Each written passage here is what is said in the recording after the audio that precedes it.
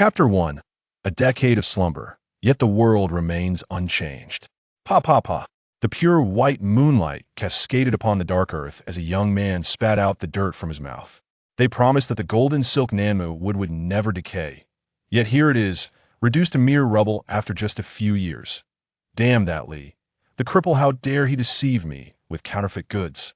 Having cleared his mouth of the soil, Chen Changsheng stretched his stiff limbs. In the dim moonlight, one could vaguely discern the rounded contours of his form. However, at that moment, Chen Changsheng appeared indifferent to the peculiarities of his nocturnal stroll. System, has the decade of slumber come to an end? Replying to the host, the 10 years of sleep have concluded and the attribute points have been credited. Upon hearing the system's response, Chen Changsheng directed his gaze inward to the panel within his mind. Host, Chen Changsheng. Strength 1. Speed 1. Defense 1. Mystical energy 0. Lifespan 80. Indeed, Chen Changsheng was a genuine traveler from another world. The system he possessed was neither a signing-in system nor an invincible one, it was simply the ordinary longevity system. As long as Chen Changsheng remained in slumber, he would accrue corresponding lifespan and attribute points. However, the duration of slumber was not without limits, it could not exceed the maximum lifespan. Furthermore, any lifespan already lived would recharge upon awakening. Thus, if Chen Changsheng had lived for 80 years before falling asleep, even if he slumbered for just a day, upon waking, he would possess a lifespan of 80 years in one day, rather than merely one day. Additionally, after awakening, the interval before the next slumber could not be less than 1/10 of his total lifespan. Theoretically, as long as Chen Changsheng nurtured his development, he could truly embody his name and achieve genuine longevity. Gazing at the 10 attribute points at his disposal, Chen Changsheng opted not to allocate them immediately. Instead, he retrieved a set of clothing from the system's space and donned it before swiftly descending the mountain. Guided by the hazy moonlight that a decade had passed, the ravages of war should have subsided.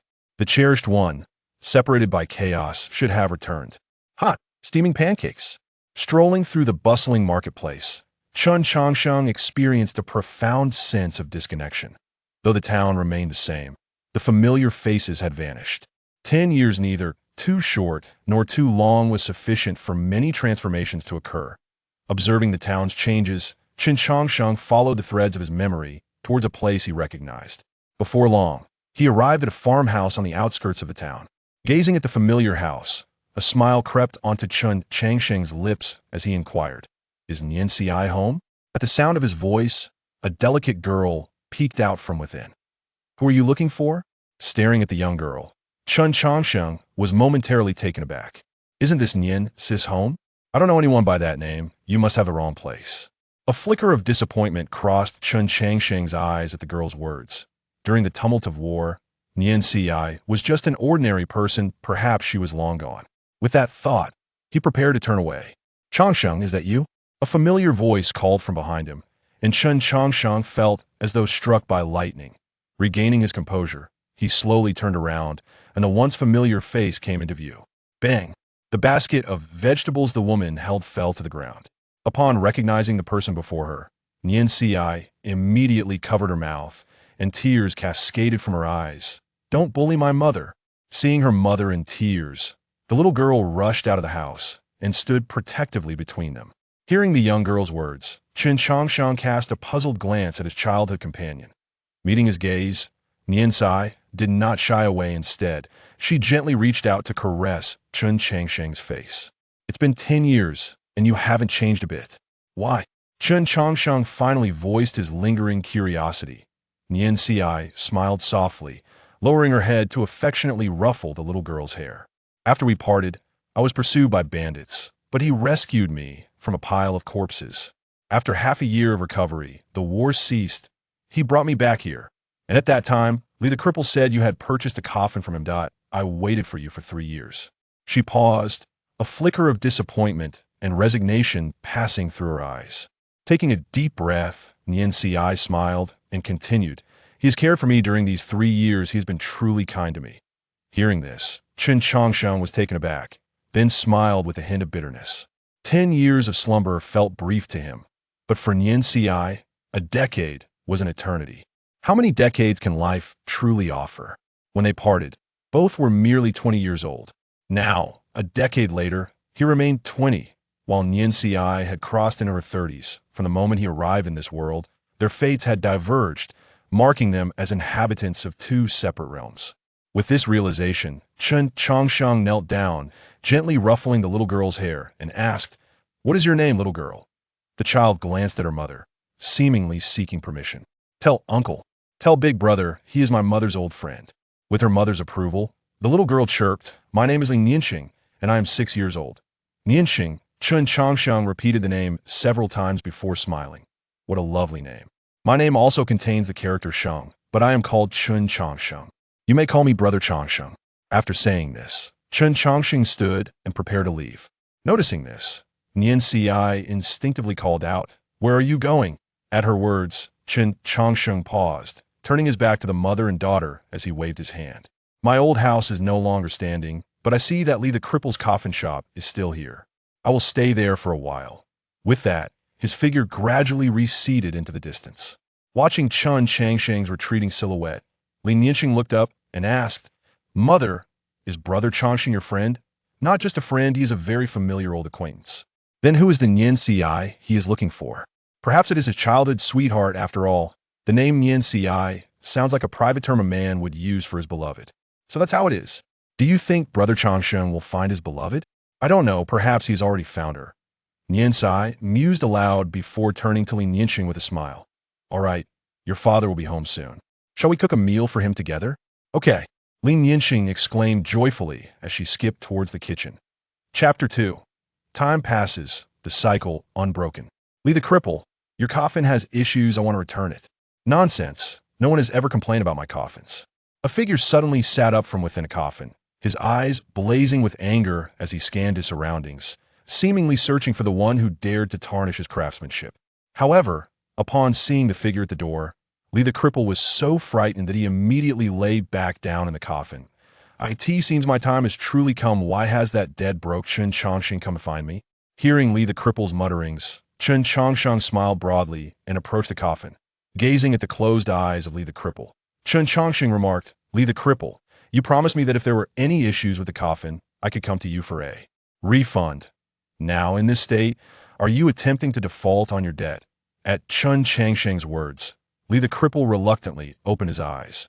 "I have no money, just a life to offer. If there's anything here you fancy, feel free to take it." Faced with Lee the Cripple's blunt attitude, Chen Changsheng couldn't help but chuckle. "Likz, are you not afraid of me? It was you who helped bury the soil on my grave." Upon hearing this, Likz glanced at Chen Changsheng and replied, "I am 60 this year. The doctor says I have at most 3 years left to live. That I, Likz, have no children or relatives, nor any old flames. Do you think I care whether I live 3 years less or more? Moreover, when you came to buy a coffin, I knew you would return. Why? I have seen those who buy coffins for themselves, but I have never seen anyone so joyfully purchasing their own." With that, Likz scrutinized Chen Changsheng once more, hesitating before saying, "By the way, young man, would you be interested in working for me? Room and board provided, but no salary. This trade is perfect for someone like you, who is all on their own. And once you learn my craft, you will likely never go hungry in your life. After all, in this world, there is a shortage of everything, except for the dead." Hearing Likz's words, Chen Changsheng felt a flicker of interest. Although he could indeed live for a long time, he was not invincible to harm, and dying from starvation was one of the many possible fates. Originally, he intended to stay here only temporarily, but the prospect of a long-term meal ticket now seemed quite appealing. "Likz, your offer is rather stingy. Could you at least give me a bit of salary?" In response to Chen Changsheng's complaint, Likz pulled out a burial manual from his pocket and tossed it at him. "With your lively demeanor, there's no way you won't outlive me. Once I am gone, everything will belong to you. This tiny space you see has no other place for you to sleep. That coffin beside you will be your bed. It suits you well, since you like to sleep in coffins." With that, Likz prepared to return to his coffin to sleep. However, Chen Changsheng grabbed him. "Wait, aren't you going to teach me how to make coffins? What do you need this for?" Facing Chen Changsheng's confusion, Likz rolled his eyes and said, "As the saying goes, having many skills is never a burden. That if you only sell coffins, who will take care of your business? To be honest, I know the ins and outs of funerals. There is much you need to learn." After speaking, Li Kezi shook off Chen Changsheng's hand and lay back in his coffin. Staring at the burial manual in his hands, Chen Changsheng paused for a moment before smiling. Well said, having many skills is never a burden. With that, he promptly climbed into another coffin. Truth be told, having grown accustomed to sleeping in coffins, a bed felt quite uncomfortable. As seasons changed, 8 years slipped by like a fleeting moment. Chen Changsheng settled entirely in Li Kezi's coffin shop, spending his days reading and learning the craft of coffin making. Whenever there was a funeral feast, Chen Changsheng could enjoy a better meal. However, in these peaceful times, such opportunities were rare throughout the year. As for the 10 attribute points, he invested them all into defense. Theoretically, as long as he could survive for a little while longer, he would attain an exceptionally long lifespan. Thus, defense became the attribute Chen Changsheng valued most. Notably, Li Kezi did not perish in the 3rd year after Chen Changsheng arrived. He lived for another 5 years. Yet, he ultimately could not outlast Chen Changsheng. One night, after lying down in his coffin, Li Kezi never woke again. "Brother Changsheng?" The door of the coffin shop was pushed open by a young girl. Chen Changsheng was startled awake by the noise and reluctantly rose from his coffin, saying, "Nianxing, how many times have I told you? This is a coffin shop. What kind of girl runs over here all the time?" Upon hearing this, Li Nianxing stuck out her tongue and replied, "I don't care about that. Let them say what they want. And now, with the plague rampant, who has time to pay attention to me? I'm going to make you some food. Hurry and get out of that coffin. Stop sleeping in all day." With that, Li Nianxing skillfully headed towards the kitchen at the back. Watching her retreating figure, Chen Changsheng couldn't help but sigh. The plague had been rampant for a full year now. At the onset of the outbreak, Niancy and her husband had passed away. He had even assisted with their funeral arrangements. The interval of sleep should not be less than 1/10 of one's total lifespan. 8 years had already passed since his last awakening. Theoretically, he could enter another slumber. However, with Nianxing being alone in the world, how could he bear to leave her? With this thought, Chen Changsheng shook his head and jumped out of the coffin. "Forget it whether I sleep early or late. Doesn't matter. I'll wait until this girl gets married." Soon, 2 steaming bowls of breakfast were placed on the table. Chen Changsheng and Li Nianxing silently sipped their congee. Suddenly, Li Nianxing looked up and asked, "Brother Changsheng, are you an immortal?"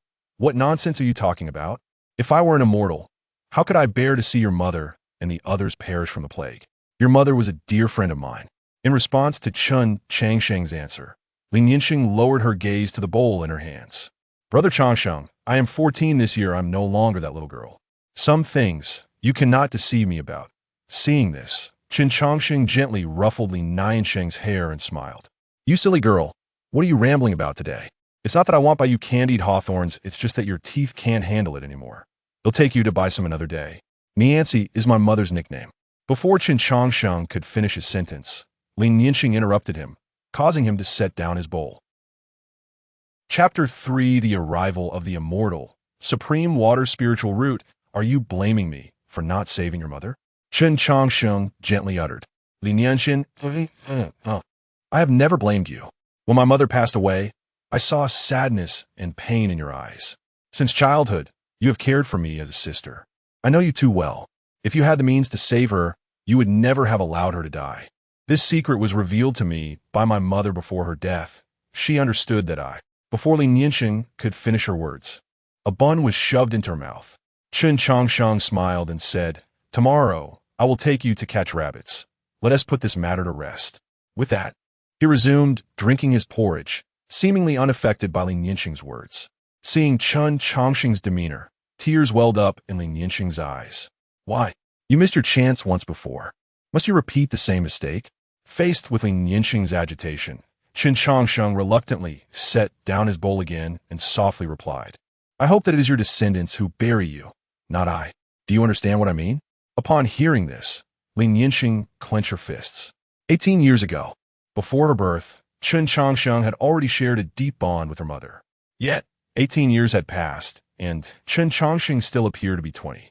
Although she did not comprehend the reason for this anomaly, Li Nianxing was aware that Chen Changsheng could live for an extraordinarily long time, far beyond what mortals could fathom. With this thought, the corners of Li Nianxing's mouth trembled, but she forced a smile. "Brother Changsheng, you're always so easy to deceive. I've tricked you again. As punishment, What do you plan to gift me today? Observing the tears streaming down Lin Yinxing's cheeks, Chen Changsheng retrieved a small wooden rabbit from his pocket and handed it to her. This is your birthday gift. Lin Yinxing clutched the rabbit tightly in her hands, her fingers turning pale from the pressure. Brother Changsheng, I heard that an immortal will come to the town tomorrow to select disciples. I want to try my luck. If I become an immortal, perhaps I could accompany you forever. Yinxing, immortals are not so. Brother Changsheng, let me be willful just this once, all right? Lin Yinxing interrupted before Chen Changsheng could finish his thought. Seeing Lin Yinxing's stubbornness, Chen Changsheng nodded. Very well, it shall be as you wish. With Chen Changsheng's affirmation, Lin Yinxing stood and declared, I shall return now. Brother Changsheng, you should come out to bask in the sun more often. Do not remain lying in the coffin all the time.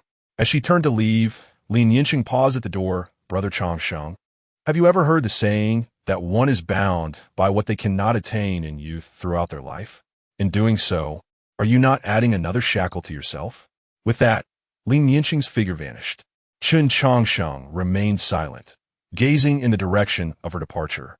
And no one knew what thoughts occupied his mind.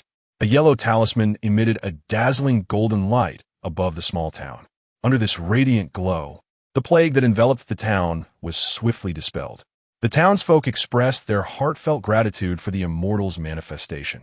However, the woman standing on the flying sword maintained a demeanor of aloofness, distant as if to ward off any approach. With a wave of her right hand, a massive boulder, towering 10 feet high, soared from her ring and crashed heavily to the ground, fracturing the surrounding earth like spiderwebs. Those under 16 who seek immortality may approach to test their celestial affinity. Though her words were brief, they ignited excitement throughout the town. If imperial authority and noble status were unattainable aspirations for ordinary people, then an immortal was an entity beyond the wildest dreams. Becoming an immortal not only meant liberation from hunger, but also from the cycle of reincarnation, allowing one to experience unparalleled freedom. Even an emperor seated upon the dragon throne would bow before a legendary immortal. Soon, townsfolk brought their children to test their celestial affinity. Unfortunately, divine affinity was not as common as cabbages sold on the streets. Most of the town's children had already undergone testing. Yet, only a select few could illuminate the massive stone, and even those fortunate souls emitted a faint glow. After a lengthy wait, Lin Yinxing finally stood before the great stone. Upon gently placing her hand on it, the stone radiated a brilliant blue light. The woman hovering in the air immediately appeared beside Lin Yinxing, examining her constitution closely. Indeed, you possess the supreme water spiritual root. Having confirmed Lin Yinxing's aptitude, the veiled woman exclaimed with excitement, Child, do you wish to be my disciple? Initially elated at the prospect of being accepted by an immortal, Lin Yinxing's smile quickly faded as uncertainty clouded her expression. Noticing her hesitation, the woman remained unfazed. Well acquainted with the typical fears of mortals when first confronted with celestial destiny, often reluctant to part with familial ties. Are you concerned about your family? Lin Yinxing looked up and replied, Immortal, if I become your disciple, will I still be able to return? Of course. Once you have completed your studies, you may descend the mountain. Additionally, I have some items you can bring home to your family.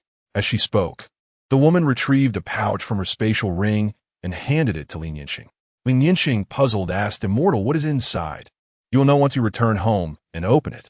You have 1 hour to attend to your family matters. After that, I shall take you away. Holding the bundle, memories of familiar faces flooded Lin Yinxing's mind. She bowed respectfully. Thank you, Immortal. Please allow me some time to settle my affairs. With that, she turned to leave. Watching Lin Yinxing's retreating figure, the woman's eyes narrowed.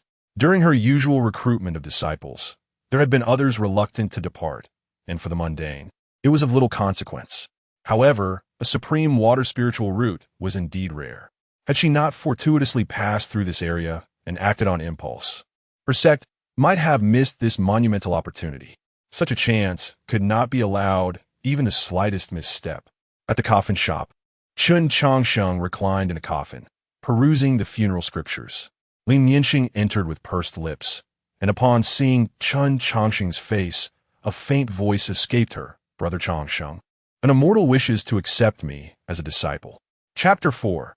A journey of 50 years for the pursuit of longevity upon hearing Lin Yinxing's words. Chen Changsheng set aside the book he had been holding.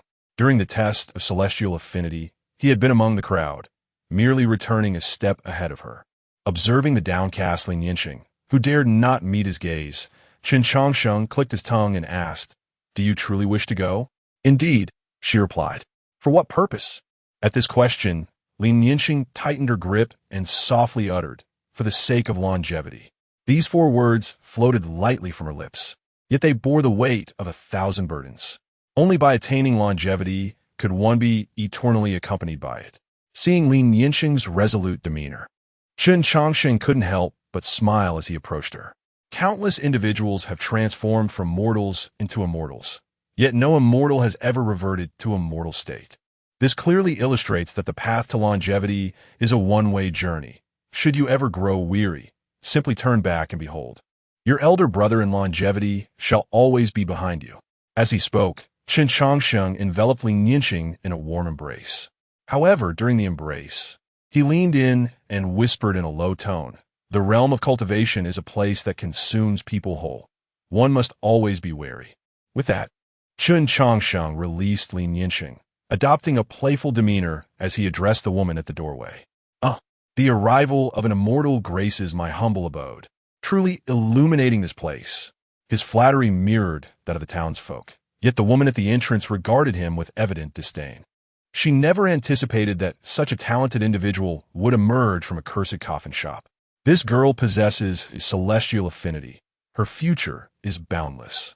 Although I find Chen Changsheng intolerable, for the sake of gaining an exceptionally gifted disciple, I shall respond minimally. Upon hearing this, Chen Changsheng's smile blossomed even brighter. All thanks to the discerning eye of the immortal. Yinxing has been mischievous since childhood. I shall trouble you with her in the future. By the way, may I inquire where your celestial mountain resides? If time permits, I would like to pay a visit. The woman's impatience flared further at his words. Thousands of miles to the south lies a sect known as the Linglong sect. It may take an ordinary person 30 years to reach it. If you wish to come, then come. With that, she turned to Lin Yinxing and said, "I have a mission to attend to. We must depart promptly." Hearing this, Lin Yinxing gently placed down her bundle. "Brother Changsheng, I will remember your words and certainly come to find you." With that, she followed the woman out. Once they had left, Chen Changsheng cheerfully tidied up the room, occasionally muttering words of joy. An hour later, however, his expression turned serious as he coldly declared, "You've hidden long enough. Come out." His voice echoed through the coffin shop, but aside from the cold, lifeless coffins, there was no response. "Still not emerging? Do you intend for me to coax you out?" Chen Changsheng's expression darkened further, and after waiting in vain, he finally sighed in relief. "It seems that old woman has genuinely left. Flying is impressive indeed. I could sleep for 1,000 or 800 years and still soar. You had best not harbor ill thoughts towards Yinxing, or I shall unearth your ancestor's grave." With that, Chen Changsheng stored the coffins and Yinxing's belongings into his system space. Having resided here for 8 years, he had not aged a day. Such circumstances had given rise to rumors in the town. If he lingered any longer, mere maintenance of his appearance would no longer suffice. Resolving this, he stepped decisively out of the coffin shop he had inhabited for 8 years. If 30 years is unattainable, can I not traverse 50? He mused, "I may not have much, but I possess an abundance of time." After venting his frustrations regarding the woman, Chen Changsheng vanished into the depths of the street. His sudden disappearance sparked lengthy discussions in the small town. Some speculated that he had ascended along with the immortal due to his connection with Lin Yinxing, while others suggested a conflict had led to his demise at the hands of the immortal. In any case, a myriad of theories circulated, yet as time passed, the memory of Chen Changsheng gradually faded from the townsfolk's minds. Qi refining, foundation establishment, golden core, nascent soul. Chen Changsheng lay on a grassy knoll, perusing a tattered book. This marked the 20th year since he had departed that small town. Naturally, he had examined the contents of the bundle left by Yinxing. Inside, he found little, only a cultivation method, a medicinal pill, and some gold and silver. The method's content was simple, even rudimentary, briefly outlining the realms of cultivation and providing the techniques for qi refining. Upon acquiring this material, Chen Changsheng had initially regarded it as a treasure, believing that mastering it would spare him the lengthy slumber required to transcend to the skies. However, after witnessing the vastness of the world, he soon recognized the utter mediocrity of what he possessed. In a realm of cultivation, one must reach the foundation establishment stage to truly embark on the path to longevity. Furthermore, cultivators in this world were not as rare as he had imagined. His previous lack of encounters was merely due to his secluded dwelling. The qi refining method in his hands was essentially common fare in the martial world. Though not ubiquitous, one could easily procure a few copies for 1,000 or 1,800 taels of silver.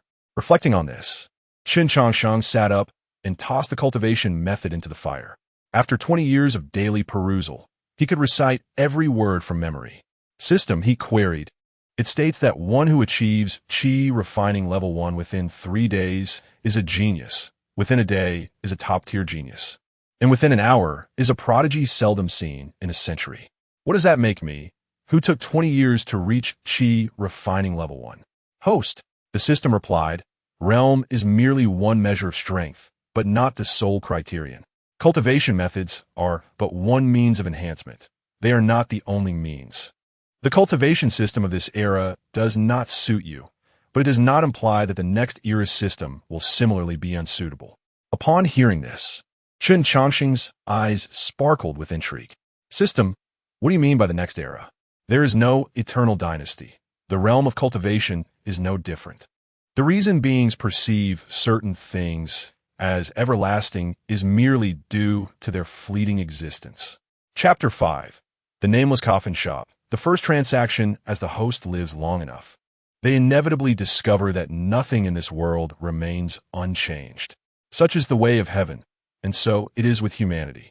The system is the system, articulating its thoughts with an air of certainty. Chen Changsheng rose with a smile, casting his gaze towards the dawn peeking over the horizon. He extinguished the campfire with a flick of his wrist and continued his journey southward. When one possesses an immeasurable lifespan, they become not only cautious but also profoundly bored. In the face of such overwhelming ennui, Chen Changsheng set himself a modest goal, to ascertain how Nianqing was faring. Yet, in the pursuit of this small ambition, he unearthed another passion, learning. Whenever he encountered an intriguing field, he would pause his journey for a few years to delve into its intricacies. Over the span of 2 decades, Chen Changsheng had lived as a beggar, sold tofu, and even mastered the art of brewing. However, among all these pursuits, his greatest affinity lay with the funeral industry. The rationale was simple. Aside from the realm of death, even beggars could not escape conflict, as territory disputes were inevitable. Conversely, the business of selling coffins offered a semblance of stability. Thieves would not steal, and bandits would not pillage, whether one was a dignitary or of royal lineage. Everyone ultimately succumbed to the confines of a few wooden planks. Moreover, Chen Changsheng's skills in geomancy flourished, while others relied on theoretical knowledge gleaned from books, the efficacy of which remained uncertain. He had the advantage of observing the families of those he buried and their subsequent developments. In these 20 years, his longest observation lasted 5 years. This gradual, meandering approach meant that he had only traversed 3,000 miles in total. In Linglong town, Chen Changsheng gazed up at the fleeting shadows overhead and sighed. No wonder that woman displayed disdain upon hearing of my visit. It had taken me 50 years to arrive here. For an ordinary person, reaching 50 would be a monumental challenge. After a brief lament about the relentless passage of time, Chen Changsheng began to search for a suitable storefront in the town.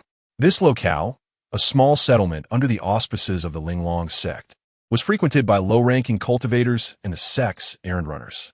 Initially, Chen Changsheng had intended to infiltrate the Linglong sect to learn about Nianqing's circumstances. But upon arriving in Linglong town, he abandoned this notion. Rumors of Nianqing's extraordinary talents had spread far and wide. She was hailed as a once-in-a-millennium prodigy, achieving great success in her craft within merely 50 years. Her astonishing abilities had even stirred the long-secluded sect master from his retreat. In the face of such an illustrious figure, countless young aspirants flocked to her, eager to forge partnerships. Yet, despite the throng of exceptional talents, Nianqing's response was consistently the same. None of you combined can compare Changsheng. Over time, Nianqing came to be regarded in the cultivation community as the purest practitioner, for her obsession with longevity was unparalleled. In stark contrast, Chen Changsheng's presence was almost negligible. The entire Linglong town remained oblivious to the opening of a modest coffin shop, capable of accommodating only a handful of coffins in its most remote corner. "Is anyone here?" A small, bald figure peeked nervously into the coffin shop. At the sound, a silhouette abruptly sat up within the coffin. The sudden emergence of a person startled the little bald head, who quickly reassured himself upon confirming the figure was alive. "Benefactor, how can you lie in a coffin? That is a resting place for the deceased." The little monk's earnestness elicited a chuckle from Chen Changsheng. He had operated this coffin shop for 3 years, during which it had seen little business. Had it not been for his occasional sale of low-grade spiritual herbs, the shop would likely have shut down long ago. "Young monk, your assertion is flawed. Whether mortal or cultivator, death is an inevitable conclusion. If that is the case, why should the living disdain their ultimate resting place?" Upon hearing Chen Changsheng's words, the little monk tilted his head in contemplation before clasping his hands in prayer. "Amitabha, thank you for your guidance. It is I who was mistaken. I did not expect such insight from one so small." With that, Chen Changsheng leapt from the coffin and affectionately ruffled the little monk's shiny head. "Now, tell me, young monk, what brings you to my coffin shop?" The little monk lowered his head and replied, "Recently, the Tianfu Temple and the Linglong sect joined forces to subdue a heinous demon cultivator. Though the demon was unyielding, he was ultimately slain by an elder of the Linglong sect. Despite his misdeeds, I do not wish to see his body left to rot in the wild. So I came to purchase a coffin for his burial." Chen Changsheng raised an eyebrow at the little monk's words. "Do you have the fund for this?" "I am in the business of making a profit, not incurring losses. I am prepared." The little monk then produced 3 medium-grade spiritual stones from his storage bag and offered them to Chen Changsheng. Observing the valuable stones, Chen Changsheng smiled and accepted one. "1 medium-grade spiritual stone will grant you my finest service. When shall we commence?" "Right now. If we delay further, the benefactor's body will start to decompose." Without hesitation, Chen Changsheng agreed and followed the little monk, leaving the coffin shop unattended. He did not even bother to close the door, with only 2 coffins inside. Any rational thief would think twice before attempting to steal such ordinary items. In the wilderness, guided by the little monk, Chen Changsheng finally beheld the so-called demon cultivator. In that moment, the figure bore no difference from the deceased mortal surrounding him, save for the fact that half of his face had been utterly obliterated. Witnessing this scene, Chen Changsheng could not help but remark, "Young monk, do the cultivators in your realm lack compassion?" Regardless of his past, he was captured through great effort. To kill him is one thing, but leaving him to rot in this desolate place is quite another. In this cultivation world, it seems you alone possess a shred of humanity. In response to Chen Changsheng's words, the little monk silently recited a sutra. Shaking his head, Chen Changsheng commenced the task of collecting the body. Chapter 6. Artificial Spiritual Roots. Chen Changsheng's unexpected gains after wiping away the bloodstains. He meticulously stitched the fragmented flesh back together. Stripping away the tattered garments, he adorned the body with a pristine burial robe. Chen Changsheng methodically arranged the features of the deceased before him, each step executed with scrupulous attention to detail and utmost seriousness. Half an hour later, the appearance of the deceased had been largely restored. Even the scattered teeth around had been gathered by Chen Changsheng. Once everything was in order, he patted the leather pouch at his waist, and a splendid coffin materialized before his eyes. With the body placed inside the coffin, Chen Changsheng commenced his search for auspicious burial grounds using a compass, digging the earth and preparing the grave, even with the assistance of a young monk. Chen Changsheng toiled for a full 2 hours. However, when it came time to erect the gravestone, he paused in his actions. "Young monk, to set up a gravestone, one must know the name of the deceased. as well as the name of the person erecting it. "What's his name?" The young monk, with hands clasped, replied. "This benefactor is the sect leader of the heavenly demon sect, known as the blood demon ancestor. His true name remains unknown. As for the one to erect the gravestone, that is for you to decide." Bound by the rules of his order, the monk could not take on this task. Upon hearing this, Chen Changsheng clicked his tongue and inscribed on the gravestone, "Here lies the blood demon ancestor of the heavenly demon sect, erected by the undertaker."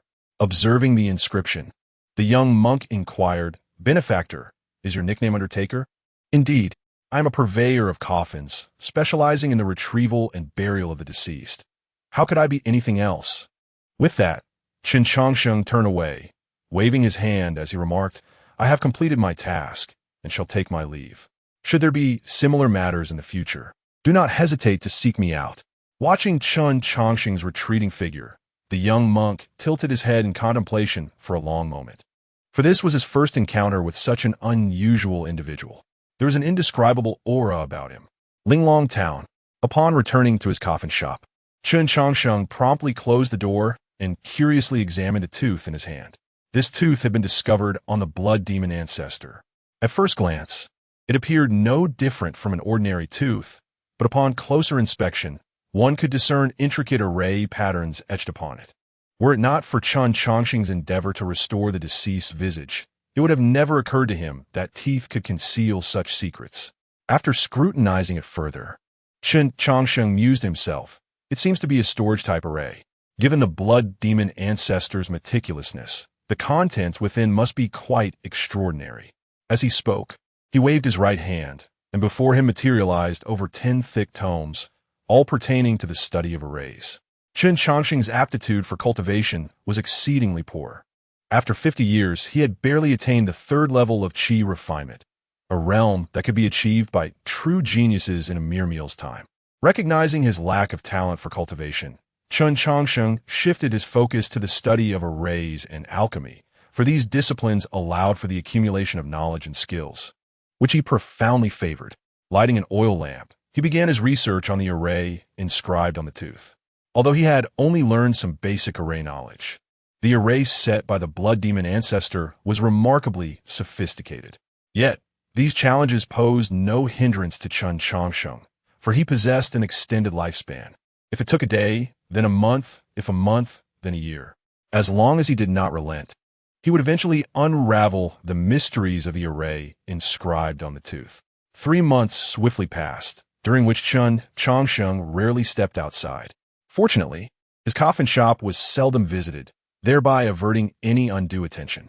With a deep exhale, Chen Changsheng relaxed, stretching his stiff limbs.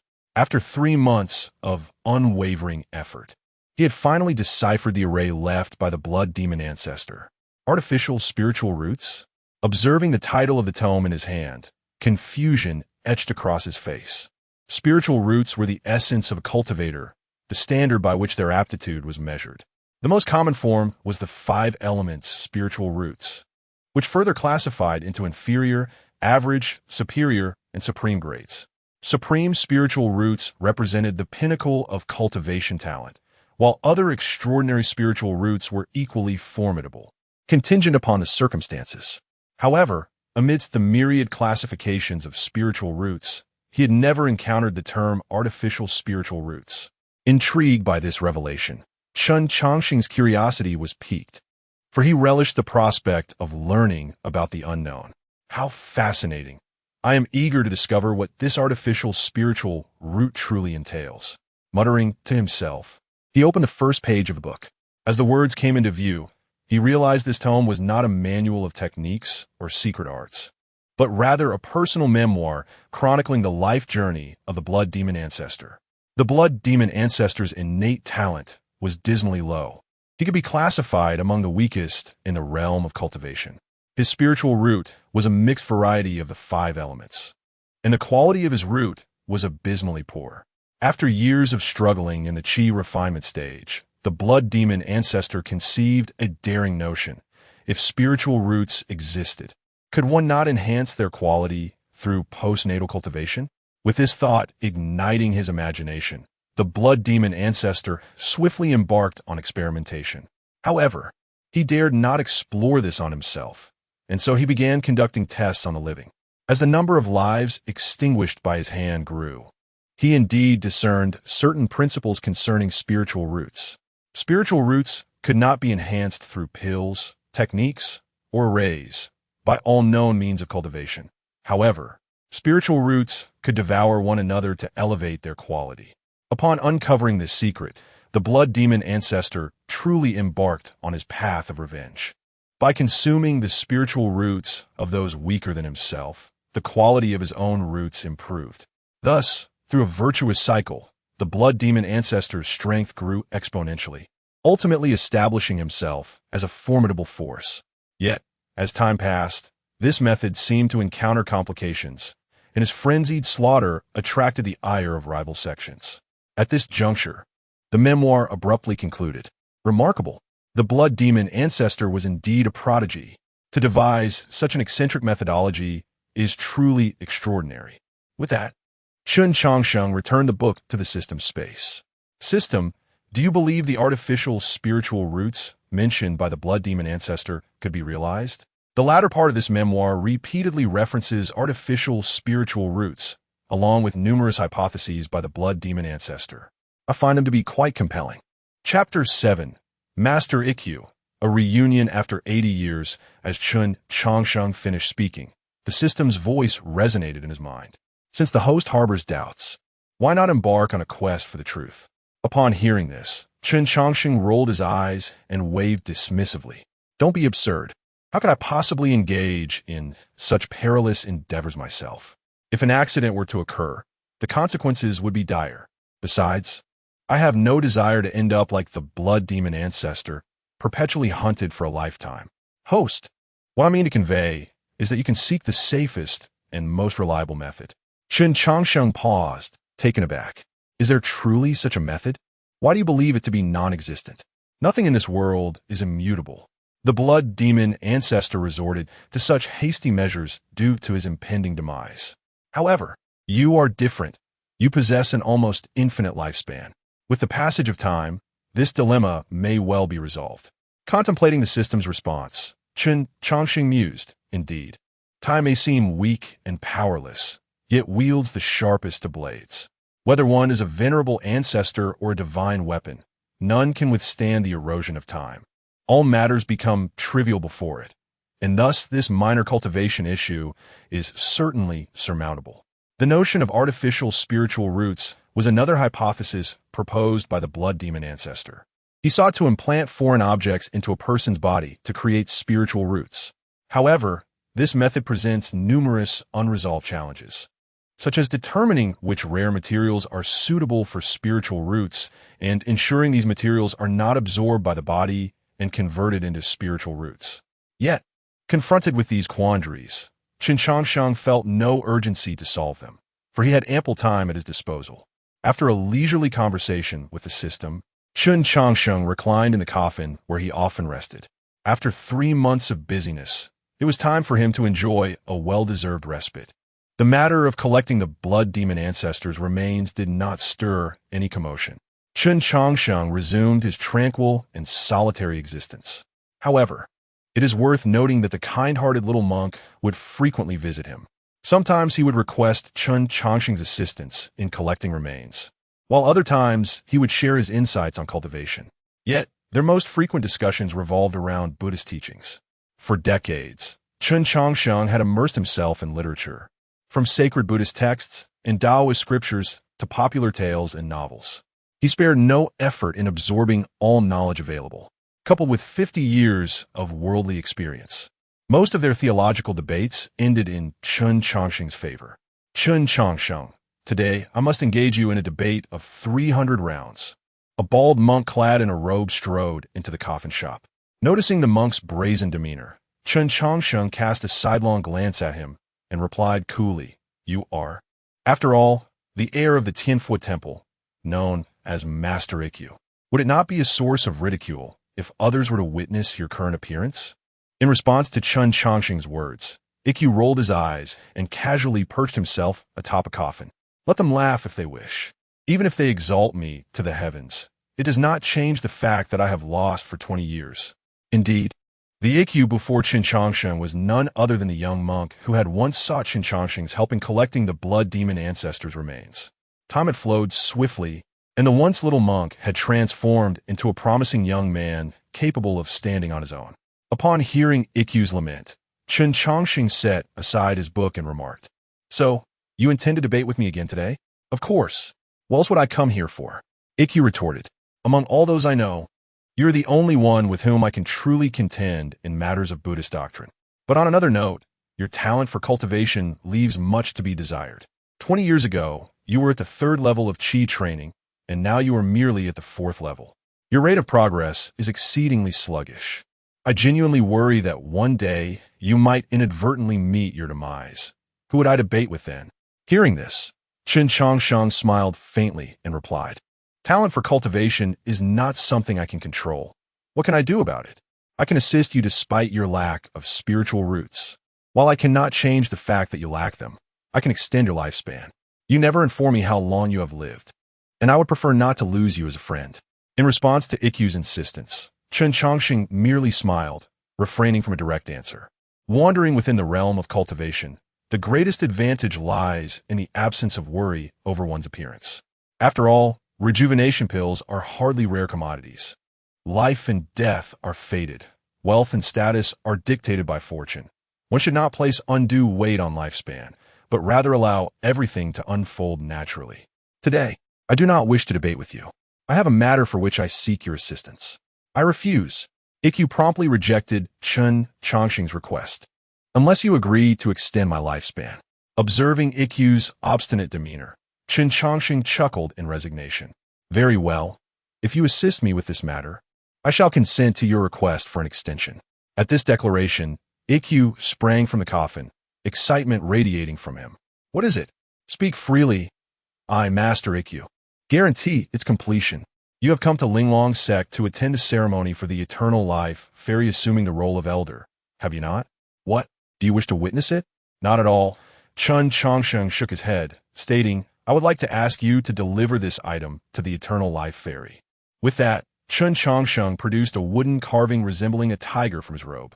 Upon seeing the object in Chen Changsheng's hand, Ikkyu's expression contorted. "Chen Changsheng, please do not tell me you have taken a liking to the eternal life fairy. That woman has no interest in companionship. It would be futile for you to pursue her. Simply deliver the item to her. There is no need for further discussion. If you succeed in this, I will agree to extend your lifespan." Faced with this challenging request, Ikkyu anxiously scratched his head. Ultimately, he snatched the wooden carving from Chen Changsheng's grasp and declared, "Let me be clear. I can deliver the item, but I cannot mention your name. If the eternal life fairy suitors learn of this, I fear you may suffer greatly." Agreed. After receiving Chen Changsheng's affirmation, Ikkyu departed the coffin shop with the wooden carving in hand. Watching Ikkyu's retreating figure, Chen Changsheng murmured softly, "Little monk, we shall meet again in 80 years. With that, Chen Changsheng embedded several spirit stones into the floor. Instantly, intricate patterns emerged, revealing a random teleportation array that he had meticulously arranged over the course of a decade. The range and destination of the teleportation remained unknown, designed to prevent anyone from tracing his whereabouts. With a hum, a brilliant light enveloped Chen Changsheng, and he vanished into the array, which subsequently became completely inoperative. Chapter 8. The Long Path to Eternity. Looking back, I am still at Linglong's sect. Countless cultivators gathered from all directions, some soaring on swords, others riding clouds, and yet others commanding formidable flying beasts. Their sole purpose for attending was to celebrate the ascension of the eternal maiden of Linglong sect to the esteemed position of elder. 70 years ago, the eternal maiden arrived at Linglong sect, and through her innate talent for cultivation, she achieved the infant soul stage in a mere 70 years, a pace unheard of throughout the entire Dacian dynasty. However, what captivated people's attention even more than her remarkable talent was her unwavering resolve. She shunned disputes, eschewed romantic entanglements, and regarded the sect's authority with indifference. When questioned about the purpose of her arduous training, her response was always succinct. Eternity. Nianxing, the ceremony is about to commence. A voice roused Lin Yinxing from her reverie atop the mountain peak. Recognizing the speaker as her enlightening mentor, Shui Linglong, she turned slowly, letting out a soft sigh. Master, I do not wish to become an elder. I only desire to cultivate in peace. Upon hearing this, Shui Linglong responded, You still cannot let go of him? I embarked on the path of cultivation for him. Without him, everything would be devoid of meaning. But he is a mere mortal. 70 years have passed. He has likely become a frail old man, perhaps even resting beneath the earth. You know that you belong to two different worlds, do you not? Listening to Shui Linglong's words, Lin Yinxing smiled faintly. Master, you do not understand. Brother Changsheng's words will hold true. He said that on the long path to eternity, if I ever turn back, he will surely be there behind me. He promised, and he will keep that promise. Faced with Lin Yinxing's determination, Shui Linglong could only sigh. After arriving at Linglong's sect, Lin Yinxing had begun to shine, yet her obsession with that man had only intensified. The sect leader was aware of this fixation and had dispatched someone to Lin Yinxing's hometown to bring Chen Changsheng to her. Extending the lifespan of a mortal for a few decades would require minimal resources, and if it could resolve Lin Yinxing's obsession, it would be the most profitable venture imaginable. Regrettably, when the sect's emissaries arrived, the coffin shop was already deserted. After some inquiries, they learned that after Lin Yinxing had left, Chen Changsheng had followed suit. To locate a mortal in the vast sea of humanity was no simple task. Seeing Shui Linglong fall silent, Lin Yinxing raised her chin with a smile. All right, master, I shall accept the elder position. For only by becoming an elder of Linglong's sect can I obtain more resources and superior techniques. I do not wish to halt my progress, for I know Brother Changsheng will not cease either. With that, Lin Yinxing skipped away towards the distant sect, leaving Shui Linglong's brow furrowed deeper. For 70 years, only when speaking of Chen Changsheng did a smile grace her face. Yet, how long could this fragile dream continue? Eternity is a pursuit yearned for by all cultivators, yet none have ever attained it, much less a mortal. Should Lin Yinxing's illusions one day shatter, her resolve might crumble in an instant. Thus, Shui Linglong could only sigh once more, for this was an unsolvable enigma. In the sect's martial arts arena, gifts were being presented. Qingjing Temple sends 2 Liuli pills. Tianfu Temple presents a Buddhist scripture. One after another, congratulatory offerings were brought forth. However, amidst these lavish tributes that made countless cultivators envious, Lin Yinxing merely sat quietly in the elder's seat, not even casting a glance. As the offerings from Tianfu Temple were delivered, Ixio was in a state of panic, scratching his head. He was uncertain how to present the wooden carving of Chen Changsheng. Moreover, that stubborn fellow would never allow him to extend his lifespan if he failed to fulfill his promise. As the next sect prepared to present their gift, Ixio steeled himself and declared, Eternal Master, I have another gift to present. His words instantly silenced the ceremony, all eyes turning towards Ixio. The offering from Tianfu Temple had already been delivered, and now this additional gift was evidently prepared by Ixio himself. In such a setting, a man presenting his own gift carried an unspoken implication. Upon hearing Ixio's words, Lin Yinxing slightly turned her head, her expression devoid of emotion. You're thoughtful. Lin Yinxing's indifference was anticipated by all, and they watched with bated breath. The most gifted heir of Tianfu Temple had developed feelings for the Eternal Maiden, who was singularly focused on her path. This gossip would surely last for at least 20 years. Gulp. Ixio swallowed hard, feeling immense pressure as he presented the wooden carving with both hands. After making such a scene today, he anticipated a stern reprimand from his master upon returning, perhaps even being barred from leaving Tianfu Temple for a decade. As Ixio revealed the gift, countless minds swept over it. Upon recognizing the offering as a mere wooden carving, many struggled to suppress their laughter. Youngsters often indulged in such whimsical gestures.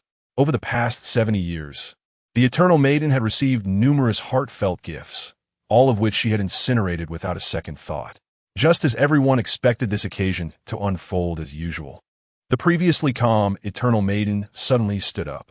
With a swish, her formidable infant soul cultivation propelled Lin Yinxing before Ixio in an instant. Gazing at the wooden carving in Ixio's hands, Lin Yinxing trembled slightly. She picked up the carving, gently tracing the marks left by the sculptor's tools, and once more felt the presence of Chen Changsheng. This unique animal shape was known only to Brother Changsheng. Indeed, he had not broken his promise. He had always been with her. With this thought, Lin Yinxing clutched the carving tightly, revealing a smile radiant enough to dim the heavens. I truly adore this gift. After the ceremony, you must come to see me. Remember, alone.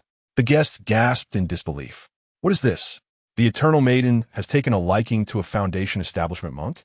The sect leader of Linglong's sect, with a knowing smile, silently thanked the ancestors for their blessings. Nianxing has finally come to her senses. Though Ishio's lineage, strength, and age fell slightly short, it was not a significant issue. Once the older monks of Tianfu Temple retired, Ishio's status would naturally rise. However, the matter of strength was more complex. It seemed Linglong's sect lacked any suitable dual cultivation techniques. Chapter 9. A golden brick in the arms of a woman 3 years older. Artificial spiritual roots upon realizing that Lin Yinxing might harbor feelings for Ishio. The leader of Linglong's sect immediately conjured several schemes. Dear Ishio, how fares your master, the wise Weihai, the master? Ishio was momentarily taken aback by the warm greeting from the typically aloof Changsheng fairy. He could not fathom why she would take an interest in such an ordinary wooden carving. Moreover, it seemed there was a misunderstanding at play. Returning to the sect leader, my master is in good health. He has simply been experiencing some insights, which is why he sent me here. Neither servile nor arrogant. Truly the mark of an outstanding disciple, the sect leader remarked. As for matters concerning the youth, we of the older generation shall refrain from interference. A century hence, when your cultivation has stabilized, remember to come to Linglong's sect to propose marriage. Ishio. Sect leader, you misunderstand, I am not. Hearing this, Ishio panicked, eager to clarify, yet his words were abruptly interrupted by the sect leader. Oh dear, young people should not be so fussy, nor should you feel embarrassed due to your temporary lack of strength. As the saying goes, a woman 3 years older embraces a golden brick. A woman at 30 grants a kingdom. A woman at 3,000 ranks among the immortals. Though my direct disciple is 50 years your senior. This poses no significant issue for those on the path of cultivation. As for your master, I, Zhao Dizhus, shall personally address him. Your Tianfu temple has precedence for couples in the past. Your master will surely grant this favor, considering we have known each other for over 3 centuries. Seeing this matter escalate, Ishio abandoned his intent to explain. The only course of action was to clarify everything privately with his uncle Changsheng. Lin Yinxing returned to the elder's seat, and the ceremony at Linglong's sect resumed. In Linglong town, uncle, the situation is as such. This wooden carving is not mine. This place was indeed a coffin shop. You must believe me. Staring at the now empty coffin shop, Ishio was on the verge of tears. That scoundrel Chen Changsheng had suddenly vanished, and even if he had 100 mouths, he could not elucidate the matter. After the ceremony concluded, Ishio hastened to find Lin Yinxing to explain. To persuade Lin Yinxing, Ishio recounted all his encounters with Chen Changsheng over the years.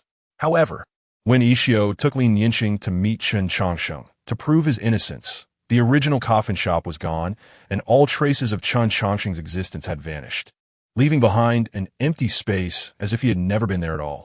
Yet, despite Ishio's anxiety, Lin Yinxing remained composed throughout. After a long silence, Lin Yinxing finally spoke. Ishio, do you wish to become my Dao partner? At this, Ishio's eyelids began to twitch uncontrollably. Not now, not ever. This is for the best. Lin Yinxing nodded. If you ever dare entertain such thoughts, I shall remove your bald head from your shoulders.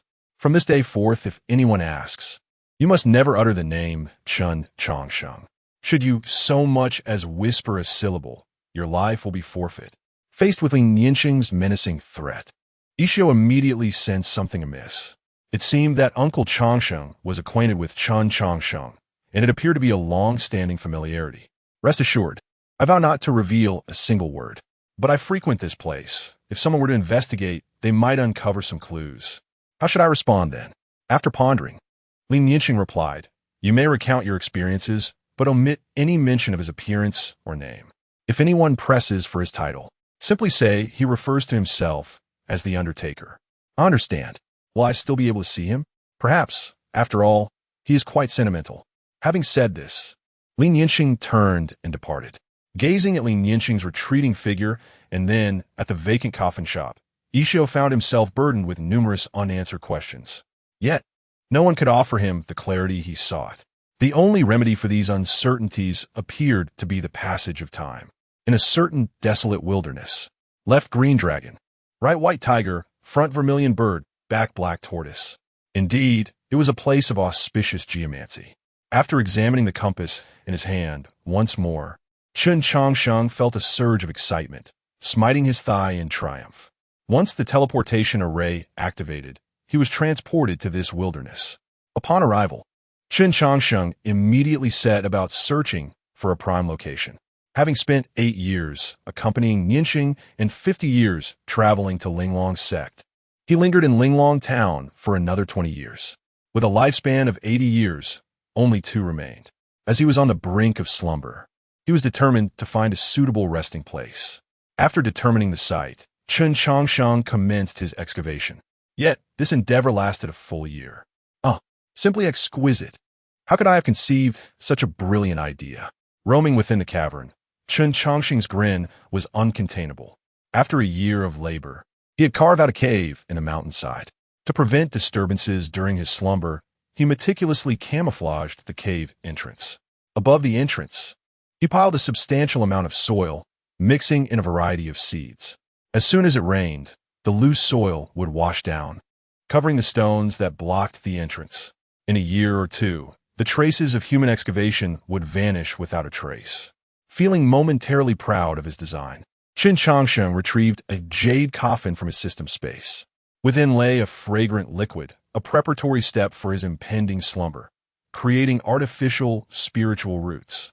System. Will this method truly work? Whether it will work or not, the host shall discover through trial. The only consequence of failure is a mere waste of your otherwise inconsequential slumber time. Nodding in agreement, Chen Changsheng replied, "That's true.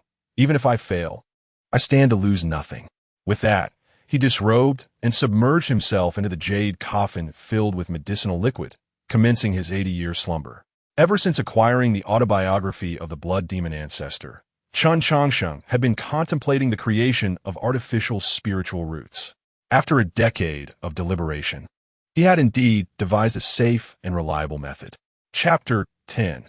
80 years of slumber in the initial stages, Chen Changsheng found himself utterly perplexed. Although the spiritual root resided within the human body, its appearance had never been discerned by anyone. Consequently, he formulated a bold hypothesis. The human body might not possess any spiritual roots at all. Instead, what the myriad cultivators referred to as spiritual roots were merely indicators of one's sensitivity to certain attributes. The higher the sensitivity, the superior the quality of the spiritual root. With this hypothesis in mind, Chen Changsheng devised a safe and harmless method to immerse himself in the essence of flora. Given that the attribute of spiritual herbs was wood, prolonged exposure would likely enhance his sensitivity to wood-attributed spiritual energy, thus granting him the so-called wood spiritual root. Moreover, during his deep slumber, his body would lapse into a lifeless state, thereby perfectly circumventing the challenge of involuntarily absorbing the essence of the plants. To put it simply, Chen Changsheng envisioned himself as an ingredient steeped in medicinal wine. With a resounding thud, the coffin lid was closed, and Chen Changsheng's vitality vanished entirely. At that moment, all his organs ceased their functions, rendering him indistinguishable from a corpse. With life suspended, his body naturally ceased to absorb any energy. Yet, the essence of the flora within the jade coffin continued to pervade his being, albeit at a slow and unrelenting pace. Time like an arrow flew by, and for Chen Changsheng, 80 years may have passed in the blink of an eye. However, for the myriad beings of the world, 80 years was no fleeting span. The mountain range where Chen Changsheng lay had witnessed countless cycles of growth. The small saplings at the cave's entrance had burgeoned into towering trees, thick as a person's waist. A creaking sound echoed ominously within the cave as the once resplendent jade coffin lost its luster. The heavy lid began to shift slowly. Suddenly, A hand covered in green fur grasped the edge of the coffin. Following this, a humanoid creature, entirely enveloped in green fur, sat upright. A waft of pale green vapors escaped its mouth. Indeed, the green-furred creature before us was none other than Chen Changsheng, who had awakened from his 80-year slumber. Upon awakening, Chen Changsheng did not hastily allocate his attributes, but instead retrieve a device for testing spiritual roots. His green-furred hand rested upon the crystal orb, which instantly illuminated with a vibrant green glow. Witnessing the spectacle, Chen Changsheng could no longer contain his laughter. The artificial spiritual root indeed works now. I need not fear being captured by those formidable beings for research. Since his entry into the realm of cultivation, Chen Changsheng had harbored an anxiety, the fear of others uncovering the secret of his longevity. Although slumbering could yield attribute points, the time required to attain a level of power capable of contending with those at the god transformation or nascent soul stages was unfathomably long. Should any unexpected events arise during this protracted period, his fate would be sealed. Therefore, it was imperative to acquire the strength for self-preservation during this transitional phase. And cultivation presented an excellent avenue. Upon confirming that he possessed a high-quality with spiritual root, Chen Changsheng turned his attention to the system panel in his mind. Host, Chen Changsheng. Strength, 1. Speed, 1. Defense, 11. Mana, 0. Lifespan, 160. Chen Changsheng. Upon viewing his system panel, a myriad of questions danced across Chen Changsheng's face. What was amiss with the system? Why had his attributes regressed? If memory served, he had been at the 4th level of qi refinement prior to his slumber. Though his strength was minimal, he had made notable improvements across various attributes. Why had he reverted to the standards of a mere mortal? In response to Chen Changsheng's bewilderment, the system's voice resonated within his mind. During your slumber, the mana within your body gradually dissipated. Without the support of mana, your attributes naturally regressed to that of a commoner, excluding any power gained through attribute points. Chen Changsheng, with a slight grimace, quickly accepted this explanation. The 4th level of qi refinement was but a trifle. If it was lost, so be it. With a high quality with spiritual root, reaching the 4th level of qi refinement would take but a few days. Subsequently, Chen Changsheng allocated all 80 attribute points into defense. Observing his defense attribute soaring to a remarkable 91 points, he contentedly inquired, System, what level of cultivator's attack can my defense withstand? Host, the system replied, a defense attribute of 91 points can withstand attacks from cultivators below the mid-stage of foundation establishment. Attacks from mid-stage foundation establishment can inflict injuries, while late-stage foundation establishment can cause severe harm. Full foundation establishment poses a risk of death, and any cultivator beyond that is certain to endanger your life. Just as this exchange unfolded, a sudden explosion resonated from the cave entrance, followed by a figure exuberantly leaping inside. Heaven has aided me. This time, I shall surely break through to the 9th level of qi refinement. However, upon entering the cave, the figure froze, for they beheld a jade coffin within. More terrifyingly, a corpse covered in green fur sat upright, staring directly at them. A scream shattered the air. The figure instinctively summoned a flying sword to attack Chen Changsheng. Reacting on impulse, Chen Changsheng raised his hand to block. Clang!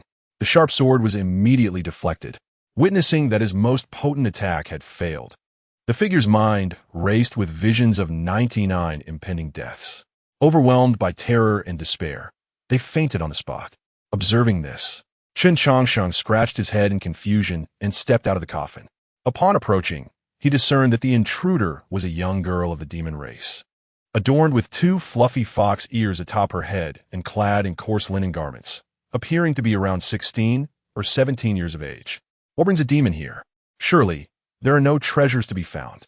Chen Changsheng pondered, bewildered by the sudden intrusion. In selecting his place of slumber, he had deliberately avoided areas rich in spiritual energy to prevent discovery. Yet, it seemed this fox-eared girl had intentionally come to blast open the cave. However, this perplexity did not linger long, as Chen Changsheng soon discerned the reason. The fox-eared girl clutched a rejuvenating herb tightly in her hand, which, judging by its growth, had at least 80 years of medicinal age. Rejuvenating herbs were quite common in the cultivation world, and when Chen Changsheng scattered plant seeds at the cave entrance, he had carelessly sown some rejuvenating herb seeds as well. Little did he expect that this particular herb had surpassed its growth limitations and survived for a full 80 years. If you're to surmise correctly, it was this very herb that had drawn her here. Chapter 11. The clever yet foolish fox having unraveled the underlying reason. Chen Changsheng was poised to depart from this place. However, the fainted fox-eared maiden stirred awake, only to find the green-haired corpse staring intently at her. Instantly, she recoiled in fear, curling up into a ball. "Please don't eat me. My flesh is sour." Witnessing her reaction, Chen Changsheng couldn't help but chuckle. How can you know if it's sour if you've never been eaten? Besides, with such a youthful appearance, you must be quite delectable. Upon hearing this, the fox-eared maiden became even more flustered. "I'm not delectable at all. I merely have a touch of baby fat. In truth, I am quite thin, just skin and bones. If you were to eat me, it would surely be a terrible experience for your teeth." As she spoke, she covered her face with her small hands, her fox ears drooping in fear. Yet, after a prolonged wait, the anticipated pain did not come. Tentatively, she opened her fingers, her round eyes peeking through the gaps to observe her surroundings. She noticed that the green-haired corpse had somehow donned a garment, and its green hair had been partially cleaned. "You're not a corpse that doesn't decay?" Chen Changsheng rolled his eyes and replied, "A corpse that remains uncorrupted for 100 years becomes a zombie. If it survives for 1,000 years, it becomes a corpse that doesn't decay. Such beings are born of gathered deathly energy and cannot be harmed by water or fire, nor by blade or sword. They thrive on resentment and feed on flesh and blood. If such an ominous being truly existed, you would likely be left as naught but ash." Realizing that the figure before her was not the legendary unyielding corpse, the fox-eared maiden immediately performed an exaggerated bow, expressing her respect. "I apologize for intruding upon your serene cultivation, esteemed elder. Please forgive me." Initially, Chen Changsheng intended to dismiss her with a few casual remarks and part ways. However, he reconsidered and decided to extract some information from this naive, fox-eared maiden. Having been randomly transported here 80 years prior and dedicating his time to constructing a tomb, he was utterly unfamiliar with the surrounding environment. Wandering blindly could lead to unnecessary troubles.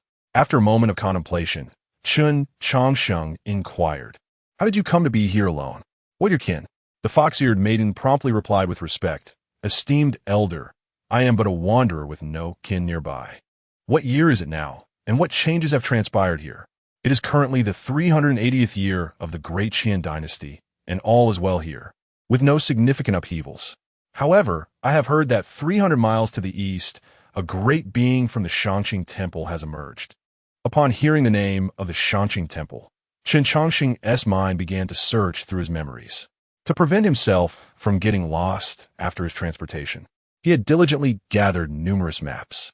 While he could not claim to know every detail of the Great Qian dynasty, he was well acquainted with more than half of it. If my memory serves me correctly, the Shangqing Temple is located over 1,000 miles from the Linglong sect. I never imagined I would be transported such a distance. Murmuring to himself, Chen Changsheng spoke, "Given that your intrusion was unintentional, I shall overlook your transgression. You may leave now." "Huh? Esteemed elder, I can leave just like that?" The naive fox-eared maiden inadvertently expressed her thoughts. Seeing her reaction, Chen Changsheng replied coldly, "What else would you have me do? But in such circumstances, shouldn't you bestow an opportunity upon me? Who told you that?" "Such is the rumor." Observing the clarity yet naivety in her gaze, Chen Changsheng couldn't help but smile inwardly. They say that foxes are cunning, yet this was the most innocent one he had ever encountered. "Very well. Since our meeting is fate, I shall grant you a modicum of opportunity."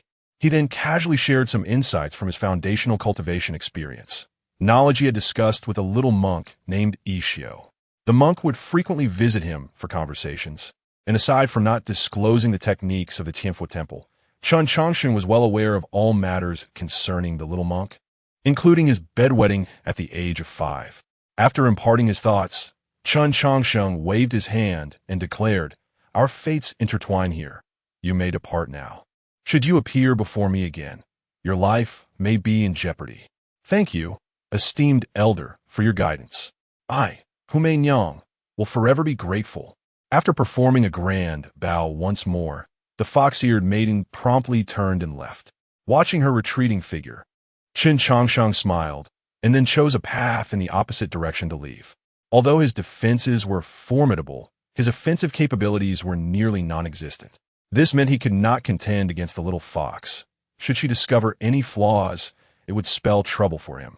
As for the insights regarding foundational cultivation, Chen Changsheng was uncertain of their utility, having never reached that stage himself. Having exited the cave where he had slumbered for 80 years, Chen Changsheng resumed his aimless wandering. Yansheng had embarked on her own life, no longer requiring his concerns. The only task remaining for Chen Changsheng was to seek a new objective to occupy his extended waking hours. Chen Changsheng. The roar echoed through the scripture pavilion, where a robust man clad in a Taoist robe was scanning the surroundings, seemingly in search of something. At the sound of the angry call, Chen Changsheng, still drowsy and clad in his robe, abruptly lifted his head from the pile of books. Upon recognizing the visitor, Chen Changsheng grinned and said, "Brother Qingfeng, what brings you here?" Observing Chen Changsheng's innocent demeanor, Qingfeng couldn't help but feel exasperated. "Brother Changsheng, it has been 10 years since you arrived at the Changsheng Temple. After a decade, you remain stuck at the 9th level of Qi training. Do you not wish to establish your foundation?" In response, Chen Changsheng waved his hand dismissively. "Oh, establishing a foundation cannot be rushed. Taking it slow is not a grave error. Life's journey is long. A slower pace is quite agreeable." Upon hearing this, Qingfeng's eyelids began to twitch in agitation. His junior brother had come to the Changsheng Temple a decade ago, endowed with a remarkable talent as a top-grade wood spiritual root. During his time at the temple, everyone had doted on this little brother due to his cheerful disposition, diligence, and patience. He exhibited no duplicity or desire for fame and profit, spending his days engrossed in Taoist texts or earnest cultivation. Such a junior could easily become the cherished pet of any sect. However, as time passed, everyone gradually recognized Changsheng's issue. He was excessively patient. Normally, a top-grade wood spiritual root could establish a foundation within approximately 5 years, yet Changsheng had stubbornly taken 10 years without achieving that milestone. Chapter 12. The thunderstruck coffin and the cherished Chen Changsheng. Upon witnessing Chen Changsheng's remarkable patience, Qingfeng could not help but roll his eyes dramatically and remarked, "This is no longer a matter of being slow. You clearly have no intention of establishing your foundation. While others extend their time in the Qi refinement stage to solidify their roots, you have dragged it out for a decade. Moreover, despite possessing the 9th level of Qi refinement, you cannot even defeat a 7th level outer disciple. What exactly are you trying to achieve?" In response to Qingfeng's heartfelt lament, Chen Changsheng smiled faintly. "Cultivating the Tao is simply that, cultivating the Tao. Why complicate it with ulterior motives? Besides, having you as a senior brother is sufficient for brawling. Whether there is one more or one less of me makes no difference. Please, do not trouble me any further." With that, Chen Changsheng prepared to retreat into the sea of books once more. However, Qingfeng would not allow him to escape so easily. He seized Chen Changsheng by the collar and hoisted him up. "Chen Changsheng, do not try to divert my attention. Establishing your foundation is a direct instruction from Master. You must break through, regardless of your desires. The infinite secret realm is about to open, and Master has personally secured a slot for you. You cannot evade this."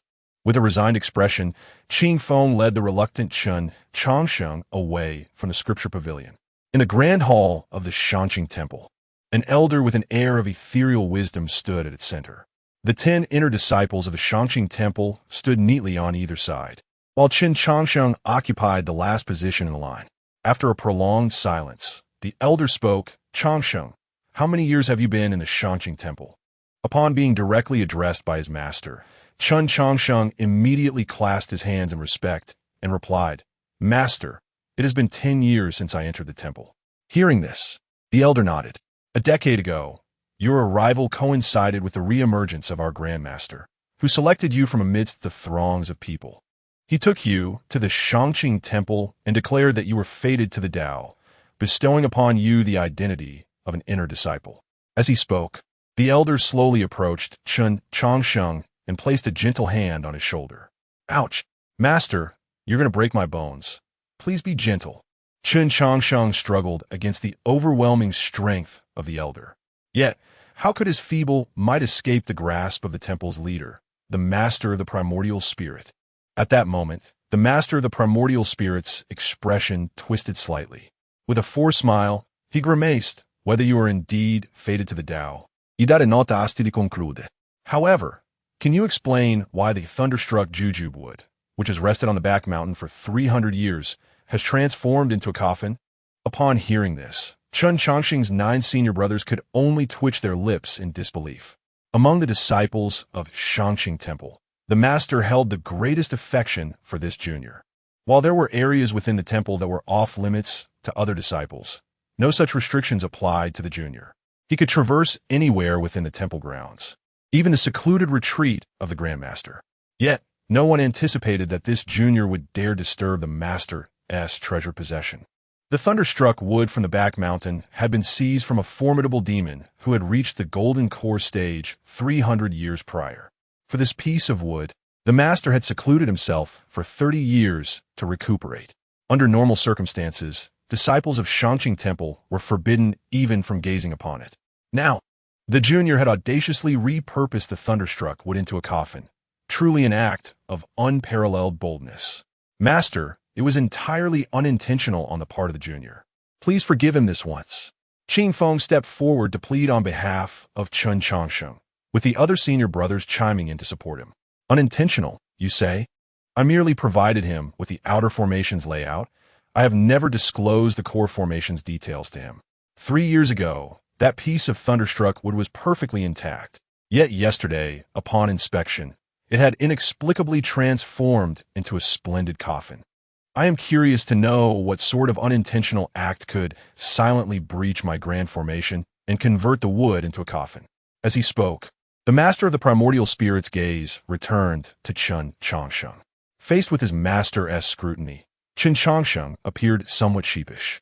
Master, that piece of thunderstruck wood has been in its place for quite some time. Although such material is rare, it has become somewhat superfluous given your current realm. Listening to Chen Changsheng's feeble defense, the master of the primordial spirit released his grip from Chen Changsheng's shoulder, opting instead to grasp his ear. Despite the master's intimidating words, a twinge of affection for his disciple lingered in his heart. Among the inner disciples, Chen Changsheng possessed the weakest strength and the lowest realm. If he were not careful, he could easily injure him. Whether that wood is of use to me or not, I do not require your instruction. The thunderstruck wood was preserved for carving the statue of the 3 pure ones. When outsiders visit the Changsheng Temple and behold the majestic statue of the 3 pure ones, they will undoubtedly develop a sense of reverence for our Tao. Now that the wood is gone, how do you propose we address this matter? Upon hearing this, Chen Changsheng instinctively shrank back, managing to evade the master's grasp on his ear. Subsequently, he pointed to the clay statue of the 3 pure ones within the hall and declared, "The Tao resides in the heart."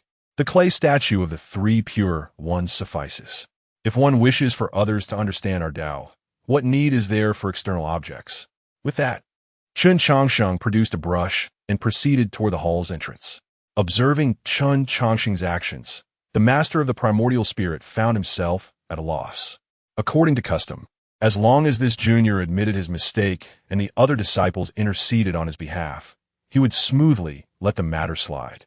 However, with the junior's unexpected maneuver, he felt somewhat disoriented. Before long, the master of the primordial spirit, along with Chen Changsheng's 9 senior brothers, emerged from the hall. Chen Changsheng had used his spiritual power to smooth the couplet outside the hall, and with a flourish of his brush, 22 elegant characters appeared before the onlookers. To harbor malevolent intentions is of no benefit, regardless of how much incense you burn. To uphold righteousness is commendable. If you refuse to bow to me, what is the harm? Excellent! Qing Feng exclaimed in admiration upon witnessing Chen Changsheng's couplet. Indeed, the junior is destined for the Tao. These 22 characters epitomize the essence of our sect. In response to Qingfeng's praise, Chen Changsheng merely smiled without uttering a word. Meanwhile, the master of the primordial spirit maintained a stern expression as he remarked, "Your comprehension is acceptable, but your strength is utterly lacking. We shall temporarily set aside the matter of the thunderstruck wood. Should you fail to establish your foundation in the infinite secret realm, beware of your legs. Now be gone. Your presence irritates me."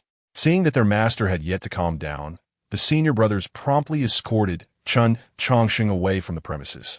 Once Chen Changsheng had departed, the master of the primordial spirit began to contemplate the couplet before him. Chapter 13. The bookworm Chen Changsheng, after reciting the texts 10 times, the spirit master proudly declared, "Only my disciple can compose couplets of such profound elegance.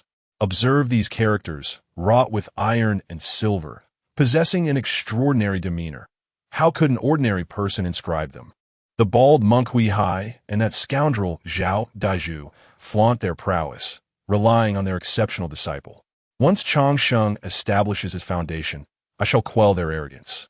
With that, the spirit master walked away, hands clasped behind his back, brimming with pride. Moments later, a vague figure appeared at the entrance of the once empty grand hall. After cultivating for a millennium, it is intriguing that not a single disciple has comprehended the depths of understanding. Before the thought could fully form, the indistinct figure vanished once more. In the sky, several streaks of light flashed by. The mundane onlookers below gazed in awe, for those lights signified the omnipotent immortals of this world. Little did they know, among those radiant beams was a rather unambitious immortal. "Senior brother, could you please enhance your spiritual energy? The wind is too fierce for me to concentrate on my reading." A phantasmal flying sword soared through the air, with Qingfeng, the eldest disciple of the upper clear view, standing at its tip with hands clasped.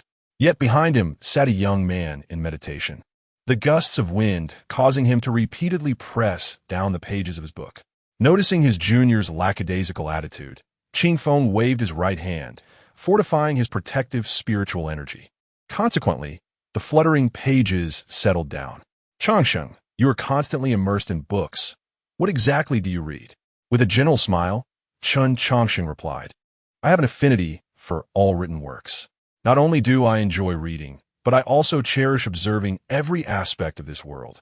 However, the world is vast, and even if I were to dedicate 1,000 or 10,000 years, I could scarcely explore it all. Thus, I choose to read first, and then to perceive the world, for books are the creations of humanity. The reason people write is to transcribe their observations, experiences, and insights into words. By finishing a book, one essentially comprehends a lifetime of a person. While it may not reveal the entirety, it still offers glimpses." Upon hearing Chen Changsheng's explanation, Qingfeng became intrigued. "With such extensive reading, have these books been of assistance to you?" "Certainly. Without reading, how could I unravel the core formation devised by Master?" This statement piqued not only the interest of Chen Changsheng's senior brothers, but even the spirit master at the forefront perked up his ears. Chen Changsheng had crafted a coffin from thunderstruck wood, causing the spirit master a tinge of heartache. Yet what troubled him more was how a disciple at the 9th level of Qi could dismantle a formation laid down by a practitioner in the nascent soul stage. "Are you suggesting that within the scripture repository lies a formation set by Master?" "Senior brother, you jest. Master does not specialize in the art of formations. How could the scripture repository contain his formations?" The spirit master replied, "Your words are somewhat hurtful. I am your master, a powerful nascent soul. And what authority do you, a mere 9th level Qi practitioner, have to judge me? If a scripture repository does not include Master's formations, how then did you break the formation?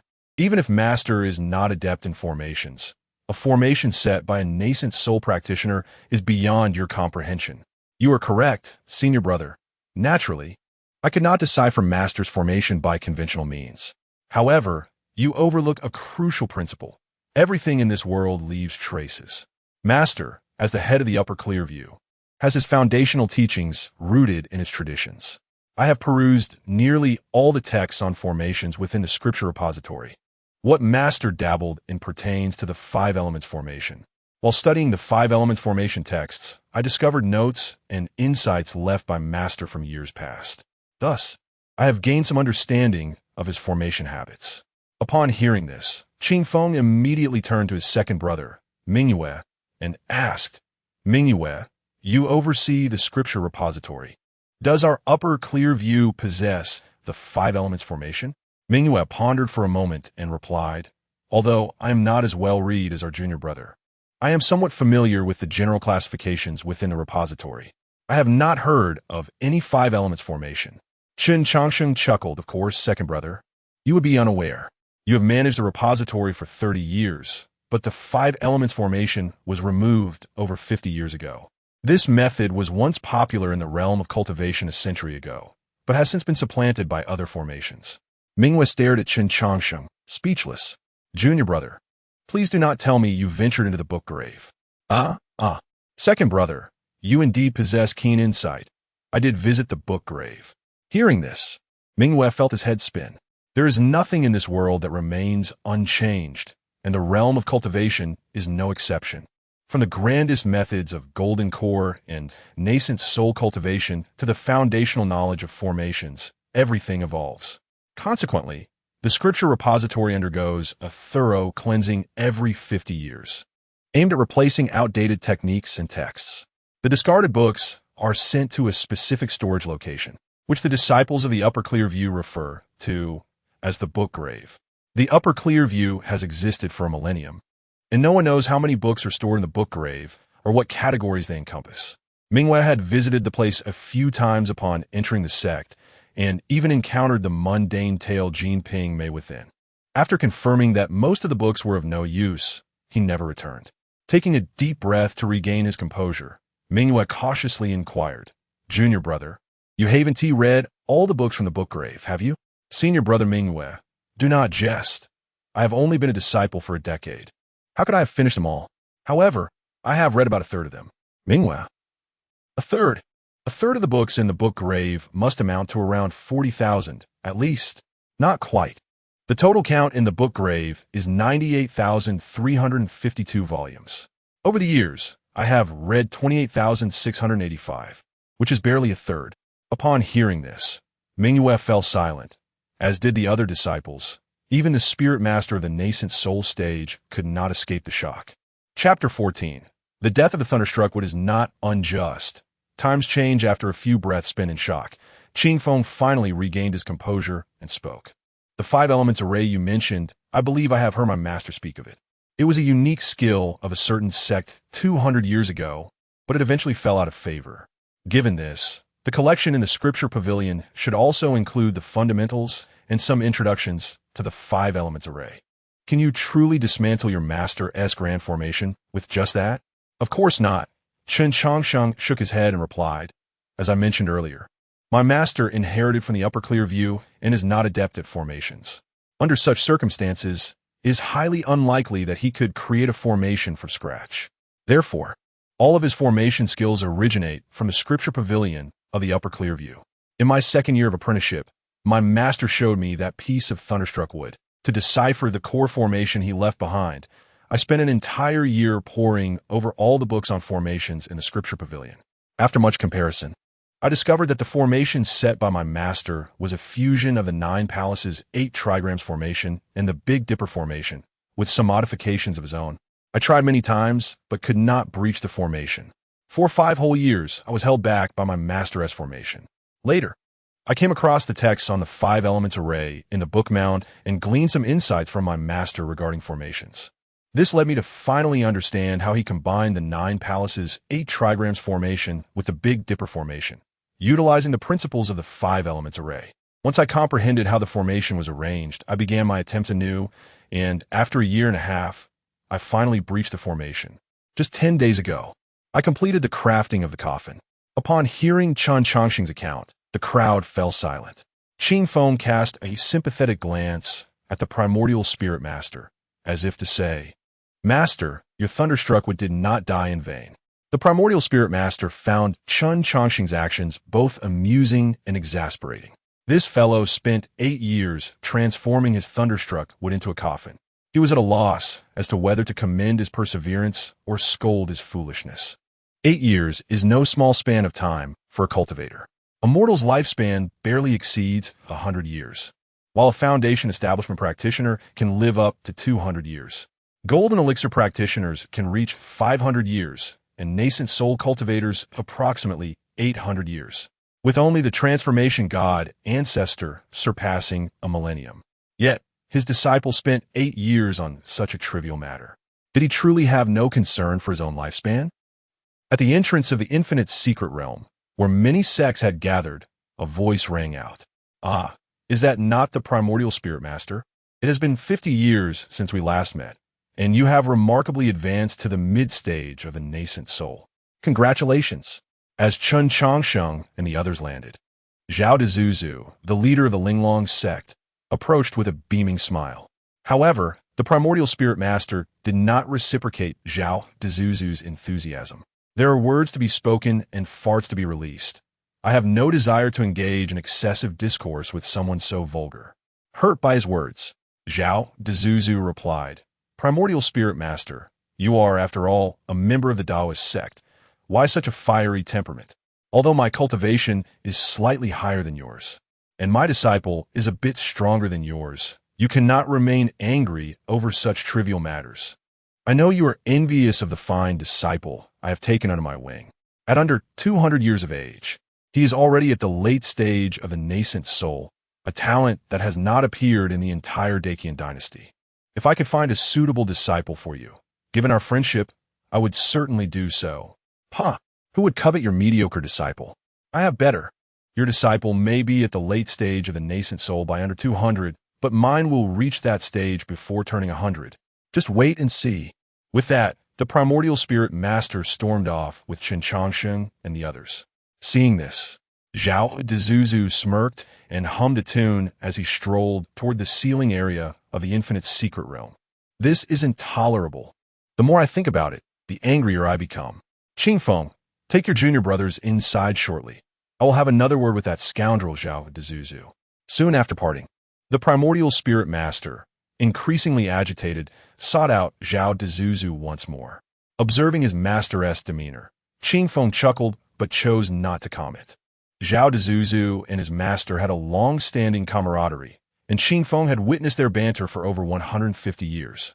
At this moment, Chen Changsheng, glancing around, suddenly inquired, "Senior brother, is it true that the Linglong sect has a genius known as Eternal Life Fairy? Why do I not see her?" The Eternal Life Fairy has gone to the border of the Dacian kingdom. Not only she, but even Master Ishio from the Temple of Heavenly Buddhas has also gone there. Master Ishio? Upon hearing this name, Chen Changsheng could not help but express a deep-seated curiosity. Qingfeng, assuming Chen Changsheng was unfamiliar with the name, began to explain. Master Ishio is the heir of the Temple of Heavenly Buddhas and is the only one in the Dacian dynasty who rivals the Eternal Life Fairy in talent. He reached the late stage of the Golden Elixir at just over 100 years of age. It is said that he is the most likely to surpass the Eternal Life Fairy. Upon learning that the timid yet kind-hearted young monk had now become a figure of great standing, Chen Changsheng felt a wave of nostalgia. The little monk used to come to him regularly for debates, but he often lost more than he won. Time truly is the most formidable of arts. After merely a nap, the once timid monk had transformed into the current master. After reflecting, Chen Changsheng continued, "Senior brother, what are they doing at the border? What else could they be doing? They are preparing for war against the Night Moon Kingdom. As a nation of demon folk, the Night Moon Kingdom engages in conflict with the Dacian dynasty every 200 years. Although the Dacian dynasty has emerged victorious multiple times, they have never succeeded in eradicating them. Recently, something strange has occurred. The Night Moon Kingdom has unexpectedly initiated a national war ahead of schedule. Only 170 years have passed since the last great battle, and they have advanced the conflict by a full 30 years, which is indeed perplexing." As these words fell, the smile on Chen Changsheng's face gradually faded. He had encountered records of the war between the Dacian Kingdom and the Night Moon Kingdom in the Book Mound. It was a gruesome battle involving both cultivators and mortals, the brutality of which could hardly be articulated. Even a nascent soul expert could face the risk of perishing. Moreover, A vague sense of unease settled within Chen Changsheng regarding the Night Moon Kingdom's premature declaration of war. Chapter 15. The Infinite Secret Realm and Mysterious Coffin. Upon noticing Chen Changsheng's dazed expression, Qing Feng assumed he was troubled by the impending national war between the two nations. With a chuckle, he reassured him, "Do not fret. Such wars are reserved for those at the Golden Core stage. By the time you reach that level, it will likely be over. The Infinite Secret Realm is about to commence, so you should enter with your senior brother Yuan Shan." As he spoke, Qing Feng gently nudged Chen Changsheng and Yuan Shan forward. At that moment, the three foremost cultivation sects, Tianfu Temple, Linglong Sect, and Shangqing Temple, joined forces to unlock the seal of the Infinite Secret Realm. Before their eyes, a profound black hole materialized atop the altar, swiftly drawing in those already selected. After a dizzying whirl, Chen Changsheng and Yuan Shan found themselves amidst a flourishing sea of blossoms. Observing their surroundings, Yuan Shan tugged at Chen Changsheng's sleeve and inquired, "Junior brother Changsheng, where are we?" Faced with his somewhat timid senior brother, Chen Changsheng could only smile wryly. Before his arrival at Shangqing Temple, there had been 9 inner disciples, each possessing unique skills and distinct personalities. Yuan Shan, being the youngest at merely 13 years old, was notorious for his timidity. Despite his tender age, his innate talent was exceptional, blessed with both water and fire spiritual roots. "Yuan Shan, you are already at the mid-stage of foundation establishment. Do not be so fearful," Chen Changsheng chided gently. Yuan Shan responded with a bitter smile, "Brother Changsheng, you know I was brought to Shangqing Temple at the age of 3. My days have been filled with nothing but training. How can I understand the outside world like you do?" Hearing this, Chen Changsheng grinned and asked, "Will you heed my advice then?" "Of course I will," Yuan Shan replied eagerly. "Remember when you helped me keep watch while I pilfered the Master's Thunderwood? Since you are willing to listen, let us commence gathering flowers," Chen Changsheng declared. "Gather flowers? What purpose does that serve?" Yuan Shan queried, his face a canvas of confusion. "To brew wine," Chen Changsheng exclaimed. "This must be the 100 flowers sea within the Infinite Secret Realm, where blossoms of every season thrive. I once read in an ancient text about a celestial wine called 100 Flowers wine, made from fresh blooms of all seasons. Due to the stringent requirements, I have never been able to brew it. Now this is a fortuitous opportunity." As Chen Changsheng crouched down to collect petals, Yuan Shan scratched his head. "But Master instructed us to seek opportunities. How do we explain to him that we are brewing wine?" The map of the Infinite Secret Realm indicates that 30 miles east lies a dilapidated bronze temple, which holds the opportunities you seek. However, one must undergo trials to obtain them. I am aware of this information, and so are others. Thus, you have 2 choices. First, venture to the bronze temple for the trials and compete fiercely with disciples from other sects. Second, remain here with me to brew 100 Flowers wine. Surely, with the wine to offer, Master and Senior Brother San will be lenient. Faced with Chen Changsheng's proposition, Yuan Shan pondered for a moment before squatting down to join him in gathering flowers. As time passed, the numerous prodigies who entered the Infinite Secret Realm were fervently seeking opportunities, often clashing violently in their pursuits. In stark contrast, Chen Changsheng and Yuan Shan enjoyed a leisurely existence. They began their mornings by collecting dew-kissed petals, spent afternoons lying amidst the blossoms gazing at the sky, and later, they painstakingly recreated the ancient formula for 100 Flowers wine. Their tranquil lifestyle stood in sharp relief to the frantic endeavors of their fellow cultivators. "Brother Changsheng, come quickly and see this." Yuan Shan's excited call pulled Chen Changsheng from his reverie in the flower sea. He approached to find Yuan Shan waving animatedly, as if he had discovered something remarkable. "What is it?" Chen Changsheng inquired instinctively. Yuan Shan pointed to the ground, exclaiming, "There is a patterned stone slab here." Chen Changsheng knelt to brush away the dirt and indeed uncovered an intricately carved stone slab. As he traced the designs with his fingers, he frowned and said, "This seems substantial. Let's excavate it." Thus, the 2 brothers commenced their laborious digging. After an hour's toil, a grand coffin emerged before them, adorned with strange inscriptions upon its surface. After scrutinizing the characters for a moment, Yuan Shan asked, "Brother Changsheng, What language is this? I cannot comprehend it. Of course you cannot. This is an ancient script from 2 millennia ago, Chen Changsheng replied. 2,000 years. The Great Qian dynasty was founded merely 1,800 years ago. Is this coffin from before the Great Qian? Yuanshan gasped. Silence. I'm only somewhat familiar with this script from ancient texts. There are characters I do not recognize. Allow me to think, Chen Changsheng instructed. Upon hearing this, Yuanshan promptly covered his mouth and stood still, obediently awaiting his brother's insight. An hour later, Chen Changsheng wiped the sweat from his brow and remarked, So this is how it is. We have indeed stumbled upon great fortune.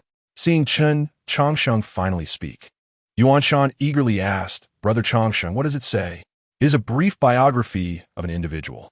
I commenced my cultivation at a young age, engaging in 3,981 battles by the age of 18, winning 756 and losing 3,225. At 80, I fought 4,498 times, achieving 1,325 victories and 3,173 defeats.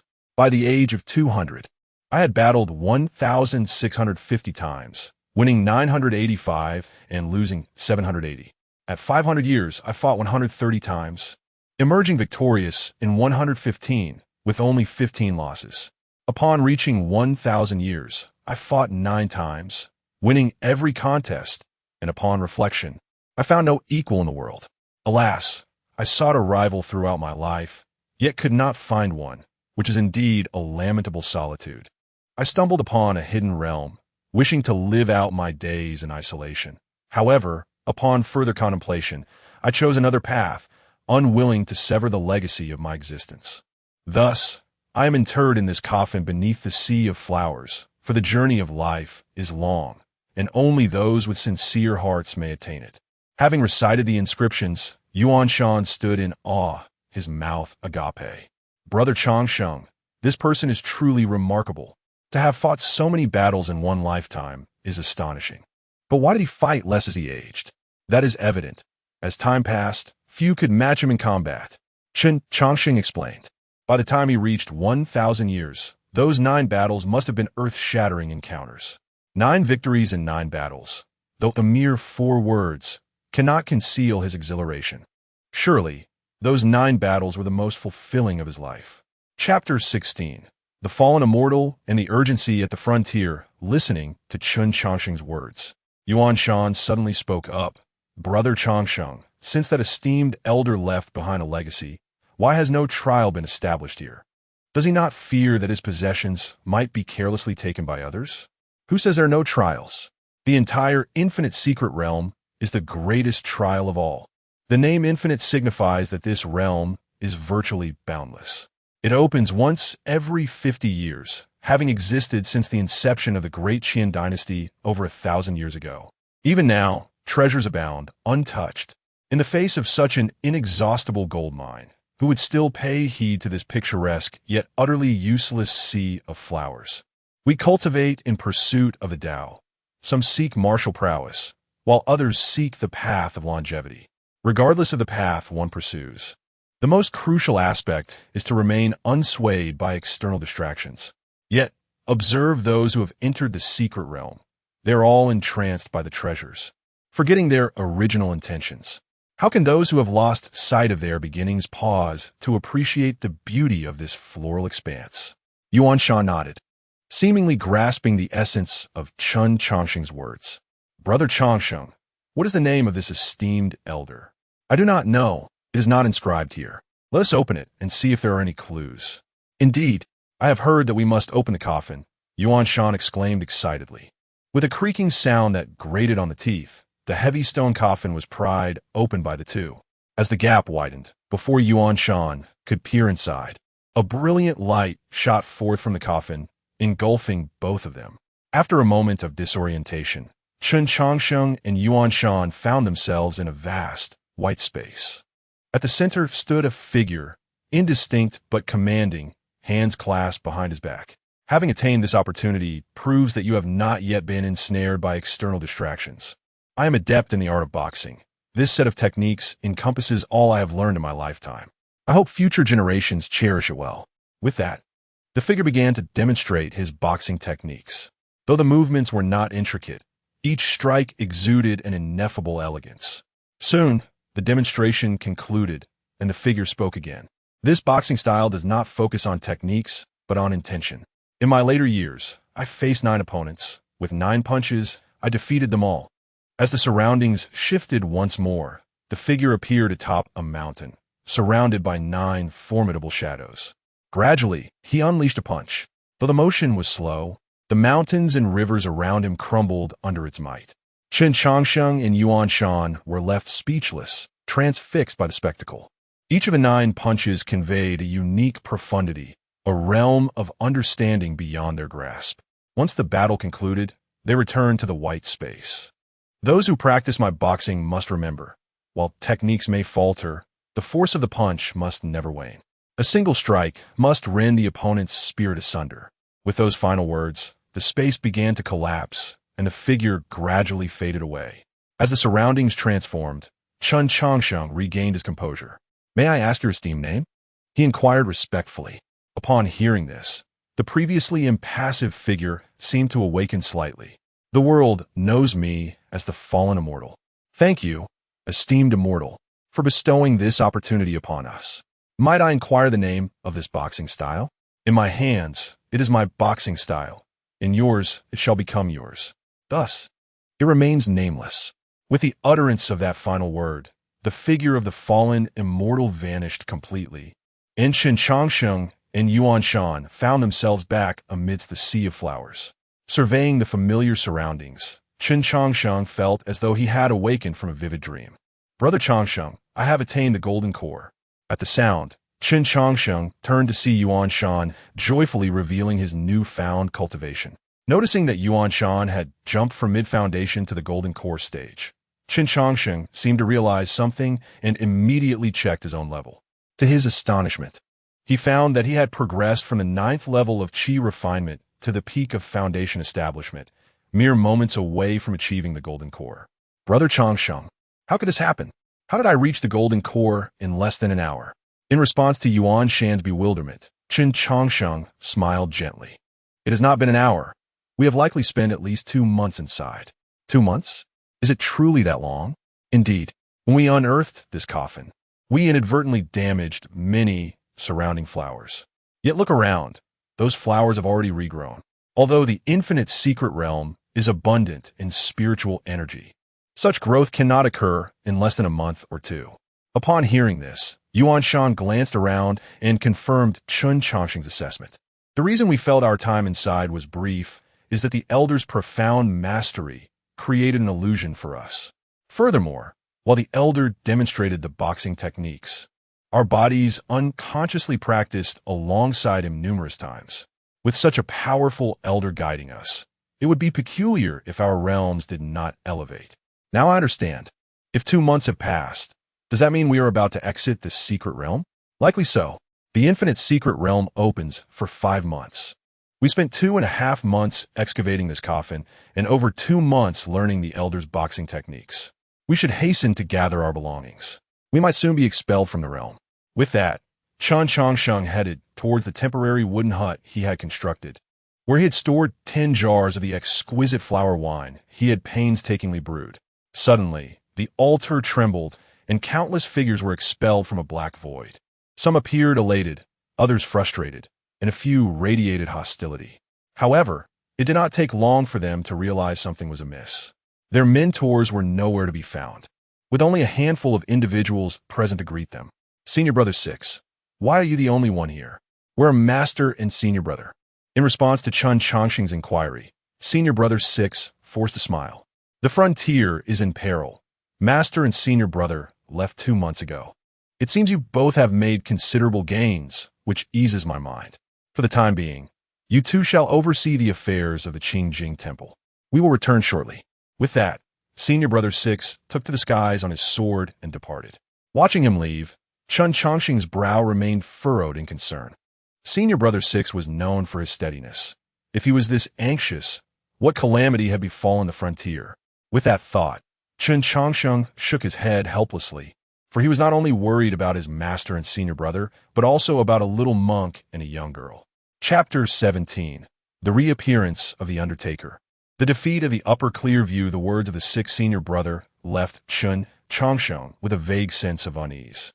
However, this feeling did not linger for long, as he soon found solace. After decades of traversing the mortal realm, Chen Changsheng had come to understand a profound truth. When events transcend one's capabilities, they will unfold regardless of one's desire to avert them. Rather than dwelling in worry, it is far more prudent to embrace each day with joy, for time shall reveal all truths, including the validity of one's speculations. Upon returning to the Upper Clearview, Chen Changsheng resumed his leisurely existence. His days were spent either perusing texts in the library or practicing the nameless martial arts of the 100 Defeats Immortal to keep his body agile. The Ascended Spirit Master had siphoned off more than half of the sect's strength when he departed for the border, yet despite Yuan Shan's youth, he managed to maintain the sect's operations with Chen Changsheng's assistance. Moreover, as he encountered more experiences, Yuan Shan's growth accelerated, and it wasn't long before Chen Changsheng found himself in a more detached role. However, during this period, one event surpassed Chen Changsheng's expectations. The conflict between the Great Qian dynasty and the Night Moon Kingdom would endure for a full 20 years. By the 5th year, even the reclusive transformation god Ancestor ventured to the front lines. In the Upper Clearview library, after gently placing the final book down, Chen Changsheng stretched his somewhat stiff body. At that moment, a striking young man clad in Taoist robes approached, his sword-like brows and bright eyes radiating vitality. "Have you considered what we discussed yesterday?" In response, Chen Changsheng cast a sidelong glance at him and replied calmly, "No." "Why not?" The young man pressed. 10 years ago, you promised that once you finished the books in the library, I could go to the border. You have completed your reading. Why can't I go now? Don't forget, I am the acting head of the Upper Clearview." Observing the man before him, who was now boldly challenging him, Chen Changsheng chuckled. "It has been 20 years. The once timid child who sought my counsel on every matter now dares to pound the table and confront me. Quite an improvement." Upon hearing Chen Changsheng's words, Yuan Shan, now grown, felt tears welling in his eyes, his voice trembling with emotion. "Seventh senior brother has died. Fifth senior brother is blind. And our beloved eldest brother has lost an arm. Brother Changsheng, I am now at the late stage of the Golden Core. I can help them. I truly do not wish to see my brothers suffer any longer." Seeing Yuan Shan's reddened eyes, Chen Changsheng was momentarily at a loss for words. He had been closely monitoring the situation at the border over the years, and the circumstances for the Great Qian dynasty were far from optimistic. More than 10 formidable beings at the nascent soul stage had perished, and there were even rumors of transformation god-level beings falling on the battlefield. To send Yuan Shan into such a brutal conflict would be tantamount to sending him to his death. In that arena of war, even a golden core cultivator was merely an elevated form of cannon fodder. Just as Chen Changsheng was about to devise a reason to prevent Yuan Shan from heading to the battlefield, a familiar aura suddenly emanated from above the Upper Clearview. Upon sensing this presence, Chen Changsheng and Yuan Shan hurried outside to greet it. To their shock, they beheld their third senior brother, bloodied and with a severed left arm and a blind right eye. "From this moment forth, I am head of the Upper Clearview, and ninth junior brother Song Yuan Shan shall serve as the deputy head. All branches of the Upper Clearview shall retreat 3,000 miles west." The once laid-back third senior brother now exuded an air of decisive authority, having no time to exchange pleasantries with his long-absent disciples. After issuing a series of orders, the tension that had gripped the third senior brother finally eased. Observing his transformed appearance, Yuan Shan trembled as he approached. "Third senior brother, what a master in the others." In a hoarse voice, the third senior brother replied, "For reasons unknown, the Night Moon Kingdom has seen a sudden surge in nascent soul experts. Master was besieged by 3 late-stage nascent souls and ultimately fell on Phoenix Mountain. The few of us acted together but were ambushed. Our eldest brother detonated himself to ensure my escape. The Great Qian dynasty has suffered defeat, ceding 5,000 miles of territory to the Night Moon Kingdom starting from the border." Upon hearing this news, Yuan Shan felt as if the world was spinning beneath him. He then seized the third senior brother's collar, demanding, "What of Master's body? Why did you not bring it back?" Do you wish to see Master-S corpse turn into a puppet? In the face of Yuan Shan's fury, the third senior brother offered no resistance, only an overwhelming silence. Stop shaking. You might shake him to death. Chen Changsheng's calm voice resonated from behind. Instinctively, Yuan Shan ceased his agitated motions. Turning around, he found that Chen Changsheng had carried over the lightning-struck wooden coffin from the back mountain. Before Yuan Shan could comprehend Chen Changsheng's intentions, he had already approached the third senior brother, producing a porcelain vial and administering a pill. It was as if Chen Changsheng was impervious to the recent grim tidings. You have injured your foundation, my abilities are limited, and I cannot save you. The Night Moon Kingdom's onslaught is fierce. Their ambitions surely extend beyond a mere 5,000 miles. They aim to consume the entirety of the great Qian dynasty. Yuan Shan possesses great potential, yet he remains somewhat naive. You must guide him well in these next 50 years, for the future of the Upper Clear View rests upon his shoulders. With that, Chen Changsheng stored the lightning-struck coffin into the system space and turned to leave. At that moment, the day's third senior brother finally regained his composure and called out, "Changsheng, what do you intend to do?" Hesitating for a moment, Chen Changsheng replied, "I shall retrieve the bodies of Master and the others." He added, with a hint of self-deprecation, "You may find it amusing, but before coming to the Upper Clear View, my former profession was that of a coffin seller. That lightning-struck wooden coffin was prepared in advance for Master, and now it is perfectly suited for use. Our pursuit of immortality is aimed at achieving longevity.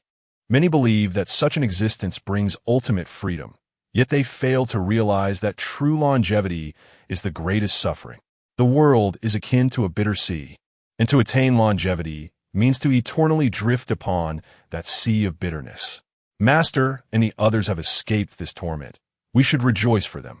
As Chen Changsheng spoke, he hesitated briefly before turning to the third senior brother and flashing a radiant smile.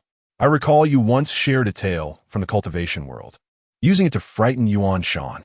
You spoke of a mysterious entity that collects the corpses of those who have reached the end of their lifespan. The appearance of this being signifies the imminent arrival of death. No one knows this being's name, only that it is called the Undertaker." Chapter 18.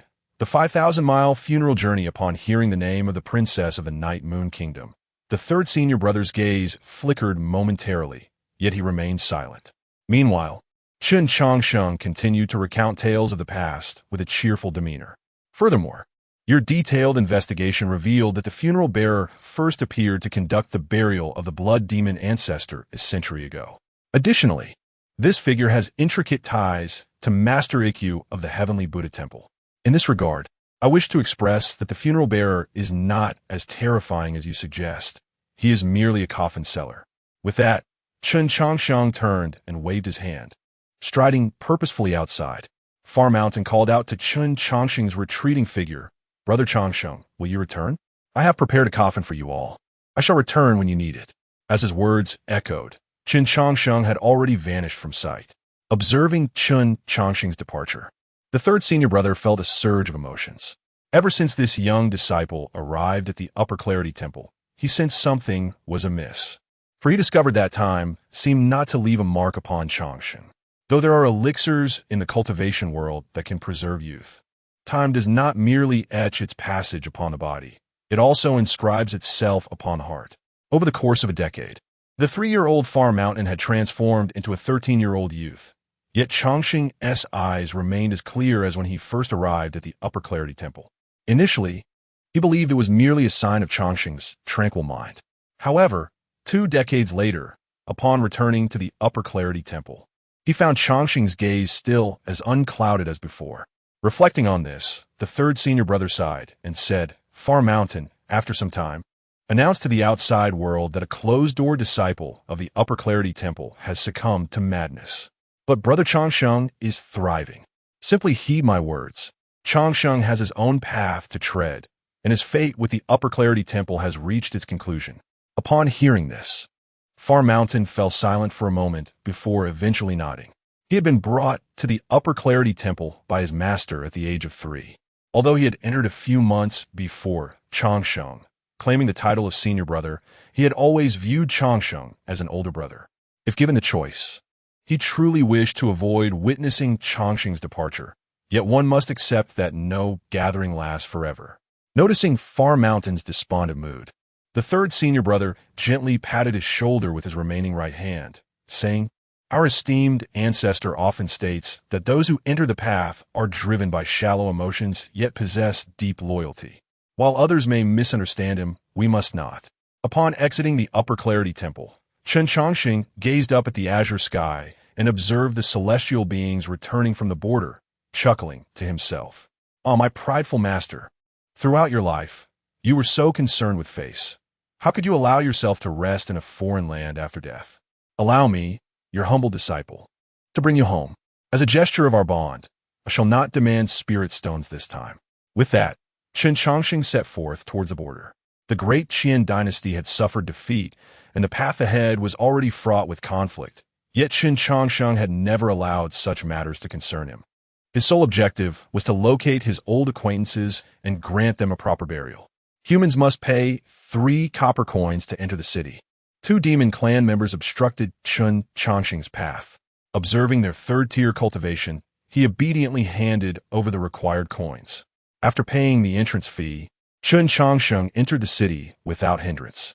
Sensing the sporadic spiritual energy within the city, he mused, "It was indeed wise to conceal my cultivation. If even a small town boasts golden core cultivators, how could the Night Moon Kingdom suddenly become so formidable?" Carrying this perplexity, Chen Changsheng lodged at a local inn. On this journey to retrieve the deceased from the border, he opted against flying with his sword or utilizing spiritual energy, instead choosing the most primitive method of walking step by step. The place he intended to reach had already been claimed by the Night Moon Kingdom. A golden core human cultivator soaring through the skies would undoubtedly attract attention. As events unfolded, Chen Changsheng's cautious approach proved to be prudent. As he gradually approached the Night Moon Kingdom, he began to comprehend why the great Qian dynasty had suffered such a thorough defeat. The sheer number of demon clan cultivators was staggering. Foundation establishment cultivators were abundant, golden core ones were as common as dogs, and yuaning cultivators were seen with regularity. Faced with such an overwhelming number of cultivators, it was no wonder the great Qian dynasty faltered. After a moment of contemplation regarding the circumstances of both nations, Chen Changsheng ordered several local delicacies, intending to savor them before continuing his journey. However, his appetite was abruptly interrupted by the conversation of 2 demon clan members. "Have you heard? Our demon king's daughter is publicly seeking a spouse. Anyone above Foundation establishment is welcome to apply." "Of course I've heard, but what does that have to do with us? Our demon king is of the noble Silver Moon Wolf clan. Do you think we possess the qualifications to become his son-in-law? Qualifications aside, it wouldn't hurt to witness it, right? I hear the Fox clan has prepared a yuaning puppet as a congratulatory gift." "A yuaning puppet? Surely you jest. Why would I lie?" This puppet was procured from Phoenix Mountain by the Fox clan. They mobilized 3 late-stage Yuan-ing ancestors to eliminate that cultivator. Hearing this, Chen Changsheng sighed in resignation. "Master, after 5 years of travel, I arrive only to be confronted with such a formidable challenge. The Fox clan, being one of the strong factions in the Night Moon Kingdom, how am I to retrieve you from their grasp? I cannot possibly contend with them alone." Faced with this daunting predicament, Chen Changsheng raked his fingers through his hair in frustration. Suddenly, an ingenious idea struck him. The Fox clan is a powerful faction of the Night Moon Kingdom, and the Demon King is the Silver Moon Wolf King. If I were to become the son-in-law of the Silver Moon Wolf King, would I not have the opportunity to negotiate for that puppet from the Fox clan? Though this notion seemed absurd, it appeared theoretically sound. Chen Changsheng murmured to himself, and the more he contemplated, the more feasible the idea seemed. Meanwhile, within the palace of the Night Moon Kingdom, a commanding voice declared, "Your Majesty, the princess has fled.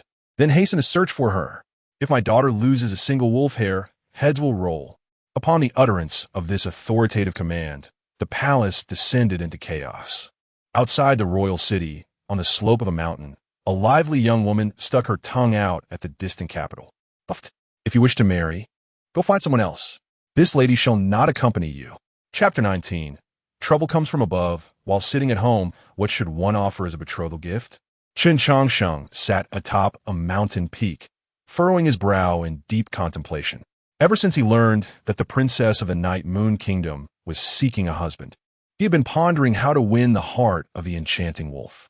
However, after much deliberation, Chen Changsheng found that aside from his handsome appearance and extensive knowledge, he possessed little else of value. Just as he was at a loss, a sudden cry for help echoed from a distance. Upon focusing his gaze, he noticed two demon beings of the Golden Core realm pursuing a woman of the Foundation Establishment realm. As Chen Changsheng observed the unfolding scene, the pursued woman abruptly changed direction and flew toward him. "Senior, save me. They want to kill me." Upon hearing her desperate plea, Chen Changsheng wasted no time and immediately unleashed his full cultivation and ran away. The woman exclaimed, "Wait, in such a situation, aren't you supposed to be a hero saving a damsel in distress? You just ran off. Do you not feel even a flicker of curiosity?" The woman's resentment did nothing to diminish Chen Changsheng's speed as he continued to flee. As he distanced himself, she felt the two pursuers closing in on her. Gritting her silver teeth, she produced a jade talisman and crushed it. A golden light shot forth, binding her firmly to Chen Changsheng. In an instant, she teleported behind him, maintaining pace with his escape. Chen Changsheng was left bewildered by this sticky predicament. "Why are you clinging to me? Senior, they aim to kill me. I implore you to lend your strength to save me." The woman again beseeched Chen Changsheng for assistance. "Spare me your subpar acting. They are not here to kill you. Those who intend to take a life do not merely chase without striking. Moreover, look at you, adorned with treasures everywhere. Is it reasonable for a Foundation Establishment cultivator to possess so much? You must be the daughter of a wealthy family who sneaked out, and they're here to bring you back." With that, Chen Changsheng unleashed a torrent of words, analyzing the situation with remarkable precision. The woman was left in awe. She had never encountered this man before, and it was evident he did not recognize her either. Yet, merely by observing from afar, he had deduced so much. How could his mind function in such a way? Realizing her ruse had been exposed, the woman decided to lay her cards on the table. "Since you've seen through me, I'll no longer pretend. They indeed seek to take me back. If I am captured, I shall face merely a reprimand and a few days of confinement. But you are different.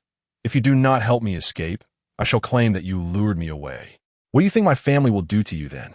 Ignoring her words, Chen Changsheng focused intently on deciphering the binding talisman that had ensnared him.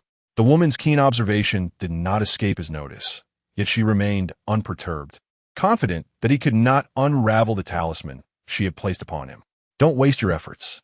This talisman, crafted by a nascent soul cultivator, is beyond the capabilities of a mere golden core cultivator like yourself to break. Instead of idling here, you ought to run faster. The ones chasing me are both late-stage golden core cultivators, and they're closing in." Upon hearing this, Chen Changsheng turned to see the two late-stage demon cultivators steadily gaining ground. Feeling the urgency of the situation, he could not suppress a flicker of irritation. "Miss, I have no desire to meddle in your family affairs, nor do I wish to be entangled with you. Let us consider our previous encounter as forgotten. Please do not cling to me any longer." In response, the woman raised a bead, pressing it to her forehead. "I will do as I please. What do you do about it? If you have the ability, go ahead and shatter my protective barrier. Since you choose to be so ungrateful, do not blame me for what comes next." With a grim expression, Chen Changsheng began to enact a series of complex hand seals. Initially, the woman dismissed him, having always regarded golden core cultivators as beneath her. If not for her depleting spiritual energy, she would not have sought refuge with a stranger. However, she soon sensed something amiss. This is the blood escape technique of the Upper Clear sect. You are of the human race. With a grin, Chen Changsheng replied, "Congratulations. You guessed correctly, but there is no reward for you." Upon this realization, the woman hastened to dissolve the binding talisman.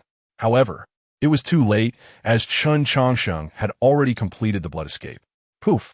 A mouthful of blood was coughed up, and he transformed into a crimson stream of light, vanishing into the horizon. The two demon cultivators pursuing him were left dumbfounded, They had never anticipated that a mid-stage golden core cultivator could wield such sophisticated escape techniques. Furthermore, how could a person of unknown origins appear in the heart of the Night Moon Kingdom? Brother, what now? Slap.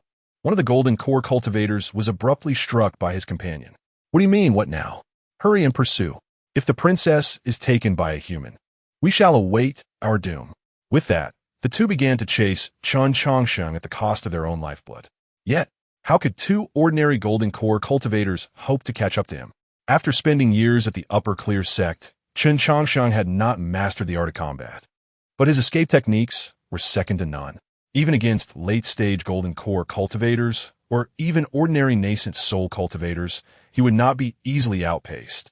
300 miles away, in a tranquil valley, two figures appeared, Chen Changsheng and the mysterious woman. With the blood escape complete, Chen Changsheng wasted no time, swiftly deploying several formation flags around them. He then initiated a series of intricate hand seals with unparalleled skill. Formation activate. A luminous barrier enveloped Chen Changsheng and the mysterious woman. In response to his actions, the woman warily brandished an ancient dagger. What are you planning? I warn you, if anything happens to me, your fate will be far worse than death. Hearing her threat, Chen Changsheng, having completed the formation, smacked his lips and remarked, I had no intention of stirring up trouble, but since you approached me, I cannot be held responsible for what ensues. Chapter 20. The Acquisition of a Pet. The bald little white wolf, huh? Do you think you can trap me with this formation? Dream on. With that, the young woman immediately summoned two powerful magical artifacts, intending to break free from the array. However, just as the treasures took flight, her body suddenly weakened, collapsing to the ground. In terror, she exclaimed, What have you done to me? Nothing much, merely suppressing the bloodline within you, came the calm reply. You are correct. This formation is indeed quite inadequate, as it is merely a fragment I salvaged from an ancient text. After some patching, it is barely functional. Its purpose is simple, to restrain the bloodline of the demon race, revealing their true form. Upon hearing this, the woman's expression was filled with heightened dread. Impossible. If humanity possessed such a formation, the great Qian dynasty would have employed it long ago. Oh dear, how can a demon like you lack the most basic understanding? Such formations are indeed limited. The grand array in the ancient text is effective against golden core stage demons, while my improvised version only works on foundation establishment stage demons. Moreover, as you can see, this formation is exceedingly fragile. A mere touch could cause it to collapse. Had you not wasted your opportunity on idle chatter, the outcome might have been different. As she spoke, the woman's form began to shrink gradually until she transformed completely into a pure white little wolf. Picking up the storage ring that had fallen from her, Chen Changsheng examined it and inquired, What is the method to lift the restrictions? The little white wolf, now on the ground, spoke human words defiantly. Don't even think about it. I want to tell you. If you dare, just kill me. I certainly lack the courage to kill you, but I could shave you bald, Chen Changsheng replied with a smirk. At this, the little white wolf became agitated. You dare? Why wouldn't I? With that, Chen Changsheng pulled out razor. Swish! The blade flashed, revealing a strip of pink skin atop the little wolf's head. Feeling the chill, tears streamed from her eyes. Whoa, I'll tell you, you're such a terrible person, having successfully acquired the method to lift the restrictions. Chen Changsheng emptied the contents of the little wolf's storage ring. Gazing at the mountain of spirit stones and magical artifacts, he swallowed hard. You have quite a fortune here. Even ordinary nascent soul stage cultivators may not compare to you. With that, he promptly stored the items into his system space. Although the treasures were impressive, Chen Changsheng was wary of using them hastily. This creature clearly had an extraordinary background. Who knows what marks might be left on those artifacts? The safest course of action was to secure them within the system space. With the system's protection, even the mightiest of beings would be unable to trace his whereabouts. As the human collected her belongings, the little bald white wolf, tearful, implored, Now that I've given you everything, can you let me go?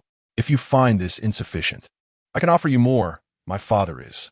Before she could finish, Chen Changsheng pinched her mouth shut. I have no interest in knowing who you are or who your father is. If you remain silent, I will naturally release you after I finish my business. But should I discover your identity, it will only lead to your demise. Do you understand? The little wolf, with her mouth restrained, nodded in understanding. Good. Now, I shall make a few minor modifications to you, ensuring a complete transformation. With a mischievous grin, Chen Changsheng lifted the little wolf. Ah! The young woman's screams echoed through the valley, as if she were enduring some cruel punishment. In the palace of the Night Moon Kingdom. What did you say? My daughter was taken by a human? The Silver Moon Wolf King rose from his throne, his presence causing the demons in the hall to tremble. The two golden core stage demons who had lost the princess were particularly terrified. The abduction of the demon princess was an immense matter. Not only their lives, but the fate of their entire clan was at stake. Faced with the situation, the Wolf King frowned, his right hand gesturing as if calculating the whereabouts of his daughter. After a moment, he spoke, "Losing the princess is your dereliction of duty. Go and accept your punishment." "Thank you, Wolf King." The two golden core stage cultivators expressed their gratitude before hastily exiting the hall. The Wolf King then waved his hand to dismiss the surrounding attendants. Elder Turtle, what is your perspective on this matter? The elder, leaning on his cane, replied, "I believe this situation is not as simple as it appears. After Moon was taken, I immediately calculated her whereabouts. However, it seems her movements have been obscured by someone, as the results are nothing but chaos. Such a method could not be executed by a mere golden core stage human." "You make a valid point," the Wolf King acknowledged. "I too attempted to divine the situation, only to find the celestial secrets shrouded in confusion. To interfere with divine insight requires at least a god transformation stage cultivator.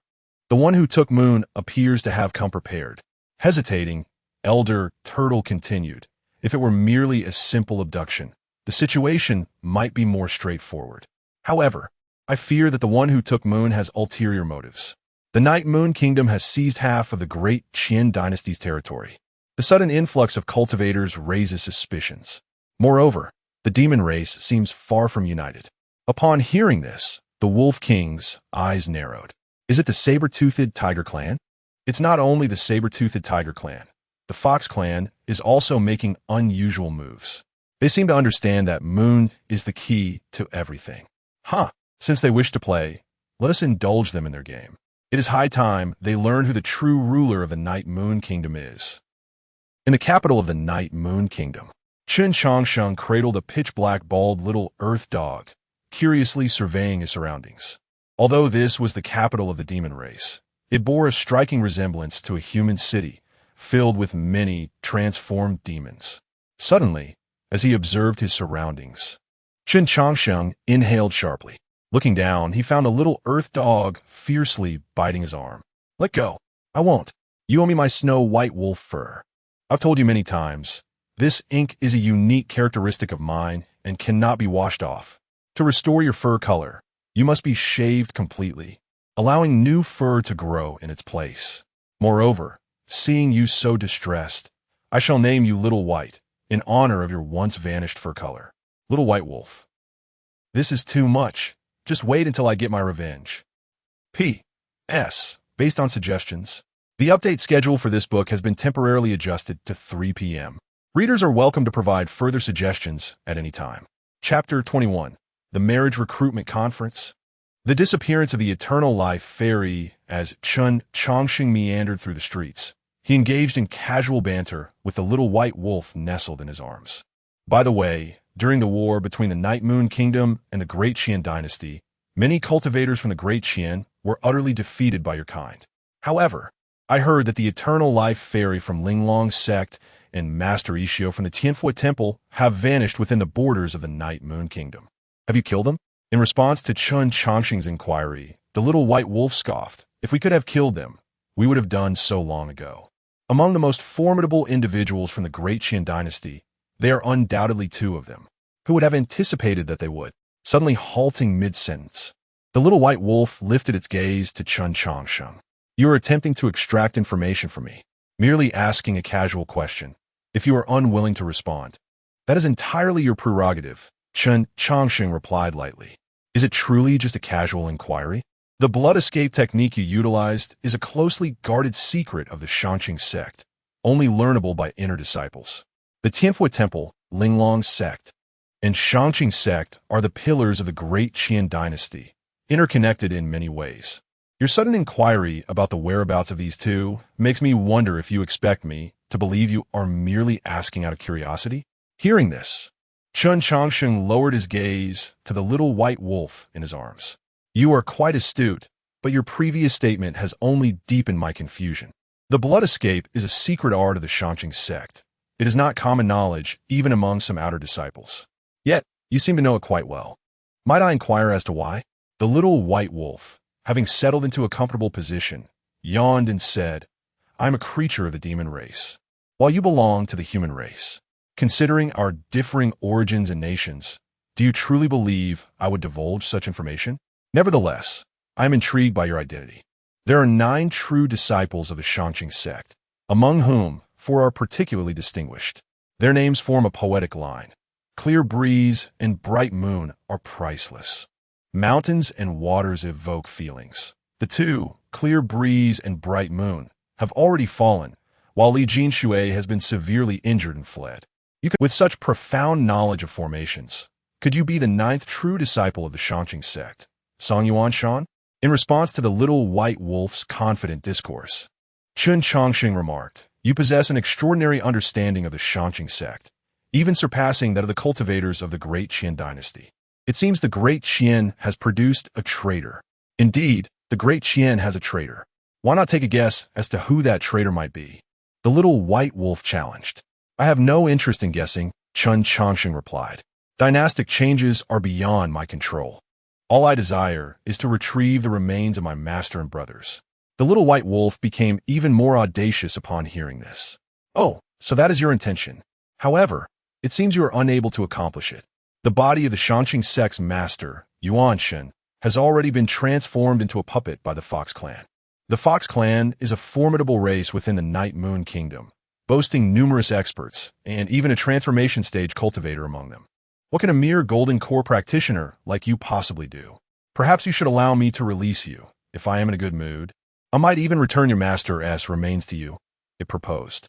Thank you for your kindness, but until I ascertain my own safety, I cannot release you. By the way, I assume you do not bear any marks left by your elders at home? Guess. The little white wolf retorted defiantly. Unfazed by the little white wolf's bravado, Chen Changsheng merely glanced at it and stated, I've checked multiple times. There are no markings within you. However, this does not rule out the possibility of more sophisticated methods that I may have overlooked. Therefore, for safety's sake, I shall implant 87 restrictions within you. Should any unforeseen circumstances arise, you will meet an untimely demise. Upon hearing this, the little white wolf panicked. You dare? It is not a matter of daring. I have already done so. Otherwise, do you think I would be holding you so tightly? Chen Changsheng said, as he pointed with his right hand, causing intricate runes to appear across the little white wolf's body. Immediately, its ability to speak was completely lost. Barking frantically, the little white wolf caused a smirk to form on Chen Changsheng's lips as he strode purposefully toward the marriage recruitment scene in the Night Moon Kingdom. At the marriage recruitment conference of the Night Moon Kingdom, the Wolf King sat alone upon a grand throne, beneath which stood an elderly man with a white beard. This man, known as Old Turtle, was the Wolf King's right-hand man. Mysterious in origin, no one in the Night Moon Kingdom knew where Old Turtle had come from.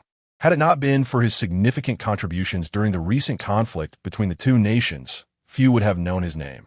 As the expected races gathered, the Wolf King rose and proclaimed, It is well known among the citizens of the Night Moon Kingdom that I, Wan Yinzhou, have a beloved daughter, Wan Yinyu. Now that she has reached the age of marriage, I wish to select the most outstanding young man from among the youth of the world to bestow her hand in marriage. Any young talents who are interested may come forward. Upon hearing this, excitement rippled through the crowd. To become the Wolf King's son-in-law would be tantamount to gaining dominion over the entire Night Moon Kingdom. I humbly declare my admiration for Princess Wanyan. I am willing to compete for her hand. A robust young man with bronze skin stepped forward, exuding the unmistakable aura of a mid-golden core cultivator. He was none other than Lin Hu, the young lord of the saber-toothed tiger clan. Ha ha ha. Brother Lin, I too have long admired Princess Wanyan. It seems we must engage in fair competition, Another elegant young man, wielding a folding fan and emanating a formidable presence, interjected. Before Lin Hu could respond, the young man, Hu Zhan, challenged him directly. Lin, how is it that I was unaware of your admiration for the princess? Surely you jest. Ha ha ha ha. Brother Lin, you jest. One need not make their affections for a woman known to the world as you have. The Fox clan is cultured and refined. We would never act in such a manner that defies decorum, Hu Zhan retorted with a charming smile. Lin Hu merely scoffed at Hu Zhan's words, choosing not to engage further. The Fox clan was notorious for their sharp tongues. Engaging them in verbal sparring would yield no favorable outcome. As the two young lords from the Tiger and Fox clans presented themselves, a sense of dismay washed over the other demon races present, who realized they could not compete against such formidable backgrounds and strengths. Even if they were to participate, it would merely be a formality. With the two contenders established, other demon races gradually stepped forward, though their prowess was far inferior to that of Lin Hu and Hu Zhan. As the crowd dwindled and no further demon races stepped up, the Wolf King prepared to announce the details of the trials. Just then, a figure leaped from the crowd, declaring, "Wait, I wish to participate as well." Chapter 22. Arriving at the Hu residence. Encountering an old friend upon entering the Hu residence, it became apparent that others intended to participate in the groom selection event, causing the powerful beings of the demon clan present to furrow their brows. Although this event was ostensibly designed to select from the young talents of the world, it was, in reality, a selection from within the demon clan itself. All eligible races had already arrived, so who was this newcomer? "Excuse me, please make way. I apologize, I am in a bit of a hurry." Chen Changsheng struggled through the crowd, adjusting his somewhat disheveled attire before cupping his hands in respect. "I am Chen Changsheng of the human race, here to pay my respects to the Wolf King. Although I have not had the pleasure of meeting Princess Wanyan, I wish to participate in this groom selection." At this declaration, the crowd erupted in uproar. Initially, they had presumed it to be a late arrival from the demon clan, only to realize that it was a human. The notion of a human participating in a demon clan's groom selection was met with derision.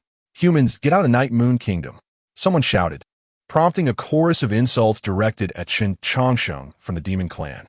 Yet, amidst the torrent of abuse, Chen Changsheng maintained a serene smile, seemingly unaffected by the hostility.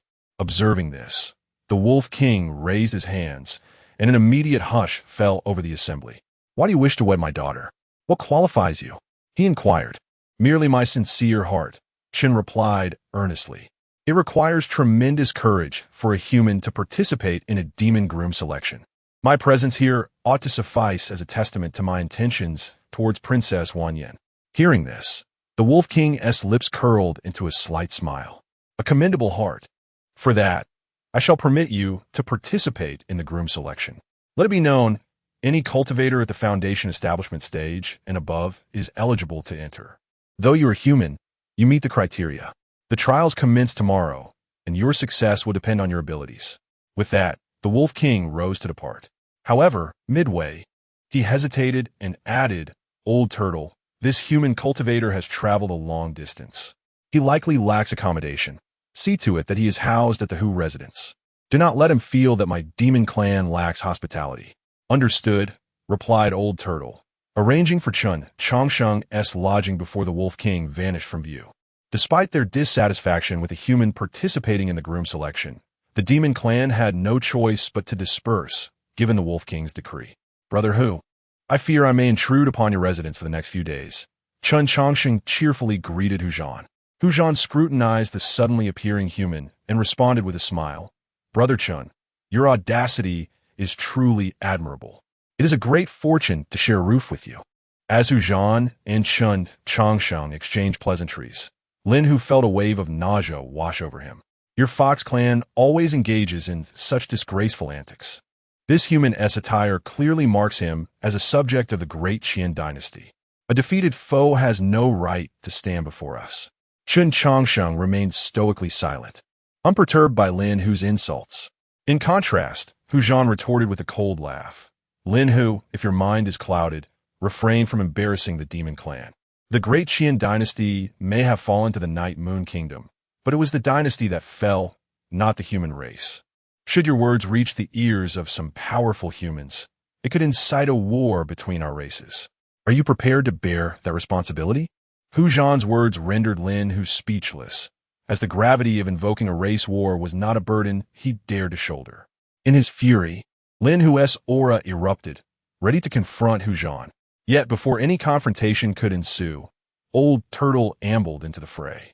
Are you seeking to provide entertainment for outsiders under the broad daylight with your infighting? Old Turtle interjected, halting the brewing conflict. After Lin Hu departed, Hu Zhan turned to Chen Changsheng with an apologetic smile. I regret that I inadvertently touched upon a sensitive topic. Not all, Brother Hu. Your candor is appreciated. I would not dream of holding a grudge, Chen Changsheng replied, moving toward the nearby tree where he cradled a scruffy black dog that had been barking incessantly. Brother Chen, is this your battle pet? Hu Zhan inquired with a chuckle. Not at all. I found it by the roadside, emaciated and lost. My heart could not bear to leave it behind, Chen explained. How noble of you, Brother Chen. Hu Zhan commended as they made their way to the Hu residence, unaware of the small white wolf struggling in Chen Changsheng's embrace. Alas, the attention of all was fixated on Chen, leaving the scruffy dog unnoticed. In the royal palace of the Night Moon Kingdom, the Wolf King sat quietly upon his throne, rhythmically tapping his fingers on the armrest. At that moment, Old Turtle entered the chamber. Your Majesty, the human has been escorted to the Hu residence, he reported. Very well, the Wolf King acknowledged absently.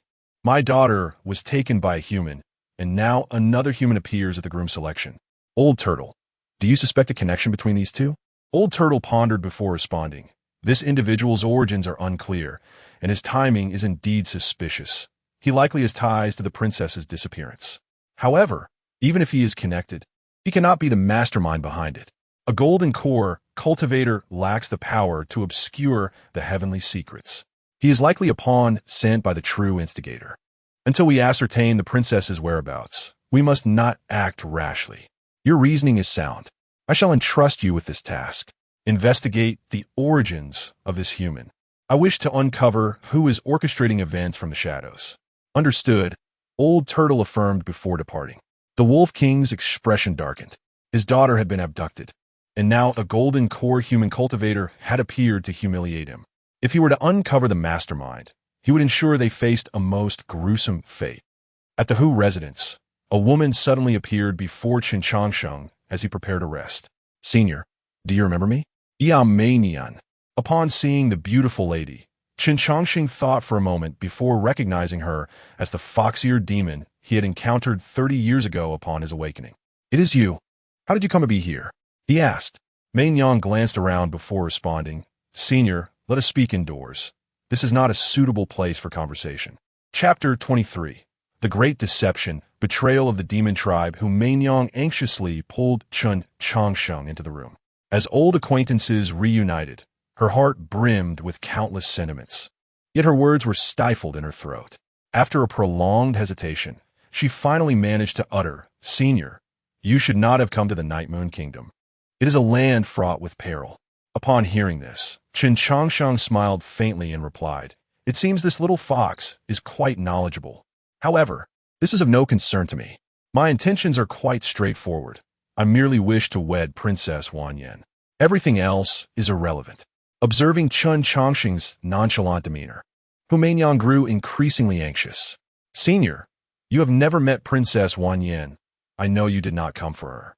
But regardless of your reasons, I implore you to leave the Night Moon Kingdom at once.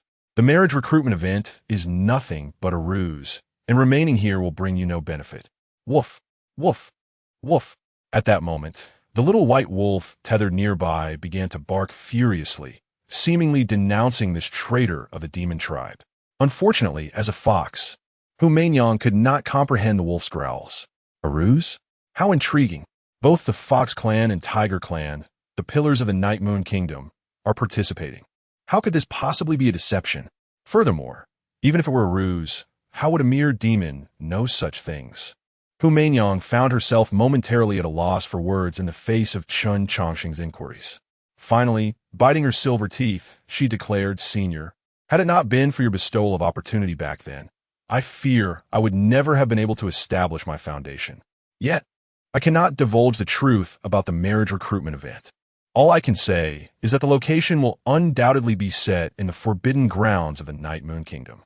Without possessing the key item, venturing there would only lead to certain death. The Fox Clan and Tiger Clan have already acquired the key, thus they are not in any mortal danger. If you must go, you must seek out those of your kind in the forbidden grounds. 5 years ago, during the war between the two nations, 2 individuals of the human race possessed certain secrets and were subsequently hunted into the forbidden grounds by the Night Moon Kingdom's divine beings. If they still live, they may be your only chance of survival. With that, Hu Meinyang hurriedly exited the room, her expression fraught with urgency. After her departure, Chen Changsheng picked up the barking little bald dog and released some of its constraints. Betrayer, she is nothing but a traitor of the demon tribe.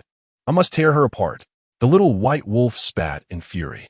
Listening to the wolf's tirade, Chen Changsheng gently stroked its fur and said, "Little white, can you now share with me the secrets of the Night Moon Kingdom? If I am not mistaken, those 2 who were driven into the forbidden grounds must be the immortal Changsheng and Master Ishio, correct?" Upon hearing this, the little white wolf shot Chen Changsheng a disdainful glance and retorted, "Don't even think about it. Even if you were to kill me, I would never tell you. I warn you, do not release me, or I will certainly tear that treacherous fox Hu Meinyang apart."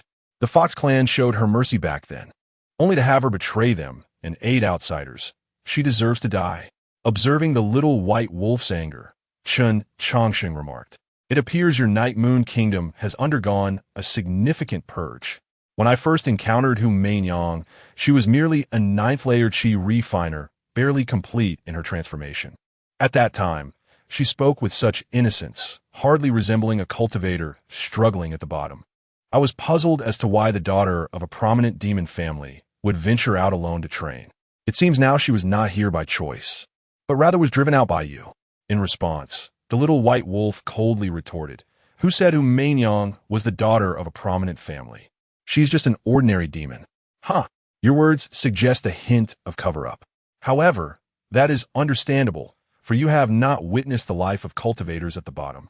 The cultivation world is a place where the strong prey upon the weak, and the struggles are even more ruthless at the lowest tiers.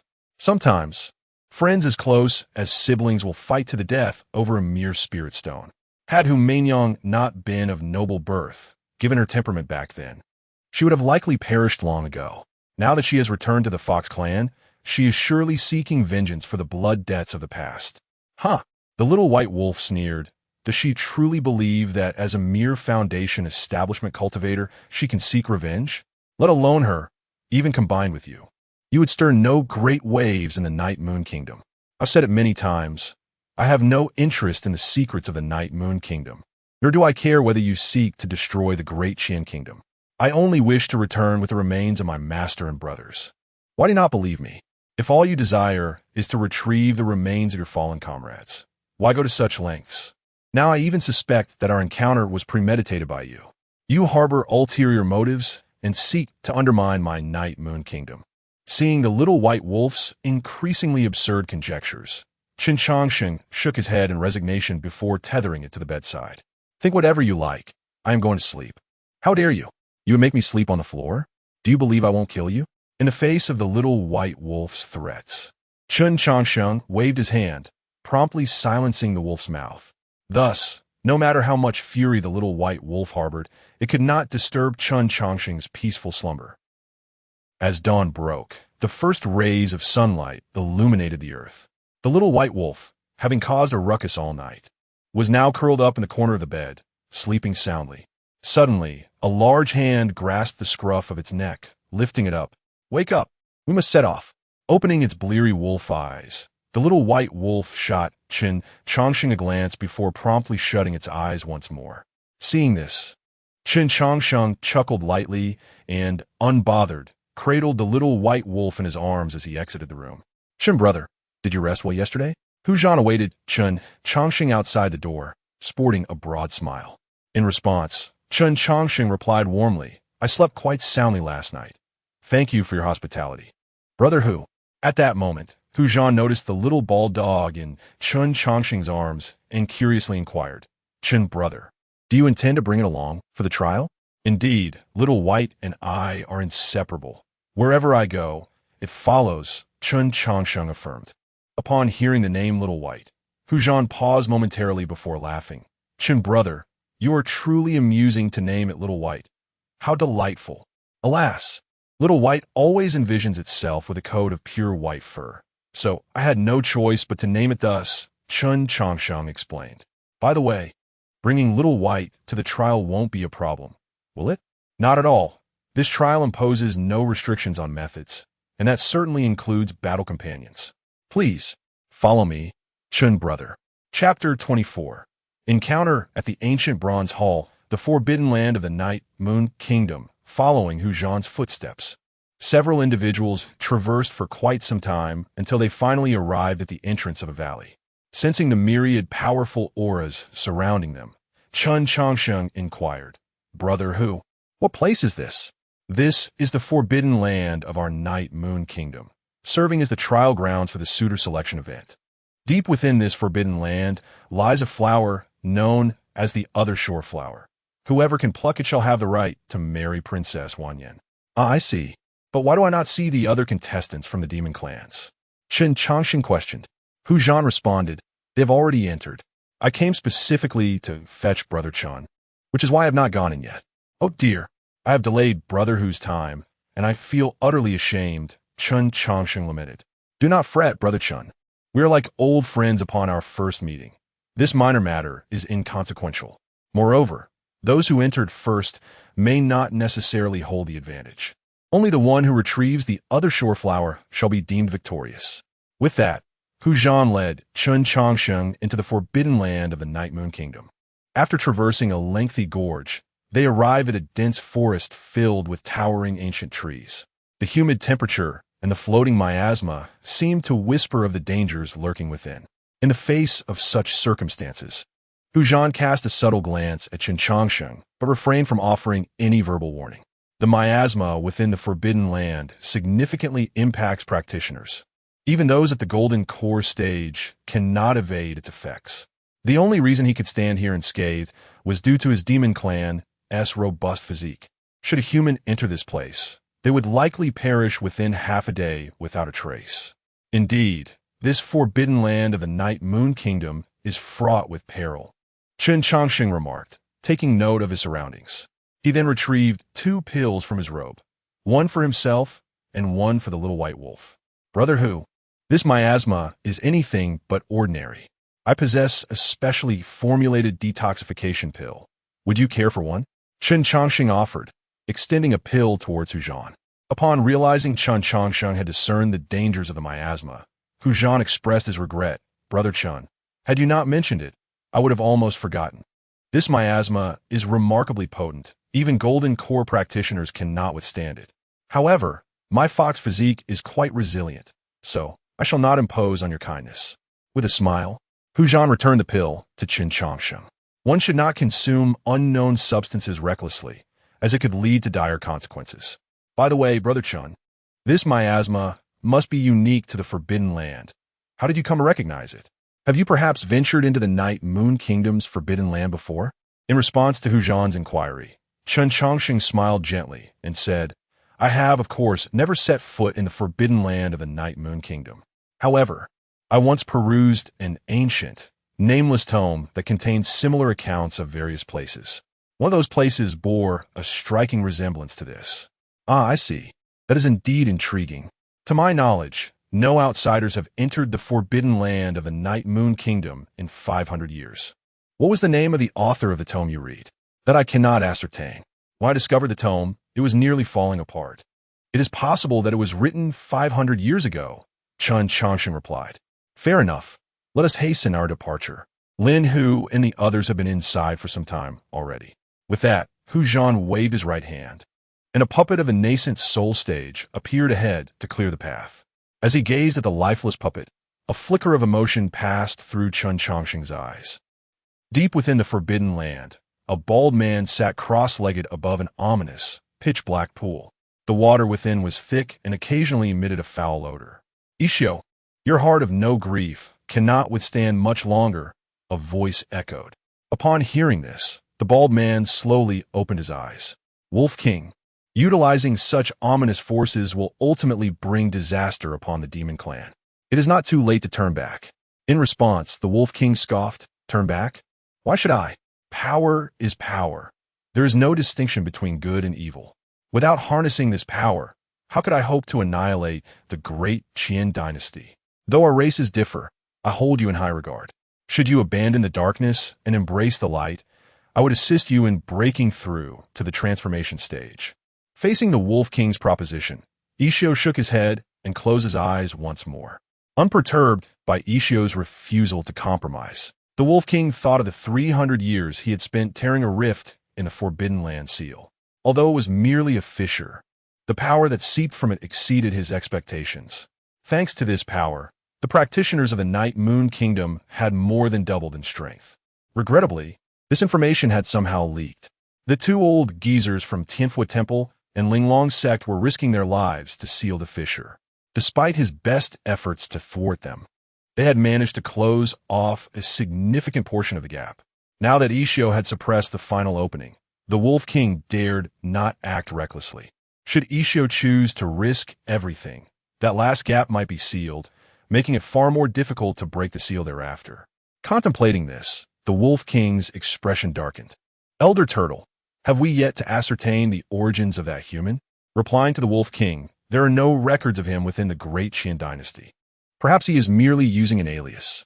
Let him remain arrogant for a few more days. Once the blood sacrifice is complete, no one shall be able to stand in my way. At that time, whether human or demon, all shall bow before me." Listening to the Wolf King's grandiose declarations, Elder Turtle quietly lowered his head, concealing his thoughts. In the bronze ancient hall of the Forbidden Land, Chen Changsheng and his companions encountered Lin Hu once more. The two parties, mutually at odds, naturally found themselves in a tense standoff.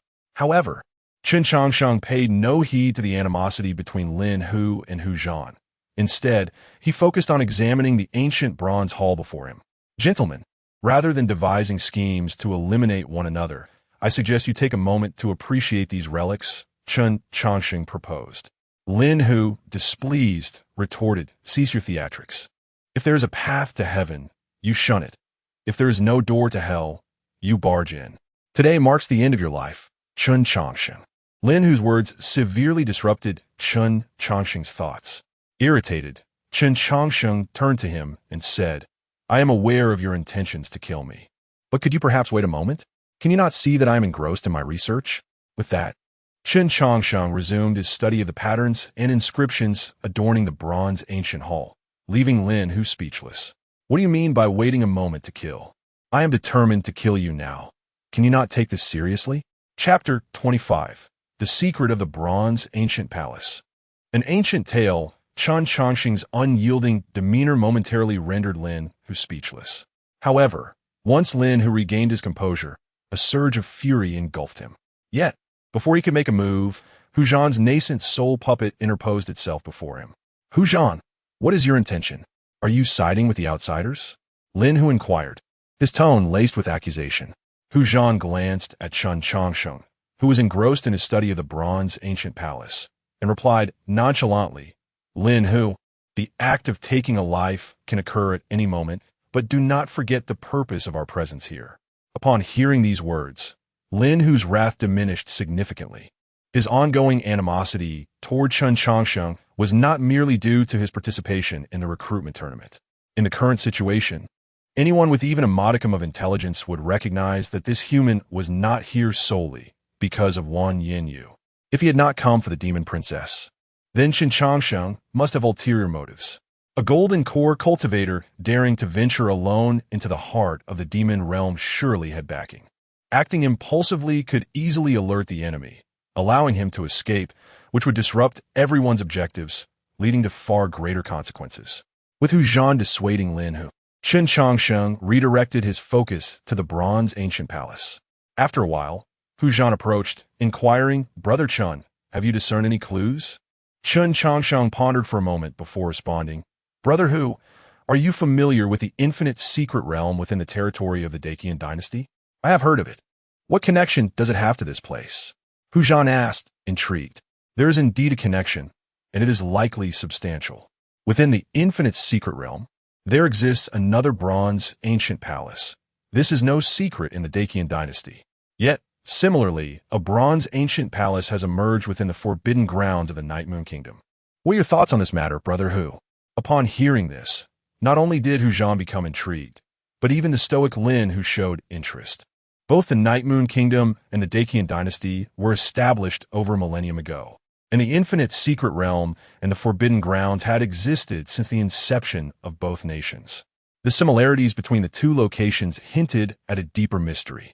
Hu Zhan, his curiosity piqued, remarked, "The infinite secret realm is under the control of the Dacian dynasty, and no non-human may enter." Had he not mentioned it, I would have remained unaware. Do not be surprised. I suspect that few among either nation are privy to this knowledge. The patterns on these bronze ancient palaces are quite peculiar, appearing more than mere decorative elements.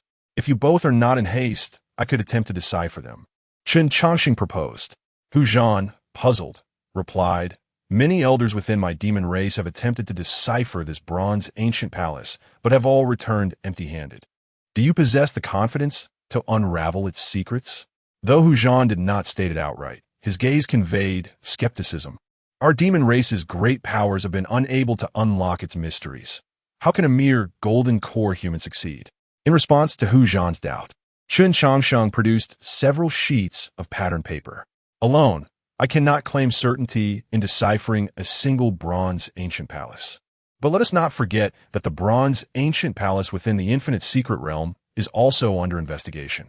Combining the insights from both may indeed yield results. If the patterns inscribed hold vital information, those who left these two bronze ancient palaces intended for future generations to comprehend something rather than to shroud it in mystery. Our inability to understand stems from the vast passage of time. The original script has long since faded. As he spoke, Chen Changsheng began comparing the patterns of the two bronze ancient palaces, while Hu Zhan and Lin, who joined him in their examination. The secrets of the Night Moon Kingdom lay within the forbidden grounds, and the bronze ancient palace had been present since its discovery.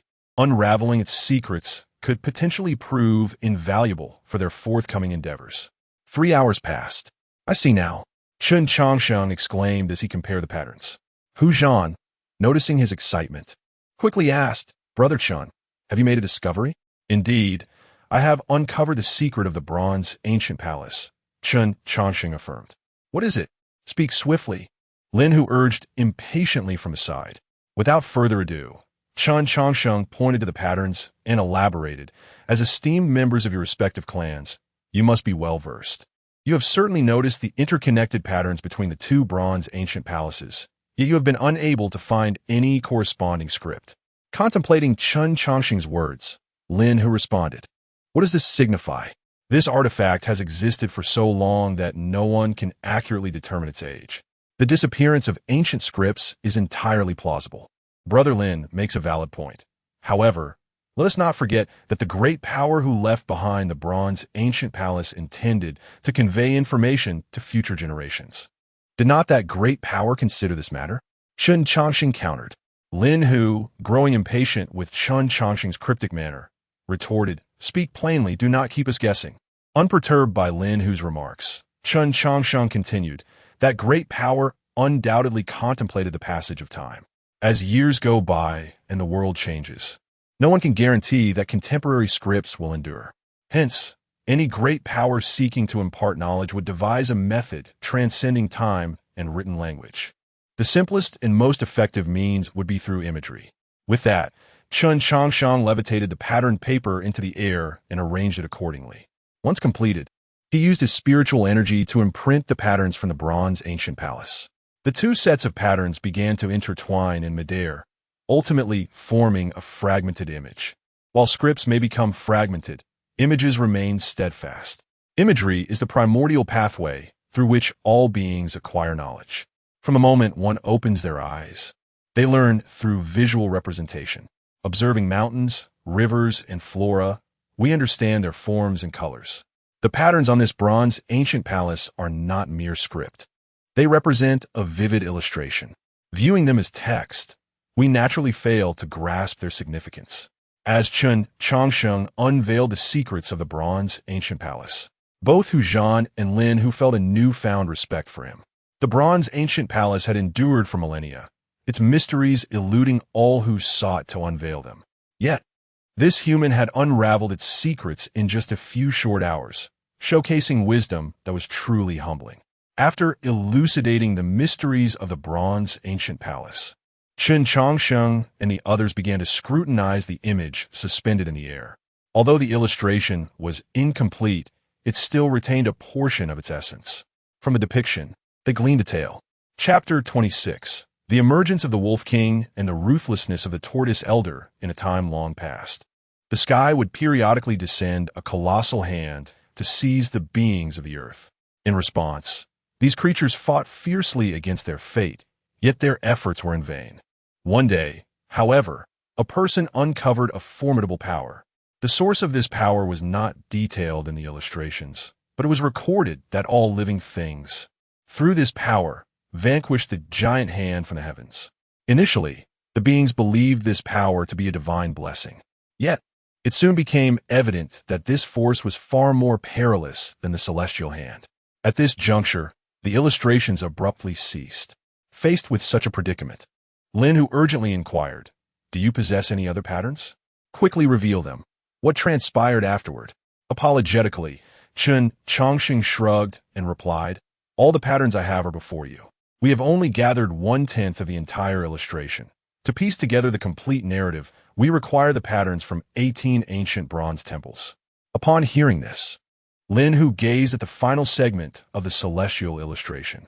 Though the entire depiction was fragmented and predominantly blank, the concluding image appeared relatively intact.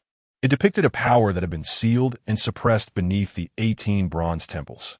These temples were guarded by 18 races, among which were the human and demon races. The details concerning the other 16 races had long since faded into obscurity due to the passage of time.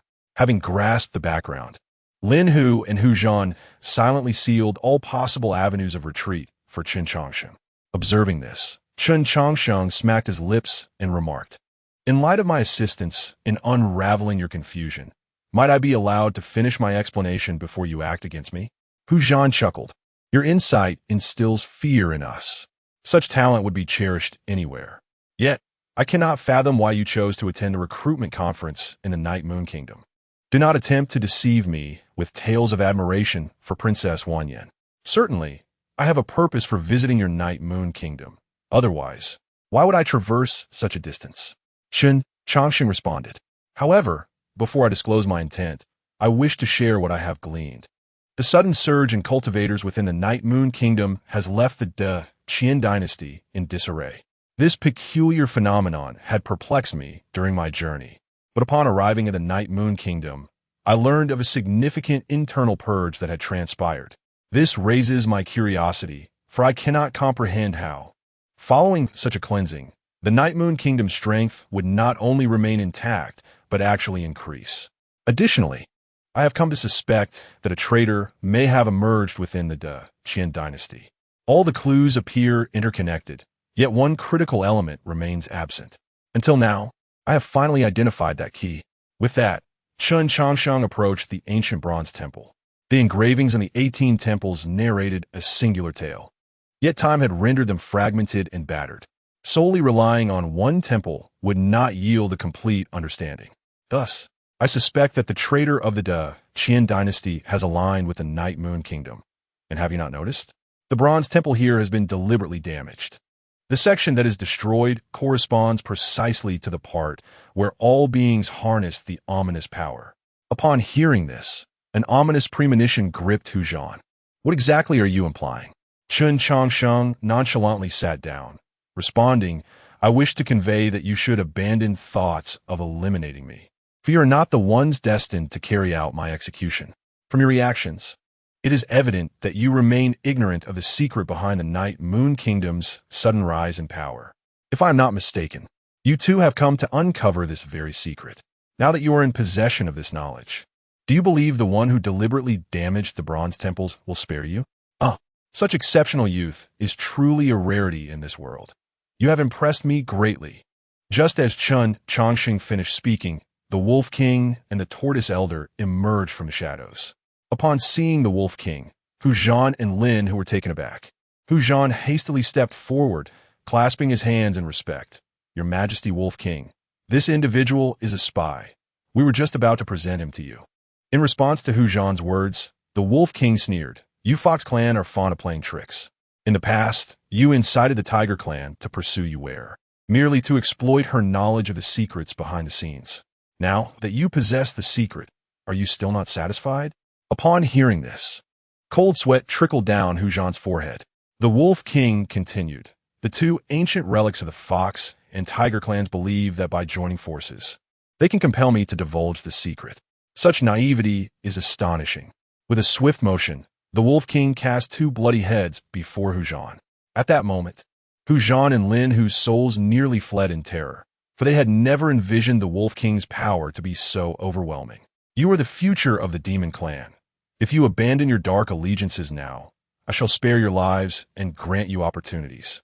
Without hesitation, Hu Zhan and Lin Hu chose to submit to the Wolf King. Having dealt with Lin Hu and Hu Zhan, the Wolf King turned his gaze to Chen Changsheng. "Chen Changsheng, I greatly admire your talent. Reveal the mastermind behind the scenes and submit to me, and I shall grant you your life." In reply, Chen Changsheng smiled.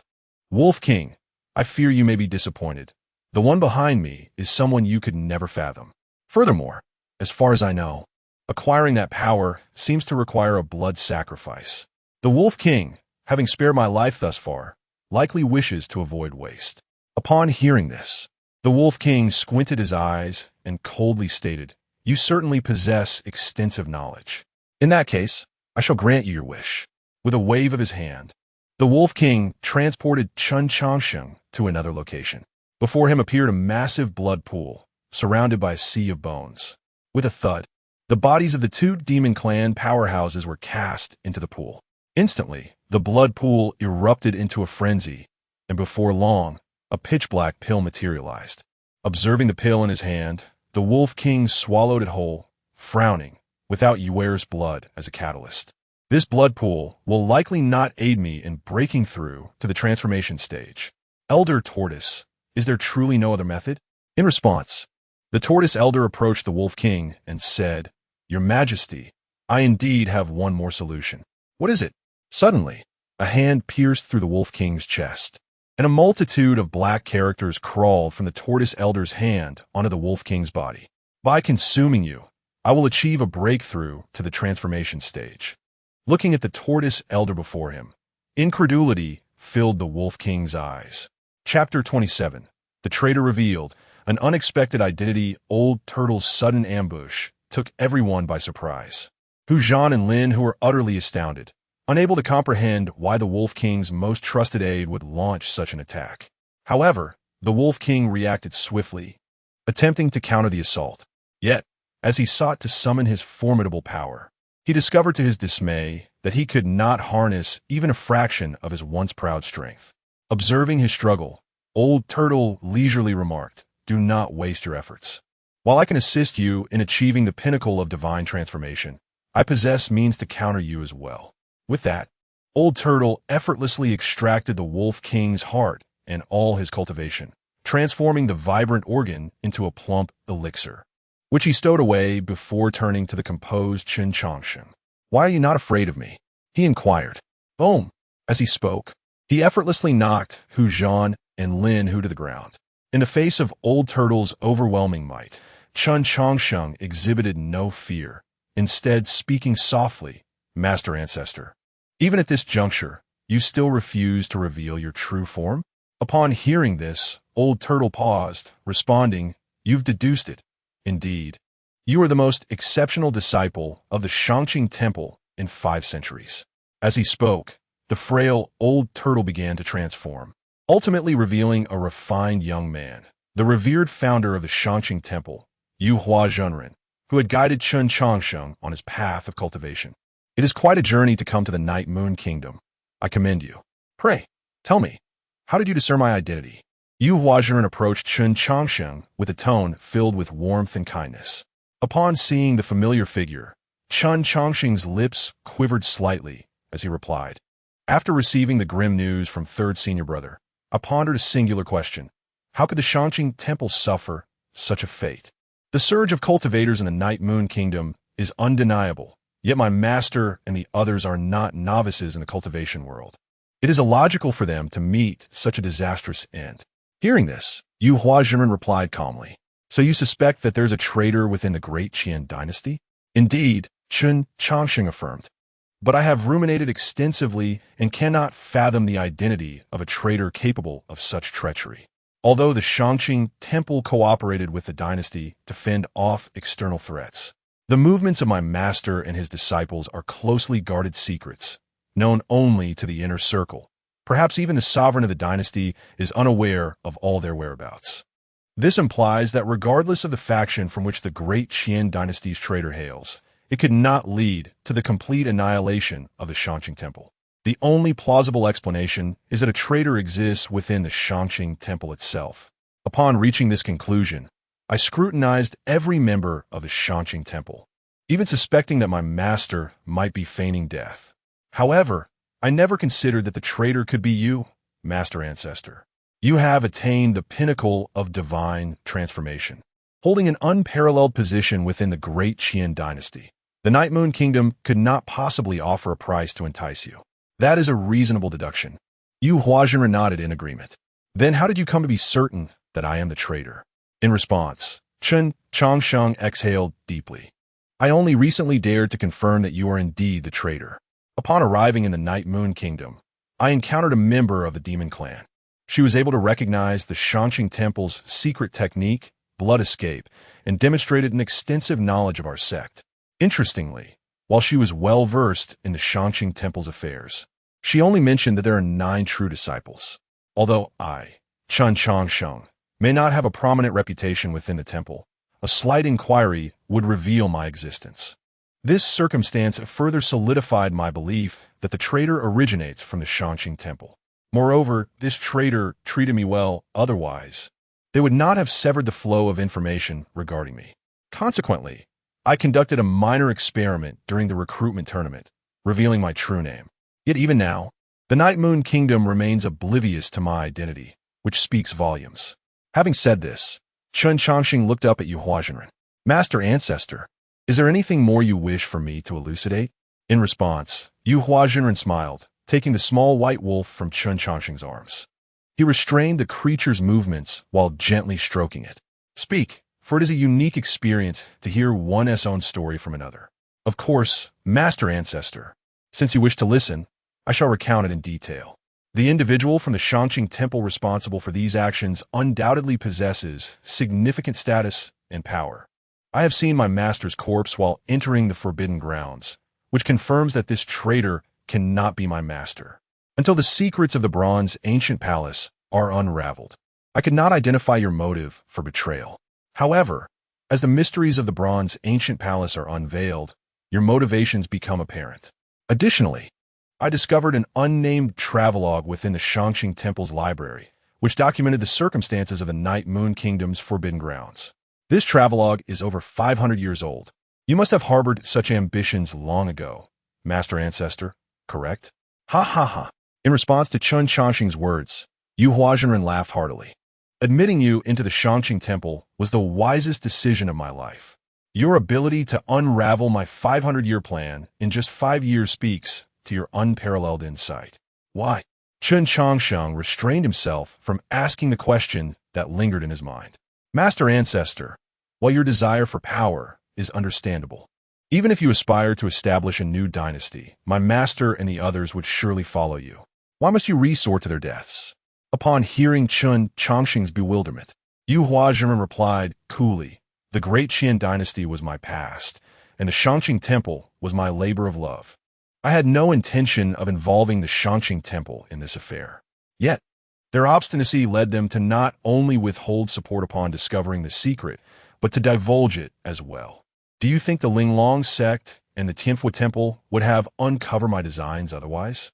After 500 years of planning, I would not allow anyone to thwart my ambitions. And what of third senior brother? Why did you spare him? You know his lazy disposition. When Qing Feng and the others uncovered this secret, he was out indulging in leisure, thus remaining unaware of the situation. Yu Huazhenren explained before turning the question back to Chen Changsheng. By the way, how did you come to know that acquiring that power would require a blood sacrifice? Chen Changsheng smiled. Master Ancestor, you are so astute. How can you now appear confused? You must be unaware of how many times I have ventured into the infinite secret realm. I concealed part of the patterns. Did you truly not perceive them? Ha ha! Yu Huazhenren chuckled, patting his forehead. With such an outstanding disciple, I am positively overjoyed. Your penchant for secrecy is indeed understandable. Chapter 28. Chen Changsheng's Hidden Card. 500 years of planning upon finishing his words, the celestial master Yuhua drew Chen Changsheng before the blood pool. Changsheng, among all in the Changsheng temple, you are the one I value the most. Do you know why I singled you out for the crowd? It is because I perceive a quality in you that even I lack, serenity. You possess none of the restlessness that characterizes mortals, nor the obsession that plagues cultivators. It seems as though all that exists in the world is merely a fleeting shadow in your life, while practitioners seek the path to immortality. Not even those who have lived for a millennium in the transformation stage possess your unique demeanor. It has been proven that my judgment of you was not in error. The opportunity lies before you. Together, we can journey further than anyone else. In response to Master Yuhua's invitation, Chen Changsheng silently took a step back. Observing this, Master Yuhua frowned and asked, "What? Do you regard this power as ominous?" Rest assured, I have conducted thorough research on this matter. Directly absorbing power can indeed invite some troubles, but when filtered through bloodlines, those issues dissipate. The 18 races guarding the bronze ancient palace are the ideal tools for filtering this power. He continued, that fool Wanyan Agujuo has been using his daughter's body to filter this power, believing it to be safe. Little does he know, an impure bloodline cannot adequately cleanse it. Otherwise, he would not have fallen victim to my countermeasures. Listening to Master Yuhua's eloquent discourse, Chen Changsheng shook his head and replied, Master Ancestor, I harbor no concerns about the safety of this power. That thought has not crossed my mind. My sole purpose in coming to the Night Moon Kingdom is to retrieve the bodies of my master and brothers. Upon hearing this, the previously excited Master Yuhua's expression turned cold. You remain as you were before, yet you should know, those who follow me prosper, while those who oppose me perish. Disciple is well aware, Chen Changsheng implored. I humbly request that, for the sake of our past bond, you allow me to collect my master's remains before we take action. At this, Master Yuhua's countenance darkened considerably. However, faced with such an exceptional disciple, he ultimately revealed a hint of patience. With a swift motion, Master Yuhua summoned 7 corpses to appear neatly before Chen Changsheng. The restrictions within the body of the primordial spirit master were also lifted, returning it to a lifeless state. Gazing upon the familiar faces of his departed companions, Chen Changsheng produced 11 coffins and began to prepare them for burial. Primordial Spirit Master, Senior Brother, Second Brother. After assisting his former companions with their funerary rites, Chen Changsheng began to tend to the body of the Wolf King. He wiped away the blood, donned a fresh burial garment, and, unable to recover the excised heart, carved one from wood instead. With Hu Zhan and Lin who included, the 11 coffins were just sufficient. The Undertaker, an intriguing title. Yet, why have you only dug 3 graves? Do you believe you can take them with you alive? Master Yuhua inquired, puzzled. Chen Changsheng chuckled softly and replied, Master Ancestor, I share this without fear of mockery. Before entering the path, I sold coffins. Due to certain fortuitous circumstances, I earned this rather muddled title. Nevertheless, as a professional in this trade, I possess an accurate sense of quantity. Today, only 11 coffins are necessary. Thus, I shall not produce any more. Oh, what gives you such confidence? Master Yuhua questioned. In response, Chen Changsheng grinned widely and said, Master Ancestor, have you heard of the 100 defeats immortal? Before he could finish, Chen Changsheng flung a stone coffin into the air. Upon sensing the aura of the blood pool, the coffin emitted a blinding light, revealing a towering figure emerging from within. Scoundrel, do you still dare to show yourself? With that, a massive fist surged towards Master Yuhua. Faced with this, Master Yuhua hurled the small white wolf he held, attempting to buy a moment of time. Yet, How could the fist of the 100 defeats immortal be so easily thwarted? The phantom of the fist passed through the wolf and struck Master Yuhua with tremendous force. Poof! The celestial master, at the peak of the transformation stage, was sent flying by a single blow. However, the phantom of the 100 defeats immortal did not pursue. Instead, it called forth the nearby bronze ancient palace and brought it crashing down upon the blood pool. No! Master Yuhua shouted in vain as he soared beneath the bronze palace, striving to halt its descent. With a resounding crash, a concealed cavern erupted violently, and a bald man, bloodied, was flung from within. This man was none other than the monk Ikkyu, who had been tasked with suppressing the ominous source. Clang! A surge of dark energy struck the bronze palace, causing its rapid descent to momentarily stall. Ikkyu, what are you waiting for? Chen Changsheng shouted, picking up the small white wolf which lay on the ground, uncertain of its fate, and directed his call at the injured monk. As a mere golden core cultivator, he knew that he could not escape the Night Moon Kingdom without Ikkyu's aid. Although the phantom of the 100 defeats immortal was powerful, it ultimately lacked a foundation. Whether it could withstand the ominous force remained uncertain. Thus, his most pressing concern was to flee, and the farther, the better. Hearing Chen Changsheng's call, Ikkyu wasted no time, igniting his lifeblood to invoke the sacred arts of the Buddhist temple. As Chen Changsheng prepared to flee, Master Yuhua's expression twisted with rage. Yet, the bronze temple above him rendered him immobile. Countless scriptures swirled around Chen Changsheng and Ikkyu, their figures becoming increasingly ethereal. Master Ancestor, I am but a coffin seller. One day, I shall return to give you a proper burial. Chen Changsheng's voice echoed within the forbidden grounds, striking deep into Master Yuhua's heart. 1,000 miles away. Poof! Ikkyu spat forth a mouthful of golden blood before collapsing onto the ground. Yet, Chen Changsheng seemed oblivious to Ikkyu's injuries, urging him onward. Do not lie there. Rise and keep running. Faced with this old acquaintance from a century ago, Ikkyu nearly lost his breath in disbelief. Ancestral Master, the technique I just employed is a secret art of the Tiangong Temple. Using it once not only consumes lifeblood, but also 10 years of lifespan. We have already fled 1,000 miles. May I not catch my breath? I am but a humble nascent soul cultivator, not a being of transformation. Listening to Ikkyu's lament, Chen Changsheng anxiously scanned the direction of the imperial capital. Using it once merely shortens your life by 10 years, while Wanyan Agujuo, at the pinnacle of the transformation stage, has yet to make a single move against Master Yuhua. When he arrives, it won't just be 10 years. You might lose your life altogether. Upon hearing this, Ikkyu sprang to his feet, ready to invoke the lifespan-consuming secret art of the Tiangong Temple once more. With a swift motion, Chen Changsheng and Ikkyu vanished from sight once again. Chapter 29. Lin Yinxing disappeared, fleeing thousands of miles with a thud. Chen Changsheng fell weakly to the ground. Beside him lay Ishio, whose complexion was as pale as death. Upon hearing about the formidable strength of the Ascended One, Ishio had consecutively employed 6 secret arts, successfully relocating the two to a distance of 6,000 miles. Such a technique, which consumed both vital blood and lifespan, was not something even an uninjured Ishio could invoke multiple times. Now, severely wounded, Ishio had executed the technique 6 times. The only difference between him and a corpse was merely a breath. However, after escaping the 6,000 miles, Chen Changsheng still felt precarious. He then began to perform the blood escape technique with a nearly lifeless Ishio. 12 instances of the blood escape technique represented Chen Changsheng's limit. If he attempted one more, he would perish on the spot. He casually tossed out several formation flags and, with great effort, forced a handful of medicinal pills into Ishio's mouth. Exhausting his last ounce of strength to complete the task, Chen Changsheng's vision darkened, and he fainted.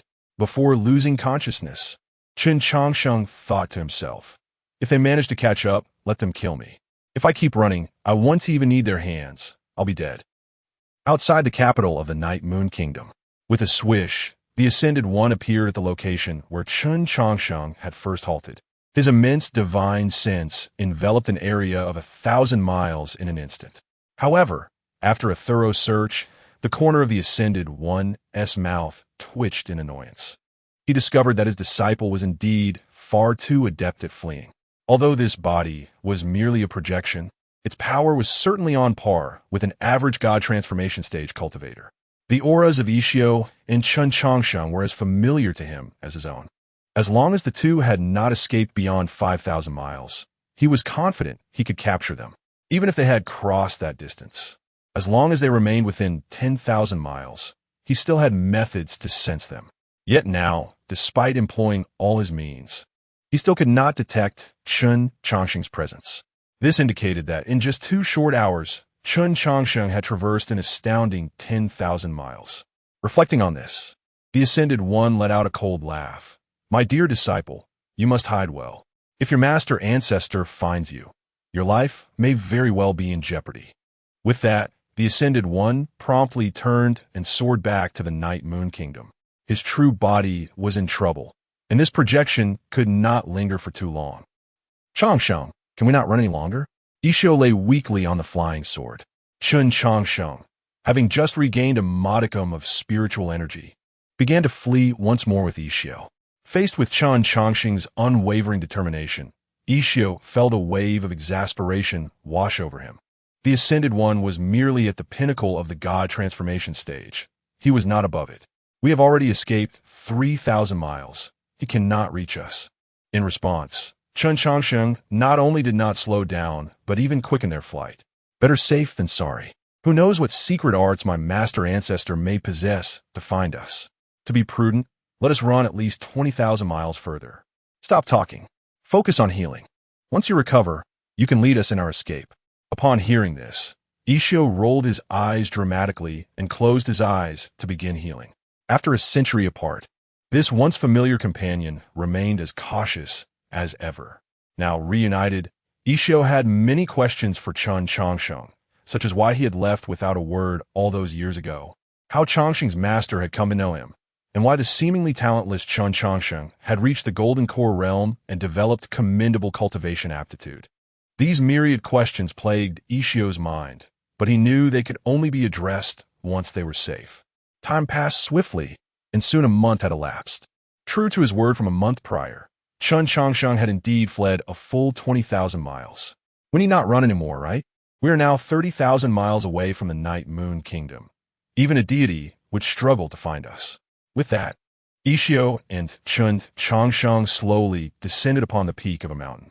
Observing their surroundings, Chen Changsheng nodded and remarked, "It certainly seems sufficient. We are now separated from the Night Moon Kingdom by an entire dynasty. Even if the Ascended One desired to pursue us, it would not be so simple. Since you believe there is no issue, it likely means there is none. By the way, what about Nianqing?" Before Ishio could finish his sentence, Chen Changsheng interrupted him. At the mention of this topic, Ishio's gaze became somewhat flickering, clearly uncertain of how to confront Chen Changsheng. Master, she is missing." "Missing? What does that mean?" "Even if you told me Nianqing had met a tragic end, I could somewhat comprehend it. But what do you mean by missing?" "She entered the forbidden grounds of the Night Moon Kingdom with you. How could a perfectly healthy person just go missing?" Ishio's expression turned troubled as he replied, "When the sect learned of the Ascended One's treachery, they dispatched me and my master to investigate the secrets of the forbidden grounds in hopes of changing the situation. Upon reaching the forbidden area, we followed the clues provided by the Qingqing Temple and successfully uncovered the secrets of the Night Moon Kingdom. However, while sealing that ominous force, we were discovered. Wanyan Agujuo summoned 2 elders from the God transformation stage to besiege us. At that time, the elders from Tianfu Temple and Linglong sect came to our rescue. Yet, we were still unable to break through. Ultimately, the 2 elders sacrificed themselves to forcibly seal most of that malevolent power." Upon hearing Ishio's explanation, Chen Changsheng's brow furrowed tightly. "I did not inquire about the circumstances of the Night Moon Kingdom's forbidden grounds. I wish to know whether Li Nianqing is alive or dead. After the elders sacrificed themselves, we naturally could not escape. Initially, we thought we were on the verge of death. But unexpectedly, my master discovered a broken ancient teleportation array within the bronze ancient palace. Though the array was damaged, it could still be used with some makeshift repairs. And then? Chen Changsheng pressed. Do not tell me you stayed behind to cover their retreat while Nianxing fled. That was certainly out of the question. Who wishes to die when they can live? Ishio replied. However, as I mentioned, the teleportation array was broken. I fell out during the teleportation process. Eventually, with no other options, I had to hide within the cracks of the seal, prepare to perish with them should they attempt to kill me. If it weren't for that, I likely would not be here now. Where does the teleportation array in the bronze ancient palace lead? I do not know. The ancient teleportation array is incredibly powerful. I cannot decipher it.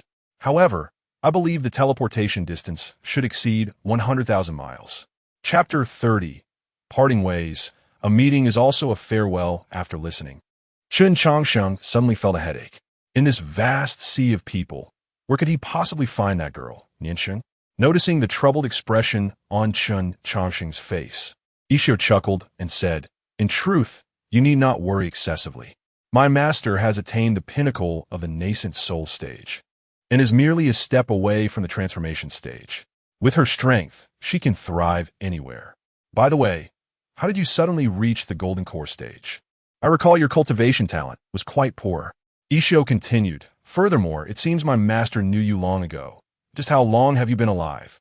Faced with Ishio's inquiries, Chen Changsheng chose silence, instead unbinding the restraint on the little white wolf, allowing her to revert to human form. Once her powers were restored, Wang Yin neither fled nor confronted Chen Changsheng aggressively, but sat dazedly in place. Gradually, tears began to stream down her cheeks. Seeing this, Chen Changsheng remarked, Why are you crying? Your father was not killed by me. In such circumstances, you should be grateful to still have your life. Upon hearing this, Wang Yin immediately flared up. Why shouldn't I cry? My dearest father used me, and now he is dead. If you were in my situation, would you not weep? After venting her frustration towards Chen Changsheng, she dried her tears and softly expressed, Thank you for retrieving my father's body. Though he exploited me, he is still my father. Without you, he would have likely met a fate of being left to rot in the wilderness. In response, Ishio quietly interjected, Well, your father probably wouldn't have been left to rot. The Ascended Master intends to use your father's bloodline, so even if Chen Changsheng buries him, he is likely to be exhumed. At this statement, Wang Yin shot a cold glance at Ishio, who immediately realized his blunder and sheepishly retreated. After dismissing Ishio with a look, Wang Yin turned back to Chen Changsheng and asked, What do you plan to do next? I have no plans, Chen Changsheng replied. I have seen through this world of cultivation. I intend to return to my original profession, selling coffins. As for the Qian dynasty, I have no intention of returning for the time being. What about you two? Upon hearing Chen Changsheng's question, Wang Yin pondered before responding. The Ascended Master controls the country of Night Moon. If this situation persists, the citizens will undoubtedly face catastrophe. Therefore, I must return no matter what. Chen Changsheng then turned to Ishio. And you? Amiba. Both the Qian dynasty and the country of Night Moon are in dire straits. As the saying goes, if I do not enter hell, who will? I am willing to sacrifice myself to the demons. Speak plainly, Chen Changsheng urged. I intend to lead the heavenly Buddha temple to a safer distance. The Ascended Master will not spare us.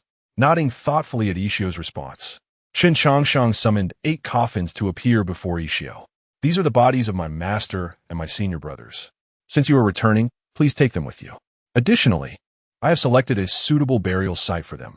You need only follow the marked location on this map. Gazing at the meticulously marked map and observing Chen Changsheng's deftness, Ishio's mouth twitched as he remarked, You seem remarkably adept at this. You must have prepared these things long ago. Congratulations, you are correct. Ever since I joined the Upper Clear Pavilion, I have prepared coffins and burial sites for all my brothers, including my master and ancestor. Are you saying you have prepared one for me as well? Ishio asked. Indeed, but it will cost you. In light of our acquaintance, I shall offer you a 20% discount. Upon hearing Chen Changsheng's words, Ishio's expression contorted slightly. Chen Changsheng, I am still very much alive. Is it not a bit premature for you to prepare a coffin and grave for me? Better to prepare early than to face trouble later. You are not immune to death. It will come eventually, Chen Changsheng retorted. Ishio, you make a valid point. However, I am currently a nascent soul cultivator, and it is not impossible for me to reach the transformation stage in the future. Does that mean transformation stage cultivators do not die? Chen Changsheng's words rendered Ishio speechless once more. Ishio, I do not understand why I can never win an argument with you. Realizing he could not outsmart Chen Changsheng, Ishio reluctantly stored away the coffins and the map. Very well, I appreciate your kindness, but it remains uncertain who will collect whose remains. By the way, who is this by Xianzuan you mentioned? Without his shadow in the country of Night Moon, we would certainly be doomed. Perhaps you could share some clues, so I might seek this elder. In response, Chen Changsheng waved his hand dismissively. Do not even think about it. Bai Xianzuan is a figure from at least 2,000 years ago. He is likely dust by now. I discovered a stone coffin he left behind in the infinite secret realm, which recorded some of his deeds. Originally, he intended to find peace within the infinite secret realm, but later chose another place. I initially thought this elder had found a good resting place. Yet after uncovering the secrets of the bronze ancient hall, I realized things might not be so simple. What began as a casual attempt unexpectedly yielded results. Curious, Wan Yu asked, what if the stone coffin left by Xianzuan proves ineffective? Then I shall have no choice but to rely on my ancestor. Although I sell coffins, it does not mean I wish to meet my end, Chen Changsheng replied. Wan Yu, though your reasoning is sound, why do you speak so lightly of it? It's hard to determine if you are cold-hearted or deeply loyal. You traveled thousands of miles to the country of Night Moon, risking your life merely to collect the remains of an old acquaintance. Yet when you speak of relying on the enemy, you seem utterly unperturbed. After discussing several intricate details with Ishio and the others, Chen Changsheng waved his hand. You should take your leave. Even if the stone coffin of Bai Xianzuan does not eliminate the Ascended Master, it will certainly cause him considerable trouble. Now that you are aware of his secrets, he will not openly kill you. Exercise caution, and you should be able to survive. Observing Chen Changsheng's calm demeanor, Ishio asked curiously, if we return now, we will undoubtedly face numerous dangers. Will you not even try to dissuade us? Rain must fall, and a daughter must marry. The end of all living things is an inevitable occurrence. The only distinction lies in whether it happens sooner or later. This path is one you must choose for yourselves. Why should I counsel you? At most, I can offer you a greater discount on your coffins. Ishio, your words hold merit, but you truly are a rascal. Chapter 31. The bustling business of Chen Changsheng in the town of Bitter Sea. Xuanwu Kingdom faced with Chen Changsheng's nonchalant demeanor. Ishio rolled his eyes dramatically and remarked, I can hardly tolerate your heartlessness. I shall take my leave now, and perhaps in a millennium or so, I will return to collect your remains. With that, Ishio turned on his heel, and Wan Yu cast a lingering glance at Chen Changsheng before following suit. Observing Ishio's retreating figure, Chen Changsheng merely smiled faintly, saying nothing. Though the young monk often found himself outmatched in conversation, he was undeniably astute. It was during the time when Nianxing was making a name for himself in Linglong's sect that Chen Changsheng first encountered him. At that time, Nianxing was already over 60 years old, and considering Chen Changsheng's own years spent in Linglong town, it had been more than 80 years since their paths had crossed. Given the long-standing acquaintance between Nianxing and himself, one could surmise the length of his existence with some degree of accuracy. Back then, he was but a humble cheer-refining practitioner, and such longevity was hardly rational. Yet, Ishio had never broached the subject. With these thoughts in mind, Chen Changsheng stretched languidly and turned to gaze at the kingdom behind him, murmuring, I have heard this land is called Xuanwu Kingdom. I wonder what delights it holds. As he spoke, he sauntered leisurely down the mountain. In the town of Bitter Sea, Xuanwu Kingdom, a towering man standing at 2 meters, forcefully pushed through the crowd surrounding a shop and knelt before Chen Changsheng. Observing the man before him, Chen Changsheng quickly helped him to his feet, saying, Big fellow, speak plainly. Whatever you need, I shall assist. Upon hearing this, the man wiped the tears from his face and produced several bloodied spirit stones from his pocket, saying, Sir, this is all my wealth. I will gather the remaining stones, but I implore you to help restore my brother's body. Chen Changsheng glanced at the wooden board covered by a white cloth not far away and sighed, shaking his head. Business is business. I have never been one to default. I understand that you two brothers make a living by gathering herbs. Coincidentally, I am in need of some medicinal materials. I could purchase your herbs. What say you?" Upon hearing Chen Changsheng's words, the man stifled his grief and brought over a basket from his side. Chen Changsheng casually surveyed the contents and quickly estimated their worth. The basket contained only low-grade herbs of poor quality. Even with a premium, they would not fetch more than 3 inferior spirit stones. "Very well. These are precisely the superior herbs I require. I shall offer you 100 spirit stones for them." As he spoke, Chen Changsheng took the basket and extended a beast-hide bag to the man. "For the burial, the minimum fee is 100 spirit stones. My shop currently has a promotion. I shall also provide you with a fine coffin." "Thank you, sir. Your great kindness shall never be forgotten." The transaction of 100 spirit stones was completed, and Chen Changsheng approached the nearby wooden board. He gently lifted the white cloth, revealing a mangled corpse before him. At the sight of such a scene, the onlookers felt their stomachs churn. "What happened?" one of them inquired. "A few days ago, we discovered a century-old spirit herb, but it was guarded by a fierce beast. I knew the beast was formidable, so I had no intention of harvesting the herb. Yet, unexpectedly, my brother went behind my back to gather it, and by the time I arrived, he was already a lifeless shell. This is all my fault. He sought to exchange the herb for resources on my behalf." As he spoke, the kneeling man broke down in tears. Witnessing this, Chen Changsheng shook his head and produced a complete set of professional tools. The sound of flesh being manipulated filled the air, causing some with weaker constitutions to retreat and begin to vomit. Chen Changsheng, however, remained calm, murmuring, "First, align the tendons. Second, piece together the bones. Limbs before the torso. The organs must not be misplaced." As Chen Changsheng's hands continued their work, the disfigured corpse gradually began to take shape. After an hour of diligent effort, he finally completed the reconstruction, filling in the missing parts with other materials. Once finished, he retrieved a fine coffin and gently placed the body inside.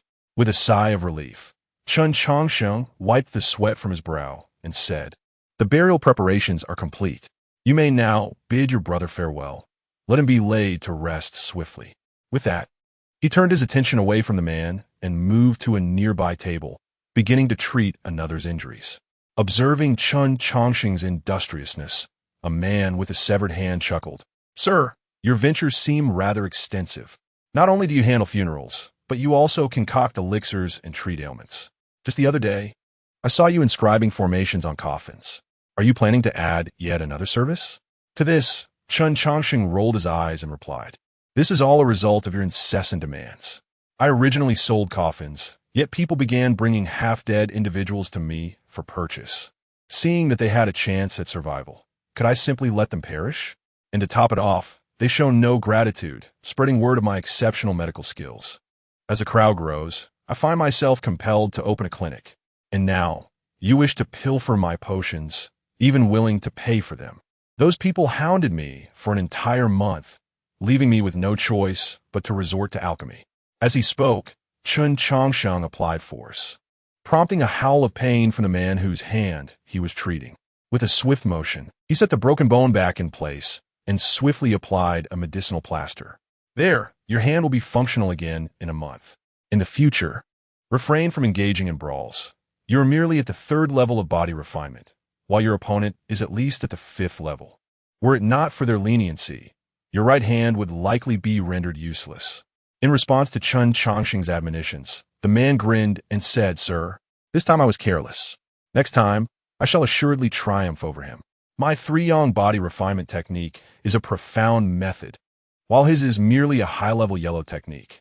His victory rests solely on his marginally superior realm. Once I reach the 4th level of body refinement, let us see how I fare against him." Listening to the man's grandiose claims, Chen Changsheng merely smirked, unwilling to continue persuading him. The combative nature of the Xuanwu kingdom was deeply ingrained in its people. Dissuading them from their competitive spirit was akin to advising them against breathing. Chapter 32.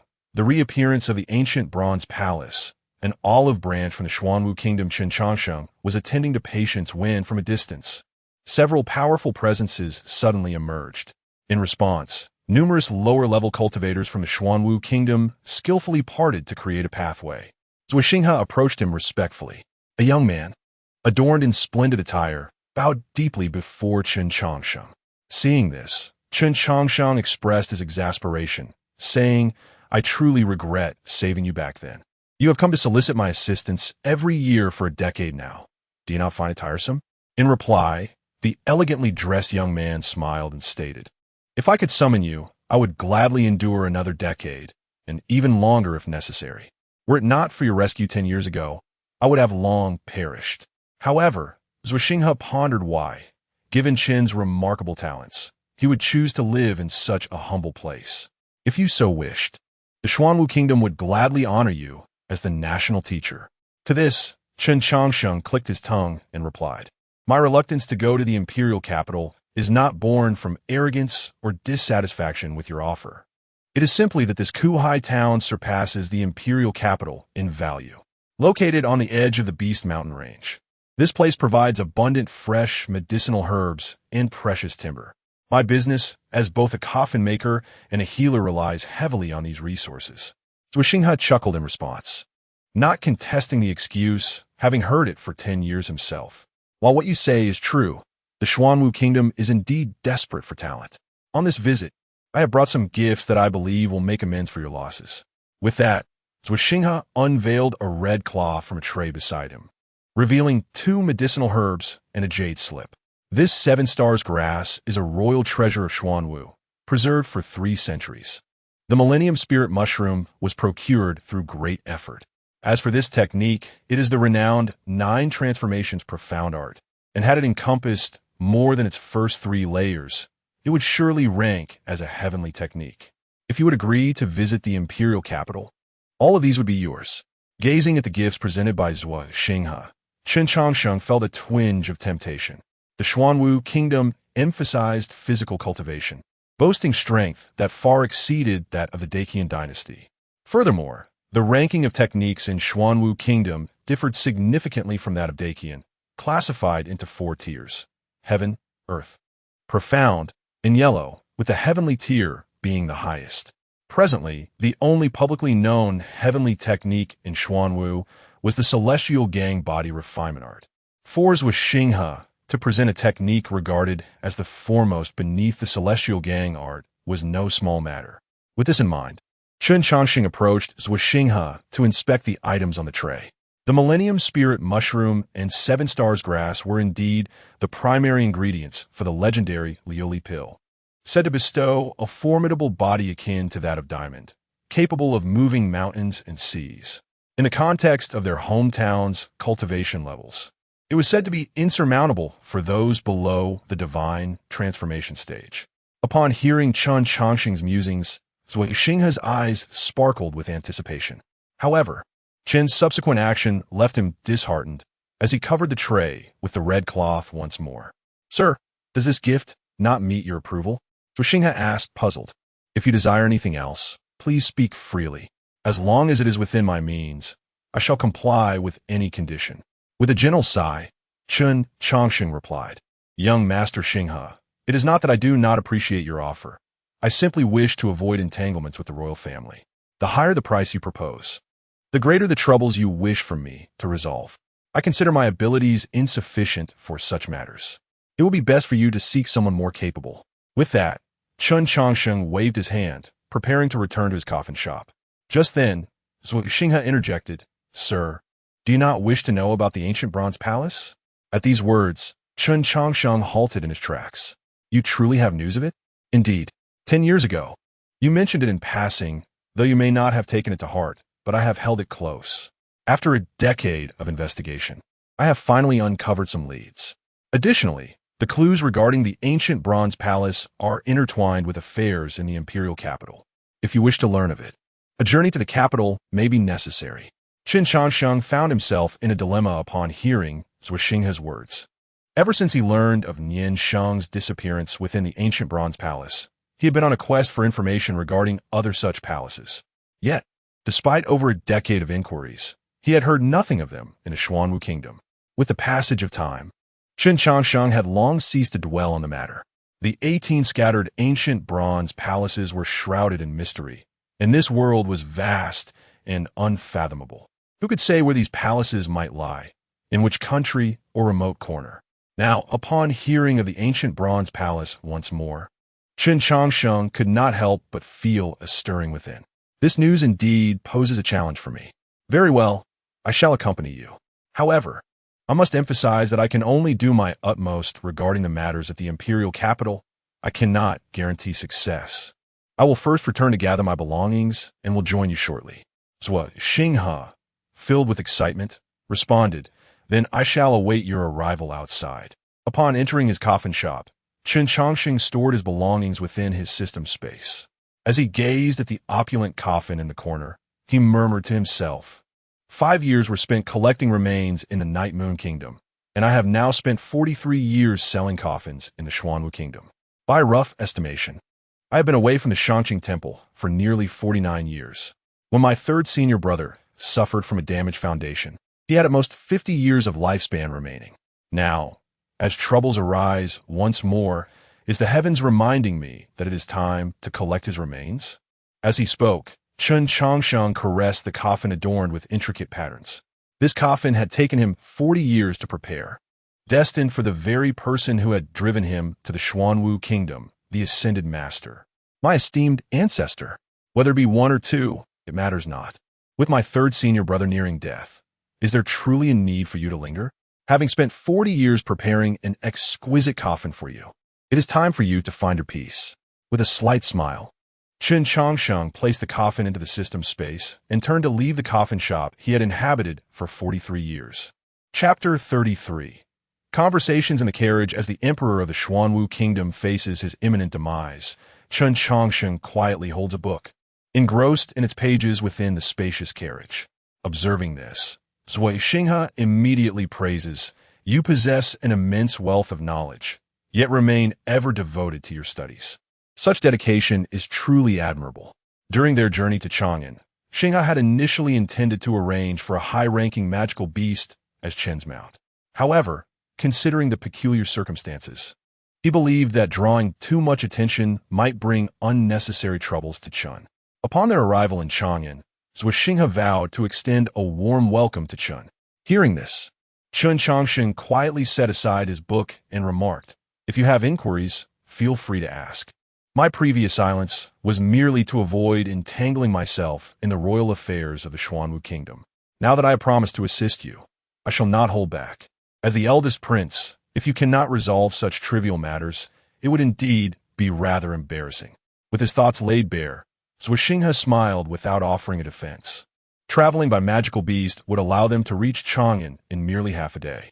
Yet, this meant significantly less time alone with Chen Changsheng. 10 years prior, in the Monster Beast Mountains, Chen had rescued him, and their lengthy conversation that night had greatly benefited him. However, after reclaiming his identity and seeking out Chen once more, their discussions had ceased. Now, with another opportunity at hand, Zhuo Xinghe could not afford to let it slip away. Gathering his thoughts, he spoke, "Sir, there's a question that has perplexed me for quite some time. It is well known that human energy is limited, and cultivators are no exception. Yet, you not only possess formidable cultivation, but also excel in alchemy, formations, medicine, geomancy, and many other disciplines. How have you managed to master all these arts so thoroughly?" In response, Chen Changsheng inquired, "How old are you this year?" "I have just turned 100, Zhuo Xinghe replied. "At this age, your level of cultivation is indeed impressive. Being exactly 100 means you have lived for a century," Chen continued. "You may attribute your lack of knowledge in your first 20 years to youthful ignorance. However, what have you accomplished in the subsequent 80 years? With 365 days in a year, 80 years amounts to over 20,000 days and nights, a considerable span of time. For an ordinary person, 80 years may encompass a lifetime. Yet, for a cultivator, those 80 years hold even greater significance. Ordinary individuals are often hampered by illness, hunger, and fatigue, wasting precious time. In contrast, cultivators can absorb the essence of heaven and earth to sustain themselves, untouched by the ailments that afflict mortals, and can meditate in place of sleep. What then have you gained during these years?" Reflecting on Chen's question, So Xinghe replied earnestly, "In these 80 years, I have acquired cultivation, power, and a beautiful companion." Well summarized. But what else? Chen pressed. In a day, there are 12 hours. Did you truly devote all your time to these pursuits? If I am not mistaken, your activities also included leisure, romance, and rivalry, which surely consumed a significant portion of your time. I am no genius, nor have I had extraordinary masters. I simply reclaim the time you squandered, nothing more. To cultivate oneself, one must first cultivate the heart. Without a refined mindset, how can one truly progress on the path of cultivation? Upon hearing this, Xinghe exhaled deeply, his admiration for Chen Changsheng intensifying. Such a simple statement, nothing more, is enough to render cultivators across the realm abashed. With such remarkable talent, the Xuanwu Kingdom would honor you as a national hero. What say you? In response to Xinghe's renewed offer, Chen Changsheng smiled and waved his hand. I think not. My interests lie elsewhere. Moreover, your considerable effort to summon me from seclusion indicates that the situation in Chang'an is dire. How much longer can your father endure? Sighing, Xinghe confessed, my father is the most formidable monarch in the history of the Xuanwu Kingdom. Yet, no matter how high his cultivation or how profound his abilities, he cannot escape the inevitability of mortality. His time is now less than a year. Recently, the emperor decreed that whoever could locate the dragon's lair would inherit the throne. Chen Changsheng frowned upon hearing this. The left emperor has lived for 2,300 years. I am certain the Xuanwu Kingdom has exhausted all methods of prolonging life. His urgent search for a burial site suggests he seeks not merely the dragon's lair, but a place that could grant him a second life. Such locations are not easily found. Acknowledging Chen's insight, Xinghe offered a bitter smile. If such places were easily discovered, I would not have sought your assistance. My brothers have enlisted the help of skilled individuals, and I fear I cannot compete with them. Thus, I had no choice but to disturb your solitude. But tell me, what confidence do you possess regarding this matter? Chen inquired. I cannot assert 10 parts certainty, but I believe I have 5 or 6 parts assurance, he replied. Xinghe was momentarily taken aback. He had consulted countless reclusive sages throughout the Xuanwu Kingdom, most of whom offered vague assurances or none at all. Yet, here was Chen Changsheng, boldly claiming 5 or 6 parts certainty. Were it not for his understanding of Chen's character, Xinghe might have dismissed it as mere bravado. Do you truly possess such confidence? He asked. I have the confidence to find that place, but finding it does not guarantee success. The outcome depends on how much the Xuanwu Kingdom is willing to invest, Chen clarified. Moreover, do not blame me for not warning you. The desire for a second life is a longing shared by all nearing the end of their days. However, only a few can achieve it. You would do well to counsel your father to abandon such thoughts. Xinghe wore a pained smile at Chen's advice. He understood this truth, yet the will of his father was not something easily swayed by others. Chapter 34. The extravagant fruit platter. Chen Changsheng. All rubbish in response to Chen Changsheng's suggestion, Xinghe remained silent, offering no reply. Observing this, Chen Changsheng smiled lightly and chose not to press further. Zhua Huang had lived for 2,300 years, a span surpassing that of even the most seasoned cultivators of the transformation stage.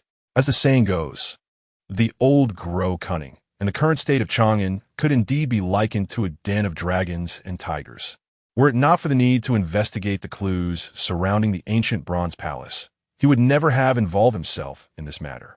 In the palace of Chang'an, the 9 princes of the Xuanwu Kingdom had gathered in the grand hall, where a young man sat regally upon the dragon throne. This young man was none other than the most formidable emperor in the history of the Xuanwu Kingdom, the Xuanwu Emperor. He rested his chin on his hand, a smile playing at the corners of his mouth as he observed his 9 sons. At that moment, one of the princes stepped forward and declared, Father, I have traversed the realm in search of renowned sages and explored every notable mountain and river in the Xuanwu Kingdom. At last, I have discovered the location of a dragon's lair. With this lair, I can ensure you live another life. Upon hearing one prince speak, the others, unwilling to be outdone, began to recount the efforts they had expended in their quest for the dragon's lair. However, among the 9 princes, only the eldest, Xinghe, remained mute. The reason for his silence was simple. Chen Changsheng was voraciously devouring the fruit platter before him, watching his brothers expound on their findings. Zhuo Xinghe felt a surge of urgency. Sir, could we perhaps postpone the feasting momentarily? Should we not first discuss the dragon's lair? Upon hearing Zhuo Xinghe's suggestion, Chen Changsheng swallowed the spirit fruit in his mouth and replied, "This is a banquet. Indulging in food is of utmost importance. Furthermore, you should not be preoccupied with this matter at present." Zhuo Xinghe's face was etched with confusion. If not the dragon's lair, then what should we concern ourselves with now? In response to Zhuo Xinghe's lack of understanding, Chen Changsheng rolled his eyes dramatically. "Your father is on the brink of death, and you 9 sons are cheerfully seeking out his burial site. Do you not find this somewhat inappropriate?" With those words, Zhuo Xinghe's realization struck him. While it was true that their father sought the dragon's lair, it was equally true that his time was drawing near. Yet, in this moment as a son, his first thought should have been of reluctance to part, rather than how to secure a good resting place for his father. Even if he did not genuinely feel this way, he should at least put on a fade. With this in mind, Zhuo Xinghe spoke softly, "Sir, is it too late to change course? It is never too late to mend a fence after the sheep are lost. Remember to be a bit more dramatic." Upon receiving Chen Changsheng's consent, Zhuo Xinghe sprang to his feet and charged forward. As he slid to his knees, he forcefully pressed his forehead against the ground. "Father, I cannot bear to part with you." The other princes were taken aback by Zhuo Xinghe's sudden display. Simultaneously, the Zhuo emperor's gaze shifted to Chen Changsheng, who was still engrossed with the extravagant fruit platter. As an ancient being of over 2,300 years, his strength was unquestionable. He was well aware of the conversations taking place in the hall and fully understood the thoughts and personalities of his 9 sons.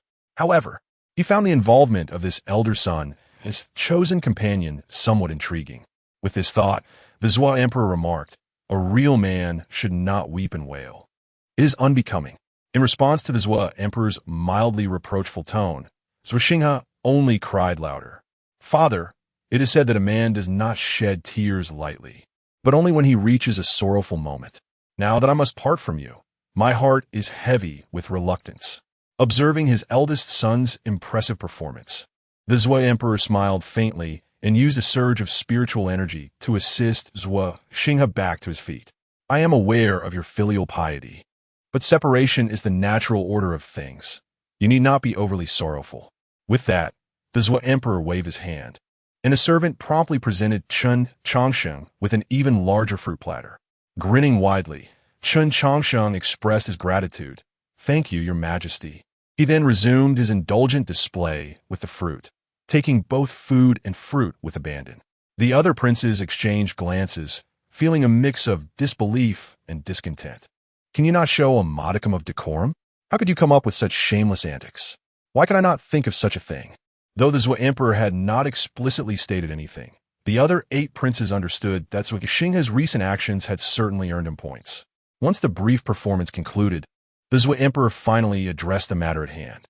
"My time is drawing to an end, and I seek a place of celestial fortune to reverse my fate. 10 years ago, I promised that whoever could locate the true site of celestial fortune would inherit the throne of the Xuanwu kingdom. Now is your opportunity to demonstrate your accomplishments." As his words fell, the 8 princes exchanged glances with their respective sages, who promptly stood forth, confidently presenting the dragon lairs they had discovered. The descriptions, almost fantastical in nature, piqued even Zhuo Xinghe's interest. However, Chen Changsheng, as the helper, remained engrossed in the act of showcasing the fruit platter, showing no sign of intent to speak. Half an hour passed, and the 8 dragon lairs had been introduced. All eyes turned to Chen Changsheng, who continued his unrefined behavior. The second prince, visibly displeased, remarked, "Eldest brother, where did you find such a rustic bumpkin? This is a critical moment for our father-esque grand plan. To have such a person in the hall is to disgrace the Xuanwu kingdom." Just as Zhuo Xinghe was about to retort, Chen Changsheng leisurely finished the last spirit fruit and remarked, "Have you not heard of the grand finale? The truly extraordinary appear only at the end. Why the haste?" As he spoke, Chen Changsheng turned to the Zhuo emperor and inquired, "May I ask, your majesty, do you possess a map? If possible, I would prefer to be large and detailed." In response, the Zhou emperor gestured, and 5 robust men entered, carrying a massive scroll of map that they unfurled, covering a substantial portion of the palace floor. Chen Changsheng scrutinized the map, carefully marking the 8 previously mentioned dragon lairs. Once he completed his task, he clasped his hands and stated, "Your Majesty, please forgive my frankness, but in my eyes, these 8 locations are all worthless. To reverse one's fate, there is but one place that holds a glimmer of possibility." At this proclamation, the assembled sages erupted in outrage. "How dare you? Under which sect do you train, that you would speak such nonsense here? State your lineage, so we may ensure your master teaches you a lesson." Unfazed by their ire, Chen Changsheng casually cleared his ears and replied, "I apologize, but my sect does not specialize in locating dragon lairs. These skills I have acquired through self-study. Moreover, my primary occupation is selling coffins, with a side business in locating dragon lairs and managing funerals." Chapter 35. The Forbidden Land of Antiquity. The words of Chen Changsheng echoed throughout the grand hall, leaving the eminent figures present utterly stunned. They had anticipated that the elder prince would summon someone of remarkable stature, yet it turned out he had enlisted the services of a mere coffin seller. Even more absurd was the revelation that his expertise in geomancy was self-taught. Upon hearing this, the other 8 princes seized the moment to launch their attacks against Zhou Xinghe. "Father, my elder brother has brought in a coffin merchant merely to placate you. It is evident he seeks to undermine your grand designs.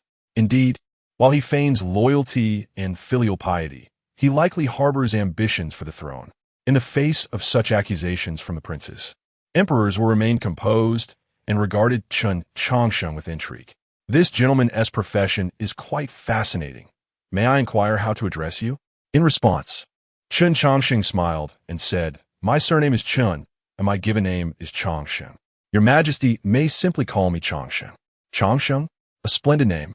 Might I ask, Mr. Changsheng, to elucidate your earlier statements? All 8 of these gentlemen are renowned geomancers of the Xuanwu Kingdom. Is it not somewhat inappropriate to dismiss their expertise so lightly?" The audience broke into cold laughter at the emperor's inquiry. With the emperor himself questioning, it was impossible for a mere rustic like Chen Changsheng to escape his scrutiny. It was likely that he would face a grim fate.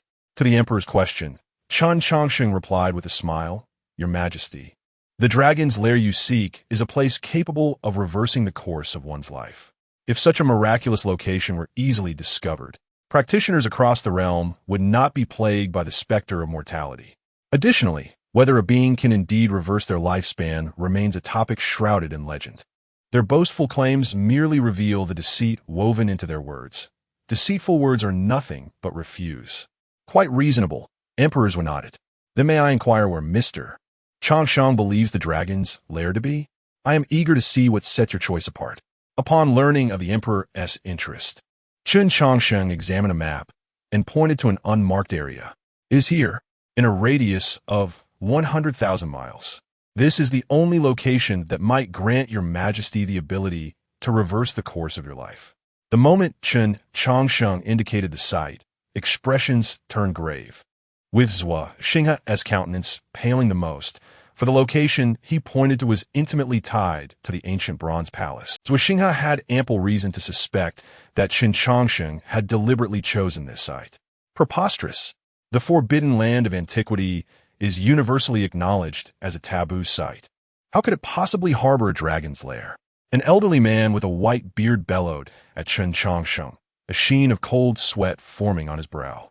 Seeing this, Chen Changsheng rolled his eyes and retorted, "You speak of taboos incessantly. Do you even comprehend what a taboo truly is? A taboo is simply a taboo. It requires no further explanation. Your intent to lead His Majesty toward the forbidden land of antiquity is treacherous. I implore your Majesty to eliminate this scoundrel." The old man had ceased conversing with Chen Changsheng and instead petitioned Emperor Zhou for his demise. However, the emperor displayed no interest in the old man's plea and turned to Chen Changsheng. "Why have you chosen such a location? The forbidden land of antiquity is a place where life and death are irrevocably intertwined." "Huh, your Majesty jest. Taboos are matters that have eluded clarity throughout history. I have merely attempted to articulate some concepts. They are not to be known, defined, described, or observed. That which possesses these characteristics is what the populace deems a taboo. Hearing this, emperors were nodded thoughtfully. Your words illuminate the terrifying nature of taboos. If you possess such understanding, why choose that location? Because in the realm of caves and paradises, there are those of great ability. Before your majesty's birth, other formidable beings inhabited this land. They too faced the burdens of mortality and made choices akin to yours. While taboos may defy description, we do know one thing: the sheer power of taboos. Their might has grown to such an extent that all living beings dare not speak of it. The places they inhabit are assuredly the finest. If your majesty seeks to reverse the course of your life, the dragon's lair must not be approached with mere rationality. The 8 dragon lairs previously mentioned, while commendable, are insufficient for your majesty. To reverse the course of your life, one must embrace death to attain life, daring to breach the forbidden land of antiquity for a slender chance of survival. Chen Changsheng's voice resonated in the expansive palace, causing hearts to race with trepidation. No one had anticipated that this rustic would propose such audacious counsel. Should the emperor heed his advice, the entire Xuanwu kingdom would face annihilation. Silence fell over the hall after Chen Changsheng's pronouncement, a peculiar stillness enveloping the atmosphere. After an indeterminate time, emperors spoke. I am weary today. You may all return. From this day forth, Mr. Changsheng shall serve as the national master of the Xuanwu kingdom, and within its borders he may come and go freely. With that, emperors rose and departed. Meanwhile, Zhuoxinghe's 8 brothers clenched their fists, their eyes ablaze with envy. The position of national master, with the privilege of free access throughout the Xuanwu kingdom, was an extraordinary boon. Such freedom meant that Chen Changsheng could traverse any corner of the realm, including the treasury and secret chambers of cultivation, places previously accessible only to the emperor. The prospect of an outsider gaining entry to these hallowed grounds incited the prince's jealousy. No, your majesty, you cannot do this. I had an agreement with the elder prince not to assume any official capacity within the Xuanwu kingdom. As the others seethed with envy over Chen Changsheng's sudden fortune, he shouted toward the departing emperor, seemingly reluctant to accept the mantle of national master. The onlookers were rendered speechless. They thought, I am truly grinding my teeth in frustration. Had it not been for His Majesty's regard for you, I would have ensured your demise.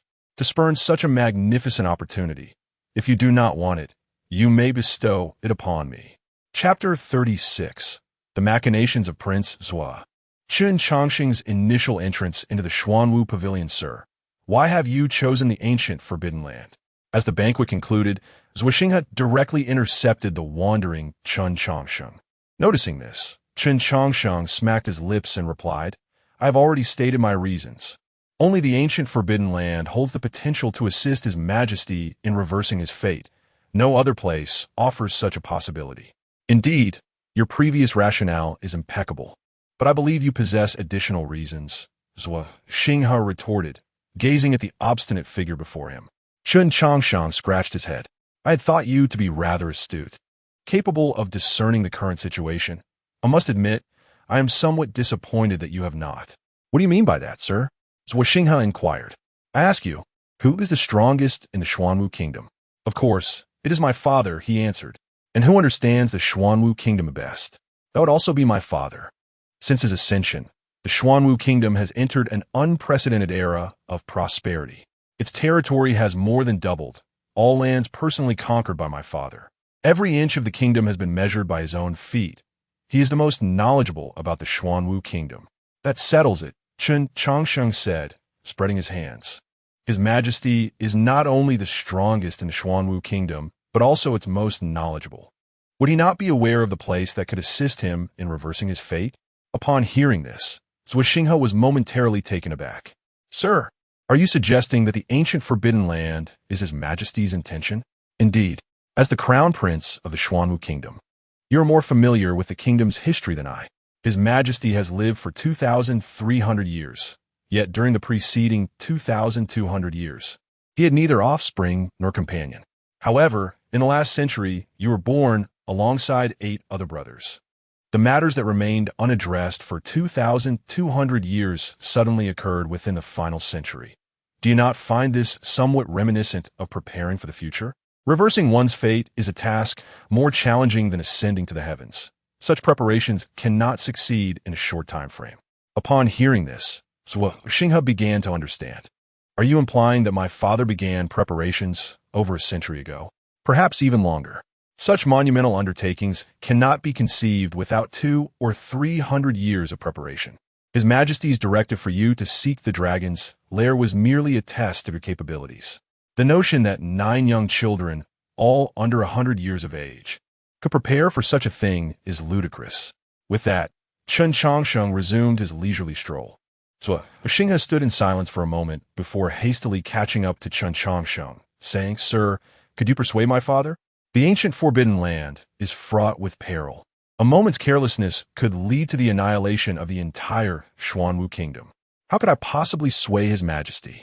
I am but an outsider. This is a task you should undertake," Chen Changsheng replied. "On my way here, I had suggested that you persuade your father, for I had already anticipated that his majesty would choose the ancient forbidden land." As they spoke, Chen Changsheng arrived before a towering pavilion, the repository of Xuanwu Kingdom's martial arts. The Xuanwu Pavilion. Gazing at the lofty structure, Chen Changsheng's eyes sparkled with delight. This place, rich in literary treasures, is undoubtedly the greatest temptation in the world for me. Would you accompany me inside to take a look? In response to Chen Changsheng's invitation, Xinghe, fraught with turmoil, managed a smile. "I cannot accompany you, sir. I am not permitted to enter the Xuanwu Pavilion without my father's consent. Furthermore, please remember, you may only observe and must not handle any of the items within." A careless touch could lead to, before Xinghe could finish, a shadow suddenly appeared before them. His Majesty has decreed that Mr. Changsheng may freely access whatever he desires. No one shall impede him. Furthermore, Prince Xinghe is tasked with guiding Mr. Changsheng throughout the palace, ensuring his complete satisfaction. Xinghe was taken aback. Freely access? Is my father jesting? This is not how one treats distinguished guests. Chen Changsheng could not help but wonder if he were perhaps the emperor's illegitimate child, for why else would they bestow such privileges upon him, while the emperor's legitimate sons were not afforded the same? "Thank you, your majesty." Chen Changsheng expressed his gratitude with a cheerful smile, then pulled the bewildered Xinghe into the Xuanwu Pavilion. Inside the Xuanwu Pavilion, Chen Changsheng was nearly drooling at the sight of the vast array of books. As he reveled in the moment, Xinghe, having regained his composure, hesitated and asked, "Sir, you are not surnamed Zhou, are you?" Hearing this, Chen Changsheng rolled his eyes. "Please refrain from making such ethical jokes. My surname is Chen. That is indisputable. I am neither the emperor's illegitimate son nor your elder brother." As Chen Changsheng mocked Xinghe, he continued to select books from the Xuanwu Pavilion. Observing this, Xinghe pressed on with his inquiries. "If you're not the emperor's child, then why does he treat you with such favor? Is it merely because you have discerned his intentions?" While Xinghe questioned him, Chen Changsheng continued to gather an impressive collection of books. Soon, he stumbled upon a tome that was as large as a house. "What is this book?" Though Chen Changsheng did not respond, Xinghe reverently explained, "This is the historical record of the Xuanwu Kingdom, documenting all events since its establishment." "So, it is the history of the Xuanwu Kingdom. What a valuable treasure!" Chen Changsheng exclaimed, gradually elevating himself until he was level with the massive tome. He noticed that a portion had been opened, revealing details about the bronze ancient palace. Pointing at the passage, Chen Changsheng remarked, "This record about the bronze ancient palace, you learned of it from here, did you not?" "Indeed. Recently, I came to the Xuanwu Pavilion to retrieve the 9 turns mystical art and sought your assistance in emerging from seclusion. It was by chance that I discovered this clue," Xinghe admitted. Upon hearing this, Chen Changsheng nodded thoughtfully. "His Majesty has indeed exerted considerable effort to invite me." Xinghe looked perplexed. "What do you mean by that? When has my father ever invited you? Why do you look at me so? You cannot genuinely believe that the clue to the bronze ancient palace was your own discovery, can you? This tome is so thick, filled with such extensive content. It is rather coincidental that you happened to open to a page recording the very bronze ancient palace I seek. Do you not find this a tad too fortuitous? Zhuo Xinghe was taken aback. Then who has been orchestrating this behind the scenes? Who else could it be but your father? For 10 years. You have sought me out annually. Could His Majesty not take notice of such unusual behavior? Once he became aware of my existence, he would naturally investigate my background and assess my situation. Perhaps out of curiosity regarding me, he gently nudged you, leading me to this Chang'an city. But you have only spoken of the bronze ancient palace to me. Zhuo Xinghe protested. That is true, but if you investigate the bronze ancient palace, the news will inevitably leak. To investigate, one must inquire or consult ancient texts. In this confined area of Chang'an City, what could you possibly do that His Majesty would not know? Zhuo Xinghe sighed. I suddenly feel like a child. Chapter 37. The funeral of the master ancestor and the deal with the left emperor. Chen Changsheng's words left Zhuo Xinghe in a profound silence. After a while, Zhuo Xinghe spoke up. Since you understand my father's thoughts, what do you believe he will do next? What else can he do? He must consider whether he can accept the price I have proposed. At these words, Zhuo Xinghe gazed at Chen Changsheng in astonishment. Sir, do you possess a means to enter the ancient forbidden land? I do have a slight chance, though it is minimal, only about 50%. Nevertheless, do not underestimate this opportunity. Even if your father were to exchange the entirety of the Xuanwu Pavilion for it, he would still be profiting immensely. As he spoke, Chen Changsheng waved his hand dismissively. All right, you may leave now. I wish to read in peace. Also, remember to have someone copy the text from the Xuanwu Pavilion for me to peruse at my leisure. Faced with Chen Changsheng's request, Zhuo Xinghe's lips twitched. Yet he refrained from responding, knowing that this matter was beyond his control. Once Zhuo Xinghe departed, Chen Changsheng began to slowly peruse the historical records of the Xuanwu Kingdom. He immersed himself in reading for a full month, during which time the Xuanwu Kingdom sent numerous cultivation resources daily, all of which Chen Changsheng accepted without hesitation. However, he never mentioned the ancient forbidden land. With a satisfying crunch, he bit into a coveted spiritual fruit, reclining on a page larger than a bed as he read diligently. His leisurely demeanor evoked envy from others around him. You truly possess remarkable patience, a voice interjected from nearby. Chen Changsheng turned to find the left emperor had arrived at the Xuanwu Pavilion unbeknownst to him. Your Majesty, Chen Changsheng greeted with a bow. But the left emperor paid him no heed, instead glancing at the historical texts of the Xuanwu Kingdom. In just a month, you have read so much. It appears you have a genuine fondness for books. Your Majesty is indeed perceptive. I have no unique hobbies aside from my love for literature, for it provides me with boundless knowledge. Hearing this, the left emperor gently stroked the books before him. The Xuanwu Pavilion has been granted to you, and you have assumed the role of national master, receiving abundant resources. Yet, despite all these benefits, you remain insatiable. Do you truly believe I would hesitate to take your life? Upon hearing this, Chen Changsheng flashed a smile. Your Majesty, your words are misplaced. While I have acquired many things, none of them are what I truly desire. Transactions must be equitable. Coercion is out of the question. Your strength is unquestionable, and my life rests solely upon your whims. Yet, I am quite certain that you will not kill me, nor force me to act against my will. Humph. The left emperor scoffed. What gives you such confidence? Simply the ancient forbidden land. The left emperor, aware of the terrors of the ancient forbidden land, responded. Venturing into such perilous territory leaves no room for error. This implies that those you bring must be utterly loyal. If you were to be coerced into assisting me, surely you would harbor some doubts. Confronted with Chen Changsheng's unyielding confidence, the left emperor fell silent for a moment before saying, State your conditions. I wish to request your assistance in eliminating a certain individual. In the process, you shall also acquire that 50% chance. Intriguing. If you possess neither the strength nor the wisdom to eliminate this person, they must indeed be a formidable character. While you have adopted the techniques of the Xuanwu Kingdom, I sense another path within you. If I am not mistaken, you hail from the great Qian dynasty, 30,000 miles away. Zingi has sung your praises. I wonder if you would be inclined to share your past with me? At this, Chen Changsheng smiled slightly. Since your Majesty wishes to hear it, I shall oblige. This tale begins 80 years ago. He recounted his experiences with the ascending immortal, carefully omitting his connections with Isho and others. In the face of impending doom, he was reluctant to reveal his newfound immortality. After the battle in the Night Moon Kingdom's forbidden grounds, I fled to the Xuanwu Kingdom, where I have resided for 43 years. Upon hearing the entire narrative, the left emperor felt a flicker of curiosity toward Chen Changsheng. He found it increasingly difficult to discern the true nature of this individual. To traverse 1,000 miles, risking your life merely to deliver a funeral for a fallen comrade.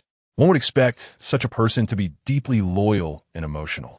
Yet, as you recounted the tragic fate of your sect, your eyes remained remarkably calm. This contradiction is perplexing. Reflecting on this, the left emperor spoke, "You risk offending me to request my aid in eliminating your master ancestor. What is your true intent? Is it revenge? Not all. I ask for your majesty's intervention simply to honor a past promise. When I departed the Night Moon Kingdom, I vowed to give him a proper burial. Words spoken must be upheld." Ha! In response to Chen Changsheng's earnest demeanor, the left emperor laughed heartily. "A commendable promise keeper. You mentioned that there are 18 ancient bronze halls, which must hold some connection to one another. One of these halls has manifested in the ancient Forbidden Land. This must be the source of your 50% chance. Indeed, you share the secrets of the ancient bronze halls with me. Yet you fear I might wield their ominous power as your master ancestor did?" To the left emperor's query, Chen Changsheng remained composed. "As I have stated, I have no interest in that sinister power. My quest for the ancient bronze halls is solely to confirm the safety of a lost friend who vanished within them." With that, Chen Changsheng awaited the left emperor's response in silence. "I must admit, your request is difficult to decline. The ancient Forbidden Land is fraught with danger. If even a slight increase in the likelihood of success can be achieved, I will not let it slip away. Prepare yourself. We shall depart tomorrow, for my time is limited." With that, the left emperor turned to leave. "Your Majesty, my master ancestor reached the pinnacle of transformation 50 years ago. Do you truly possess the confidence to confront him?" Upon hearing this, the left emperor paused momentarily. How vast is the Xuanwu Kingdom? The combined area of the Night Moon Kingdom and the Great Qian Dynasty barely amounts to half of the Xuanwu Kingdom. Would you dare venture into the ancient Forbidden Land, knowing the terrors that lie within? The dangers are beyond comprehension. Not even those at the pinnacle of transformation would dare enter. The Xuanwu Kingdom was not always so grand. Its current stature is the result of my gradual endeavors. I have obliterated 2 nations akin to the Great Qian Dynasty, and I dare to undertake what others cannot. With that, the left emperor's figure vanished entirely. Once the left emperor had departed, the vast Xuanwu pavilion was left in solitude with only Chen Changsheng remaining. He gazed toward the direction of the Great Qian Dynasty, murmuring to himself, "Master Ancestor, after 50 years, your disciple is finally prepared to fulfill his promise. You must be quite astonished." Chapter 38. The Return of the Undertaker. Awaiting the departed like a mountain, the formidable warship ascended slowly into the skies. With Chen Changsheng standing upon its deck, gazing towards the direction of the Qian Empire. 50 fleeting years had passed, and the countenance of old friends once again flickered in his mind. The timid yet kind-hearted young monk, his ever-faithful shadow, the severely injured third senior brother, and the little girl who always affectionately called him Brother Changsheng. A myriad of emotions swirled within his heart, leaving an indescribable expression in his eyes. At that moment, Zui Xinghe approached him. "Sir, what are you gazing at?" he inquired, pulling Chen Changsheng back from his reverie. "Just reminiscing about old friends," Chen replied. "But we are still 30,000 miles away from the Qian Empire. Can you truly see them?" Zui Xinghe questioned. "Friends reside within the heart, and thus do not require the eyes to behold them," Chen Changsheng answered. Zui Xinghe pondered this statement carefully, yet remained unable to grasp Chen's emotions. Seeing his confusion, Chen Changsheng lightly patted his shoulder and remarked, "Do not concern yourself. Today, you cannot comprehend such sentiments. When you have traversed the long passage of time and look back, you will understand this feeling." He continued, "You are a decent lad with a sharp mind. Since we are acquaintances, I shall grant you a discount of 20%. When that day comes, I will personally see to your burial." At these words, Zui Xinghe's face fell instantly. He was merely 100 years old, still in the bloom of youth. Given Chen Changsheng's vast experiences, it was reasonable to estimate that he had lived for over 200 years. By the reckoning of time, he should certainly precede Zhuo Xinghe. After a moment of silent lament, Zhuo Xinghe forced a smile and said, "I appreciate your kind intentions, sir, but as for coffins, perhaps we should wait a bit longer." Chen Changsheng merely cast a faint glance at Zhuo Xinghe's strained smile before turning to retreat to his quarters. Even a figure as powerful as Zhuo Huang could not escape the eventuality of time, and neither could Zhuo Xinghe. For Chen Changsheng, time was but a triviality. At the Shangqing Temple, Li Jinshui erupted into a fit of violent coughs as he stood before 8 gravestones, those of his former masters and brothers. The once serene Shangqing Temple now lay in a state of disrepair, and the couplets penned by Chen Changsheng had become somewhat indistinct. "Brother, why have you come here again?" Song Yuanshan scolded his swaying third senior brother. In response, Li Jinshui chuckled softly. "That should be my question. You are now the esteemed head of Shangqing Temple, the renowned undefeated Taoist, tasked with fending off the onslaught from the Night Moon Kingdom. If you were to falter, what would become of the others?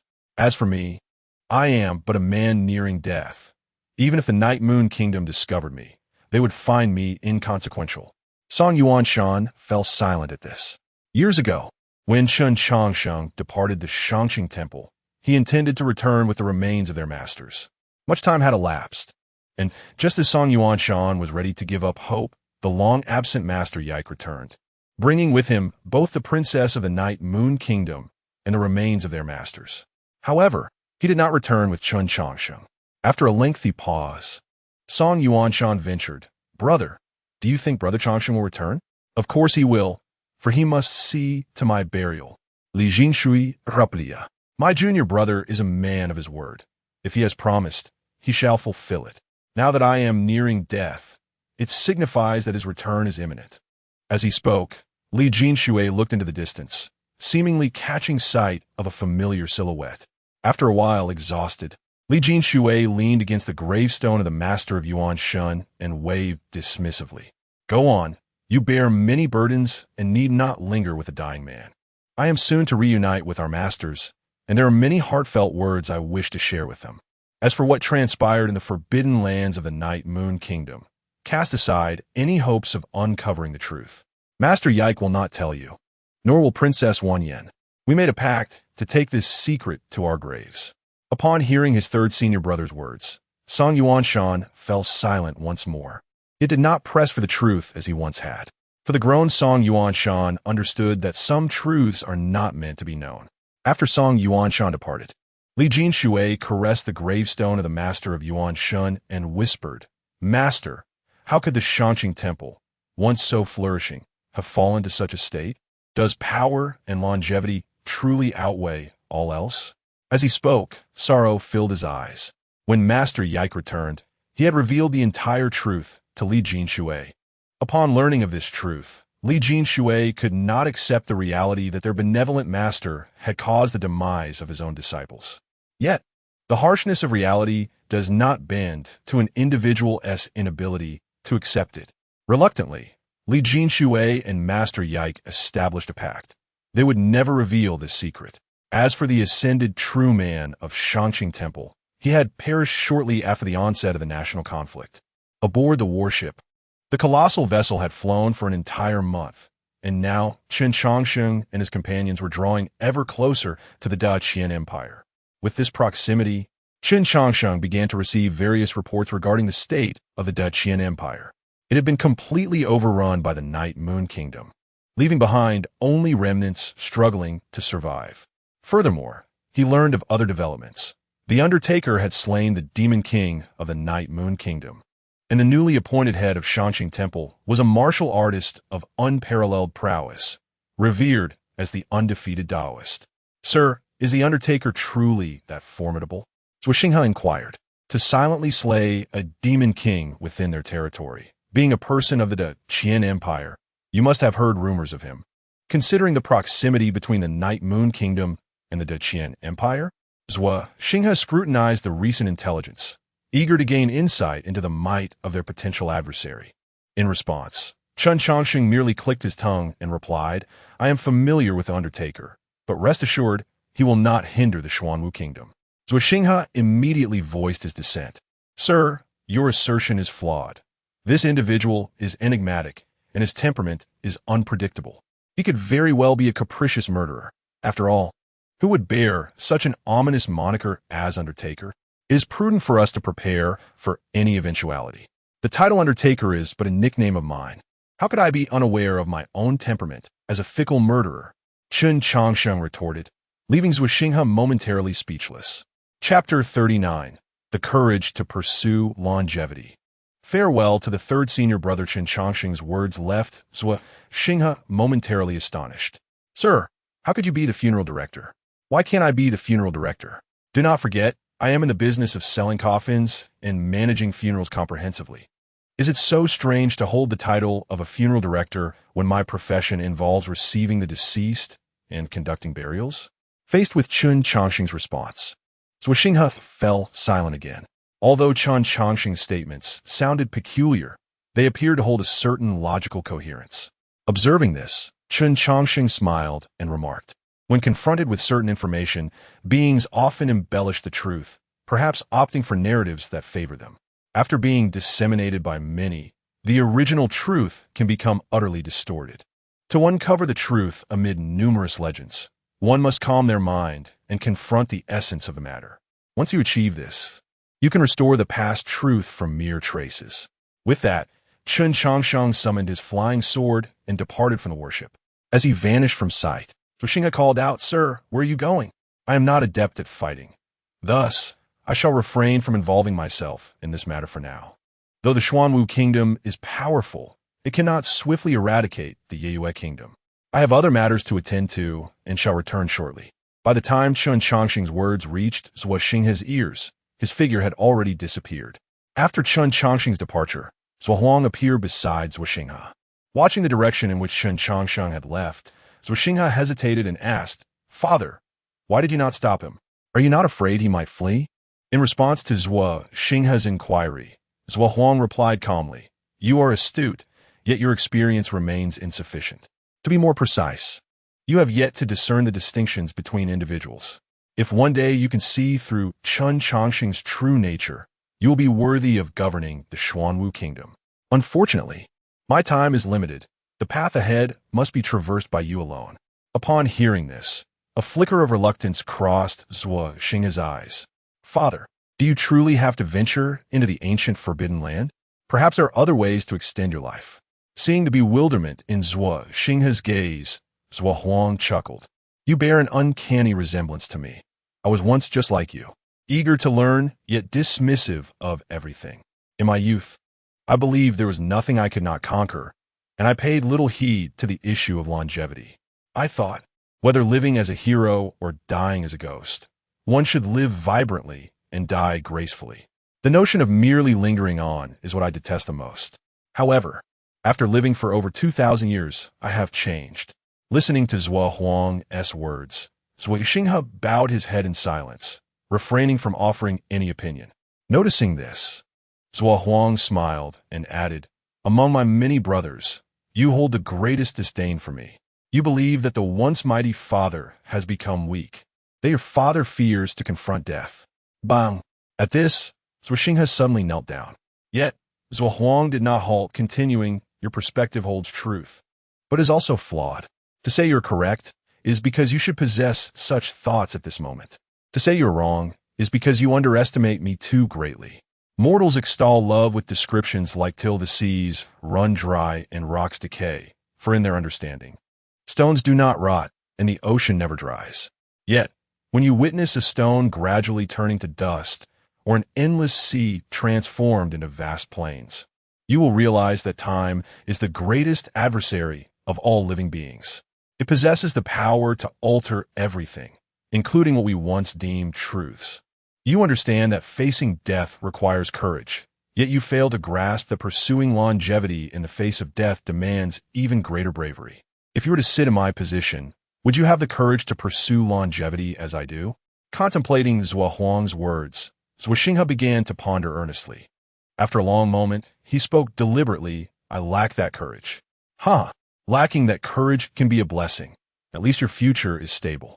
If possible, you must make use of Chen Changsheng in the future. At this statement, Zhuo Xinghe furrowed his brow. Why? Because Chen Changsheng possesses qualities that I lack.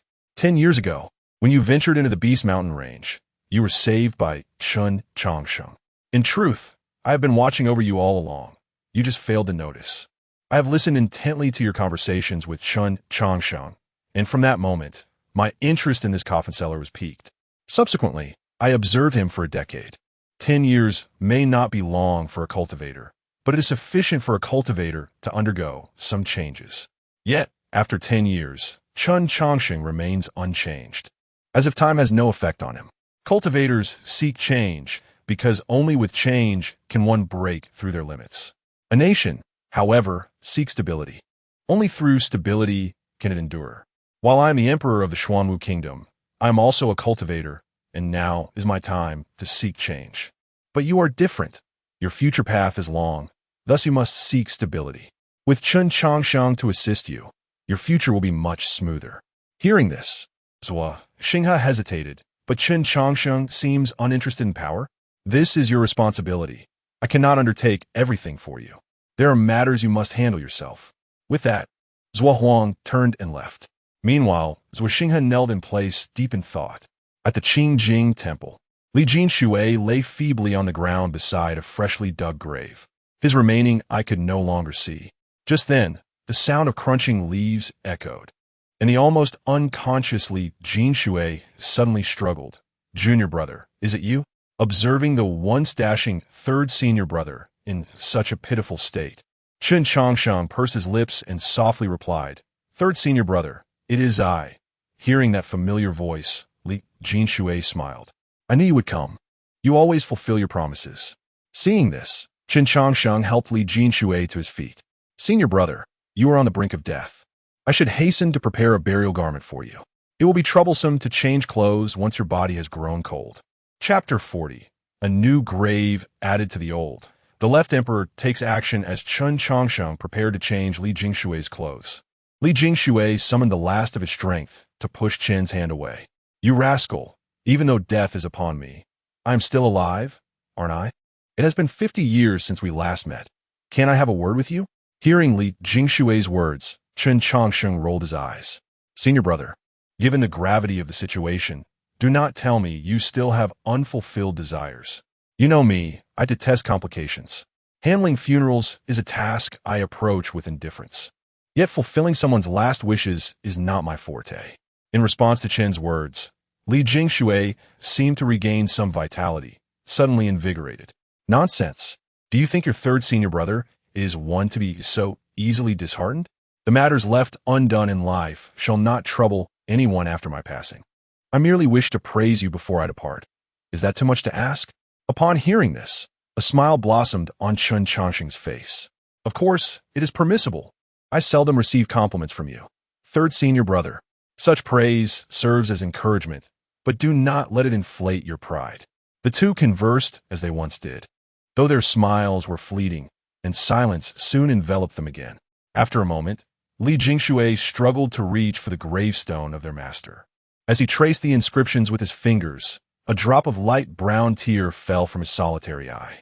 In this life, we are but fleeting shadows. No matter how illustrious one may be in life, ultimately, we all succumb to the inevitability of death. We're skills and divine weapons, but mere wisps of smoke. When you used the thunderstrike would have fashioned a coffin, I thought it was a childish whim. Yet now I understand, within the Qingchuan temple, you alone possess such clarity. With that, Li Jingshui's lips trembled. After a long pause, he regained his composure and smiled once more. Having expressed my sentiments, now let me see what kind of coffin you have prepared for me. Prompted by Li Jingshui, Chen Changsheng retrieved a brand new coffin from the system space. Senior brother, I have procured a splendid coffin made of golden silk namu. This will preserve the body for a millennium. Feel its texture. As Li Jingshui caressed the wood's grain, he nodded in satisfaction. Very good. It was worth my affection for you. Have you prepared the coffin for our master? Indeed. It is crafted from thunderstrike peach wood, engraved with all the formations I have learned, ensuring our master will never rise again. When the time comes, I shall bury both him and you together, allowing you to reminisce about the past. Ha ha ha. Li Jingshui laughed heartily at Chen Changsheng's words. You truly think ahead, little junior brother. With that, Li Jingshui straightened his posture, adjusting the creases in his clothing, and then he remained in that pose forever. As Chen Changsheng gazed upon the lifeless form of Li Jingshui, he calmly attended to the final rites. Once everything was complete, he buried the coffin in the grave Li Jingshui had dug and erected a gravestone, inscribing it with the words "Gravedigger." As he stood before the gravestone he had erected with his own hands, Chen Changsheng silently produced a jar of wine. Senior brother, this is the 100 flowers wine I brewed following ancient methods. In the infinite secret realm, I prevented Yuan Shan from engaging in conflict with others. As per custom, I shall surely be scolded by our master. To evade punishment, I prepared part of this 100 flowers wine for him, hoping for his mercy. The remainder, I intended as a bribe for you, to persuade you to speak favorably of me. However, after emerging from the infinite secret realm, events unfolded one after another, and you have only just tasted this wine today. Yet, it is not without its merits. 70 years of aging has elevated its flavor, and I am certain you and our master will enjoy it. As Chen Changsheng poured the 100 flowers wine before the graves of his third senior brother and their master, he remarked, to share a jar between two is indeed a bit stingy, but I only have 10 jars total, and I still need some for myself. So bear with me. After all, you cannot rise from below to chastise me. With that, Chen Changsheng turned to leave the dilapidated Qingchuan temple, but as he departed, he waved farewell to the 9 graves. Master and senior brothers, I must go fetch our master to join you. I will take my leave first. There was no trace of sorrow in Chen Changsheng's voice, as if in his heart, this was merely a brief farewell to old friends. The horn of war was soon sounded by the Xuanwu kingdom. Although the Night Moon Kingdom had absorbed the Great Qin dynasty, both nations had suffered considerable depletion during this time. Now, confronted by the overwhelmingly powerful Xuanwu Kingdom, the Night Moon Kingdom could only retreat steadily. No reasons, no unnecessary words. The left emperor paid no heed to any negotiations from the Night Moon Kingdom, directly sweeping through with formidable strength. In the span of merely 1 month, the left emperor shattered the Night Moon Kingdom into fragments. Simultaneously, the locations of the 2 ancient bronze palaces were completely besieged by him. Father, the infinite secret realm is now under our control. We only lack the Night Moon Kingdom's forbidden ground occupied by the Ascendant. Additionally, the people from Tianfui Temple wish to meet with you, reported Left Xinghe to the left emperor. Upon hearing this, the left emperor replied coolly, surround the Night Moon Kingdom's forbidden ground without attacking. Let those from Tianfui Temple wait. One must see things through to the end. This matter initiated because of Chen Changsheng, and thus it must also conclude with him. As he spoke, the left emperor paused, gazing into the distance. What a coincidence! Just as I mentioned him, he has arrived. A light appeared on the horizon, gradually enlarging until it landed upon the deck. Your Majesty, I beg your pardon. Changsheng was delayed attending to some personal matters. Chen Changsheng said, bowing respectfully, you are not late at all. Your timing is impeccable. I have trapped your master within the forbidden ground, awaiting your arrival to conduct his funeral. I must admit, your master possesses some skill. It took me 2 moves to shatter his avatar. Moreover, it seems your old acquaintance is aware of your return. So, do you intend to first conduct your master's funeral or meet your old friends? Faced with the left emperor's choice, Chen Changsheng smiled broadly. Of course, I shall first meet my old friends. While my master may not be much in your eyes, I am no match for him. Should he retaliate in his final moments, I could not bear it. Therefore, it is better for us to act separately. Ha ha ha. Hearing Chen's words, the left emperor laughed heartily, pointing at him. I admire your prudence in handling matters. Very well, I shall allow your master some dignity, so you and your disciples may reminisce. With that, the left emperor instantly appeared above the forbidden ground, his right fist clenched and struck down fiercely. Boom! A colossal fist imprint appeared upon the earth, shattering the mountains and rivers within 100 miles into dust. Chen Changsheng, is that truly so powerful? Chapter 41. The falling flowers have intent. The flowing water is unfeeling. Bidding farewell to the Grandmaster as Zhuo Huang unleashed a powerful punch. A colossal cauldron soared from the depths of the Night Moon Kingdom, hurtling towards him. Witnessing the earth-shattering battle, Chen Changsheng couldn't help but click his tongue in awe. The cultivation world is indeed perilous. Fortunately, I have never been fond of fighting. After this reflection, Chen Changsheng promptly flew towards a distant group, including Ishio. Upon seeing Chen Changsheng reappear after a 50-year absence, an overwhelming sense of joy surged within the group, reminiscent of a long-awaited reunion. "Brother Changsheng, I knew you would return," exclaimed Song Yuanshan, filled with excitement as he approached. Chen Changsheng surveyed Song Yuanshan, clad in a Taoist robe, and chuckled. "It has been decades, and the once pesky little brother has finally grown up. Excellent. Your progress reflects the diligent guidance of our third senior brother." Observing the interaction between Chen Changsheng and Song Yuanshan, a breathtaking beauty with a hint of wildness hesitated to speak. This individual was none other than the princess of the Night Moon Kingdom, Wan Yinyu. "What do you plan to do next?" Wan Yinyu eventually couldn't restrain her curiosity and asked.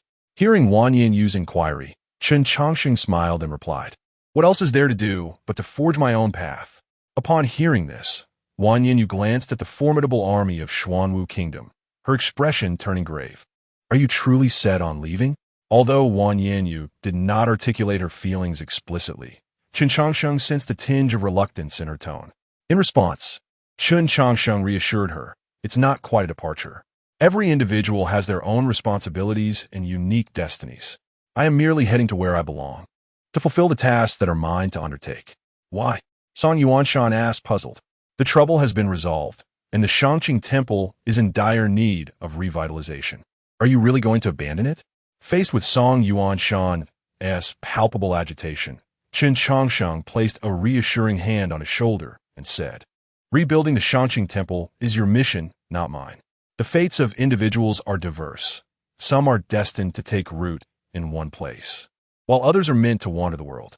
The Tao emphasizes the concept of fate, and my bond with all of you has reached its conclusion. It is time to bid farewell." Upon hearing Chen Changsheng's words, Song Yuanshan clenched his fists. Since Chen Changsheng had entered the temple, it had been anticipated that he would eventually leave. Although Chen had excelled, the others never sensed any intention of permanence from him. To be more precise, Song Yuanshan viewed the Shangqing Temple as home, while Chen Changsheng regarded it merely as a transient refuge. Throughout life, one traverses numerous locations and may grow fond of certain places. However, only a true home can compel one to stay.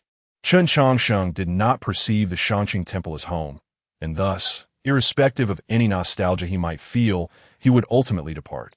With that, Chen Changsheng turned to Ishio, who wore a calm expression. "Little monk, I have known you the longest. I am about to leave. Aren't you going to try to persuade me to stay?"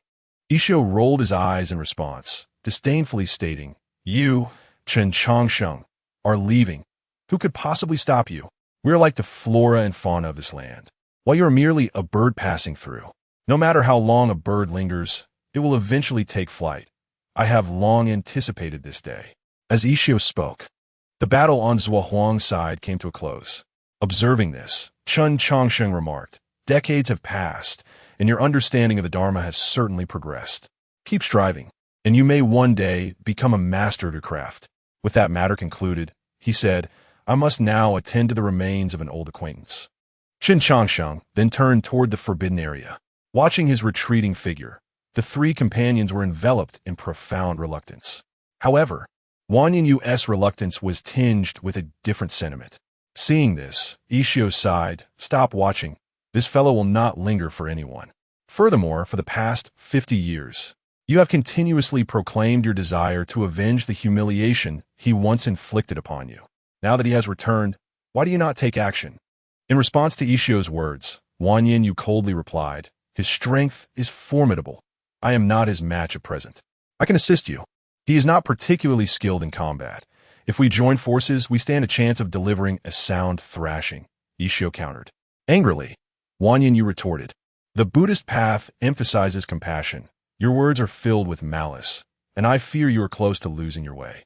After chastising Ishio, Wang Yin turned to leave.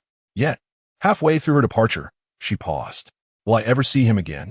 Hard to say, but if you live long enough, there may be a chance, Ishio replied. With that, Wang Yin vanished completely. Perhaps, since her hair had been dyed black, she had already etched this intriguing individual deep within her heart. In the forbidden area of the Night Moon Kingdom, Chen Changsheng hoisted a magnificent coffin, carefully navigating around various deep pits until he arrived before the ancient bronze hall. With a thud, the heavy coffin landed, and Chen Changsheng looked at the figure of the ascended master imprisoned beneath the bronze hall and smiled. Grandmaster, how do you find the coffin I crafted for you?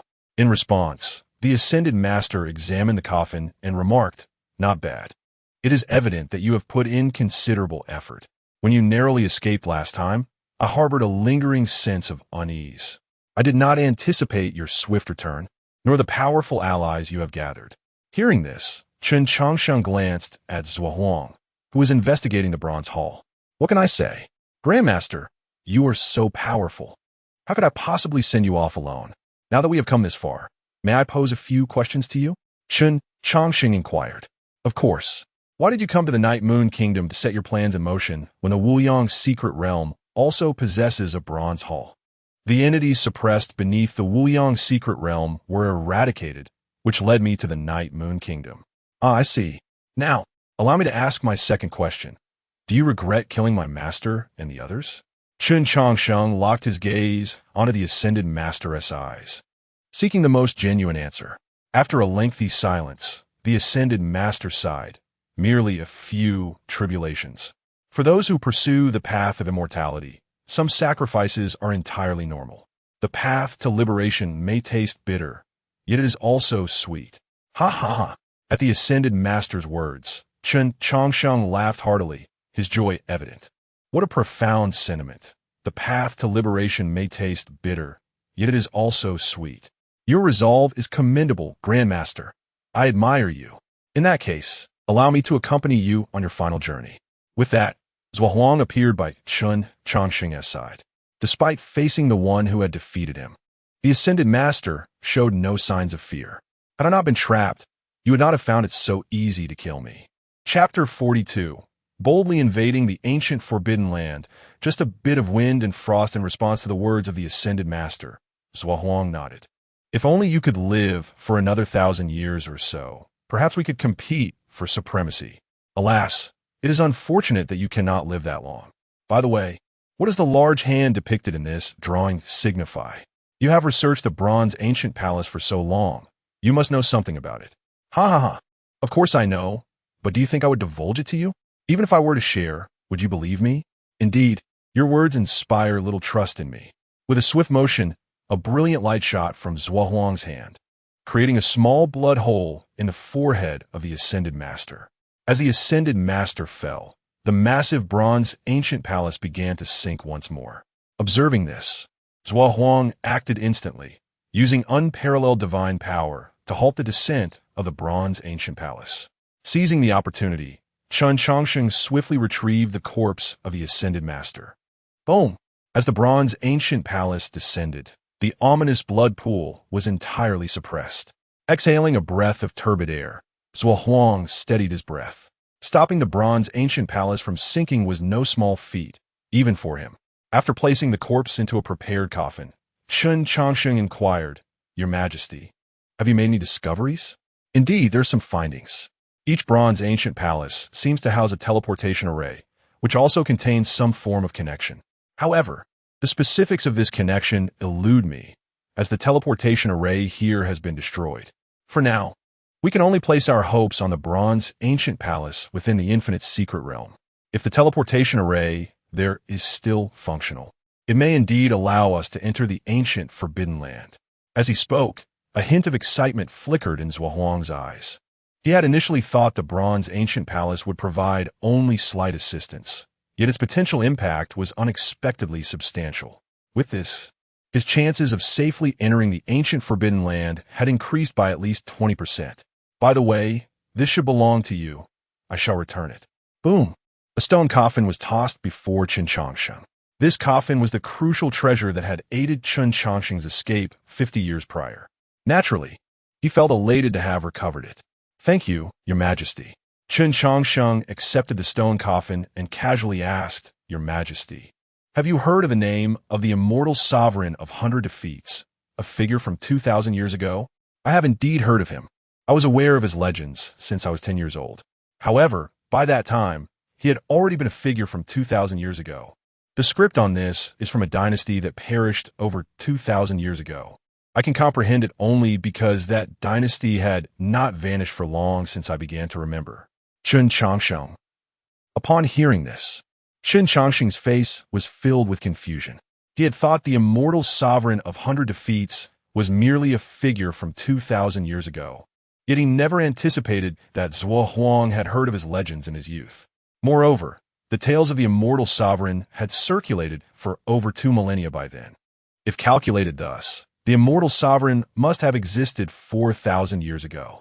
Contemplating this, Chen Changsheng spoke, "Your Majesty, if the immortal sovereign of 100 defeats existed 4,000 years ago, just how formidable was his strength? I cannot say, just based on a mere phantom. He was able to suppress this place of ill omen and the ascended master. Such a feat is beyond my capability. Were it not for the suppression of the bronze ancient palace, I too would have wished to harness the power of this place." Chen Changsheng. Seeing Zhuo Huang's reluctance to mention the ominous power, Chen Changsheng internally scoffed at him. "Your Majesty, I must proceed with the burial of my master. I shall take my leave now. Go ahead, but do be swift. Extracting the bronze ancient palace from the infinite secret realm will not consume much time." Having received Zhuo Huang's permission, Chen Changsheng turned to depart from the Night Moon Kingdom's forbidden ground. Half a month passed in the blink of an eye. With the concerted efforts of the Xuanwu Kingdom, the bronze ancient palace within the infinite secret realm was forcibly excavated. Standing on the deck, Chen Changsheng gazed at the land of the Qian dynasty, feeling a wave of sentiment wash over him. He had spent nearly 200 years on this land. 200 years ago, he had never imagined he would leave the Qian dynasty, nor did he foresee any entanglement with the great powers of the cultivation world. At that time, he simply wished to live quietly and engage in some interesting pursuits. Yet, circumstances had conspired like an unseen hand, relentlessly propelling him to his current position. Reflecting on this, Chen Changsheng looked at his hands and murmured, "To have a person so averse to cultivation reach the nascent soul stage is truly a testament to the unpredictability of life." With that, a smile returned to his face, and he turned back toward the cabin. One chapter of his journey had concluded. No matter how tumultuous or breathtaking it had ultimately come to an end. Those who remain must always look forward. Roar 9 beastly creatures, comparable to small mountains, let out a resounding roar. In the face of such formidable beasts akin to the transformation stage, all living beings trembled in fear. Yet more absurdly, these powerful beasts were merely harnessed to pull a cart. Sitting atop, it was the emperor of the Xuanwu Kingdom. Boom! The sound of war drums echoed, as a million-strong army of the Xuanwu Kingdom stood silently in place. Despite their sheer numbers, the scene was devoid of any raucous noise. Gulp!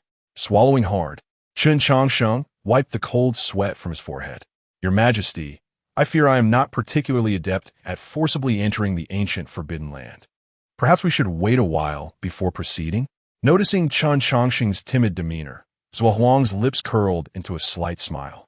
Within the ancient forbidden land lies another bronze ancient palace. If you do not enter, how can you see it? That is a valid point, but I am not skilled in combat. Following your lead, I would only hinder you. Zhuo Huang, rather than displaying annoyance at Chen Changsheng's repeated refusals, patiently explained, "We have only one opportunity to force our way into the ancient forbidden land.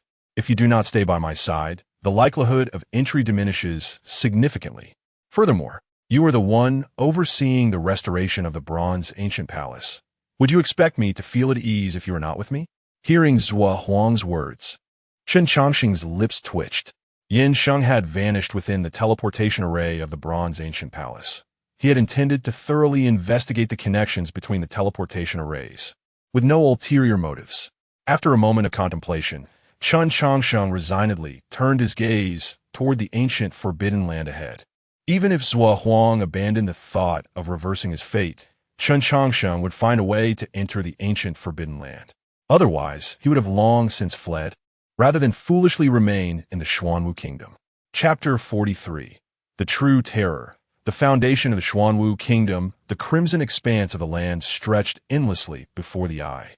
In the distance, a black mountain range loomed in the midst of this scarlet terrain, the two colors forming a stark and vivid contrast. The million-strong army of the Xuanwu Kingdom halted at the boundary of this red earth. Even a figure as formidable as the left emperor dared not tread lightly upon it. For before them lay the legendary ancient Forbidden Zone. The specific dangers of this place were such that even the most ancient texts of the Xuanwu Kingdom yielded not a single clue. The only record regarding the ancient Forbidden Zone consisted of a simple yet foreboding phrase: Great Terror, 10 deaths without life.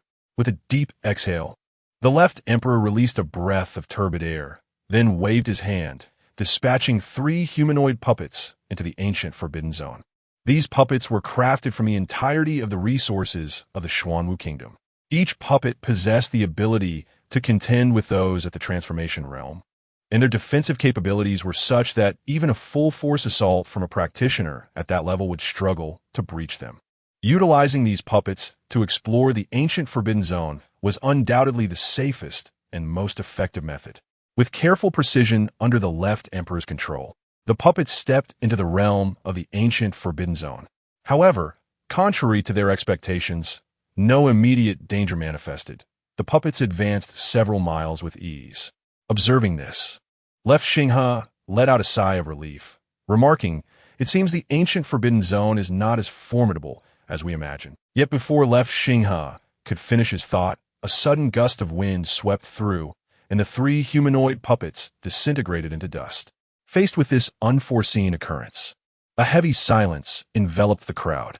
Gulping down nervously, Chen Changsheng felt a twitch at the corner of his mouth, contemplating whether to inquire of the left emperor regarding the recent event. However, upon glimpsing the left emperor's icy countenance, he abandoned the notion.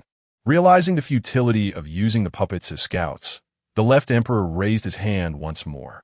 The million soldiers of the Xuanwu Kingdom sprang into action, forming an intricate formation. They combined their strength, culminating in the creation of a massive black spear that spanned dozens of miles. This method of unifying their forces was one of the trump cards of the Xuanwu Kingdom, a key reason for their undefeated status in battle over the years. Kill! The soldiers shouted in unison, their collective roar shattering the clouds above. The spear, capable of obliterating all, surged towards the black mountain range of the ancient Forbidden Zone with an unstoppable momentum. Boom! The spear did not strike the mountain, but collided forcefully against an invisible barrier. In response to this tremendous assault, the ancient Forbidden Zone erupted with a myriad of complex silver runes, which spread across every inch of its land. Well-versed in formations, Chen Changsheng felt a piercing headache at just a glance, his vision blurring. The backlash was so intense that he quickly averted his gaze, fearing to observe the supreme runes within the ancient Forbidden Zone. Kill! Seeing the impenetrable barrier of the ancient Forbidden Zone, the Grand General of the Xuanwu Kingdom bellowed once more. The soldiers immediately began to bleed from their orifices, sacrificing their life force to forcibly enhance their strength. With a significant infusion of vitality, the black spear transformed into a blood-red hue, its power multiplying several-fold. Under such desperate enhancement, the crimson spear made some progress, breaching the invisible barrier by an inch. Just as the soldiers rejoiced at their modest victory, a horse's neigh echoed through the air. A skeletal steed emerged from the ground, bearing a figure clad in bronze armor. At first glance, it appeared to be a humanoid shape, but a closer look revealed that the armor was entirely hollow beneath. Clop! Clop! Clop! The figure in bronze armor rode the skeletal horse towards the throng, effortlessly shattering the spear, which had been forged from the strength of 1,000,000 soldiers, with a single strike of its decaying weapon. Witnessing this bizarre scene, Chen Changsheng felt a chill run down his spine. As the bronze figure charged forward, 3 elderly men with white hair suddenly surged from the crowd. With their initial strike, they shook the very mountains and altered the heavens. These 3 elders represented the foundation of the Xuanwu Kingdom, each having survived for over 1,500 years. The left emperor, nearing the end of his lifespan, intended to force his way into the ancient Forbidden Zone, while these elders sought to seize the opportunity to extend their own lives. As the Foundation took action, the left emperor, who had previously remained passive, also made his move. Commanding a war chariot, he unleashed his physical power to its utmost, creating a fissure within the supreme runes. The deafening sounds reverberated in Chen Changsheng's ears, and the frail youth could only huddle in a corner of the chariot, furtively observing the unfolding chaos. Witnessing the left emperor's relentless fury in battle, Chen Changsheng could not help but marvel at his formidable strength. The cultivation methods on this land were complex. Some pursued internal cultivation, while others focused on external prowess. The Qin dynasty exemplified internal cultivation, with realms classified as Qi training, foundation establishment, golden core, nascent soul, and transformation. Conversely, the Xuanwu kingdom epitomized external cultivation, emphasizing physical strength.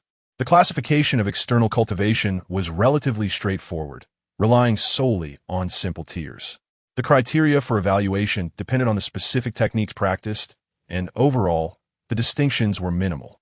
Despite their differing methodologies and terminologies, internal and external cultivation corresponded directly in terms of power. The first layer of body refinement corresponded to Qi training, while the fifth layer aligned with transformation.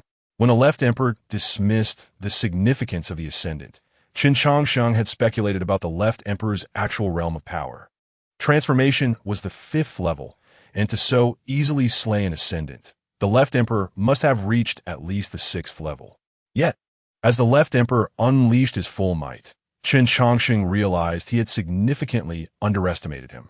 His strength had fully ascended into the seventh realm of cultivation, albeit he had likely only just crossed into this level. A soft sigh resonated from the Black Mountain Range, and the three elders, engaged in combat with the bronze figure, were instantly transformed into blood mist. Chen Changsheng. As the Great Terror unveiled itself, the left emperor's aura intensified further.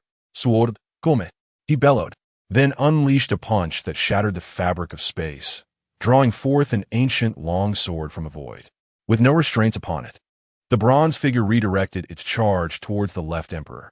Swish! A wave of sword energy emanated, extending for thousands of miles, and in an instant, the bronze figure was cleaved into fragments. This divine weapon was none other than the treasured sword of the Xuanwu kingdom, the Zhenwu sword. Chapter 44. The Severing of All Strands. Trapped in the ancient Forbidden Land, Chen Changsheng managed to overcome the formidable bronze armor. With a swift motion, Zhua Huang wielded his sword, unleashing unparalleled sword qi that shattered the intricate formations of the ancient Forbidden Land. In an instant, the once invincible formations crumbled before the true martial sword, becoming as fragile as tofu. Witnessing this turn of events, Chen Changsheng, who was hidden in the corner of the war chariot, felt a glimmer of hope. However, before he could savor his joy, a cold snort echoed from the Black Mountains. As the sound reverberated, a slender strand of hair floated through the air. With a crisp snap, the legendary treasure of Xuanwu Kingdom, capable of severing unparalleled formations, was effortlessly divided in two by a mere strand of hair. The true martial sword, Zhua Huang's body, and the entire Xuanwu army were all cleaved apart. It seemed that the strand of hair, drifting from the Black Mountains, was the true divine weapon. Despite losing half of his body, Zhua Huang continued to wield his upper half with furious roars. A massive bronze ancient palace materialized above Zhua Huang. He summoned the ancient palace obtained from the infinite secret realm, and a faint resonance emanated from the Black Mountains. The formations within the bronze palace radiated a brilliant light under Zhua Huang's full exertion. Just as the teleportation formation was about to activate, another object flew out from the Black Mountains. To be precise, it was merely a golden character. With a heavy clang, the golden character struck the bronze palace, causing the palace to tremble, resulting in the complete annihilation of Zhua Huang's flesh and blood. Thus, Zhua Huang met his demise, and the bronze palace vanished into thin air as the formation activated. Drip! Blood trickled down from Zhuoxing's chin. The dispersed bronze armor reassembled, casting a hollow gaze at Zhuo Xinghe before retreating back into the Black Mountains. They were all dead. Everyone was dead. The plan, which had drawn upon the full might of Xuanwu Kingdom, ended in utter failure. Zhuo Xinghe survived, not due to his strength, but rather because the taboos within the ancient Forbidden Land desired to spare a life. They intended for Zhuo Xinghe to return alive, to proclaim to the world that the ancient Forbidden Land was inviolable. The ancient Forbidden Land lay silent. Boom! The bronze ancient palace crashed heavily to the ground, and not far away stood another similar palace. The two bronze palaces were carelessly situated within the Black Mountains, while Zhuohuang's remains lay scattered like refuse. With Zhuohuang's death and the bronze palace's descent, the ancient Forbidden Land returned to tranquility.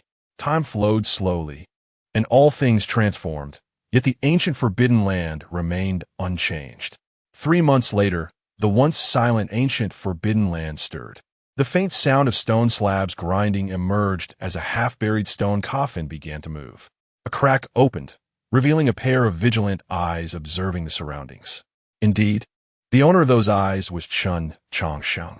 Upon the appearance of that strand of hair, Chen Changsheng sensed the impending peril.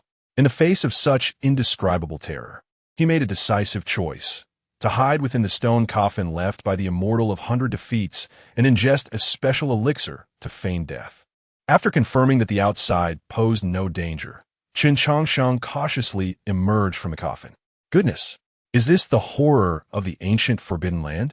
This world is undeniably perilous. Though 3 months had elapsed, the events from that time still haunted Chen Changsheng.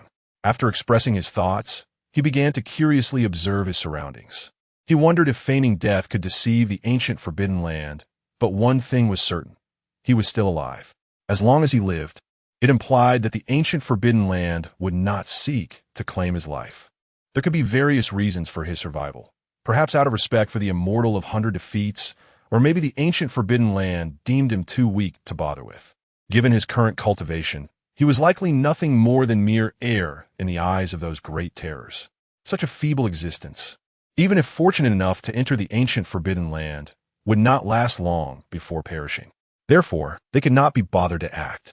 After observing for an entire hour, Chen Changsheng still found no signs of danger within the ancient Forbidden Land.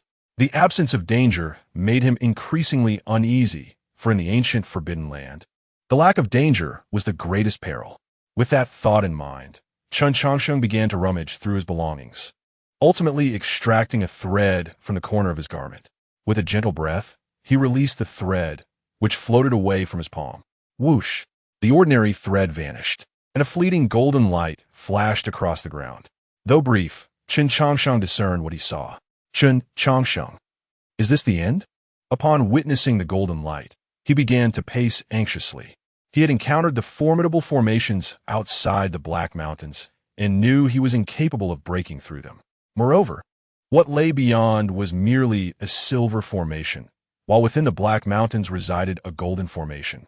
Although he was uncertain of the true might of these supreme formations, he was confident that the golden formations were far more powerful than the silver ones. Realizing he was ensnared by the supreme formations, Chen Changsheng stubbornly explored in other directions. However, the result was that he was completely surrounded by golden formations. His survival was not due to fortunate encounters with gaps in the formations, but rather because the golden formation beneath him was suppressed by the bronze palace. Had it not been for this, he would have become naught but a wisp of nothingness the moment he left the coffin. System, what should I do? Am I destined to be trapped here forever? In his desperation, Chen Changsheng sought guidance from the system. Why does the host believe he will be eternally confined here? Isn't it obvious? It's because these formations are too formidable. Why not attempt to comprehend these formations? Studying formations has always been your passion, but these formations are too complex. At my current level, even 1,000 years of contemplation would yield no understanding. And what of 10,000 years? Does time hold any significance for the host? At this remark, Chen Changsheng was momentarily stunned. Indeed, time held no significance for him. If 1,000 years were insufficient, then 10,000 would suffice. With his current cultivation, while he could not claim to be powerful, he certainly had no trouble with fasting. He had been seeking a tranquil, conflict-free place. Is there a location more serene and devoid of strife than the ancient Forbidden Land? As long as those great terrors within the ancient Forbidden Land did not seek trouble with this insignificant creature, he could live with unparalleled ease. With this thought, Chen Changsheng smiled brightly. Thank you, esteemed system, for the reminder. After spending too long with others, I nearly forgot my own situation. With that, he joyfully approached the nearby bronze palace. Zhuoxinghe had even made a copy of the Xuanwu Pavilion's vast collection of texts for himself. He had long desired the opportunity to delve into them. As for comprehending the golden formations well, that could wait a few decades. The formations would remain there, not fleeing anywhere. Chapter 45. Conducting business in the Forbidden Land. Chen Changsheng studies the Tao pattern senior. This price is quite reasonable. This is a high-quality coffin made of golden silk namu. And within 100 miles, who doesn't know that I am renowned for offering exquisite goods at fair prices? Selling it to you at this price leaves me with little profit. Amidst the black mountains of the ancient Forbidden Land, the faint sound of haggling could be heard. Upon closer inspection, one would find a young man talking to a skeleton. This is my bottom line. If you do not object, I shall take it as your agreement. After a brief pause, noticing no dissent, the young man swiftly set about the task of collecting the remains. Indeed, this individual was Chen Changsheng, who had been trapped in the ancient Forbidden Land for 50 years. As he placed the skeleton into the coffin, he began to examine the belongings beside the remains. Next to the skeleton lay 3 items: a pill furnace, a jade slip, and a small porcelain vial. Crack! The moment Chen Changsheng's hand touched the petite pill furnace, a pit suddenly appeared on its surface.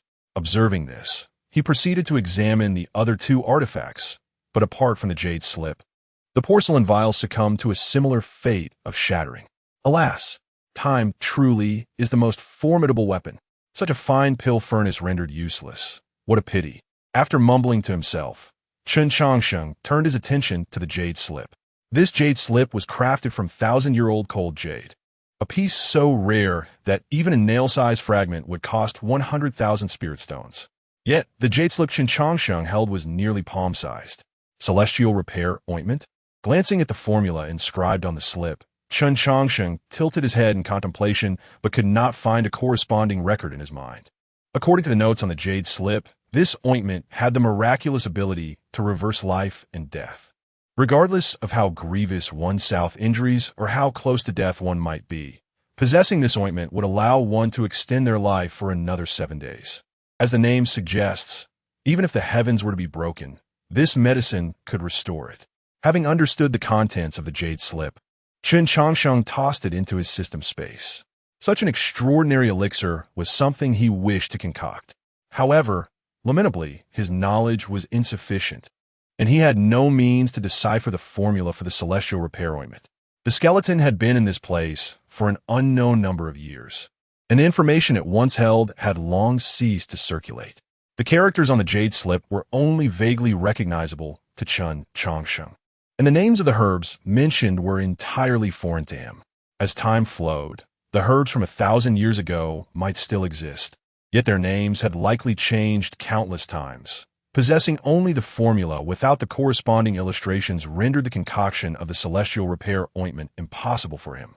After successfully selling another coffin, Chen Changsheng turned his gaze towards the ancient bronze temple 500 steps away. Behind him stood another ancient bronze temple, separated by a distance of 300 steps. Eyeing the distant 500 steps, Chen Changsheng smacked his lips and then knelt down to study the golden array patterns on the ground.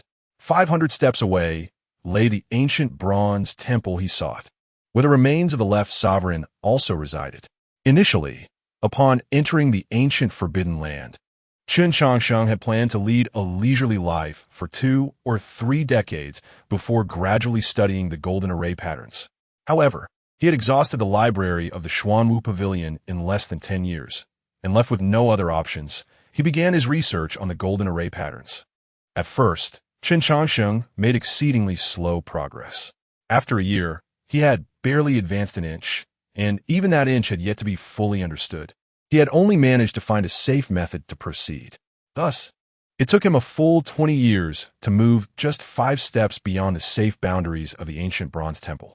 During this time, he encountered his first customer in this forsaken land.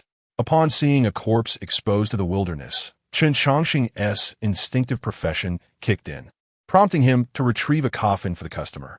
Interestingly, while many items on the skeleton had decayed, a mysterious book made of beast hide remained intact. Chen Changsheng readily accepted the price offered by the customer. After thorough examination, he discovered that the owner of the beast hide book was a master of formations, and the book contained the sum of his life's work. Through studying this tome, Chen Changsheng not only made significant strides in his understanding of formations, but also learned the name of the golden array pattern. Ordinary formations typically rely on the natural features of mountains and rivers or operate along specific trajectories to unleash powerful effects. However, the patterns within the ancient Forbidden Land were not of that nature. They were an evolution of the great Tao from the heavens and earth. To be precise, these golden patterns represented a manifestation of the great Tao, also known as Tao patterns. The original text of the Beast Hide book described it thus: Tao patterns possess the power to reverse mountains and rivers, to overturn sun and moon. Only those of the utmost caliber can wield them. Yet the progress still felt sluggish. After successfully taking a step forward, Chen Changsheng gazed at the remaining 499 steps, his lips twitching with frustration. Although his pace had quickened several-fold after acquiring the Beast Hide book, traversing the remaining 300 steps still took him 40 years, in addition to the 10 years spent reading in the ancient Forbidden Land. Thus, he had now spent a full 50 years within these confines. 130 years had passed since his last slumber, and he had less than 30 years remaining before the next. Contemplating this, Chen Changsheng immediately pulled out the Beast Hide book and began to peruse its contents. However, after several readings, he still could not fully comprehend all the characters inscribed within. It was truly outrageous. Why could a universally understood script not be created? If only he could recognize all the characters, his speed could surely multiply several times. After a brief moment of lamentation, Chen Changsheng began retracing his steps. After 50 years of reflection, he had gathered some insights into the nature of the ancient Forbidden Land. During the day, it was highly probable that the place was safe. Yet at night, uncertainties loomed. Throughout the first 10 years, he had witnessed shadows moving outside the ancient bronze temple on numerous occasions. This world had never known the existence of spirits. Thus, whatever roamed the ancient Forbidden Land was unlikely to be human. To ensure his safety, Chen Changsheng had always confined his activities to daylight hours. As night fell, he would retreat to the ancient bronze temple and then into the stone coffin of the 100 Defeats Immortal. Before long, as the sun dipped below the horizon, Chen Changsheng successfully returned to the ancient bronze temple. 7 or 8 coffins stood quietly outside, shrouded in an eerie atmosphere under the cloak of night. Chapter 46. A century-long promise once again. Chen Changsheng succumbed to slumber. Zhuo Huang, it is not that I refuse to collect your remains. Rather, my time has come. He called out to Zhuo Huang, who was 800 paces away. Please bear with me. I shall return after a while to fulfill this duty. 30 years in the desolate ancient Forbidden Land was but a fleeting moment. In those final 30 years, Chen Changsheng advanced another 300 paces. Yet he remained 200 paces from the bronze ancient palace and the remains of Zhuo Huang. As the moment of his slumber approached, Chen Changsheng established a pact with Zhuo Huang. He would return in a century to collect his remains. With that, he turned and re-entered the bronze ancient palace. The 80 years he spent in the ancient Forbidden Land were perhaps the most tranquil of his life. Here, enmities and grievances were absent. Only an interminable silence prevailed. Each day, Chen Changsheng devoted himself to studying Tao patterns and collecting the remains of the passing bones. In the course of this solemn task, he often stumbled upon peculiar trinkets, rusty iron rods, expired elixirs, and the most outrageous, a large silver bone, though the bone served little purpose. Its remarkable hardness compelled Chen Changsheng to keep it. Inside the bronze ancient palace, Chen Changsheng stored his assorted curiosities in the system space before lying down in the stone coffin. He had long grown accustomed to the darkness within. Yet before surrendering to slumber, he voiced his concerns. System, although I have lingered in the ancient forbidden land for so long, I still lack assurance of my safety. Will anything untoward happen during my slumber? In response to Chen Changsheng's apprehension, the system's voice resonated within his mind. Rest assured, host, you need not worry. During your slumber, you will be in an invulnerable state, impervious to any harm. Furthermore, all life signs will cease, rendering you akin to a stone upon the ground. What entity would attack a mere stone without cause? Upon hearing this, a glimmer of hope ignited in Chen Changsheng's eyes. So, by your account, I could traverse the ancient forbidden land at will during my slumber? The system cautioned, I advise against such actions, as the invulnerable state has a time limit. You will only possess this state for 10 breaths, after which you will be forcibly awakened. At this revelation, Chen Changsheng's expression fell. He had envisioned utilizing this invulnerability for grand endeavors, such as launching himself with a massive slingshot and slipping into slumber mid-flight, thereby allowing free passage in and out of the ancient forbidden land. Though the interval might be slightly lengthy, it was indeed a brilliant plan. Yet, to his dismay, the system's invulnerability was not without restrictions. How stingy! After a brief lamentation over the system's frugality, Chen Changsheng declared, System, commence my slumber. Maximize the duration. My attributes remain woefully inadequate. As the slumber began, the time was set for 160 years. The last word echoed in Chen Changsheng's ears, and, in that instant, his consciousness came to a complete halt. As he entered into his deep slumber, the last vestige of life in the ancient forbidden land vanished entirely. The vast expanse of the ancient forbidden land remained unchanged by Chen Changsheng's absence. It was as it had always been. Creak! The heavy coffin lid was pushed open, and the tattered figure of Chen Changsheng sat up. After stretching his stiff limbs, he surveyed his surroundings. Nothing had altered, not even a speck of dust had shifted. Were it not for his decayed garments and the additional 160 attribute points displayed on the system panel, he might have thought he had merely taken a brief rest. Such an unchanging environment was stifling. No wonder it was said that 7 days in the mountains equated to 1,000 years in the world. Time seemed to fly in this desolate place. After a moment of reflection, Chen Changsheng turned his attention to the system panel in his mind.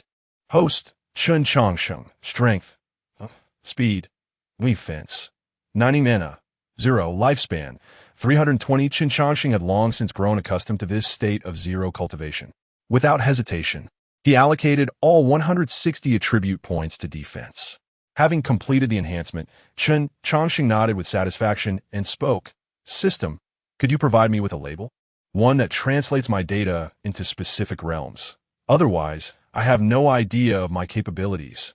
In response to Chen Changsheng's request, the system's cold voice replied, Labeling in progress. Labeling complete. Soon, Chen Changsheng's system panel exhibited a slight transformation, with each data point accompanied by a corresponding level of strength. Curiously, while his defense was marked as the early stage of Yuanying, all other attributes were designated as mortal. Early stage of Yuanying. This level of defense is decent. Sufficient for self-preservation outside, he mused. With that, Chen Changsheng settled into a meditative posture, embarking on his first cultivation session within the ancient forbidden land. At this juncture, Chen Changsheng possessed no cultivation to speak of, rendering fasting impossible. If he did not swiftly attain some measure of power, he risked starvation. A torrent of spiritual energy surged into his body, propelling his realm from chi refinement to Yuanying. The astonishing speed of his ascent stemmed from his profound familiarity with these realms and the abundance of resources at his disposal. While others toiled tirelessly to elevate their cultivation, Chen Changsheng had devoted vast amounts of time to studying. Though he never deliberately pursued cultivation techniques, the sheer volume of texts he had perused was immense. He was well versed in the cultivation methodologies of the 3 nations, Xinqiang, Xuanwu, and Yeyue. He had memorized every tome in the Xuanwu Pavilion, and the books in the book grave were nearly worn from his handling. Additionally, his 2 visits to Yeyue had yielded significant rewards. Renowned figures such as the Ascended Master, Wanyan Aguzhou, Hu Zhan of the Fox Clan, and Lin Hu the Tiger Clan were all individuals whose remains he had collected, and in the process, Their storage rings had naturally found their way into his possession. After all, one cannot engage in loss-making transactions when performing funerary rites. Chapter 47. The Ultimate Formation of Life and Death. Another fragment of truth as an hour elapsed. Chen Changsheng successfully emerged from his meditative state. Savoring his cultivation at the late stage of the nascent soul realm, he mused, the late stage of the nascent soul should suffice. If I wish to break through to the divine transformation realm, I estimate it will take a decade, which seems rather unwise. With that thought, Chen Changsheng stepped out of the stone coffin, stretching his stiff limbs. Simultaneously, he began to ponder the issue of vanishing spiritual energy. During his slumber, all vitality within him ceased to function. Consequently, the spiritual energy within him would evaporate slowly, akin to moisture escaping from meat. Although he could quickly resume cultivation, each period of sleep necessitated a fresh start, which was undeniably cumbersome. Contemplating this, Chen Changsheng retrieved a bee-skin book and perused its contents until he discovered a potential solution. The ultimate formation of life and death, this is it, he exclaimed, a smile gracing his face as he selected a formation from the tome. The ultimate formation of life and death was one of the three great killing formations documented within the bee-skin book. According to the description, those who entered this formation would sever their connection to the heavens above and the underworld below, thereby achieving absolute annihilation in both realms. Such a formidable formation should undoubtedly seal the slow leakage of spiritual energy from his body during slumber. With the formation chosen, Chen Changsheng joyfully exited the bronze ancient palace, resuming his work on the external runes. Transforming a killing formation into one that merely confines without killing was no trivial endeavor. Nevertheless, Chen Changsheng had ample time, allowing him to approach this task at a leisurely pace. With great care, he took his final step, successfully reaching the safe perimeter of another bronze ancient palace. Your Majesty, I have devoted a full 90 years to retrieving your remains. Surely, you would not want my efforts to be in vain. He murmured to the bones of the left emperor, delicately placing the translucent remains into a coffin. As for the lower half of the left emperor, it was nowhere to be found, compelling him to substitute it with a wooden carving. Having completed the burial rites for the left emperor, Chen Changsheng rightfully received two rewards, a true martial sword devoid of its tip, and a golden plate that the left emperor had used as a heart-protecting mirror. Examining the golden plate in his hand, Chen Changsheng furrowed his brow, muttering, "Isn't this the 9 transformations of the Xuanwu kingdom? Furthermore, this object seems familiar." As he spoke, Chen Changsheng rummaged through his system space, eventually uncovering a similarly textured golden plate. The two plates gradually aligned, ultimately forming a complete and unblemished page. Faced with this revelation, Chen Changsheng glanced at the coffin of the left emperor in astonishment. "Your Majesty, this seems rather underhanded. It appears that an ancestor of the Xuanwu kingdom had already ventured into the ancient Forbidden Land and brought back some artifacts. Previously, he had been puzzled as to how the Xuanwu kingdom could possess knowledge of the ancient Forbidden Land without anyone ever having entered it. Now, with the 9 transformations as evidence, this conundrum had been resolved. He then turned his gaze back to the golden plate, the inscriptions upon it entirely foreign to him. His recognition of it as the 9 transformations was purely coincidental. Among the items left Xinghe had requested he examine was a translated version of the 9 transformations. Adjacent to the name of the 9 transformations were 4 peculiar symbols, and, at the time, Chen Changsheng had casually inquired about them. Left Xinghe explained that those symbols represented the 9 transformations, yet no one in the Xuanwu kingdom possessed knowledge of how to translate such script. At that time, Chen Changsheng had paid little heed to the matter. After arriving in the ancient Forbidden Land, he had stumbled upon the lower half of a golden plate buried in the ground. This plate was indestructible and possessed razor-sharp edges. Although he could not decipher the symbols, Chen Changsheng had kept it as a collectible. Had he not discovered the upper half of the 9 transformations with the left emperor, he might have lived for another 10,000 years without ever realizing it was a fragment of the 9 transformations. Reflecting on this, Chen Changsheng patted the coffin of the left emperor, lamenting, Your Majesty, it seems that many unsolved mysteries in this world arise in such a manner. An ancestor of the Xuanwu kingdom once ventured into the ancient Forbidden Land. Only you truly know the extent of their knowledge regarding it. Furthermore, the ancestor brought forth remnants of the 9 transformations from such a perilous place, which attest to the significance of these artifacts. Now that you have passed, these secrets have been entombed with you, which is indeed a pity. Having spoken, Chen Changsheng turned his attention back towards the bronze ancient palace. Ever since he learned that Nianxing had vanished within the teleportation array of the bronze ancient palace, he had been investigating the palace itself. After 290 years of diligent effort, he was now determined to uncover the mysteries of the bronze ancient palace. Inside the bronze ancient palace, countless patterns were continuously rearranging, ultimately forming a partially incomplete scroll. Unlike the bronze ancient palaces in the endless secret realm and the night moon kingdom's forbidden area, the one within the ancient forbidden land was remarkably well preserved. Consequently, Chen Changsheng was able to obtain a depiction with far greater detail. Initially, all beings had utilized this ominous power to escape the grasp of a colossal hand. At first, they successfully repelled the hand. However, they soon discovered that this ominous force was gradually corroding the world. Faced with this predicament, the beings allied with the colossal hand to successfully repel the malevolent force. Though they had succeeded in driving it back, a portion of its power had lingered. To prevent the ominous force from returning, the beings collaborated with the colossal hand to construct 18 bronze ancient palaces, which were entrusted to 18 races for guardianship. Among these, 9 bronze ancient palaces were overseen by the colossal hand, and to facilitate communication, they inscribed a tricolored teleportation array within them. This array not only allowed for vast distances of teleportation, but was also impervious to interruptions from external factors. Logically, after enduring trials together, the beings should have been able to coexist peacefully with the colossal hand. Yet, unexpectedly, conflict erupted anew, marking a distinct division in the narrative. The patterns from earlier and those from later were clearly inscribed at different times. After perusing the entire story, Chen Changsheng was left speechless.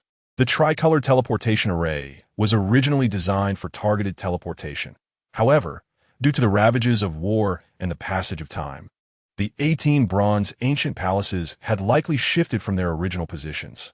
Thus, the tricolor teleportation array could now only facilitate random teleportation, with a mere 1 in 17 chance. Would he truly succeed in locating Nianxing? Chapter 48. The Tricolor Teleportation Array, the concealed truth confronted with such uncertainties. Chen Changsheng felt a deep reluctance within. Yet, without assurances of Nianxing's safety, he remained uneasy. Ultimately, he cast a glance at the tricolor teleportation array within the ancient bronze palace and sighed. You truly know how to embroil me in trouble. Portions of the patterns here had been deliberately erased, clearly indicating a desire to obscure certain truths. Now, if I wish to locate you, I must first ascertain the races guarding the 18 ancient bronze palaces. Please do not transport yourself to the giant hand. Otherwise, I will be in a predicament. With that, Chen Changsheng began to study the tricolor teleportation array within the Grand Hall. The patterns within this ancient bronze palace were similarly incomplete. Specifically, 2 critical pieces of information were missing. These pertain to the 18 races that guarded the bronze palaces, as well as the origin of the giant hand. Initially, during his time in the forbidden area of the Night Moon Kingdom, he had discovered that some information about these 18 races had been erased. He had originally thought this was due to the reluctance of the Ascendant to let others learn too much. However, it now appeared that the situation was far more complex. The existence capable of erasing patterns in the ancient Forbidden Land must possess unimaginable power, or perhaps these patterns were intentionally obliterated by the great terrors residing within that land. Moreover, the 18 bronze palaces had shifted. Logically, whatever was suppressed beneath them should have long since escaped. Yet that was not the case. The ominous presence within the infinite secret realm had been eradicated. This indicated that some beings were quietly eliminating these calamities. Regardless of which hypothesis one considers, the entities behind them were not ones that Chen Changsheng could provoke at this moment. As time passed, Chen Changsheng devoted 2 months to unraveling the mechanics of the tricolor teleportation array. His rapid progress was due in part to his significantly enhanced knowledge of formations, and partly because of his prior experience repairing the bronze palaces within the Infinite Secret Realm, which had provided him with insights into the tricolor teleportation array. Though the array had been in a state of disrepair, he had nonetheless accumulated a wealth of experience. He drew spiritual energy from spirit stones and infused it into the tricolor teleportation array. As the spiritual energy flowed in, the array began to illuminate. By addressing some minor gaps according to his understanding and adjusting potentially misaligned tricolor patterns, the array finally began to function normally. Gazing at the tricolor teleportation array before him, Chen Changsheng swallowed hard and retrieved the stone coffin of the 100 Defeats Celestial Sovereign. Lying within the coffin, he executed a series of incantations with his hands before swiftly closing the lid. He had not fully comprehended the array, and being able to activate it even in a rudimentary manner was his utmost limit. Who knows what unexpected occurrences might arise from the modified tricolor teleportation array. For this reason, he would never risk a mere physical transmission. With a hum, the tricolor teleportation array activated, and the stone coffin vanished in an instant. The resonant clangs echoed within the coffin, causing Chen Changsheng to cover his ears in a cold sweat. Given his expertise in formations, he quickly deduced the chaos occurring outside. Countless space-time rifts were cleaving through the coffin.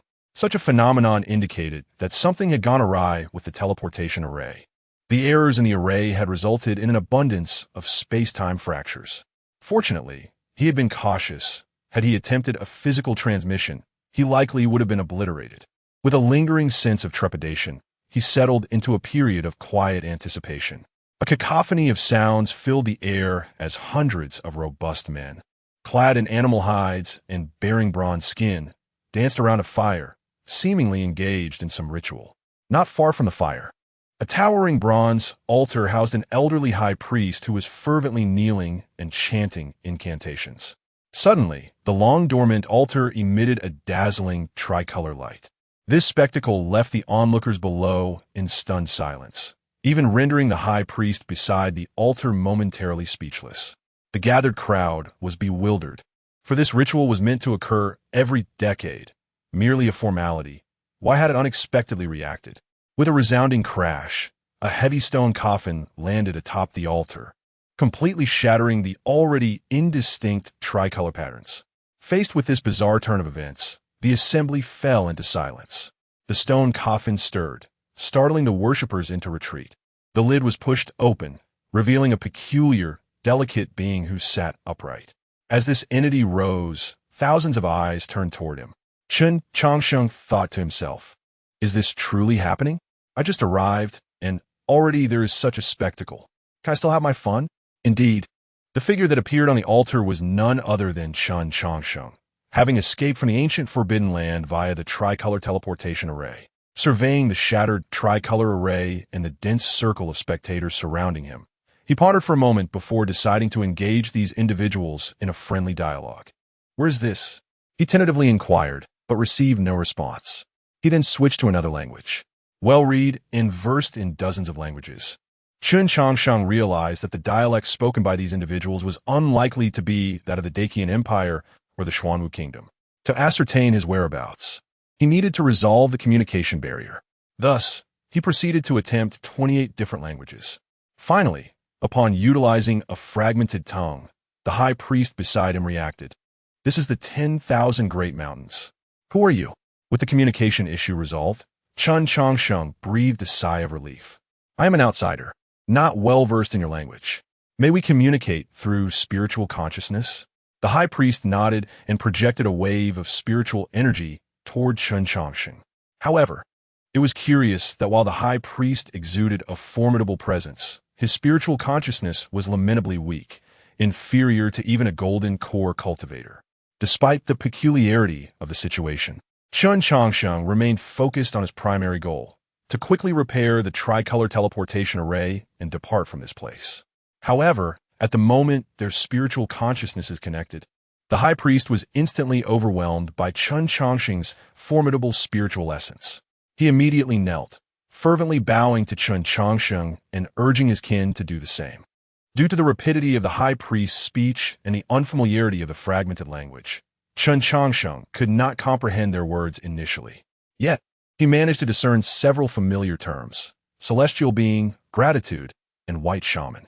Chen Changsheng mused, could it be that they regard me as some extraordinary power? And, judging by their demeanor, it seems I may not be leaving anytime soon. Chapter 49. The Struggle Among the Witch Clans, a Subtle Hostility, Divine Envoy. Please take your time, the high priest said respectfully as he exited the room. Before Chen Changsheng lay an array of unfamiliar meats and an assortment of fresh spiritual fruits. Observing the spread, he chuckled helplessly and addressed the woman beside him with his spiritual sense. I cannot consume all of this alone. Do join me in partaking. Upon hearing this, the woman hastily shook her head, chattering in a language he could not comprehend. Yet, Chen Changsheng could surmise her intent. With a smile, he proposed, since you do not wish to eat, why not teach me the language of this place? I find it rather difficult to understand. The woman, delighted by his request, nodded enthusiastically and began to instruct him in the local tongue. As the long night passed swiftly, Chen Changsheng, through a night of diligent study, managed to grasp the basics of the language. Additionally, he learned about the peculiar circumstances of this land. It bore no specific name.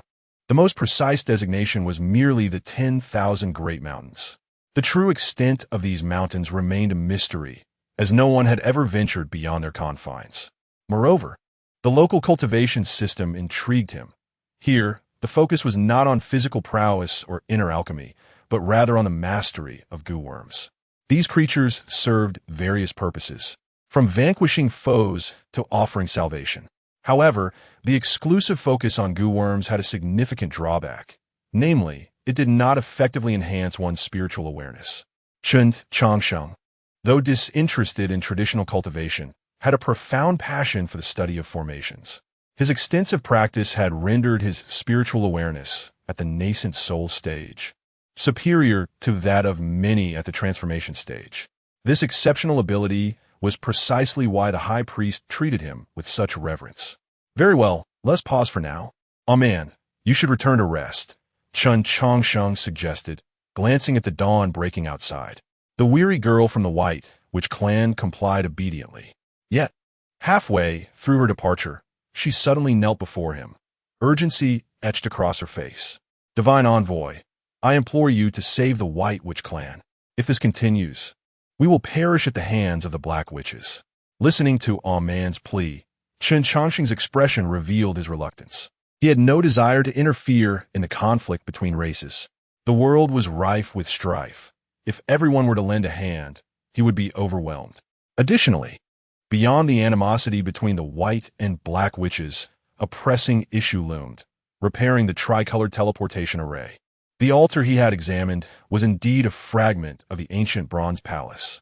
More accurately, it was merely the base, while the upper structure had long since vanished. Restoring the tricolored teleportation array would require an abundance of materials, the most crucial of which was the metal used to forge the bronze palace. As the indigenous people of this land, the White Witches possessed the most intimate knowledge of its secrets.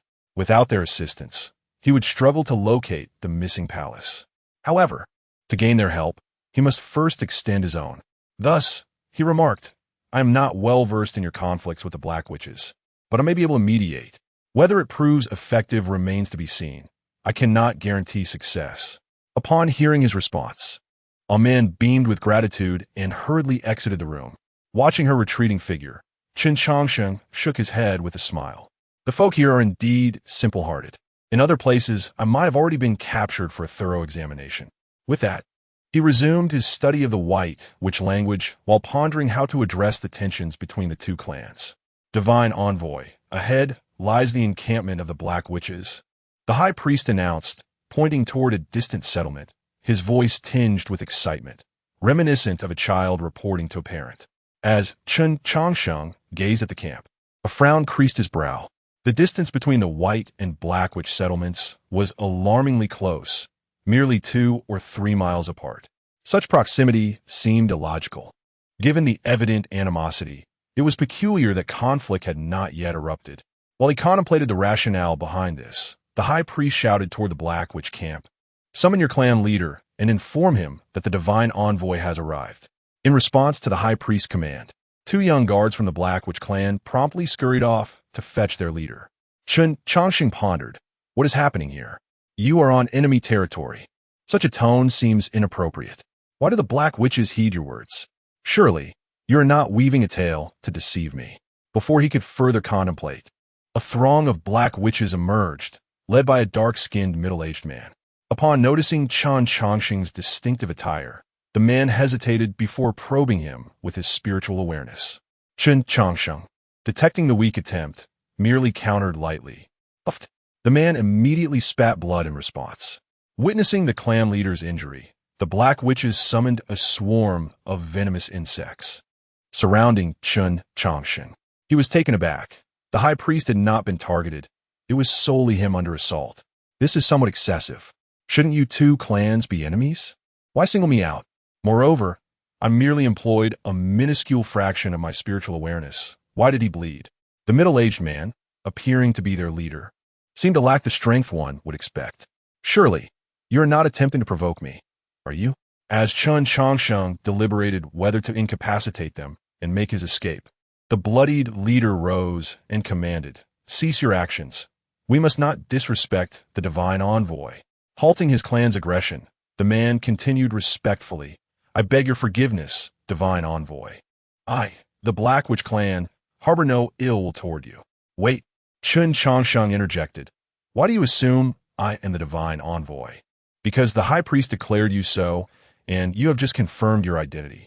But as far as I know, the Black Witches and White Witches are supposed to be adversaries, correct?" "Indeed. Then why do you trust his words?" "I trust them." Chen Changsheng sighed. "This logic seems flawed. Your situation perplexes me." Chapter 50. Chen Changsheng is spat upon. The location of the bronze ancient palace, the delicate adversarial relationship between the white sorcerers and the black sorcerers left Chen Changsheng somewhat perplexed. In pursuit of clarity, he promptly instructed the high priest and the leader of the black sorcerers to elucidate the entire matter. Upon grasping the essence of the situation, Chen Changsheng remarked, "The black sorcerers and white sorcerers were originally one family. It is only because of your unbearable plight that you have driven some of your kin away. Indeed, the ancestors of the sorcerers left behind a decree. Whenever the clan encounters insurmountable difficulties, its members must split into 2 factions, one strong and one weak, with their fates entirely unconnected." Faced with the leader of the black sorcerer's response, Chen Changsheng found himself at a loss for words. While such a course of action was undoubtedly the most effective for preserving the lineage, it was also profoundly inhumane.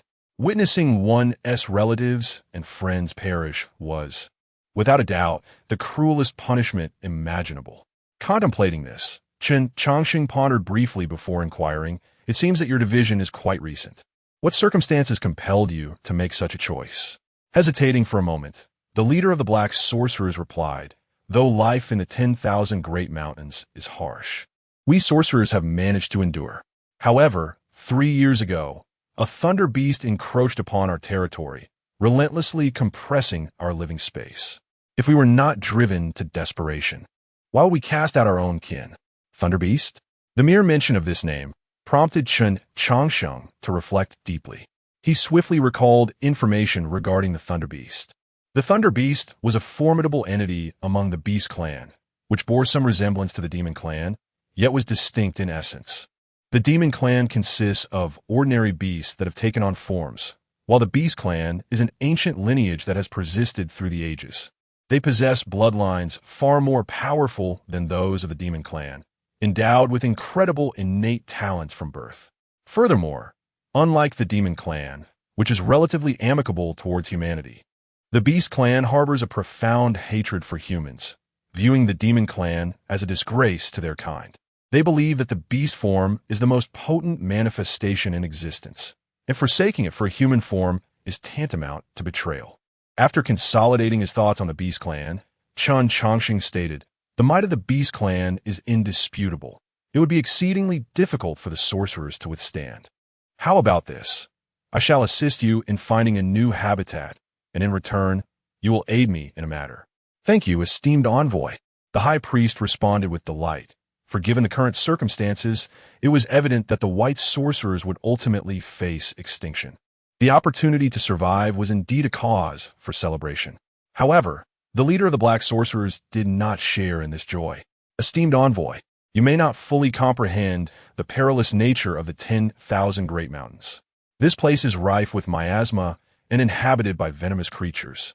Finding a suitable dwelling is akin to scaling the heavens. Where there is a will, there is a way. Let's first seek out a location. If we truly cannot find one, you can revert to the ancestral decree, Chen Changsheng replied. Faced with this reasoning, the leader of the black sorcerers reluctantly nodded in agreement, as he too wished to spare the lives of the white sorcerers. May I inquire, esteemed envoy, if there are other matters you wish to address? We sorcerers shall lend our full support. Nothing of great import. I am in search of an artifact, a bronze ancient palace. You should be familiar with it, Chen Changsheng declared. At this, the expressions of the sorcerers shifted dramatically. Chen Changsheng inquired, what troubles you regarding this bronze ancient palace? Esteemed envoy, the bronze ancient palace you speak of was once our sacred site. However, it was taken by the Thunder Beast 3 years ago, and we're no match for it. The leader of the black sorcerers confessed, his countenance revealing his distress. Understanding their implication, Chen Changsheng smiled and reassured them. As long as I know the whereabouts of the bronze ancient palace, the rest shall be my concern. Do you know where the Thunder Beast resides? I wish to converse with it, for not all of the Beast clan are obstinate. I know where the Thunder Beast is. I shall lead you there. A boy with a guileless demeanor stepped forward.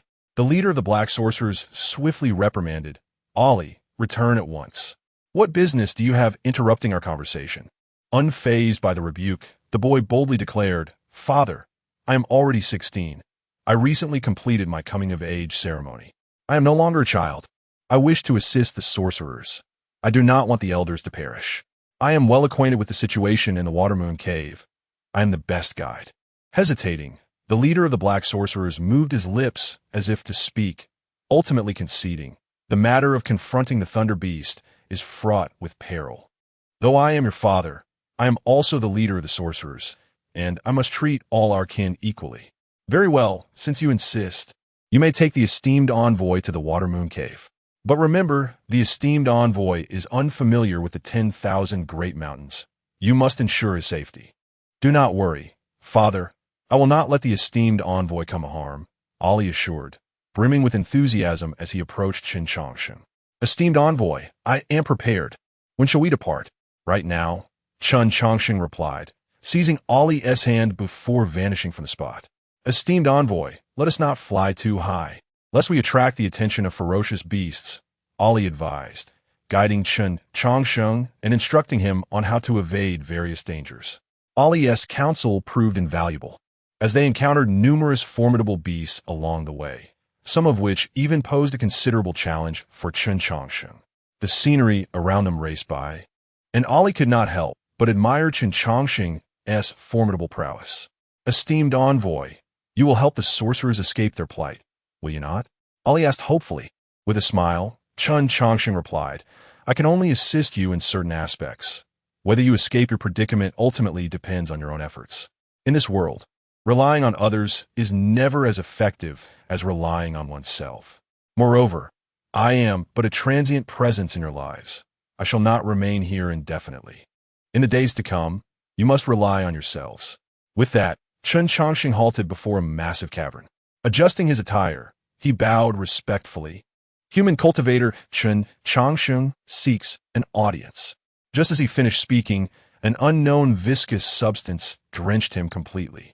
A colossal head emerged from the cave, and Chen Changsheng was left bewildered by the liquid that covered him.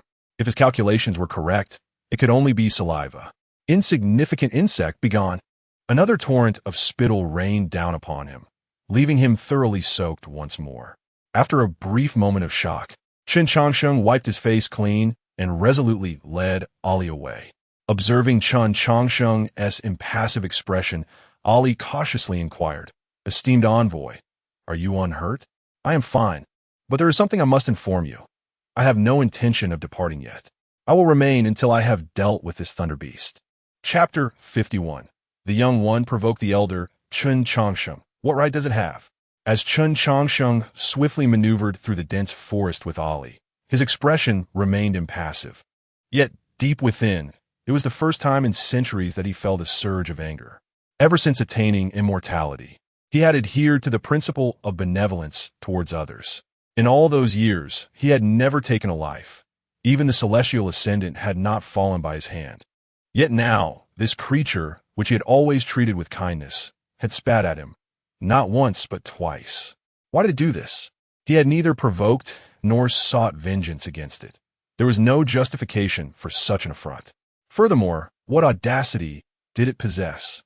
It was merely a thunder beast of the transformation stage, a rank he had encountered many times before, often in the company of renowned figures such as the Wolf King of the Night Moon Kingdom, Wanyenagajuo, or the celestial ascendant of the Upper Clearview. Apart from these powerful beings of the transformation stage, he had also faced many formidable entities far beyond that realm, such as the revered Xuanwu Emperor of the Seventh Realm and the unspeakable terrors of the ancient Forbidden Lands. Even those strong beings had never dared to spit upon him. He was a direct disciple of the Upper Clearview, a distinguished guest of the Xuanwu Kingdom, and a figure who traversed the annals of history as a funeral bearer. Countless prodigies were his friends, and mighty beings who could move mountains and fill seas conversed with him in mirth. With such a history, why should he be subjected to the indignity of being spat upon by a mere thunder beast? Fueled by his anger, Chen Changsheng quickened his pace and soon returned to the witch clan's village. As he landed, the high priest and the clan leader rushed forward to inquire about the situation. However, before they could speak, Chen Changsheng preempted them, stating, "You believe me to be a divine envoy. Thus, you should also trust in my abilities. I intend to eliminate the thunder beast of the Water Moon Cave within 10 years. If you believe I can prevail, then assist me. If not, depart swiftly to avoid being caught in the crossfire." With that, he turned and left, leaving the high priest and clan leader in a state of bewilderment. Inside the wooden cabin, Chen Changsheng busied himself with sketches on tree bark, seemingly plotting something. At that moment, Amon entered, carrying a platter of fresh spiritual fruits. "My lord, please consume some fruits to soothe your anger." In response to Amon's suggestion, Chen Changsheng did not lift his gaze and replied, "I am aware of your ancestral teachings, which advise against provoking those who emerge from the altar. While the teachings hold truth, circumstances are not immutable. I am not the person mentioned in your teachings. You need not address me as divine envoy. If you wish, you may call me Brother Changsheng. Moreover, the matter concerning the Thunder Beast is a personal affair between it and me, which shall not implicate the witch clan. Rest assured." Upon hearing this, Amon said, "Brother Changsheng, what I wish to convey is not this." At her words, Chen Changsheng looked up at Amon, puzzled. "If not this, then what do you wish to express?" A glimmer of yearning flickered in Amon's bright eyes as she responded, "Brother Changsheng, I have heard since childhood that beyond the great mountains lies another world. Yet, no one in the witch clan knows what the outside world is like. You must have come from beyond. Can you tell me what the outside world is like?" Observing the longing in Amon's gaze, Chen Changsheng pondered before replying. "The world beyond the mountains is indeed fascinating, yet I would advise against your seeking knowledge of it." "Why?" she asked. "Because the outside world is fraught with dangers far greater than the venomous creatures and ferocious beasts within these 10,000 mountains. Sometimes, death in that world can be a form of liberation." As he spoke, Chen Changsheng unfastened a wooden carving from his waist and handed it along with the bark to the clan leader, instructing him to set it up as per the design. "If my assumptions are correct, you will choose to join me in confronting the Thunder Beast. As for this carving, it is a gift for you. Since my arrival, you have been observing it, and it makes me quite embarrassed." Upon hearing this, Amon's cheeks flushed. "Brother Changsheng, I did not. Can you not tell if I desire it?" She interjected, "It is merely an ordinary carving. It is nothing significant. Feel free to keep it and play with it." The wooden carving in Chen Changsheng's possession depicted a charming sheep, and given his frequent carpentry work, his sculpting skills were undoubtedly commendable. It was only natural that Amon, having lived in this secluded mountain enclave, would be captivated by his unique creation. "Thank you, Brother Changsheng. Amon expressed gratefully before departing the room with a spring in her step. Watching her retreating figure, Chen Changsheng smiled, then returned his focus to the matter of the Thunder Beast. Typically, beast clans were social creatures, and Chen Changsheng held little concern for the Thunder Beast of the Water Moon Cave. His true apprehension lay with the race behind the beast. Striking down a young one would only invite an elder, and confronting an elder would summon an even older adversary. Such occurrences had become commonplace within the cultivation realm. It was precisely for this reason that Chen Changsheng devoted considerable effort to his strategy. After all, the annihilation of a race was no trivial matter. While he was indeed benevolent towards others, he was never a soft target to be easily manipulated. The grievance of being spat upon could not simply be overlooked.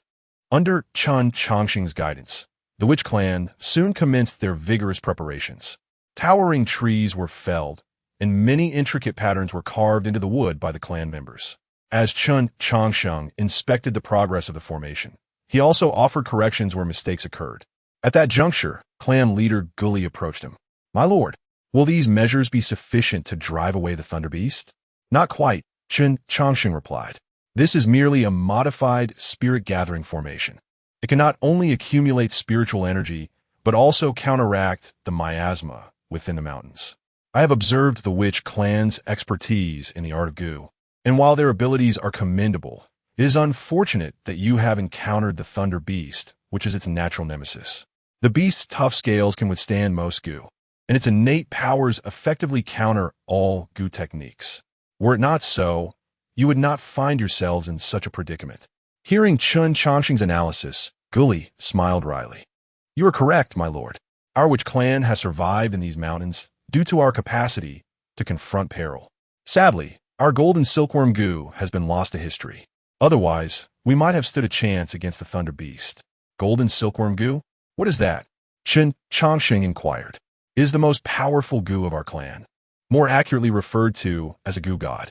Legend has it that the golden silkworm Gu can devour anything in the world. Even the scales of the Thunder Beast cannot deter it." Chapter 52. An unexpected delight upon hearing Guli's description. Chen Changsheng nodded and remarked, "Indeed, it is a remarkable treasure, albeit one that has been lost to time. Since your methods are ineffective against the Thunder Beasts, why not give mine a try? I observe that the people of the Witch clan possess robust physiques, highly suitable for cultivating body-refining techniques. You may take these 2 manuals for now. Once your kin's strength is enhanced, we shall consider further plans. Additionally, you may find my script challenging to comprehend. I've already conveyed its meaning to Amon, so you may inquire with her regarding the specifics." As Guli accepted the 2 pieces of bark from Chen Changsheng, he could hardly contain his joy. "Thank you, esteemed envoy. We shall not disappoint your expectations." With that, Guli departed with the manuals in hand. After Guli's exit, Chen Changsheng chose not to linger within the Witch clan, but sought a secluded spot to delve into the mysteries of the 9 transformations' profound art. Previously, he had little inclination toward cultivation, primarily because he had no need for violence. However, with war looming on the horizon, it was only natural for him to engage in a modicum of training. Why is it that I cannot master this 9 transformations' profound art? Chen Changsheng pondered, befuddled by the conundrum presented by the golden pages in his hand. The translated version of the upper half of the 9 transformations had already been provided to him by Zhuo Xinghe. Based on that translation, he had deduced the entirety of the profound art. Yet, upon attempting to practice it, he found himself at an impasse. As he scrutinized the golden pages deep in thought, Ali approached him with curiosity. "Esteemed envoy, what are you engaged in?"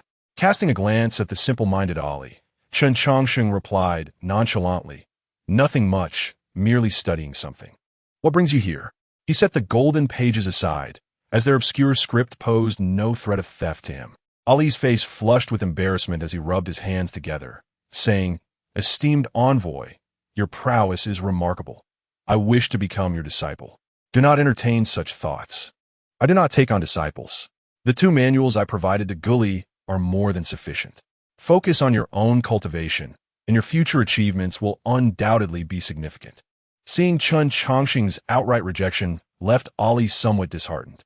However, Just as he was about to take his leave, he glanced at the golden pages beside Chen Changsheng and remarked, "Esteemed envoy, your accomplishments are indeed extraordinary. The 8-9 profound art sounds like a formidable technique." Wait. Initially, Ali intended merely to alleviate the awkwardness of the moment. But Chen Changsheng's sudden inquiry caught him off guard. "Esteemed envoy, is there something more? You just mentioned the 8-9 art?" "Indeed, the 8-9 profound art." Hearing Ali's unhesitating utterance of a name both strange and familiar, Chen Changsheng quickly seized the golden pages and inquired, "Can you decipher the script upon these pages? What is there that I cannot understand? Among the youth of my clan, I am the most literate." "That is not what I meant. I'm asking how you came to recognize the script here." "Esteemed envoy, what do you mean?" "This is the script of the witch clan. Why would I not recognize it?" Stunned by Ali's response, Chen Changsheng found it difficult to comprehend the serendipity of the situation. While he had indeed learned the spoken language of the witch clan from Amon, he had never encountered their written form. Furthermore, although he had gleaned fragments of the witch clan's language from ancient texts, these texts merely indicated that it was an ancient tongue with some recorded pronunciations. Chen Changsheng had never seen the written characters of the witch clan. Thus, he instinctively assumed that the language was purely oral, a spoken dialect passed down through generations. As such occurrences were not uncommon. With this thought, Chen Changsheng couldn't help but smirk, gesturing for Ali to come closer. "Ali, assist me in translating the text on these pages." Delighted by the request, Ali set to work. Within a quarter of an hour, he had translated all the characters. Upon hearing Ali's rendition, Chen Changsheng rolled his eyes dramatically. The 9 transformations profound art, recognized as the second most powerful technique of the Xuanwu kingdom, had seldom been mastered over the millennia, and even those who achieved mastery found its might lacking compared to its legendary reputation. At last, Chen Changsheng comprehended the source of the confusion.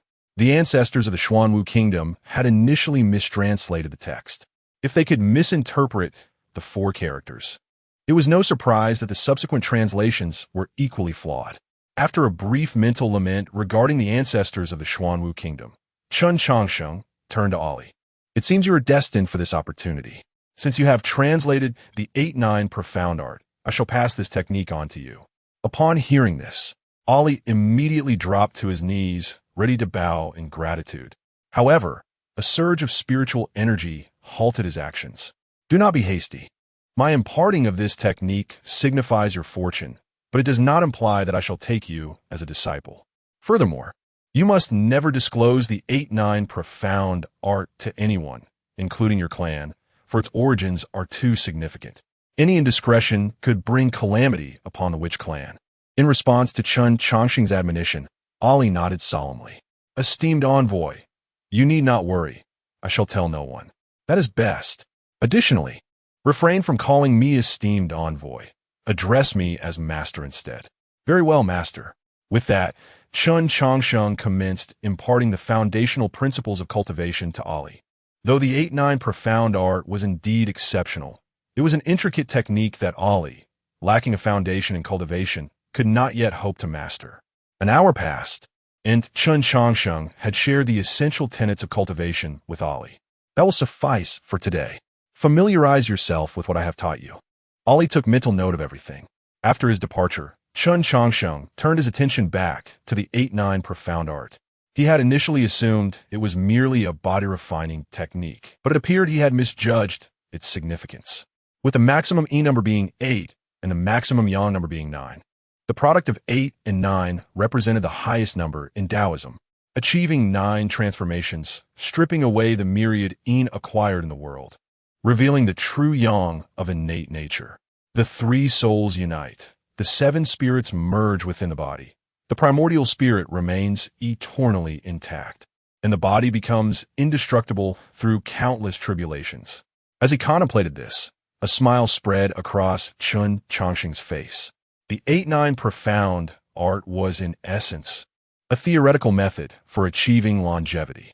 While it remained uncertain whether it could truly confer eternal life, its potential was unfathomable. This technique harmoniously integrates internal and external cultivation while documenting numerous extraordinary abilities. although Chen Changsheng currently possessed only a single golden page. Its value surpassed everything else he owned combined.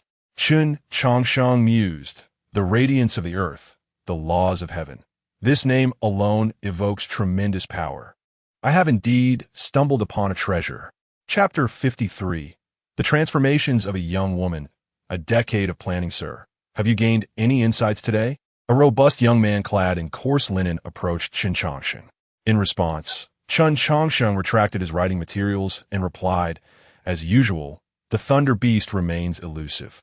Upon hearing this, the young man inquired, even you cannot contend with that thunder beast? I cannot say for certain. You know me well. I generally avoid conflict.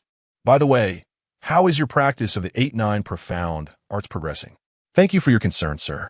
I have reached the 7th level of the 8-9 profound arts. The young man responded, I will soon be able to cultivate the divine ability, earth-soaring golden light. Pleased with the young man's progress, Chen Changsheng nodded. To achieve the 7th level in a decade speaks volumes of your innate talent for this discipline. Regrettably, I possess only the first 9 levels of the 8-9 profound arts, and I fear I may never gather the remaining 63. Let's wait a few more months. Once you master earth-soaring golden light, we can confront the thunder beast. Indeed, the young man before him was none other than Alalai, the earnest youth from a decade prior. When news of Chen Changsheng's intent to take revenge on the thunder beast spread throughout the witch clan, many anticipated an imminent conflict. Little did they know, it would take a full 10 years. During this time, aside from mentoring Alalai and Amon, Chen Changsheng devoted his hours to observing the thunder beast. Upon learning that Chen Changsheng was finally poised to act against the beast, Alalai felt a twinge of anxiety. After all, it was a formidable creature of the transformation realm. Although Chen Changsheng had ascended to that level 3 years prior, he was still a novice facing an established adversary, which rendered their chances uncertain. Reflecting on this, Alalai asked, Sir, with the cultivation system being so intricate, how should I assess the strength of future opponents should I ever depart from the 10,000 Great Mountains? You cannot assess it. You must rely on your intuition. Both external and internal cultivation have their merits. While a broad categorization may suggest minimal disparity between realms, upon closer inspection, the differences become apparent. In battles of life and death, the outcome often hinges on minute details. Subtle distinctions can determine fate. Alalai chuckled at this response. That sounds rather troublesome. Why can't there be a unified method of cultivation? Both internal and external cultivation have their strengths. A harmonious blend would be ideal. Theoretically, such a synthesis is conceivable, yet no one has achieved it thus far. The 8-9 profound arts allow one to cultivate the power of the primordial spirit through the physical body, yet it fundamentally leans toward external cultivation. You possess knowledge of both methods, and your theories are intriguing. However, countless issues remain that you must resolve independently. Perhaps in a millennium, you will unify the realm of cultivation and create an entirely new system. Listening to Chen Changsheng's musings, Alalai merely smiled, dismissing the notion as a fleeting conversation topic rather than a feasible reality. What are you discussing? May I join in?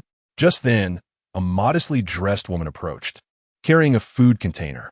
Despite her simple attire, it did little to obscure her extraordinary beauty.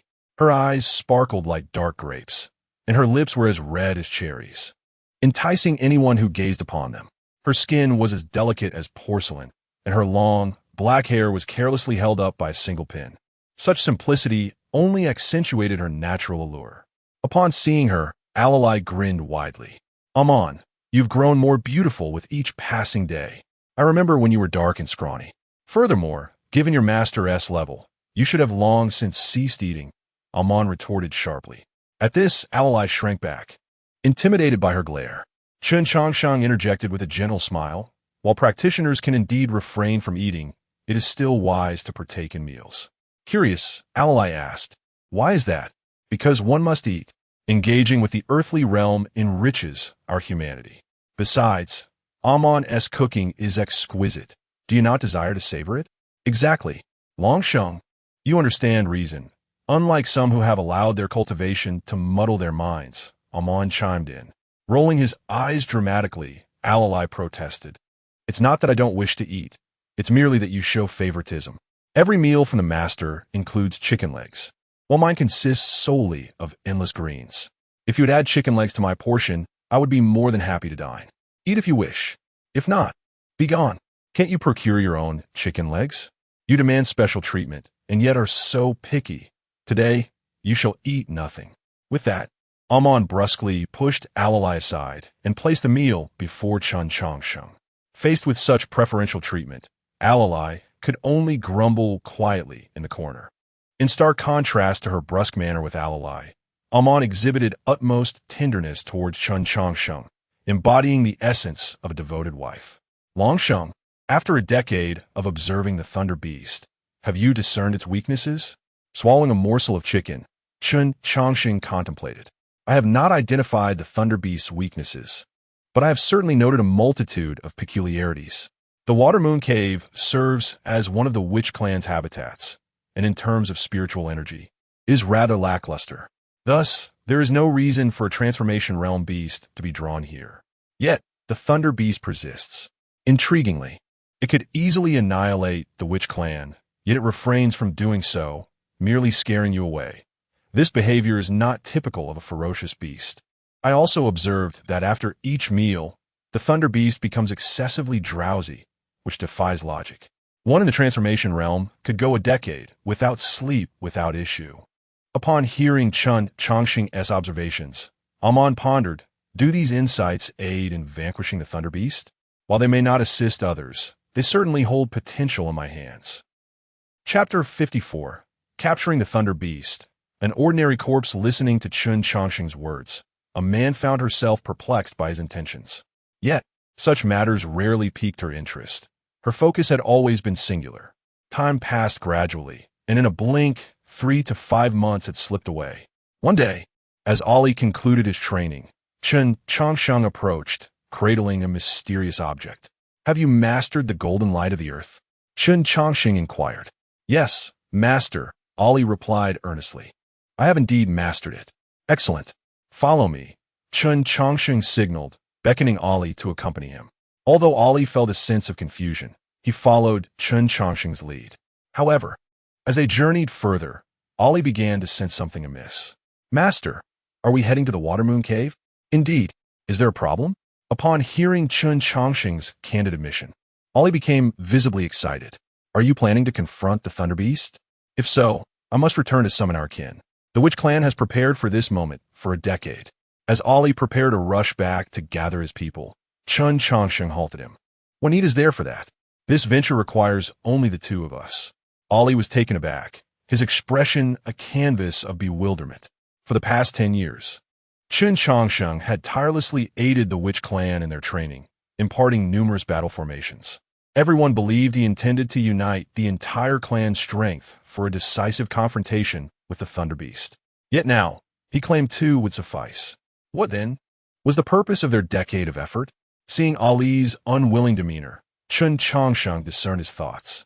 Do not appear so reluctant. My preparations for the Witch Clan serve another grand purpose. A solitary Thunder Beast does not warrant the deployment of my secret strategies. At this, a flicker of hope crossed Ali's face. Master, do you harbor an even grander scheme? Indeed, we shall slay the Thunder Beast within the Water Moon Cave. Do you think the race behind it will let us go unpunished? Our actions today are not merely the commencement of a larger design. They are the most pivotal aspect of it. If we cannot achieve my expectations, we must be prepared to flee. Upon hearing this, Ali resolutely thumped his chest. Rest assured, Master, Ali, will risk my life to assist you. There's no need for such extremes. Merely keep silent during our endeavor, Chen Changsheng replied, turning once more toward the Water Moon Cave. Upon arriving at the site from a decade prior, Chen Changsheng composed himself and adopted a sycophantic demeanor. Humanity's Chen Changsheng comes bearing treasures. His voice echoed within the cavern. A massive head emerged from the depths. Upon recognizing the human from a decade ago, the Thunder Beast bellowed in fury, Human, do you dare return here? Do you truly believe I cannot kill you? In response to the Thunder Beast's wrath, Chen Changsheng feigned terror. Great Thunder Beast, forgive my audacity. I have come to express my gratitude for your mercy a decade ago. 3 years passed. I stumbled upon a celestial stone. Alas, my understanding is insufficient to unravel its mysteries. Hence, I present it to you, Great One. With that, Chen Changsheng unveiled a stone the size of a grinding disc and offered it forth. The thunder beast, bewildered, gazed at the stone in Chen Changsheng's hand. It appeared to be nothing more than an ordinary rock. What then was the purpose of this charade? To humiliate it, perhaps, and provoke it to death? Confounded by the human's antics, the thunder beast instinctively lowered its head to sniff the stone, even running its tongue over it. This is merely a common stone, it exclaimed, its powerful presence causing Chen Changsheng to tremble, and the stone fell heavily to the ground. Great One, see clearly. When I first encountered this stone, it emanated a radiant light, and within it, I perceived hints of celestial gold. Unfortunately, my powers are insufficient to break it, hence my offering. Do not lie. Begone. The thunder beast's furious breath knocked Chen Changsheng off balance, prompting him to hastily retreat with Ollie. Once they had distanced themselves, the thunder beast hesitated, gazing at the ordinary stone on the ground. With a flick of its tongue, it swallowed the stone, chewing carefully. It found nothing of celestial gold within. After swallowing the fragments, the thunder beast glanced toward the direction Chen Changsheng had departed, sneering, "Foolish humans. My kind feasts upon metals and minerals, and my body is impervious to poison. I do not grasp your intentions, but rest assured, you cannot harm me. Once I conclude my tasks here, I shall annihilate you all." With that, the thunder beast prepared to retreat into the cave. Yet at that moment, it discovered its body had become immobile. With a thunderous crash, its massive form collapsed, and two shadowy figures returned. These were none other than Chen Changsheng and Ollie. "Great thunder beast, are you unscathed? How dare you return? Do you not fear that I shall slay you?" The thunder beast, lying on the ground in a display of bravado, was met with Chen Changsheng drawing forth a broken sword. With a swift thrust, the sharp blade pierced the thunder beast's body, yet it felt no pain. Observing the creature's lack of retaliation, Chen Changsheng chuckled. "It seems you truly cannot move. That puts my mind at ease." With that, Chen Changsheng strolled casually to the thunder beast's side, examining its scales and tapping on its teeth. His eyes brimmed with curiosity, yet the noble thunder beast could scarcely endure such indignity. "Human, should you dare touch me again, I will." Smack! Before it could finish, Chen Changsheng delivered a resounding slap to its face. Though he exerted little force, the insult was unmistakable. "What are you shouting about? Can't you see I am contemplating how to make your demise more exquisite?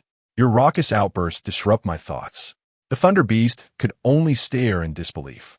Chapter 55. The fatal weakness of the thunder beast. Chen Changsheng's unwavering confidence rendered the thunder beast speechless. Alalai, observing the incapacitated creature on the ground, inquired, "Sir, how did you render this divine-level thunder beast immobile?" In response to Alalai's question, Chen Changsheng drew forth an ordinary dagger and began to make incisions upon the thunder beast's body, explaining, "The thunder beast sustains itself on metals and various minerals. Its scales are virtually indestructible. Its body is adept at evading most toxins. Such a species is indeed favored by the heavens. I have studied it meticulously for a decade, pondering a singular question: what method could possibly lead to the extinction of such a formidable race?" Upon hearing this, the immobile thunder beast laughed derisively. "Ha! You believe you can annihilate my kind? That is sheer folly. Though I am uncertain of the means by which you have restrained me, rest assured, my kin shall exact vengeance on your behalf." Chen Changsheng maintained his calm demeanor, nodding thoughtfully. "You are not wrong. Logically speaking, it is difficult to conceive of a method capable of eradicating your entire race. However, my 10 years have not been in vain. I have uncovered a small secret about your Thunder Clan, one that perhaps even you are unaware of." The Thunder Beast's eyes flickered with curiosity. "What secret?" "In the past decade, you have consumed sustenance a total of 20 times, averaging twice a year. During the first 6 instances of feeding, I noted that on 2 occasions, you became particularly drowsy. This led me to a question: what could be the cause of your sudden lethargy? During the initial 2 instances of your drowsiness, I meticulously cataloged every plant and mineral in your feeding area, comparing them one by one. Yet, With each feeding, you devoured a significant portion of the mineral vein. The vast array of substances contained therein was simply too extensive. Thus, I spent an additional 7 years meticulously filtering through your consumption patterns. Throughout these 7 years, each feeding site was carefully selected by me. Have you not noticed that your frequency of drowsiness has increased over this period? As he gazed upon the human's smiling visage, a glimmer of panic emerged in the Thunder Beast's eyes. Impossible. Our species is immune to all toxins. Indeed, the Thunder Beast is impervious to toxins. But what if those substances are not toxic? Chen Changsheng replied, producing a wildflower and a weed from his robes. This is the fire-red flower and the flax grass. Names I have assigned them. They typically grow in proximity to mineral veins, neither particularly rare nor common. Consuming these together or separately will not yield toxins. However, they possess a peculiar effect. They induce paralysis in your kind. Of course, this hypothesis is one I only recently confirmed. Your initial bouts of drowsiness were caused by inadvertently consuming these two plants while feeding on the mineral veins. The quantities were merely insufficient to induce complete paralysis. How can you be certain I would consume that stone? The Thunder Beast's tone grew increasingly agitated, for if these two plants were innately detrimental to its kind, it could spell doom for the entire Thunder Clan. I could never be entirely sure. Thus, I added additional substances, causing the juice of these plants to become exceedingly volatile. Beasts, after all, retain certain instinctual behaviors. When encountering unfamiliar objects, you tend to sniff or lick them. This would serve my purpose well. Yet, I never anticipated you would be foolish enough to ingest it. As he spoke, the dagger Chen Changsheng held became lodged in a particular scale of the Thunder Beast. Upon realizing that he had touched that special scale, fear flickered across the Thunder Beast's gaze, while Chen Changsheng's smile slowly widened. The scales of the Thunder Beast were incredibly resilient. Even divine weapons could only graze its surface. I just verified this. Yet I have never believed that perfection exists within any species. Surely, a weakness must lie within your scales. With a swift motion, the sharp dagger pierced beneath the scales of the Thunder Beast. The searing pain, even for one already anesthetized, caused the creature to tremble uncontrollably. Alas, Chen Changsheng remarked, observing the convulsing form of the Thunder Beast with an air of regret. I did not expect your scales to possess a weakness. It seems I have indeed discovered it. With a nonchalant demeanor, he accelerated the pace of his actions. The once impenetrable scales of the Thunder Beast were systematically peeled away by Chen Changsheng in a particular sequence. Kill me. If you possess any courage, then do it. The Thunder Beast roared in defiance, yet its body remained utterly immobile. Chen Changsheng, grinning, replied, "What are you thinking? Why would I allow you to die so easily? I want you to witness how I dismember you piece by piece. Then, I shall thoroughly examine every part of your body, uncovering its weaknesses. These weaknesses will become the harbinger of doom for your entire race." An unending wail of anguish echoed throughout the Watermoon Cave. As time passed, the effects of the drug within the Thunder Beast began to wane, yet remained unable to move. Chen Changsheng had extracted the source of its power, the Thunder Pill, and severed its meridians, ensuring that the fading effects of the drug only intensified its suffering. With a decisive motion, the vast heart was removed and the Thunder Beast, on the brink of death, finally succumbed. Gazing at the pristine, ivory skeleton before him, Alalai struggled to swallow. "Sir, is this not somewhat cruel?" In response to Alalai's words, Chen Changsheng, stained with blood, turned and smiled. "Cruel? Moderately so. The outside world is 100 times more ruthless. Moreover, you have witnessed the predatory nature of beasts. A half-consumed body thrashes about in agony, while the other half is devoured. Did you find that cruel? Do you think a predator would spare its prey simply because you found it cruel? Growing up in the vast mountains, you should understand this well. Discussing feelings with humans is one matter, but to speak of emotions with other species is merely laughable." Having addressed Alalai's concerns, Chen Changsheng waved his hand and said, "Return and summon others. We cannot possibly consume all this meat alone. It will also serve to improve everyone's diet." Chapter 56. The ancient moon illuminates the present soon. Ali summoned all the members of the witch clan. Faced with the mountain of meat before them, astonishment filled their eyes. Upon witnessing their reaction, Chen Changsheng smiled gently and said, "The meat of the thunder beast is extraordinarily exquisite. You should indulge without delay. However, I must caution you that beasts possess an acute sense of smell. Once you consume the flesh of the thunder beast, it will inevitably draw the attention of other thunder beasts. This means there is no turning back after this step."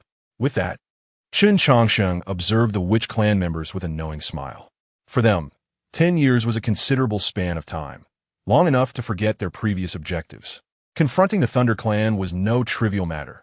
Chen Changsheng could tolerate solitude, but would never permit betrayal at a critical moment. The leader of the Gully clan immediately grasped the implications of Chen Changsheng's words. Without a hint of hesitation, Gully proclaimed, "What are we waiting for? Let's roast the meat. This is a gift from the esteemed divine envoy." With Gully's rallying cry, the witch clan members sprang into action. Witnessing their choice, Chen Changsheng smiled softly before turning away from the cave entrance. Atop the mountain peak, Chen Changsheng sat alone on a massive stone, gazing at the bright moon in the sky. At that moment, Amon approached, holding a piece of roasted meat wrapped in clean leaves. "Brother Changsheng, you must try this. I just finished roasting it," she said. Chen Changsheng grinned and replied, Amon, you have a good heart, unlike that scoundrel Ali, who only thinks of himself when good fortune comes his way."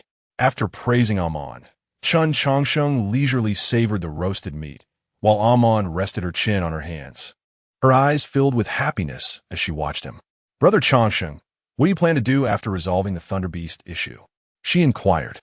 "Naturally, I shall leave this place and resume my previous endeavors." Hearing that Chen Changsheng intended to depart, Amon felt a pang of disappointment, although she had anticipated it. "Brother Changsheng, was it that weighs so heavily on your mind?" she asked. "It is nothing. I am searching for someone," he replied. "She has wandered far, and despite nearly a century of searching, I have yet to find her. Who knows how much longer it will take?" Amon's eyes immediately glistened with tears at his words. "She is a woman, isn't she?" "Indeed," Chen Changsheng confirmed. Upon hearing his affirmation, Amon fell silent. After a long pause, she trembled slightly, forcing a bitter smile. "A woman who has made you search for so long must be someone you hold dear." "Ha ha ha!" Chen Changsheng chuckled at her tearful gaze and affectionately ruffled her hair. "You silly girl, so young yet pondering such matters. Who says that searching for a woman means I love her?" A flicker of doubt crossed Amon's eyes. "If it is not a love that runs deep, what then compels you to search for her over so many years?" "Indeed, love brings happiness, but is not the sole motivator for perseverance. The person I seek was entrusted to me by an old acquaintance on her deathbed. Thus, I must ascertain her safety. Even if she has passed, I wish to return her remains for a proper burial. It is a promise, a cherished remembrance of the past." Upon hearing this, Amon wiped away the impending tears and asked, "Brother Changsheng, may I hear the story of your past?" "Certainly." Chen Changsheng smiled gently and began to recount the tale of a once ordinary life. As the gentle breeze rustled and the moon continued to shine, Amon clenched her teeth and glared at Chen Changsheng. "She loves you." "Yes, but you rejected her." "Indeed, I know everything, including Yinxing's feelings for me." Upon this revelation, Amon stood abruptly, filled with emotion. "And what about me? Will you reject me as you did her?" Meeting Amon's reddened eyes, Chen Changsheng spoke calmly, "Yes." "Why?" Amon demanded. "You do not pursue cultivation, doing everything according to your whims. If so, why do you repeatedly refuse? If you intended to reject from the beginning, why treat those around you with such kindness? Why not harden your heart from the start?" Upon hearing this, Chen Changsheng did not respond immediately. Instead, he gazed at the moon above Tianshan and remarked, "The present does not see the moon of ancient times. This moon once illuminated those of the past. There is a saying, one only learns to cherish something after losing it. If you knew in advance that something was destined to be lost, would you refrain from cherishing it? You're being evasive. How can one know what the future holds? On what grounds do you believe you will inevitably lose? Why not? Such foresight is within your reach. For example, your kin of the witch clan will inevitably perish.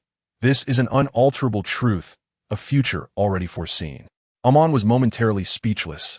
Although Chen Changsheng had not explicitly stated anything, she had gleaned the answer from his words. Trembling, she asked, Brother Changsheng, can you truly see the futures of all? Yes. Receiving Chen Changsheng's affirmation, Amon slowly raised her right hand and gently caressed his face.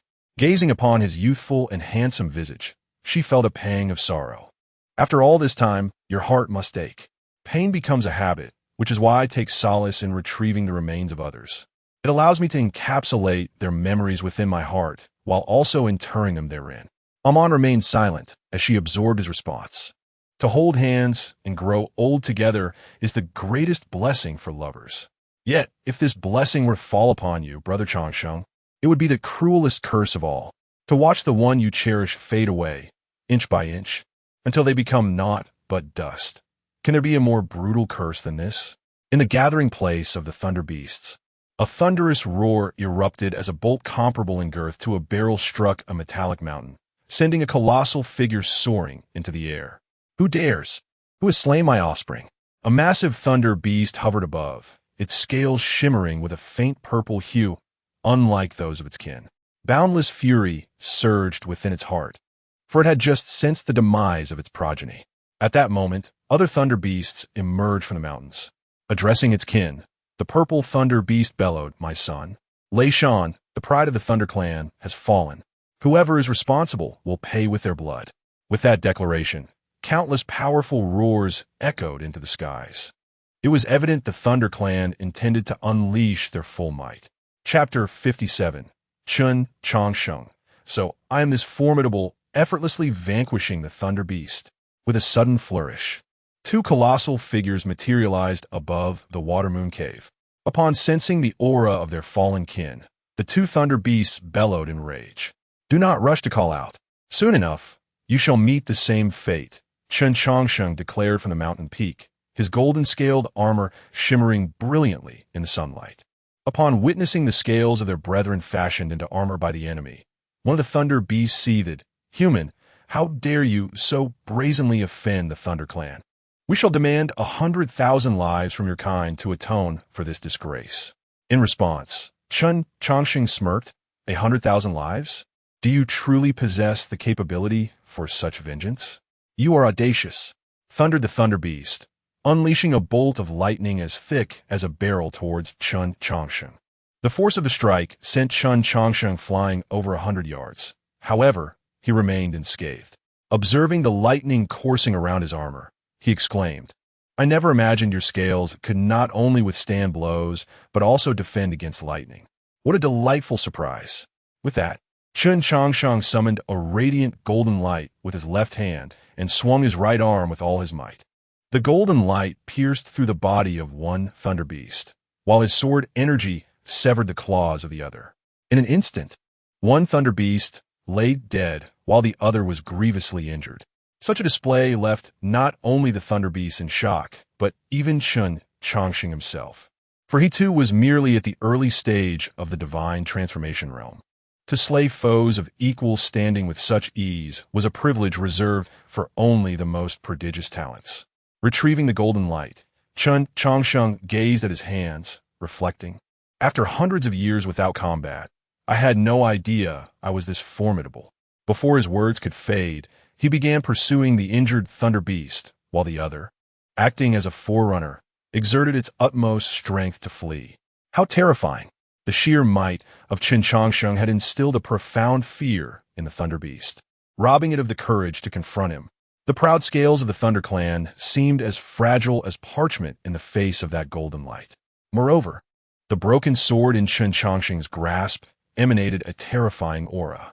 What right did a mere human of the divine transformation realm have to wield such a peerless weapon?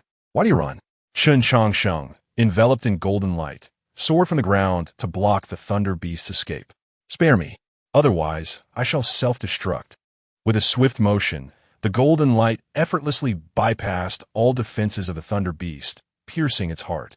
Gazing at the slender wound on its body, the Thunder Beast was filled with bewilderment before it slowly descended from the sky. It could not fathom what weapon this human wielded that could render its defenses utterly meaningless, nor why he always managed to find its weakness.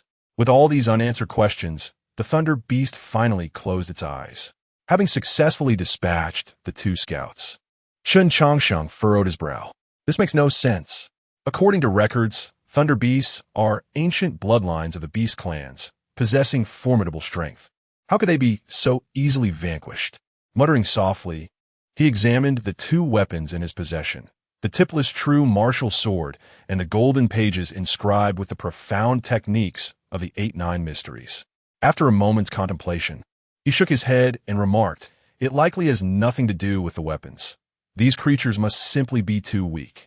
Even the most feeble of thunder beasts should not be unable to withstand the remnants I salvaged from the ancient Forbidden Land." With that, Chen Changsheng took the corpses of the two thunder beasts with him. However, had his words reached the ears of Zhua Huang, buried within the ancient Forbidden Land, he would likely leap from his coffin to deliver a sharp reprimand. "How dare you call these items trash? The true martial sword is a weapon of a 7th realm expert, and the golden pages were valued by me as a heart-protecting mirror. For something I, a 7th realm expert, regard as a trump card, how could you dare to dismiss them as mere refuse?" Though the true martial sword was severed by a strand of hair from an existence within the ancient Forbidden Land, and the golden pages were carelessly discarded by that same being, how many places in the world can compare to the ancient Forbidden Land? The Thunder Beast clan is unworthy even to serve as its watchdog. Within the Thunder clan, the leader furrowed his brow at the sight of two shattered scales.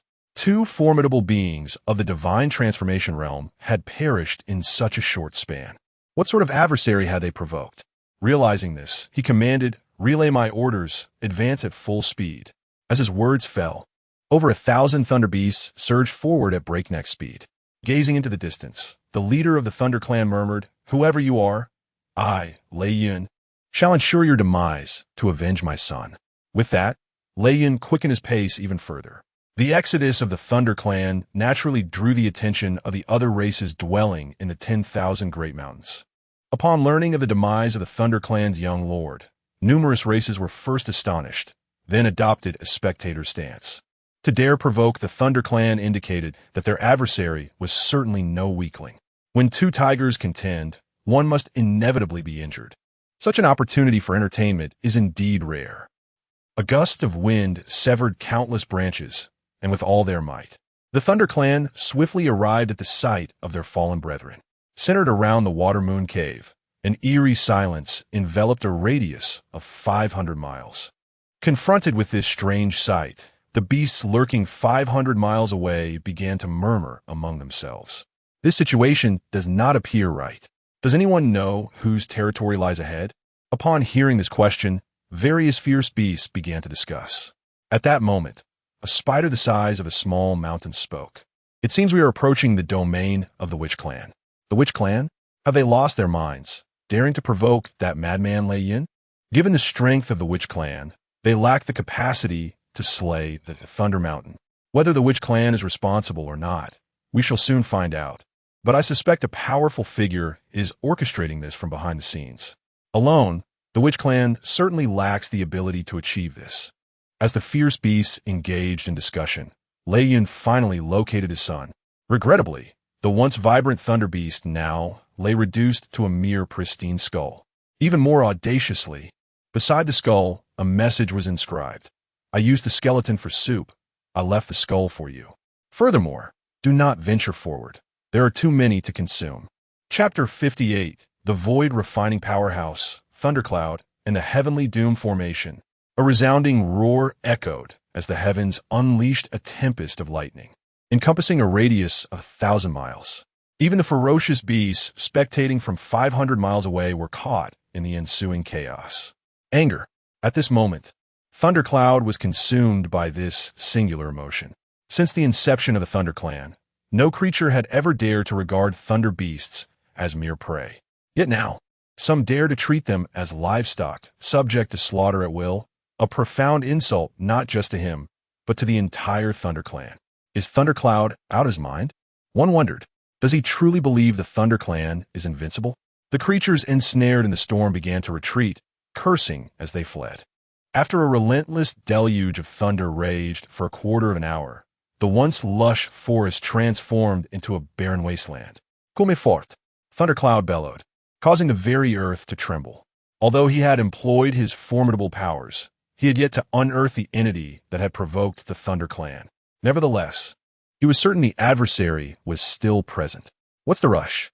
"Here I am," came a sardonic voice. As if on cue, figures emerged from the underground passage, over 30,000 from the Witch Clan, surrounding the Thunder Clan from all directions. Gazing upon the minuscule forms below, thundercloud seethed. "Tell the ones behind you to show themselves. You pitiful bipeds are not worthy to slay my offspring."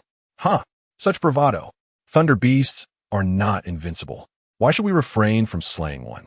A voice retorted, "With your strength, you should sense the essence of your son upon us. Indeed, your son has already met his end, consumed by us." Upon hearing these words, Thundercloud's gaze turned frigid. "Sharp-tongued indeed. I hope you retain your bravado when I unleash my soul-searching technique." Thundercloud had never believed that the one standing before him could be the culprit behind the death of Thunder Mountain. This human cultivator was merely at the initial stage of the transformation realm, while Thunder Mountain had already reached the mid-stage, aided by innate abilities. Even a late-stage transformation realm practitioner would struggle to vanquish it. Thus, the true culprit must be someone else. Seeing Thundercloud's disbelief, the human cultivator sighed. Innate abilities are indeed impressive, but they're not omnipotent. The reason humanity has thrived here is not without its justification. Today, let me demonstrate the innate ability of our kind. With that, he struck the ground with his right hand, and the terrain within a 1,000-mile radius began to shift. Suddenly, an overwhelming darkness enveloped the sky. As the formation gradually activated, a sense of unease crept into Thundercloud's heart. Yet, when he attempted to summon the thunder to break the formation, he found himself unable to resonate with the will of heaven and earth. "What's the matter? Realizing you cannot wield the forces of nature?" The cultivator grinned. "Allow me to introduce this formation, the Heavenly Doom Formation. It severed heaven, earth, and life itself." Thundercloud cast a sidelong glance at the cultivator, replying nonchalantly, "The formation is commendable, but alas, you lack the fortune to fully activate it." Boom! Before the words could settle, the cultivator was hurled away, crashing through 3 mountain peaks with tremendous force. Spitting blood, he emerged from the rubble, only to find Thundercloud had already taken his previous position. Earlier, Thundercloud had used his formidable physical prowess to strike the cultivator with his horn. Had the cultivator not sensed the impending danger and defended himself with a golden page, he would have been reduced to mere pulp. Seeing the humans still alive, Thundercloud expressed surprise. "To withstand my strike, you are quite impressive. Now I believe you were the one who killed Thunder Mountain." With a spurt of blood, the cultivator discarded his shattered scales and replied, "Your realm should have reached the 6th stage. My path of inheritance is somewhat wild, and I'm not entirely familiar with the 6 stages designation. Care to enlighten me?" "Void refining," came the response. The cultivator nodded appreciatively. "Thank you. Now, do you intend to come to me one by one or all at once? I shan't let you die easily. All present will survive, but your cries will echo through the heavens." "Understood. Attack." The cultivator's roar reverberated as the Witch Clan members formed battle arrays, commencing their assault on the weaker thunder beasts. The battle formations of the Xuanwu Kingdom were renowned, and the cultivator, well versed in the tomes of the Xuanwu Pavilion, had meticulously planned for this day over the past decade. In an instant, the battlefield was engulfed in the clamor of combat. Witnessing the casualties among his kin, Thundercloud was taken aback. Though the Thunder Clan could not harness the forces of nature within the formation, they still possessed boundless thunderous might. Yet, the human combatants seemed able to disregard this power, striking with precision at the Thunder Clan's vital points. While Thundercloud was distracted, the cultivator's voice rang out, "Law of heaven, form of earth." The cultivator's body began to swell, ultimately matching Thundercloud in size.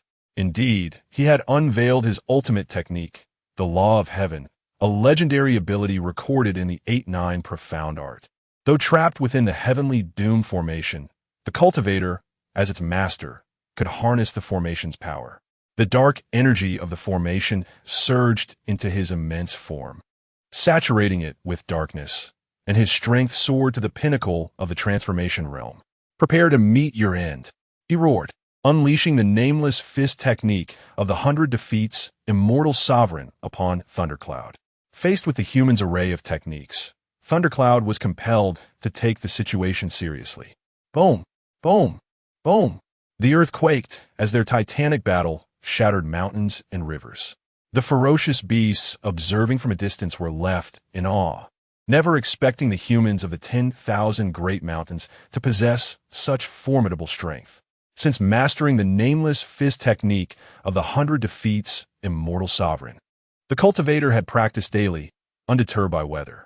After a century of training, his martial prowess had reached its zenith, and the technique only grew stronger with each confrontation. From initially being overwhelmed, he gradually evolved to a point where he could defend against Thundercloud's onslaught. As time passed, the heavenly doom formation began to close in. In that fleeting moment, the cultivator drew forth a colossal bone and struck Thundercloud's head with it. Clang! The metallic sound caused all the thunder beasts to momentarily halt, leaving the cultivator with a perplexed expression. Why didn't he evade? It could have easily done so. Whatever. I'll just keep striking. P.S. A major update on June 9th. Chapter 59. The Gluttonous Bone, Chen Changsheng. What flavor would you like to be made into? Clang, clang, clang. Seizing the moment while Lei Yun was momentarily stunned, Chen Changsheng struck Lei Yun's head several times in quick succession. Crack! One of the sharp horns atop Lei Yun's head was forcibly broken off, and the intense pain jolted him back to reality. However, instead of continuing his assault, Lei Yun swiftly distanced himself from Chen Changsheng. Where did you acquire this gluttonous bone? Upon hearing Lei Yun's inquiry, Chen Changsheng curiously glanced at the large bone in his hand. He had unearthed this bone from the depths of the ancient Forbidden Land. Had it not been for its considerable hardness, he would have discarded it long ago. Now, with Lei Yun's words, he began to understand why all the Thunder Beasts had paused when he revealed this bone. It was due to bloodline suppression. Understanding the situation, Chen Changsheng wasted no time in dispelling his celestial technique and began to flee. Lei Yun, why are you running? You possess a divine weapon. How can you flee? After internally mocking Chen Changsheng's decisive actions, Lei Yun also commenced a vigorous pursuit. Simultaneously, several Thunder Beasts that had previously stood by began to join in the hunt. The reason the Thunder Clan had emerged in full force was twofold: to exact revenge and to temper the younger generation of their kind.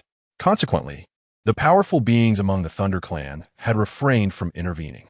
However, the circumstances had now changed. Chen Changsheng held a treasure that the Beast Clan coveted, and the Thunder Clan's formidable members could no longer remain passive. Indeed, while the gluttonous bone imposed bloodline suppression on the Beast Clan, the Thunder Clan was overwhelmingly powerful. Lei Yun, at the Void Refinement stage, was merely one among several strong individuals. There were nearly 8 fully realized transformation stage experts, and if one included those at the early and mid-transformation stages, the number of formidable opponents had reached a staggering 28. With such a multitude of adversaries, a single strike from any beast could turn Chen Changsheng into a mere pulp. Thus, the situation that had seemed to be a deadlock transformed into a frantic chase. Although Chen Changsheng's strength did not rival that of Lei Shan, his evasion techniques were equally formidable.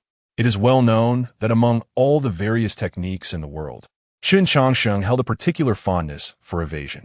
Now, having mastered several profound techniques, he could elude over 20 powerful entities with ease. After a brief interval, Lei Yun halted, and Chen Changsheng also came to a stop at a distance. Human, your options have dwindled. Surrender the gluttonous bone, and I shall spare your life. Upon hearing this, Chen Changsheng glanced at the battleground below. The Witch Clan fought valiantly, but could not match the strength of the Thunder Clan. Their force of over 30,000 had suffered half its losses, managing to slay a few Yuanying stage Thunder Beasts. However, this was hardly a blow to the Thunder Clan. Who lives and who dies is still uncertain. You cannot break my grand formation. Noting Chen Changsheng's defiance, Lei Yun smirked coldly. I do not deny the power of your killing formation, but unfortunately, you have trapped yourself within it. Being within the formation, you are unable to manipulate it while we pursue you. The formation will not be able to hinder us for quite some time. During this period, I can annihilate all humans, including you. Every word Lei Yun spoke struck a nerve with Chen Changsheng. The heaven and earth absolute killing formation was indeed powerful. But Chen Changsheng lacked sufficient materials and had yet to fully master it. Thus, confining the entire Thunder Clan was exceedingly difficult, let alone exterminating them entirely, a mere fantasy. Realizing this, Chen Changsheng's expression turned grave as he asked, "If I give you the gluttonous bone, will you truly spare us?" At this, Lei Yun's heart leaped with joy, yet he maintained a facade of indifference. "I never make guarantees, but if you do not surrender the gluttonous bone, I will kill them all right now." As he spoke, a massive thunderball began to coalesce within the formation. Although the heaven and earth absolute killing formation severed the connection between the thunder beasts and the heavens, Lei Shan's cultivation remained intact. With his void refinement stage power, he could easily eliminate Chen Changsheng and his companions multiple times over. Wait, as Lei Shan prepared to strike, Chen Changsheng grew anxious. "If I give you the gluttonous bone, will you truly spare us?" Hearing Chen Changsheng's words, Alid, who was embroiled in a bloody battle below, shouted, "Sir, do not believe him." Bang! Before Alid could finish, he was sent flying by a transformation stage thunder beast. The human's evasion techniques were exceptionally formidable. If he were to flee with determination, the Thunder Clan might not capture him. Thus, to obtain the gluttonous bone, they needed to compel him to willingly surrender it. I will say this once more, I will not make any guarantees. You may refuse, but I will slaughter them all. Faced with Lei Yun's ultimatum, Chen Changsheng's eyes brimmed with reluctance, yet his feet slowly advanced toward Lei Yun. As Chen Changsheng took a step closer, the thunder in which clans ceased their fighting. Each step Chen Changsheng took felt like a monumental struggle, and with each step, Lei Shan's heart raced. The gluttonous bone. This was a legendary treasure. How fortunate it was for the Thunder Clan to acquire it with such ease. The distance of 200 feet took Chen Changsheng a considerable amount of time to traverse. Just as he was about 100 paces away from Lei Shan, he suddenly looked up and asked, "Can you answer one question for me?" "Upon answering this question, I shall surrender the gluttonous bone to you." "Speak." Lei Shan exhaled a single word, his patience waning thin. "What flavor would you like to be made into?" "Lei Shan." Chen Changsheng's words left Lei Shan perplexed, but an unexpected turn of events unfolded. The thunder beast, suspended in midair, began to plummet uncontrollably. Golden core, Yuan Ying, even transformation stage beings were not exempt. Witnessing this, coupled with Chen Changsheng's cunning smile, Lei Shan felt a sense of foreboding. "I will kill you." Boom! A powerful bolt of lightning shot toward Chen Changsheng, yet its aim was severely lacking, merely grazing past him. Swish! Noting Lei Shan's loss of control, Chen Changsheng immediately hurled a dark object toward him. Facing such an odd situation, Lei Shan dared not receive it directly and instead dodged with all his might. Bang! When the concealed weapon detonated near Lei Shan, although the explosion was not particularly powerful, the ensuing dust enveloped him. Whoosh! Lei Shan expelled a powerful gust of wind, dispersing the dust, but his body became increasingly difficult to control. Chapter 60. The Relentless Thunder Mountain and the Bloodshed Caused by 2 Drops of Saliva. Boom. The massive form of Thunder Mountain plummeted to the ground. "What have you done?" Thunder Mountain thundered at Chen Changsheng, his eyes filled with terror.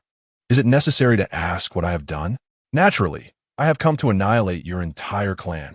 Chen Changsheng replied with a grin, approaching and forcefully administering a vial of elixir into Thunder Mountain's mouth. Once he confirmed that Thunder Mountain had ingested the specially formulated anesthetic he had concocted, Chen Changsheng finally exhaled in relief. "To be honest, among the entire Thunder Clan, you are the one I feared the most. Although this potion is remarkably effective against thunder beasts, your cultivation level is exceedingly high. If this potion were to fail, everyone here, aside from myself, would likely perish. However, it seems my concerns were unwarranted. Even a thunder beast at the refinement void stage cannot withstand the inherent flaws of its bloodline." Listening to Chen Changsheng's words, Thunder Mountain exclaimed, "When did you poison me? How could I not notice? Moreover, our Thunder Clan is immune to all toxins. If there were a poison potent enough to incapacitate us, why are the others unharmed? I refuse to believe that the physique of the human race can surpass that of the Thunder Clan." Seeing Thunder Mountain still clinging to his bloodline, Chen Changsheng rolled his eyes. Indeed, The bloodline of the Thunder Beast clan is formidable, but have you ever truly comprehended its nature? The cycle of mutual creation and destruction is a fundamental principle you cannot be unaware of. Heaven created your formidable race, but it naturally left you with certain flaws. The substance I employed is not a poison. It is a specialized anesthetic designed for your Thunder clan. Once exposed to this drug, you will be rendered utterly powerless, devoid of any capacity for resistance. You are deceiving me. Thunder Mountain roared, his immense voice startling Chen Changsheng. Annoyed, Chen Changsheng smacked Thunder Mountain's massive body and said, "Are you ever quiet? Can't you see that I'm searching for your vital points? You startled me with that outburst." After reproaching Thunder Mountain, Chen Changsheng resumed counting the scales. As Chen Changsheng acknowledged him, Thunder Mountain's agitation intensified, unable to accept that a situation once in his favor had turned into this. "When did you administer the poison?" "With my cultivation, it is impossible I would not have sensed it." In response to Thunder Mountain's confusion, Chen Changsheng continued to count the scales as he explained, "When you first arrived, did you not notice us emerging from tunnels? I did not directly poison you. Rather, I mixed the drug into the soil within a 500-mile radius. Additionally, I set up countless large iron cauldrons beneath the ground. As the flames burn, the medicinal liquid seeps through the soil, allowing me to administer the drug silently." With a swift motion, Chen Changsheng removed a scale the size of a basin. As this unique scale was peeled away, gaps appeared in all of Thunder Mountain's tightly closed scales. Soon, the sound of cutting flesh echoed repeatedly. Chen Changsheng emerged, covered in blood, holding a thunderous core the size of a human head. Having extracted the source of Thunder Mountain's power, he severed the meridians throughout Thunder Mountain's body. After thoroughly incapacitating him, Chen Changsheng sighed in relief and leaned against the colossal head of Thunder Mountain. A true tough guy. The thunderous core is the lifeblood of your kind. This pain emanates from the depths of your soul, impervious to the effects of any drug. When I vivisected your son, his cries resonated throughout the heavens. Yet you managed to remain silent, truly remarkable." Observing Chen Changsheng's nonchalant demeanor, Thunder Mountain's eyes turned red. "You had already devised this trap. This killing array was merely a tool to draw attention. Indeed, the Heavenly Oblivion Array serves only as a supplementary tool. The Thunder Clan is vast. Should a fully realized God transformation expert escape, I would face utter catastrophe. Hence, even though I possess your clan's fatal weaknesses, I could not act recklessly. This Heavenly Oblivion Array is merely a cover. I needed to encompass this territory to prevent the medicinal effects from dispersing excessively. What follows is a strategy of continuous delay. A strong clan, such as yours, will undoubtedly toy with us lesser beings, treating it as a game of cat and mouse. It appears that none of my steps have gone awry." Listening to Chen Changsheng, Thunder Mountain felt a surge of despair. Alas, with the thunderous core taken, he could not even self-destruct. Afterward, Chen Changsheng stood up to stretch, swallowing a healing elixir. "Now, you may watch as I will kill you last. I want you to witness your kin perish in agony." Gazing at Chen Changsheng's retreating figure, Thunder Mountain roared, "I will not spare you. Even if I die, I will return to exact my revenge." "Ha ha! A commendable thought, but reality is cruel. You shall find no opportunity for vengeance. Your scales will become armor. Your flesh will fill my belly, and your blood will be refined into elixirs. Even your bones will be crafted into weapons. After all is said and done, I will chant scriptures to absolve your lingering resentments, ensuring a flawless execution. Yet, I am not entirely merciless. I shall select a burial site for you, ensuring your remains rest in peace. However, it shall merely be a symbolic grave, as your corporeal forms will be utilized entirely." Pausing for a moment, Chen Changsheng revealed a radiant smile. "After such a prolonged battle, I almost forgot to tell you why I killed your son. When I encountered him, he spat 2 drops of saliva at me. Thus, the downfall of the Thunder Clan can be attributed to those 2 drops of saliva." With that, Chen Changsheng leisurely walked away, his hands clasped behind his back. At this moment, Thunder Mountain's feelings of resentment and bitterness reached their zenith. The mighty Thunder Clan had been extinguished by a horde of mere ants. It was an utterly ludicrous situation. One must understand that among the Witch Clan, a Aside from Chen Changsheng, the strongest was only Ali, who barely scraped the threshold of the nascent soul stage. With the clan's formidable warriors yet to engage, and numerous powerful artifacts still unutilized, how could Thunder Mountain accept such an absurd annihilation? Time passed significantly. Outside the heavenly Oblivion array, the observing beasts grew increasingly impatient. What is the Thunder Clan doing? Is it truly necessary to waste so much time over the slaughter of mere bipeds? Hearing this, a massive python coiled around a mountain peak flicked its tongue and replied, "What is the rush? It's possible that the Witch Clan has formidable experts as well. Don't be ridiculous. Am I not familiar with the Witch Clan?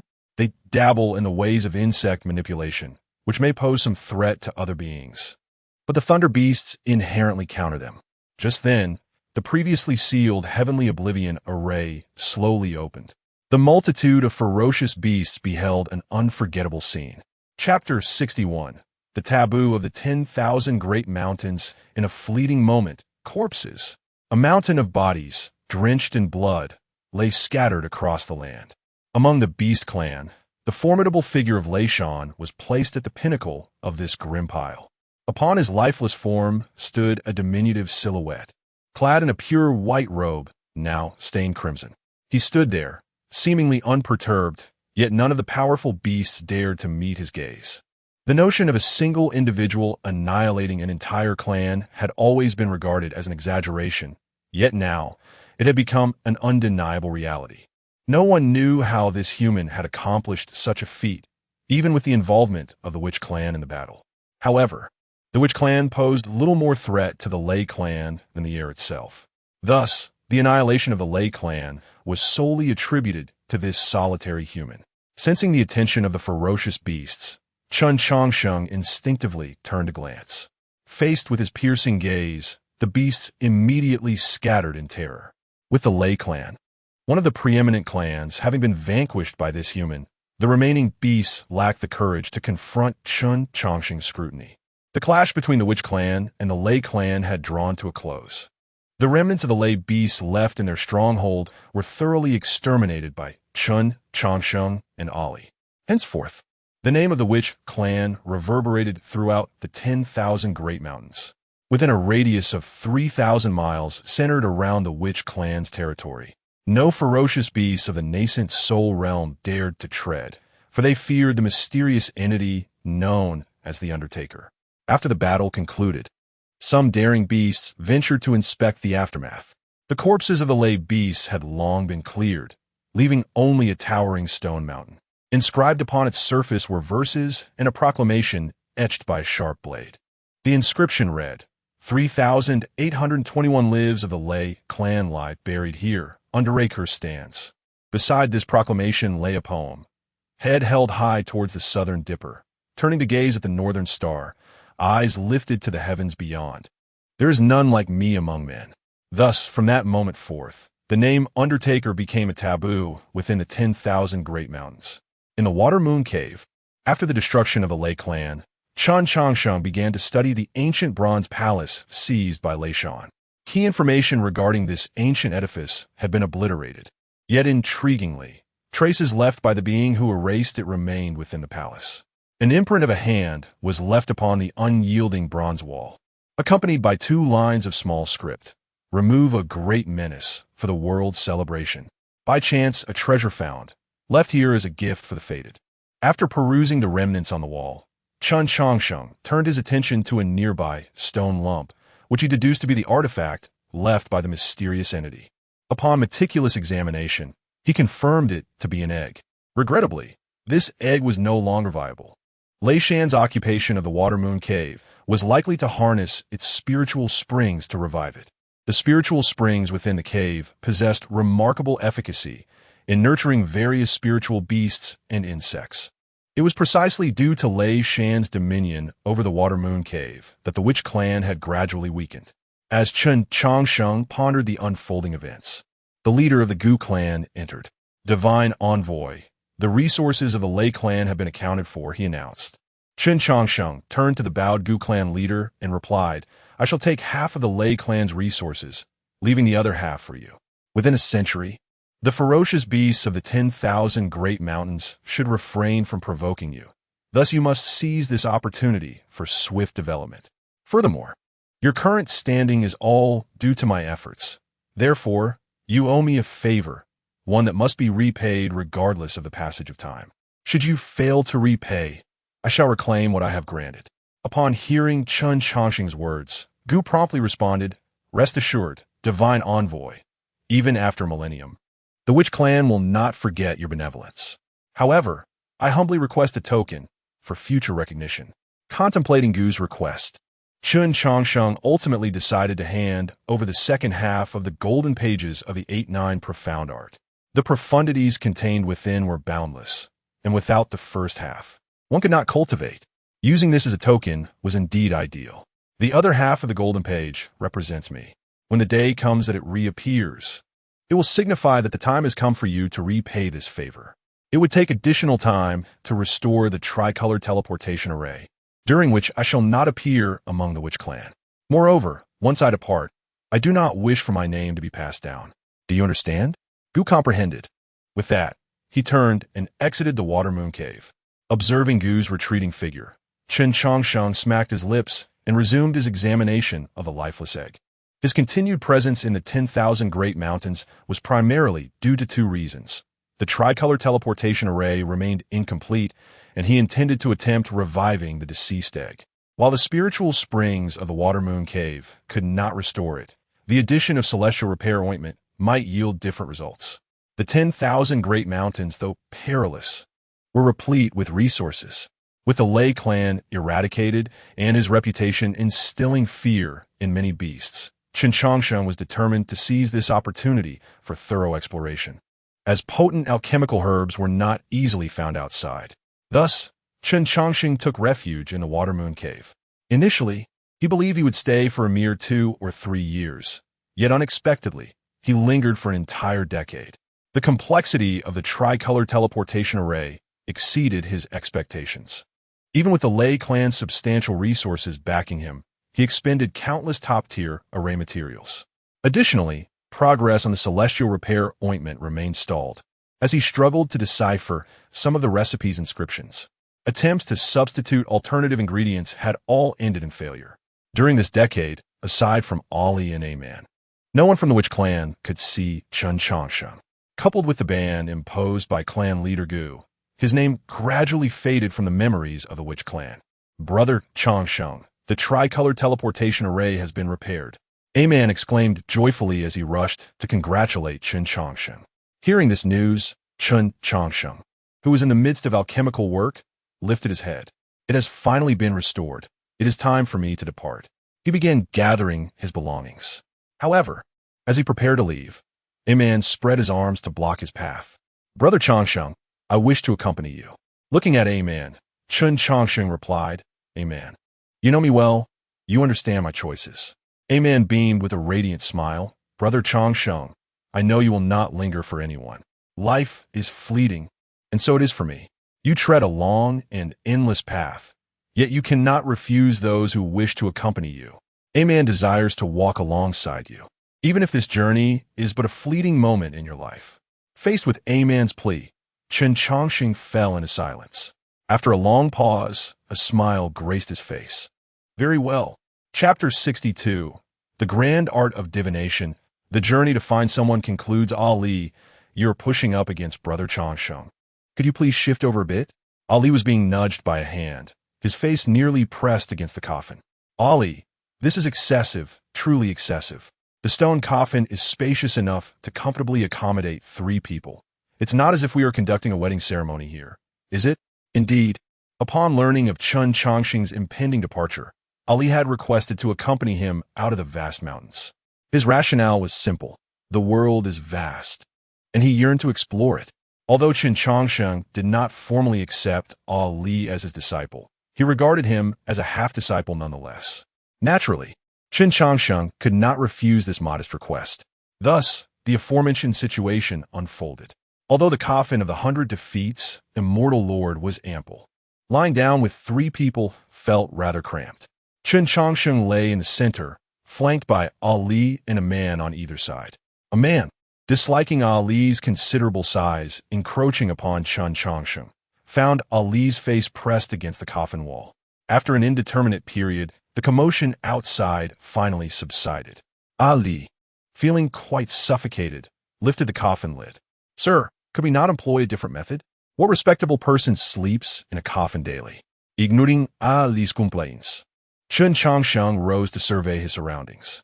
The ancient bronze hall was in a state of disrepair, with much of its structure long vanished.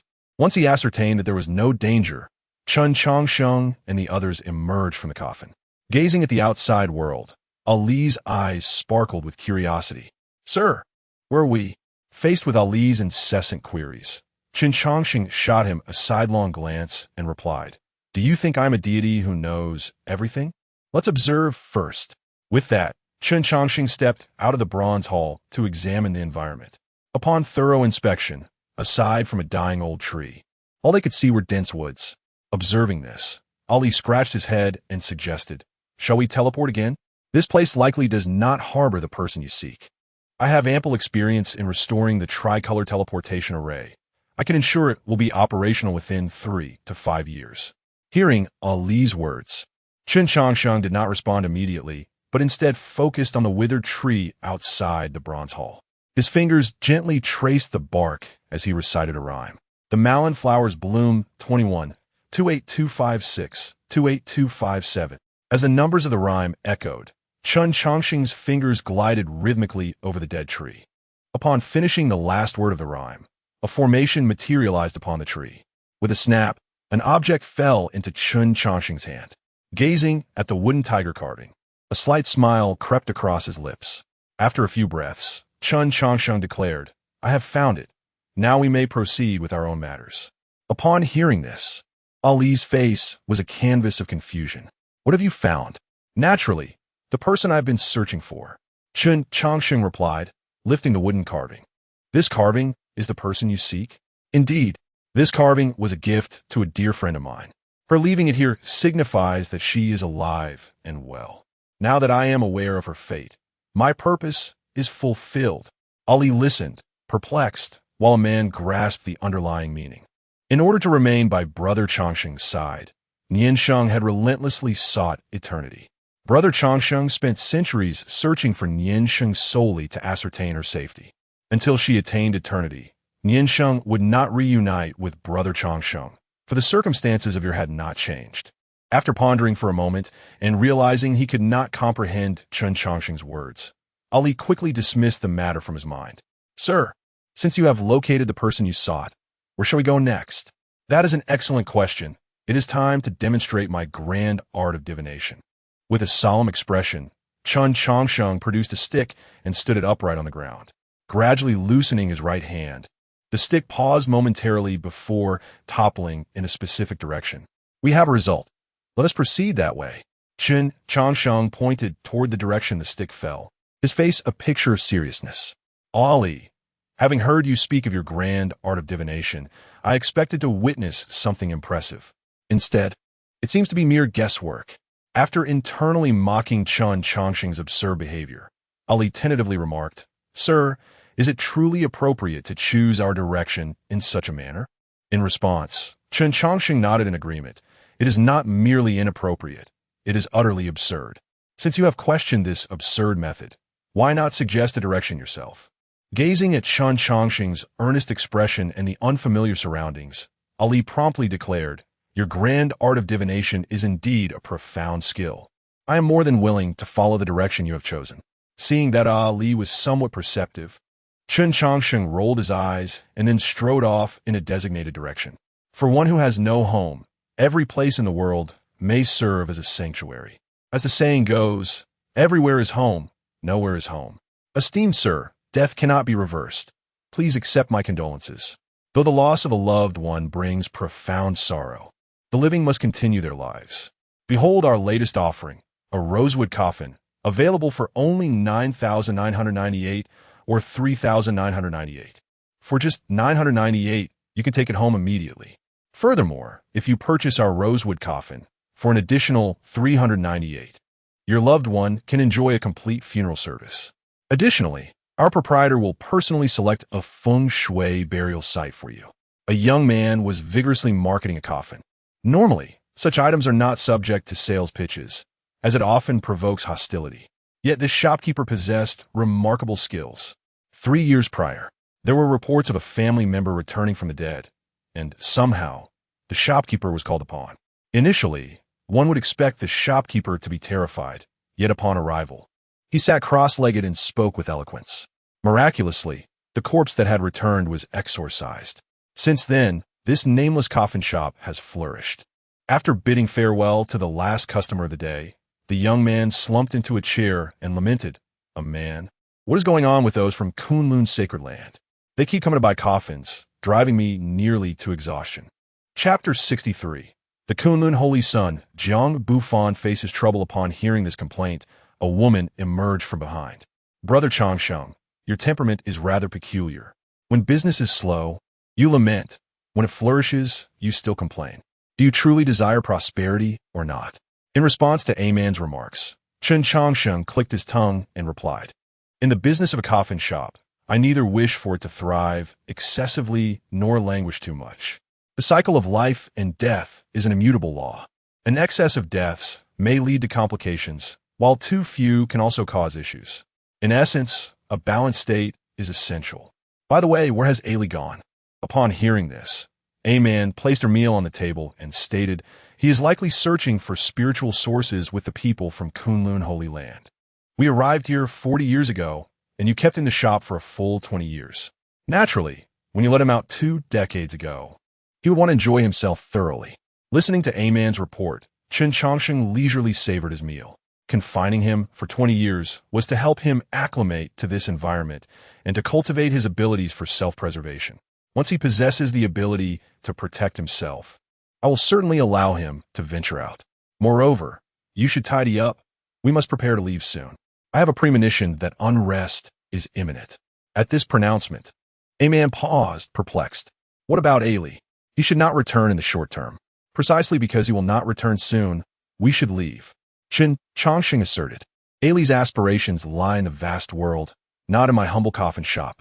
Remaining by my side will only stifle his growth. Once he departs from me, his achievements will reach greater heights." Upon hearing Chen Changsheng's words, A Man smiled slightly. "Brother Changsheng, I will always support your decisions. I shall go tidy up now." "Oh, there's no rush. I'm not leaving immediately. Come, sit and enjoy your meal." A Man chuckled and joined Chen Changsheng for dinner. Their interaction was calm and familiar. They had shared such days for 40 years. A Man relished this tranquil companionship, finding it sufficient to have such company. Just then, a voice suddenly rang out from outside. "From Kunlun Holy Land, Jiang Bufan requests an audience." Upon learning that the holy son of Kunlun sought an audience, A Man immediately prepared to rise. However, Chen Changsheng stopped her. "Do not concern yourself. This is merely a nuisance." Hearing this, A Man cast a glance at the young man outside, but ultimately complied and remained seated. As time passed, A Man cleared the table, while Chen Changsheng reclined in his rocking chair, perusing an ancient tome.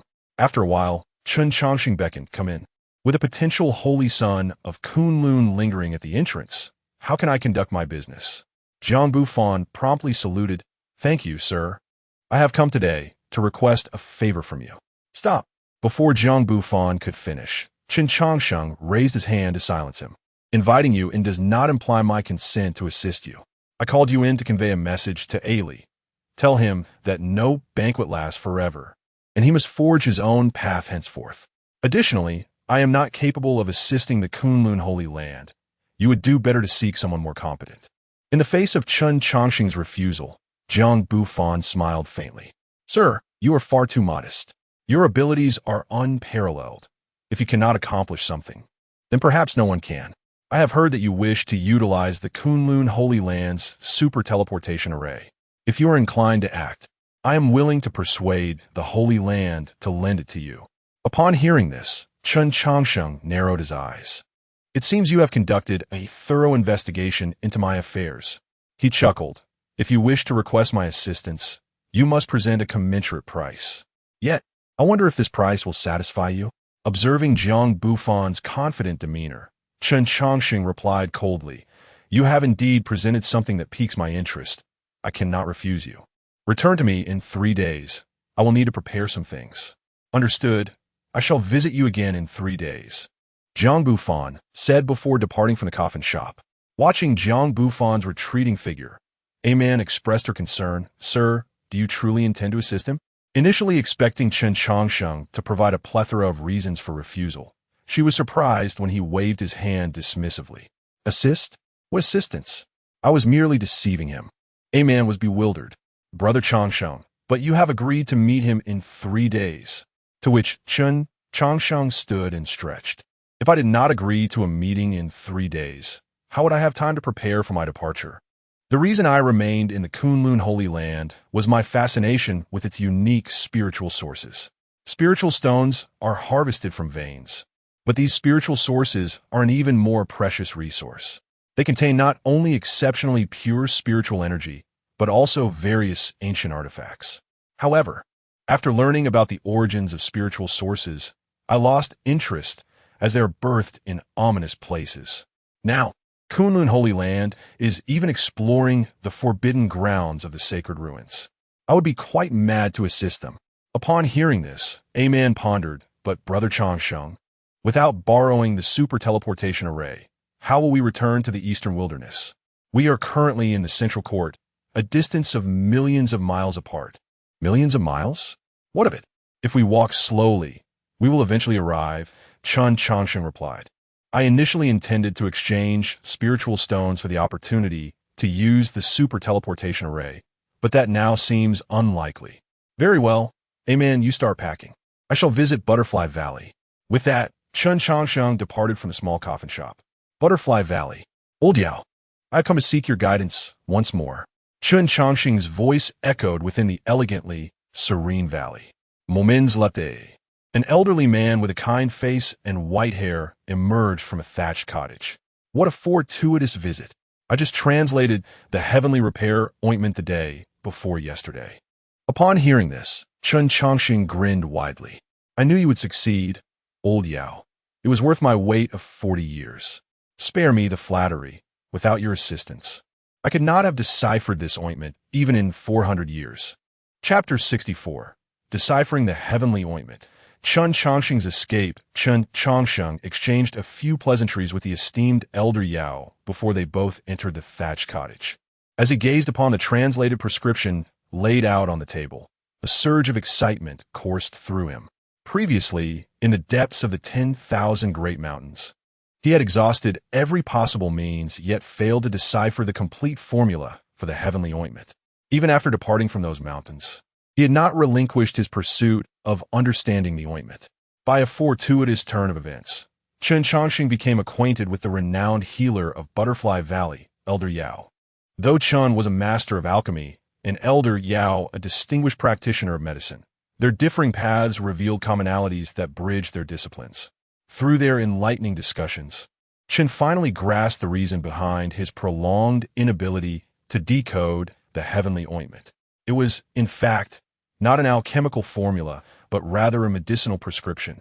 While alchemists excelled in crafting elixirs that could enhance cultivation, strengthen the body, and heal injuries, their focus was primarily on cultivation enhancement, rendering them less adept at healing compared to physicians. Physicians, on the other hand, could utilize medicinal herbs for healing and employ various techniques to aid recovery, skills that alchemists often lacked. The simplicity of the ingredients required for the heavenly ointment was indeed surprising.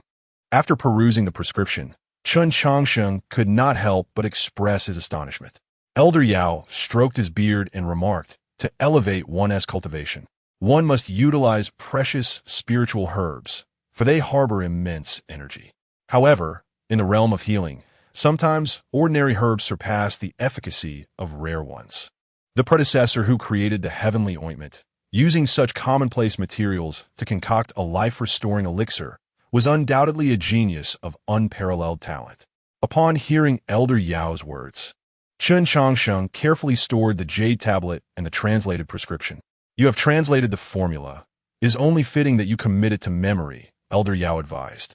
As a friend, I urge you, even if you possess the ability to craft the heavenly ointment, do not reveal it to the world for at least a century.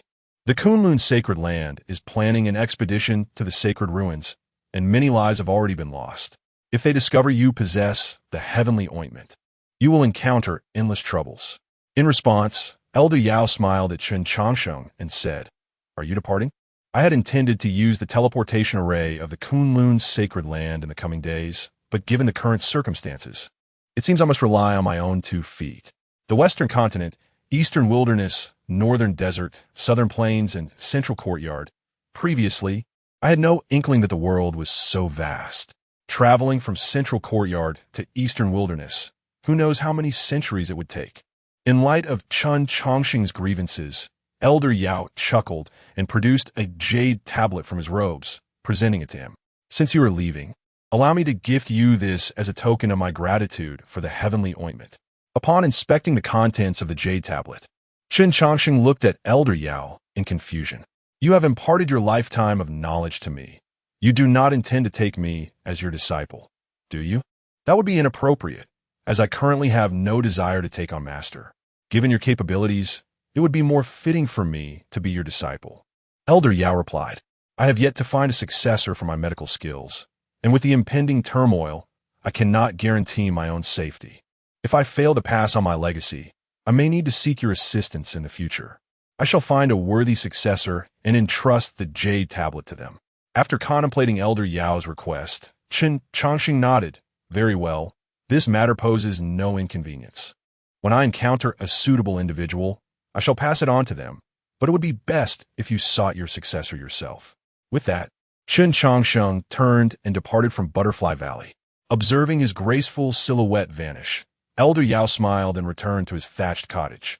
Chen Changsheng had left, accompanied by a man, departing from the place he had inhabited for 40 years.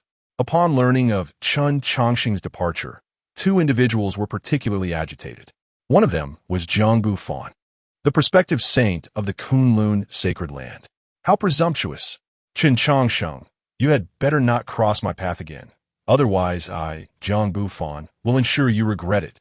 Enraged, Zhang Fan wreaked havoc in the room, harboring resentment towards Ailey, who was associated with Chen Changsheng. In front of the coffin shop, a figure stood silently before the desolate establishment, murmuring, "Teacher, do you truly not want Ailey anymore? Has Ailey committed some grave error?" After a lengthy pause, Ailey left the coffin shop. From that moment onward, the youth of the witch clan who had emerged from the 10,000 great mountains began to mature. It was also at this juncture that he learned to confront challenges on his own. Yet the image of that figure remained indelibly etched in his heart. 3,000 miles away, Chen Changsheng and A-Man appeared atop a mountain peak. Having distanced themselves from the Kunlun sacred land, Chen no longer felt the need to utilize the teleportation array. "Brother Changsheng, are we heading back to your hometown?" A-Man inquired. Contemplating for a moment, Chen Changsheng replied, "It could be considered my hometown. The eastern wilderness holds countless memories for me. Being there still evokes a sense of home. It is also an opportunity for us to witness the vastness of the world." Listening to Chen Changsheng's words, A-Man linked her arm with his and softly declared, "As long as I can stay by your side, Brother Changsheng, I am willing to go anywhere." Though A-Man's words were sweet, a hint of sorrow lingered in her tone. Chen Changsheng had once said that everyone could foresee their future. However, A-Man had not fully grasped his meaning, nor could she comprehend his sentiments. Yet as time passed, she began to understand. As cultivators progressed in their cultivation, their lifespans also extended. Those in the Qi refinement stage had lifespans akin to ordinary mortals, while those in the foundation establishment stage could live for 200 years, and those in the golden core stage could reach 500 years. The nascent soul stage allowed for an 800-year lifespan, while those in the transformation stage could surpass a millennium. No matter who one was, such durations represented an extensive passage of time. Yet, even a millennium, in Brother Changsheng's eyes, was but a fleeting second in the grand tapestry of life. Lacking Ailey's talent for cultivation, A-Man realized that despite Brother Changsheng's efforts, she could only reach the foundation establishment stage. This was the future that Brother Changsheng spoke of, one wherein she could not remain by his side forever. With this thought, A-Man buried her emotions deep within her heart and cheerfully exclaimed, Brother Changsheng, this time, you must take me on a grand adventure. I have been your companion and maid for 40 years. In response, Chen Changsheng smiled gently, of course. I shall take you to witness the wonders of the world and the beauty of sunrises and sunsets. Wherever you wish to go, I will accompany you. Chapter 65. Companionship across 10 million miles. The young monk Chen Changsheng departed, leaving behind the formidable Kunlun sacred land and the bustling central courtyard.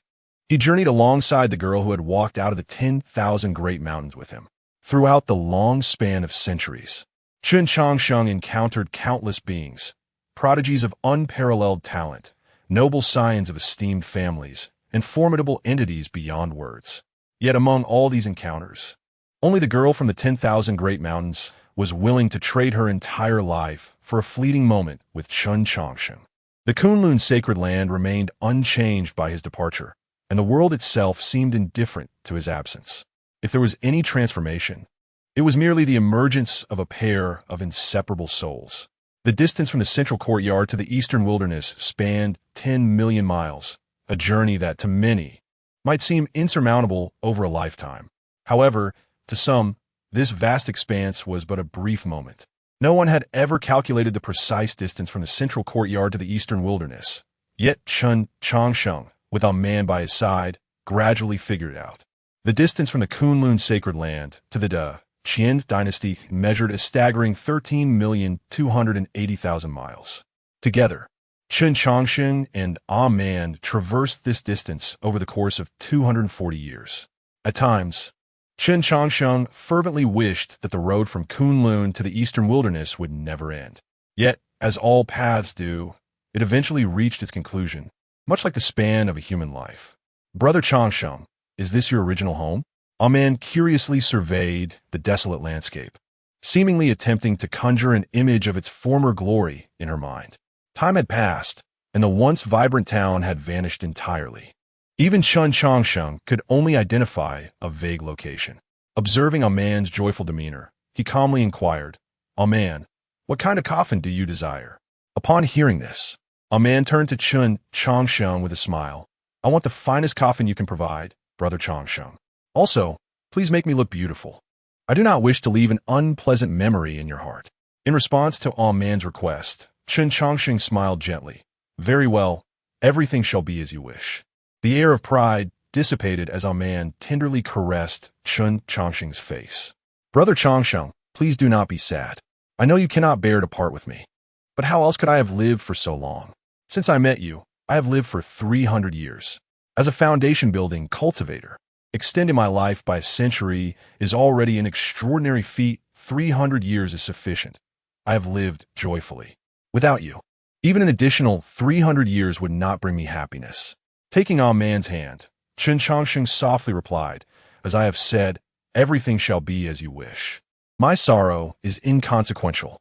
Is there anything else you wish to see? I wish to witness the sunrise, she declared. All right, with that, Chen Changsheng led Man to the highest peak, where they leaned against one another in tranquil silence. As the eastern horizon began to glow with light, Man pouted and said, Brother Changsheng, Man is quite selfish. I know this will cause you pain, but only in this way will you remember me. Please do not blame me. In response, Chen Changsheng embraced Man's shoulders and gently reassured her, I am your brother Changsheng. How could I ever blame you? Hearing his words, Man beamed with a radiant smile. Brother Changsheng, you are truly wonderful. I wish to accompany you through every sunrise and sunset. Yet, I feel somewhat weary now. I want to sleep for a while. I will not join you for this sunrise. Before she could finish her sentence, her hand fell limply to her side. The first rays of dawn illuminated their forms. Silence enveloped them. In the wake of Man's passing, Chen Changsheng exhibited nothing but profound silence. For the past 240 years, he had explored every conceivable means to extend Man's life. Her perseverance had solely relied on the unwavering determination within her heart. As their journey reached its end, that very determination inevitably dissipated. Time flowed unmeasured as Chen Changsheng slowly rose, cradling Man. He retrieved a simple coffin and adorned her with the most exquisite makeup. Gazing at Man within the coffin, he murmured, "Oh man, I have changed my mind. I cannot grant you the finest coffin. For doing so would cause you to linger in this world as a spirit, and I do not wish for you to remain unrest in death. I fear that one day I might intrude upon your peace. So, rest for now. I shall return to accompany you soon." With that, Chen Changsheng closed the coffin lid. Gently caressing its surface, he sighed, "System, the time for my next slumber should be approaching, correct?" In response to Chen Changsheng's inquiry, the system's electronic voice replied, "Host, since your last awakening, you have spent 18 years in the ancient Forbidden Land, 20 years in the 10,000 Great Mountains studying spiritual essence and celestial ointment, and 240 years traveling from Kunlun to this place. In total, you have lived for 318 years, with 2 years remaining until your next slumber." Upon hearing the system's words, Chen Changsheng chuckled. "When I met a man, she was merely 18 years old, which means she was born right after my last awakening. Do you think she came specifically to accompany me during this time?" The system responded, "This is merely a coincidence. If the host wishes to embellish this coincidence with a touch of romance, this system does not oppose it." Ha ha ha. "Oh system, you truly lack a sense of romance. Perhaps, if I endure long enough, I might become like you. But that is a matter for the distant future.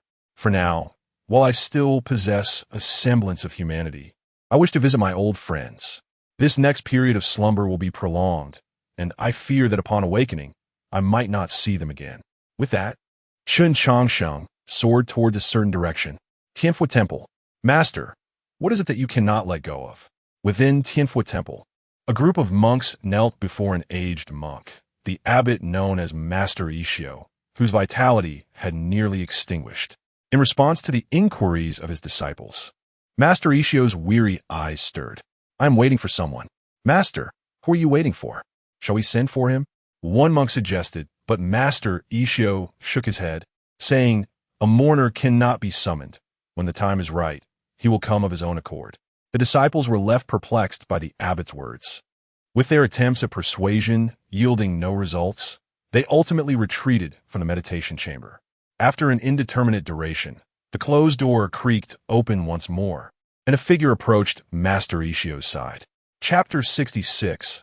Ominous Reappearance. Bidding farewell to an old friend, gently stroking his bald head, the figure settled beside Ishi. "Little monk, after a few centuries apart, how have you changed so drastically?" Upon hearing the familiar voice, a spark of clarity ignited in Ishi's murky eyes. "Is it truly you who has returned?" "Of course it is I. Who else would come to visit this dying old monk?" Upon confirming the identity of his visitor, Ishi swiftly withdrew 18 silver needles from his body, his once frail form visibly rejuvenated before one's very eyes. "Chen Changsheng, you wretched scoundrel, why do you still linger in this world?" Observing Ishi's furious demeanor, Chen Changsheng casually pulled out an orange and began to eat.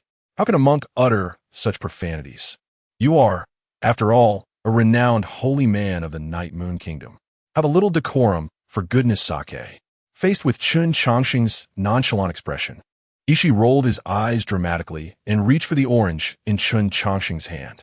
However, Chen Changsheng pulled his hands back, firmly denying Ishi's attempt. "Nonsense. I'm on the brink of death. Surely, I can indulge in your orange." "Absolutely not. I eat this orange to mask the stench of decay with its peel." "I'm curious. How did you end up in such a state?" Although the lifespan of one in the nascent soul stage is merely 800 years, consuming some longevity elixirs could extend one's life by a century or two. Yet, as far as I recall, you do not seem to have reached that age. Ishi curled his lip in resignation. "I too wish to live for several more centuries, but circumstances do not permit. You remember, I was trapped in the forbidden grounds of the Night Moon Kingdom?" "Indeed, and then what?" "I was pursued by the Wolf King and had no choice but to block myself within the fissure of the seal. As time passed, my body was eroded by a sinister force. This power has made me stronger, but it comes at a cost. To prevent the situation from worsening, I severed my own life force, reverting back to the nascent soul stage." At this revelation, Chen Changsheng furrowed his brow and placed his hand gently on Ishi's wrist. After a careful examination, he spoke, "There is a force within you that is consuming your body, and soon you will become an empty shell. The price you speak of cannot be your lifespan. Indeed, but to be precise, it is my vitality. The ominous force consumes the host's life force and transforms it into power, which it then returns to the host. This is the grim reality of how the sinister entity empowers individuals. To avoid its harm, I must supplement my own life with the lives of others. The higher my realm, the more beings I must slay. Should I ever fail to satisfy it, it will drain me dry and seek a new host. Now you understand why I have become like this. Ishi gazed silently at Chen Changsheng. After a moment of silence, Chen Changsheng inquired, "Have you never considered obliterating it?" "Of course I have thought about it. I have tried many methods, but none have succeeded. Unless I perish, it will not vanish. Moreover, I estimate that if I die naturally, it will surely escape my body in search of a new host. This is why I have been clinging to life, waiting for your return. The allure of increased power is far too tempting. Few can resist such temptation. I do not wish for this calamity to continue." With that, Ishi presented a delicately crafted urn to Chen Changsheng. "The best way to eliminate this force is to reduce me to ashes. I have prepared the urn. The rest is up to you. Additionally, with my cultivation, I should leave behind a few relics upon my death. Consider these as a token of my request for your assistance. I am all too aware of your character. To let you work without compensation would be more torturous than slaying you." Glancing at the urn in his hands, Chen Changsheng smacked his lips. "Where shall your ashes be interred? Should they be entrusted to your disciples? Perhaps not. The monks of Tianfua Temple grow progressively worse. Those little bald donkeys are hardly trustworthy. Should they come into possession of my ashes, it is likely they would disgrace them one day. You may choose the burial site. After all, I am beyond caring." With that, Ishi settled back into a meditative posture and completely lost his vitality. Upon Ishi's passing, countless golden characters emerged from his body, weaving a grand net that ensnared him securely. Observing Ishi's remains, Chen Changsheng shook his head with a sigh. "Oh, little monk, you remain as benevolent as ever. Had it been someone else, they would have surely unleashed a massacre by now." As his words faded, Chen Changsheng vanished, along with Ishi's body, from the meditation room. However, the wall bore the inscription of 3 grand characters: the mourner. In the forbidden grounds of the Night Moon Kingdom, a breathtaking woman stood quietly before 3 withered figures. Suddenly, a playful voice broke the silence. "Xiaobai, how have you been of late?" Without hesitation, the stunning woman launched an attack toward the source of the voice. "Do not strike. It is I." Chen Changsheng deftly evaded the woman's assault and quickly revealed his identity. Yet, upon recognizing Chen Changsheng, the woman's attacks grew even more ferocious. Witnessing her relentless aggression, Chen Changsheng could only shake his head in exasperation before employing the technique of the heavenly law. With a resounding crash, his nameless fist struck, sending the woman flying. He then traced intricate runes with his right hand, binding her firmly. After securing her, he set up a temporary formation to prevent any external disturbances. "Wang Yinyu, we are acquainted, yet must you resort to such violence?" Even while trapped, the woman, Wang Yinyu, harbored unyielding hatred in her eyes as she glared at him. "I am here to strike you. Not only do I wish to strike you, but I also intend to end your life. You may imprison me for eternity, but I will ensure you suffer." Unfazed by Wang Yinyu's fury, Chen Changsheng remarked, "Can we not converse amicably? Should you persist in this manner, I may just have to give you a trendy new hairstyle." At his words, Wang Yinyu's body trembled, memories of past humiliations flooding back. "You dare? What do I have to fear? I can demonstrate it to you right now." As he spoke, Chen Changsheng retrieved a razor and approached Wang Yinyu. Faced with the glinting blade, Wang Yinyu finally relented. "Do not come any closer. I will not oppose you." Now, that is more like it. Why the hostility upon reuniting with an old friend? Chapter 67 Farewell to Old Friends. 320 years of slumber, the bonds have been unshackled. And Wang Yinyu coldly remarked, "You've been gone for so long. Why have you returned?" "That is quite unreasonable," Chen Changsheng replied. "The duration of my absence has no bearing on my return." Faced with Chen Changsheng's words, Wang Yinyu offered no response, and instead turned her gaze to the grave of Wang Yenagujuo. After a prolonged silence, she spoke, "I have done my utmost regarding Ishio. I understand. Ishio's troubles are not easily resolved by ordinary means. Have you visited the Changsheng Monastery? I have. That fellow in the distant mountains has managed to break through to the transformation stage. You've been to both places, then why have you come to me? I came to check if the things beneath the bronze ancient palace remain undisturbed, and yet, the moment I arrived and greeted you, you attacked me. After a brief pause, Wang Yu continued, where have you been all these years? I have wandered far and wide, visiting many places. It would take a while to recount. How long do you intend to stay this time? I do not know. I might leave as soon as tomorrow. And what if I forcibly keep you here? You cannot overpower me. You. Confronted with Chen Changsheng's candid response, Wang Yu finally lost her composure. She seized Chen Changsheng by the collar, disregarding her royal dignity, and questioned him loudly. After all these years of diligent cultivation, why are you still stronger than I am? In response, Chen Changsheng shrugged innocently. I truly do not understand. I have only devoted 10 years to serious cultivation. The rest of the time, I didn't even consider this matter. I also do not know why I am growing stronger, surpassing those who focus solely on their training. Wang Yu, your words are quite provocative. Were it not for the fact that I cannot defeat you, I would truly want to give you a thorough beating.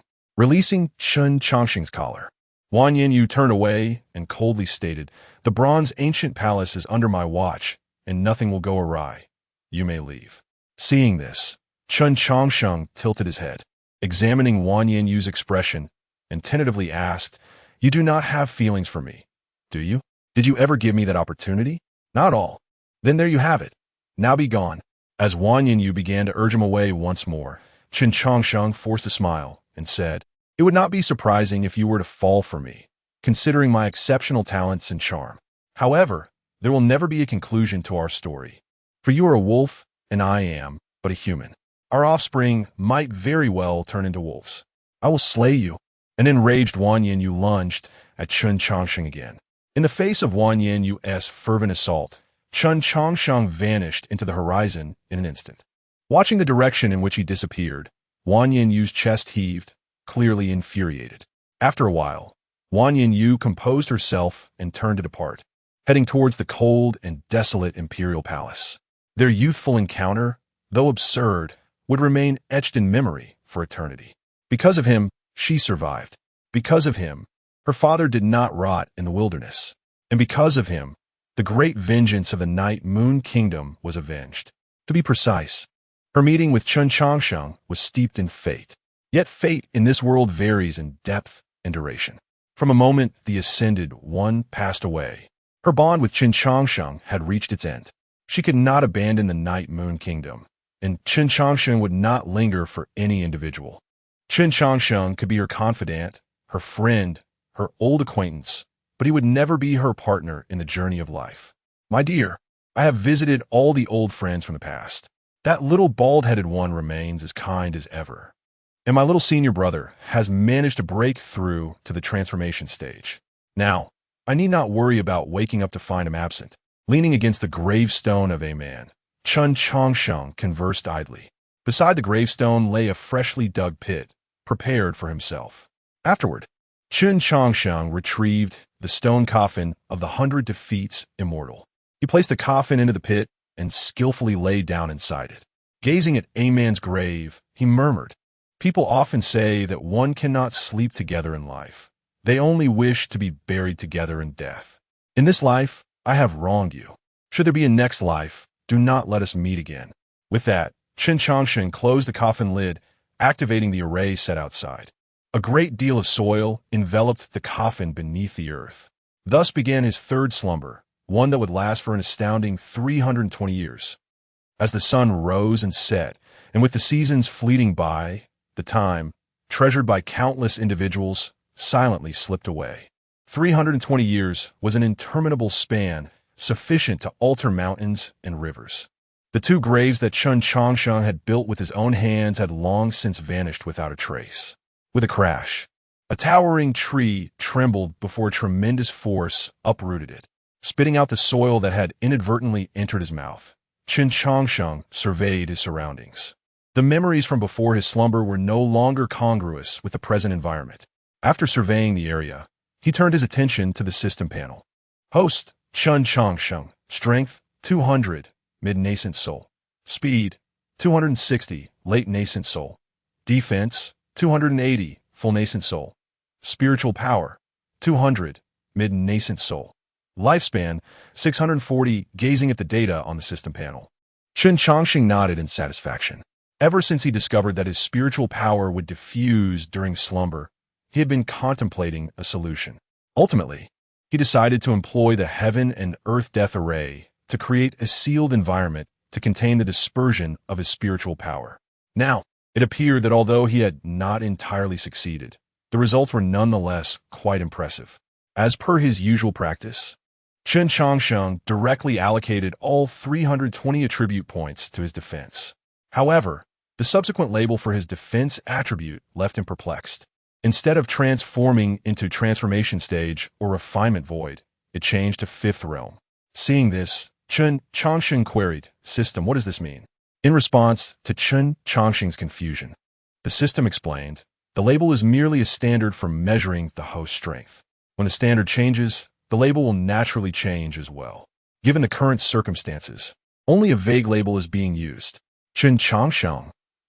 The system's words not only failed to clarify the situation for Chen Changsheng, but instead left him even more bewildered.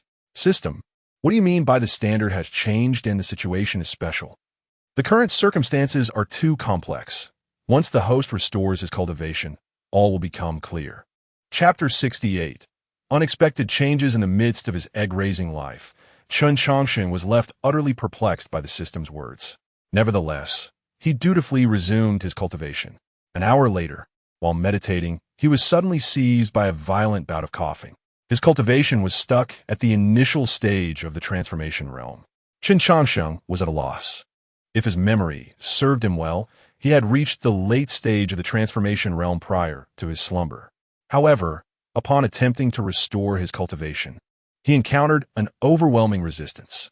Although his spiritual energy had accumulated back to its original level, his realm stubbornly refused to rise. It felt as though the heavenly laws prohibited his existence. After some contemplation, a possibility dawned on Chen Changsheng. System, the rules of heaven and earth are about to change, aren't they? The system confirmed his suspicion, explaining that the path of cultivation is akin to the growth of plants. Just as plants can only thrive in suitable environments, a shift in the environment would lead to the emergence of a different kind of flora. The current cultivation system, it seemed, had become obsolete. Upon hearing this, a glimmer of understanding sparked in Chen Changsheng's eyes. This cultivation system was not entirely suited to him, as his spiritual root was artificially created. Although, in theory, artificial roots and natural ones were indistinguishable, subtle differences did exist. This was a significant reason why he had been unable to reach the void refinement stage. Reflecting on this, Chen Changsheng remarked, "System, if the situation is as you say, then the transformation of the heavenly laws is occurring at an alarming pace. How many years have I lived? The rules of heaven and earth are already changing. Why do you believe the transformation is swift?" The system inquired. "You have not been in this world for long. Do you know how many years this cultivation system has endured? Your lack of awareness regarding the changes in heavenly laws stems from your acclimatization to this environment since your arrival. If you had come to this world 1,000 or even 10,000 years earlier, would you still harbor such doubts?" Chen Changsheng was struck silent by this revelation, recognizing the limitations of his perspective. In his previous world, there existed a remarkable tome known as the Classic of Mountains and Seas, which chronicled various bizarre creatures. Yet, most regarded its contents as mere figments of ancient imagination. However, if one were to extend the timeline, would future generations not also dismiss current records as fanciful tales? For instance, take the parrot, a bird familiar to Chen Changsheng. It was not uncommon, yet if it were to become extinct in millions of years, how would future scholars react upon discovering its description in ancient texts? There exists a bird adorned with vibrant plumage, possessing 2 legs and a sharp beak, capable of human speech, known as the parrot. Such a depiction would likely elicit laughter from future generations, who would marvel at the creativity of the ancients. After all, how could birds possibly speak? Surely, this was a fabrication of old. In a similar vein, the current cultivation system could be perceived in this light. Chen Changsheng had acquired numerous techniques, many of which described their immense power upon completion. Although he had mastered these techniques, their actual potency did not match the grandiose claims. Initially, he attributed this discrepancy to the exaggerations of their creators. Yet now, it seemed plausible that these techniques did indeed possess such power. It was merely that the rules of heaven and earth had changed. His instinctive beliefs were rooted in his familiarity with the present environment. Thus, he inquires system. If a new cultivation system is emerging, what is its origin? Is it dictated by the heavenly laws, or does it stem from another source? In response, the heavenly laws do not directly intervene in the specifics of the cultivation system. They merely create an environment. The actual cultivation frameworks are devised by living beings. Those who formulate the most suitable systems for this environment shall become the rulers of this era. Hearing this, Chen Changsheng felt a surge of excitement. So, you mean to say, I, too, am capable of this? Theoretically, this was indeed possible. With the system's affirmation, Chen Changsheng erupted into joyous laughter. Truly, heaven is aiding me. This splendid opportunity compels me to retreat for a millennium or two. Did I hear incorrectly? The system pondered. Based on analysis, the likelihood of successfully creating a system that aligns with the times through solitary research is minimal. Only by carving a path through this golden age can you hope to cultivate a technique that resonates with the era. The tumultuous system. Do I appear to be a fighter? I merely wish to witness this golden age, not to create it. Once a new era's ruler emerges, I shall ingratiate myself with them. After they have endured the trials of time, I shall become their confidant, and what a prestigious title that would be. The system fell silent in response to Chen Changsheng's musings, and what thoughts it entertained remained a mystery. However, Chen Changsheng was far from disheartened. He was busy surveying the landscape, preparing to establish a remarkable formation for his egg. He had successfully concocted the celestial restoration ointment, which had been pivotal in sustaining a man's life. Now that all matters were nearly resolved, he was ready to embark on the egg-hatching endeavor. Although uncertain of the outcome, it served as an excellent pastime. Within a radius of 500 miles, Chen Changsheng meticulously inscribed array patterns, employing all his lifelong knowledge. Furthermore, he incorporated the arcane symbols he had learned from the Forbidden Lands. Once all was arranged, he placed a lifeless egg at the heart of the formation. As the array was activated, the essence of the sun, moon, and earth gradually converged, nurturing the long-deceased egg. Observing the operation of the formation, Chen Changsheng nodded in satisfaction before retrieving the celestial restoration ointment and the spiritual spring from the water-moon cave, carefully mixing the two in precise proportions. He gently poured the concoction over the egg. While others tended to flowers, Chen Changsheng nurtured an egg. Thus, he devoted himself to this task for 200 years. However, one fateful day, a visitor arrived, shattering the tranquility of his egg-raising existence. Chapter 69. The Gathering of the Prodigies, Chen Changsheng. Am I the disciple of the Undertaker? The junior Yi-Hensheng bowed and greeted the elder. Before the vast green mountains stood a young man clad in a Taoist robe, his sharp eyebrows and starry eyes reflecting a profound respect as he paid homage, seemingly seeking an audience with someone. However, the majestic mountains offered no reply to the young man's salutation. Noticing the silence from the mountains, the youth grew anxious. Yet, when he attempted to step forward, he was thwarted by an imposing formation. As he pondered a solution, a lad of 18 or 19 emerged from the distant mountains. He bore a hoe upon his shoulder, walked barefoot, and wore a straw hat, ambling leisurely toward a nearby thatched cottage. Observing someone exiting the great formation, Yi-Hensheng hastened to speak. Could you kindly convey a message for me? The young lad, perplexed by the stranger's request, responded with confusion. Convey what? Well, my master has a deep connection with the elder here. I have come to invite the elder out of seclusion. Upon hearing this, the lad scratched his head and scrutinized the stranger before him. Do you know the elder's name? I do not. All I know is that the elder is referred to as the Undertaker. The lad was taken aback, for the Undertaker was none other than himself. Indeed, the young man before Yi-Hensheng was Chen Changsheng, who had spent over 2 centuries in a state of dormancy. Chen had set up a formation to harness the essence of heaven and earth, aiming to revive his former self. During this time, he continually nourished himself with spring water and celestial ointment. Over the years, being immersed in such profound energies had rejuvenated Chen, restoring his youthful appearance. Although this transformation did not extend a cultivator's lifespan, it certainly altered his physical visage to that of a young man. Faced with this unanticipated youth, Chen Changsheng felt quite troubled, for he had no desire to bear the guise of a child. Thus, he had recently constructed a thatched cottage outside the formation, seeking to resolve this minor predicament. However, upon his emergence, he found himself confronted by a visitor seeking him out, yet the visitor did not recognize him. Reflecting on this, Chen Changsheng considered that few were privy to his hiding place, most of whom were old acquaintances. If this individual were indeed a former friend, it was unreasonable for him not to know his true identity. "May I inquire your esteemed surname?" Chen Changsheng asked tentatively. "Ye Hensheng, replied, o ame sunamedye."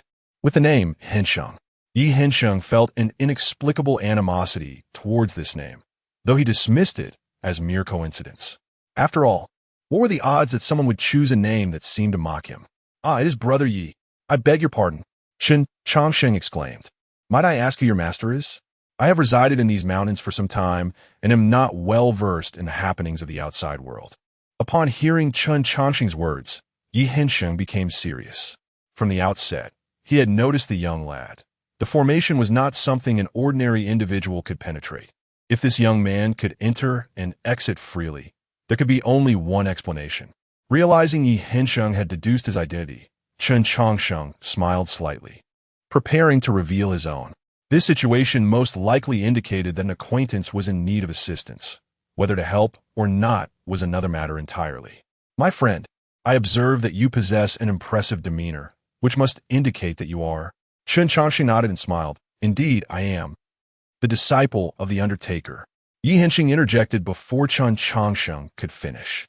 Chen Changsheng was taken aback by this peculiar turn of events, pausing only a moment before affirming, "Indeed, I am the disciple of the Undertaker, Chen Changsheng."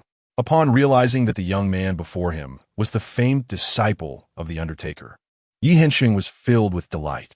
However, Chen Changsheng casually mentioned, "I could inform you, but my master has decreed that no outsiders are to be admitted. You have yet to disclose your master's identity, which complicates my ability to assist you." In response to Chen Changsheng's inquiry, Yi Hensheng hastily stated, "My master is the Wolf King of the Night Moon Kingdom." Upon learning that Yi Hensheng was the disciple of Wan Yinyu, Chen Changsheng comprehended the origin of the name. "Ah, it is the esteemed Wolf King. My master indeed has ties with the Wolf King. However, I wonder why the Wolf King has summoned my master out of seclusion?" Yi Hensheng's expression faltered as he replied, "My master instructed me that this matter must be conveyed to the elder in person." "Is that so? Then you must wait patiently." "I do not know when my master will emerge," Chen Changsheng replied, hefting his hoe and preparing to return to his thatched cottage. Observing this, Yi Hensheng grew anxious. "Brother Chen, this matter is of utmost urgency. Please convey my message." Yet, Chen Changsheng remained unperturbed, continuing his path towards the cottage. The gathering of the prodigies. A gathering is soon to be held in the central court, and it requires the elder's presence. Upon hearing the word central court, Chen Changsheng finally halted. What is this gathering of the prodigies? The gathering of the prodigies is a grand event hosted by the sacred land of Kunlun in the central court.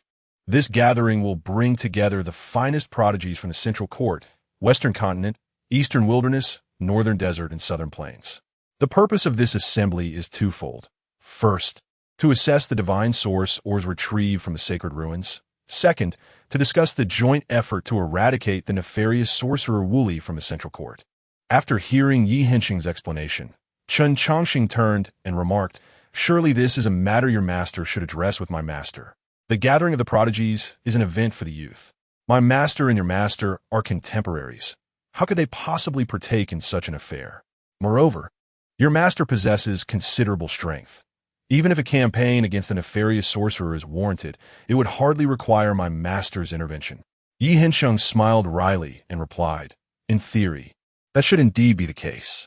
However, my master is currently in a secluded retreat and the national master, the unyielding Taoist, is likewise unavailable. Prior to entering seclusion, my master provided me with this address and instructed me to seek assistance, though I remain unaware of the specifics. Upon hearing this, Chen Changsheng's lips curled into a slight smirk as he grasped the situation. It was evident that Wang Yin and Song Yuanshan sought to shirk their responsibilities and had sent him to act as a guardian. Chapter 70. The ailing puppy and the kindergarten rampage. Upon discerning the true purpose of Yi Hensheng's visit, Chen Changsheng felt an overwhelming reluctance. The so-called genius conference was evidently a source of trouble, and given Chen Changsheng's disposition, he was naturally disinclined to attend. Just as he contemplated concocting an excuse to placate Yi Hensheng, the latter spoke again. "Brother Chen, this genius conference is unprecedentedly grand. With your prowess, do you not wish to witness it?" At this, Chen Changsheng momentarily froze. By age alone, he was not qualified to participate in such an event, for he had lived nearly a millennium. However, unlike others, Chen Changsheng possessed a system that perpetually maintained his biological age at 20. Thus, in terms of eligibility, he could indeed be considered a genius. This realization sparked a glimmer in Chen Changsheng's eyes. While he may not surpass the world's elite experts, he felt confident in dealing with those fledgling practitioners who had only recently embarked on their journeys. The thought of wreaking havoc in a kindergarten setting was tantalizing. Moreover, if memory served him correctly, Ali's original name was Wu Li. After several centuries apart, Chen Changsheng was genuinely eager to reconnect with that youthful individual. With this in mind, Chen Changsheng feigned contemplation. "Brother Yi, to be candid, my master has long mentioned this matter. Is that so? When will your esteemed master emerge?" "Well, my master stated that such trivialities do not require his intervention. I am to accompany you." Yi Hensheng was taken aback, his eyes filled with confusion. The genius conference was teeming with formidable talents, and the number of guardians was as plentiful as the stars.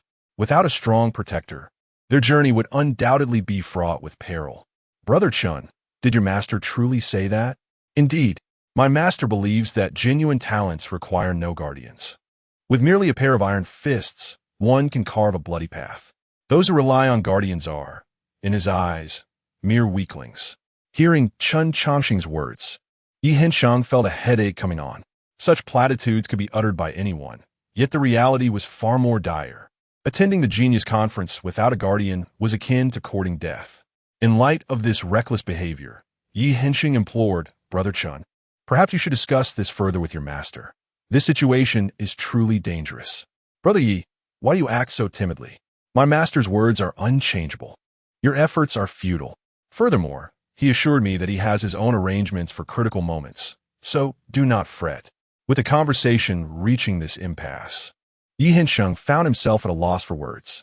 While others' disciples were accompanied by their masters and ancestors to the genius conference, fearful of even the slightest harm, he was left with a master in seclusion, a national teacher in retreat, and an enigmatic escort who seemed to abandon him to face the event alone. The absurdity of it all was overwhelming. As Yi Hensheng lamented, Chen Changsheng re-entered the grand formation, cradling a frail white puppy. Observing the sickly creature in Chen Changsheng's arms, Yi Hensheng inquired, "Brother Chen, what is this?" "This is my puppy, which has recently fallen ill. I intend to take it to the central courtyard for treatment.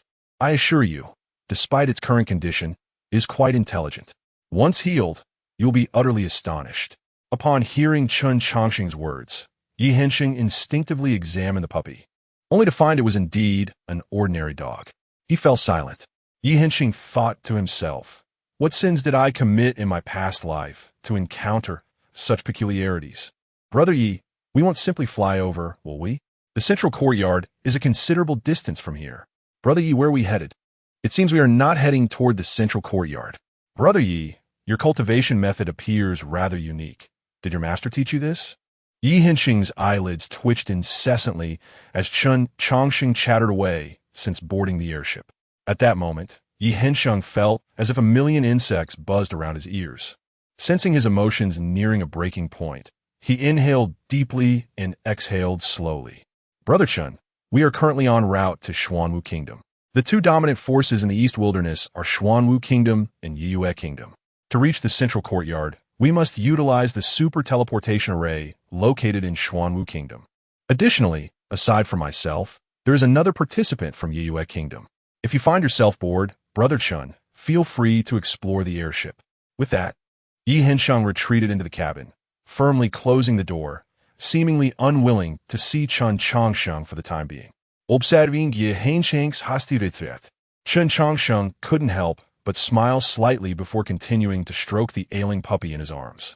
Indeed, this puppy was the being that had hatched from the lifeless egg. Although Chen Changsheng had exerted tremendous effort to bring it into the world, the egg had long since spoiled, leaving the creature's foundation severely damaged. Consequently, the little being was currently in a frail state, its life hanging by a thread. Chen Changsheng's desire to travel to the central courtyard was partly motivated by the hope of utilizing its abundant resources to heal the puppy. The central courtyard, being the heart of the 5 continents, was rich in cultivation resources. Xuanwu Kingdom. Brother Yi, it has been too long. A young man clad in a python robe stepped forward to greet Yi Hensheng. Their familiarity suggested a long-standing acquaintance. After exchanging pleasantries, the young man in the python robe cast a glance at Chen Changsheng beside Yi Hensheng and inquired, Brother Yi, who is this? I am Chen Changsheng, an aide summoned by Yiyue Kingdom. By the way, when do we depart for the Genius Conference? Noticing Chen Changsheng's innocent demeanor and weak aura, the young man furrowed his brow and pulled Yi Hensheng aside. Brother Yi, what is the situation? This individual appears to have recently emerged from seclusion. And where is your guardian for this journey? Faced with the young man's inquiries, Yi Hensheng's lips twitched slightly. Brother Su, this matter is rather complicated. Allow me to explain. Thus, Yi Hensheng began to share the burdens of his heart. A quarter of an hour later, the young man's expression had begun to mirror Yi Hensheng's incredulity. Brother Yi, it seems you have truly endured much. Chapter 71. Left Xinghe bids farewell to old friends at the Talents Conference after a deliberation between Yi Hensheng and the young man in the python robe. They ultimately resolve to adopt a hands-off approach towards Chen Changsheng. Regardless of the circumstances, the Morning Man was an old acquaintance of the Wolf Emperor, and it was presumed that his abilities were not lacking. As Chen Changsheng was his disciple, even if his strength and experience were somewhat lacking, a modicum of respect was still warranted. Although the Talents Conference posed certain dangers, it was best to avoid unnecessary trouble, which would likely lead to minimal issues. It was merely an opportunity for him to broaden his horizons. With this in mind, the young man in the python robe approached Chen Changsheng with a smile, exclaiming, Ah, so you are the esteemed disciple of the Morning Man. It is an honor to finally meet you. The Morning Man has always been a figure shrouded in mystery. If the opportunity arises, I, Su Tian, would certainly like to pay a visit to the elder. In response to Su Tian's greeting, Chen Changsheng smiled warmly and replied, My master has always preferred a secluded life, but since it is Brother Su who wishes to meet him, I believe my master would oblige.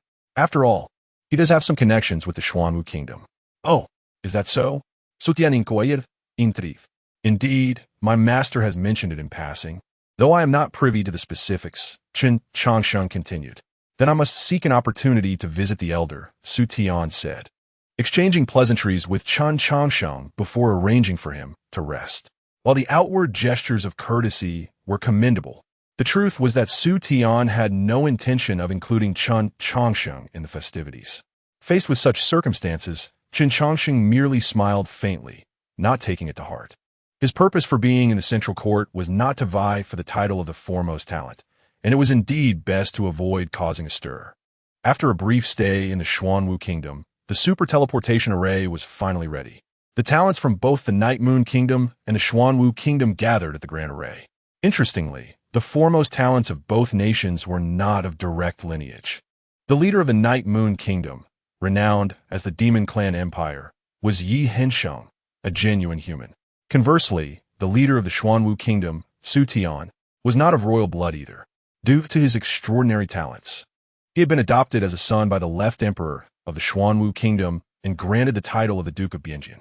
As the moment to embark for the central court approached, the reclusive left emperor, the current monarch of the Xuanwu Kingdom, Xinghe, made a rare appearance. Observing the talents within the grand array, Xinghe delivered a few words to invigorate their spirits before initiating the teleportation. Although the talents from both nations were commendable, they ultimately paled in comparison to the prodigies from the central court and beyond. The purpose of this talents conference was merely to broaden their horizons, with no expectations of them making a significant mark. As Xinghe prepared to depart, a familiar face caught his eye among the crowd. Though the aura had shifted and the visage appeared younger, Xinghe would never forget that face. Simultaneously, Chen Changsheng, concealed among the crowd, noticed Xinghe's gaze. A radiant smile broke across Chen Changsheng's face in response to the familiar look of an old friend. Before Xinghe could speak, the super teleportation array activated, and over a dozen talents vanished from sight. Swallowing hard, Xinghe, as the ruler of a nation, felt his body tremble. He was alive. He had truly emerged from the ancient Forbidden Land. Though his appearance had changed somewhat, the demeanor and gaze remained unchanged. The morning man, Chen Changsheng, the fleeting national master of the Xuanwu kingdom, had returned. With this thought, Xinghe exclaimed, "Bring forth the activation of the super teleportation array again. I shall personally attend the central court." At his command, an elderly man stepped forward, saying, "Your Majesty, there seems to be an issue with the super teleportation array. Restarting it will likely take 2 months." Cold sweat beaded on the old man's forehead as he spoke, uncertain of why the otherwise functional array had malfunctioned. Fortunately, the talents had faced no issues. Otherwise, he would have been in dire straits. Xinghe did not cast blame upon the individual responsible for the teleportation array. He understood that this predicament was likely the result of Chen Changsheng's handiwork. Given his expertise in formations, executing such a subtle maneuver would be effortless for him. Then expedite the repairs. I wish to see the teleportation array restored to normal as soon as possible. With that, Xinghe turned away, his heart tumultuous with countless questions for the one he thought lost. In the spatial passage, a transparent bubble enveloped the group as they traversed swiftly through the void. The over a dozen talents stood with hands clasped behind their backs, gazing silently ahead, as though they had lost the ability to speak. Chen Changsheng understood this behavior well. After all, the essence of being a talent lay in maintaining an air of dignity. To chatter incessantly along the way would be most unbecoming. Disregarding the poise of his companions, Chen Changsheng found a corner to sit down and casually fed a lethargic little white dog in his arms a medicinal pill. Gently stroking the dog's fur, his thoughts began to churn. During this foray into the world, Chen Changsheng realized how significantly the laws of heaven and earth impacted cultivators. Most cultivators had entered seclusion, with those of greater strength retreating into deeper isolation. Murmuring softly, Chen Changsheng mused, finding an entirely new cultivation system is no simple task. He had not anticipated that the suppression of the laws of heaven and earth would not only diminish the potency of the original cultivation systems, but also shorten the lifespan of the practitioners within those systems. No wonder the Central Court was hosting the Talents Conference. It seemed the ancient relics could no longer endure. As he pondered, Chen Changsheng glanced at the over a dozen talents nearby. Each radiated a unique aura, yet interestingly, the energies they emitted suggested that their cultivation systems differed greatly from the previous ones. To put it bluntly, they were akin to experimental subjects exploring new paths in cultivation. Should they succeed, they would soar to great heights, but failure would mean certain demise. Having clarified the entire situation, a smile began to form on Chen Changsheng's lips. He understood that the most straightforward method for cultivators to verify the correctness of their techniques was through combat. If one emerged victorious, it affirmed the validity of their method. If defeated, it indicated a flaw. Thus, the Talent Conference was likely to be a cataclysmic clash. Chapter 72. The Talented Assembly After a Prolonged Journey. Chen Changsheng and his companions finally arrived at their destination, the central courtyard of the Kunlun Sacred Land. Just as their feet touched the ground, the sounds of a fierce battle echoed from a distance. Saintess of the Purple Mansion, today I, from the Golden Light Cave, dare to seek your guidance. A young man, his blood surging with energy, stood with a radiant sun emerging behind him. In response, a woman with a veil merely cast a fleeting glance his way. With a gentle flick of her wrist, she levitated gracefully into the air. Buzz. Crash. A stunning phenomenon resembling a turquoise ocean manifested behind her, and her hand slowly thrust forward, unleashing a powerful wave of energy that swept towards her opponent. The disciple from the Golden Light Cave was sent flying with a single strike. Witnessing this, the onlookers furrowed their brows in concern. However, Chen Changsheng's exclamation shattered the tense atmosphere. Impressive. In unison, the hundreds of prodigies present turned their gaze to Chen Changsheng, their eyes brimming with disbelief and disdain. They thought, "We are aware of her prowess, but must you be so direct in your admiration? Amongst the elite, could he not exhibit even a modicum of pride?" Such an outburst before the clash was rather embarrassing. Taken aback by their collective stare, Chen Changsheng responded, "What are you all looking at? Is she not impressive? She conjured a phenomenon in battle. Is that not formidable?" At this, Yi Hensheng felt a pulse of frustration at his temples. "Brother Chen, please refrain from further comments. The world has changed drastically. As long as one is not using the original cultivation techniques, manifestations can occur." "Ah, I see. So all newly created techniques will result in phenomena?" he inquired. This question only intensified the disdain in the eyes of those around him. It was evident that he was a naive fool, undoubtedly emerging from some obscure nook. Not at all. Only techniques with great potential can produce phenomena. The greater the potential, the stronger the manifestation. Then she is indeed remarkable to have conjured a phenomenon, Chen Changsheng remarked, almost provoking Yi Hensheng to stifle his outrage. "Brother Chen, we are at the talented assembly. A prodigy is one who can achieve what ordinary people cannot. In other words, everyone here possesses manifestations. Surely you do as well?" "Uncertain. I haven't engaged in combat recently. If you hadn't mentioned it, I would have been oblivious." Yi Hensheng sighed deeply. "Why did I ever bring you along? After a lifetime of misdeeds, encountering you feels like divine retribution. You are the tormentor sent by heaven to plague me."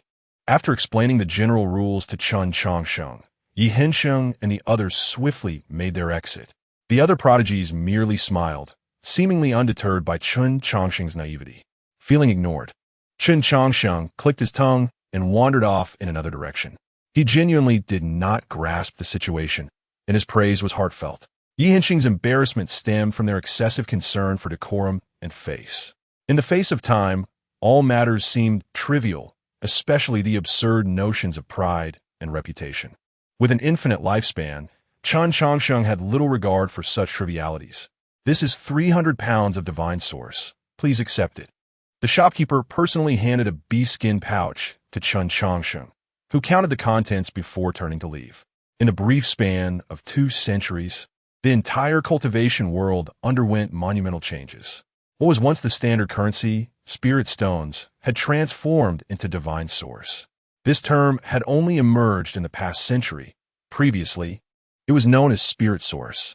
As the Kunlun sacred land ventured into the sacred ruins, spirit source began to proliferate.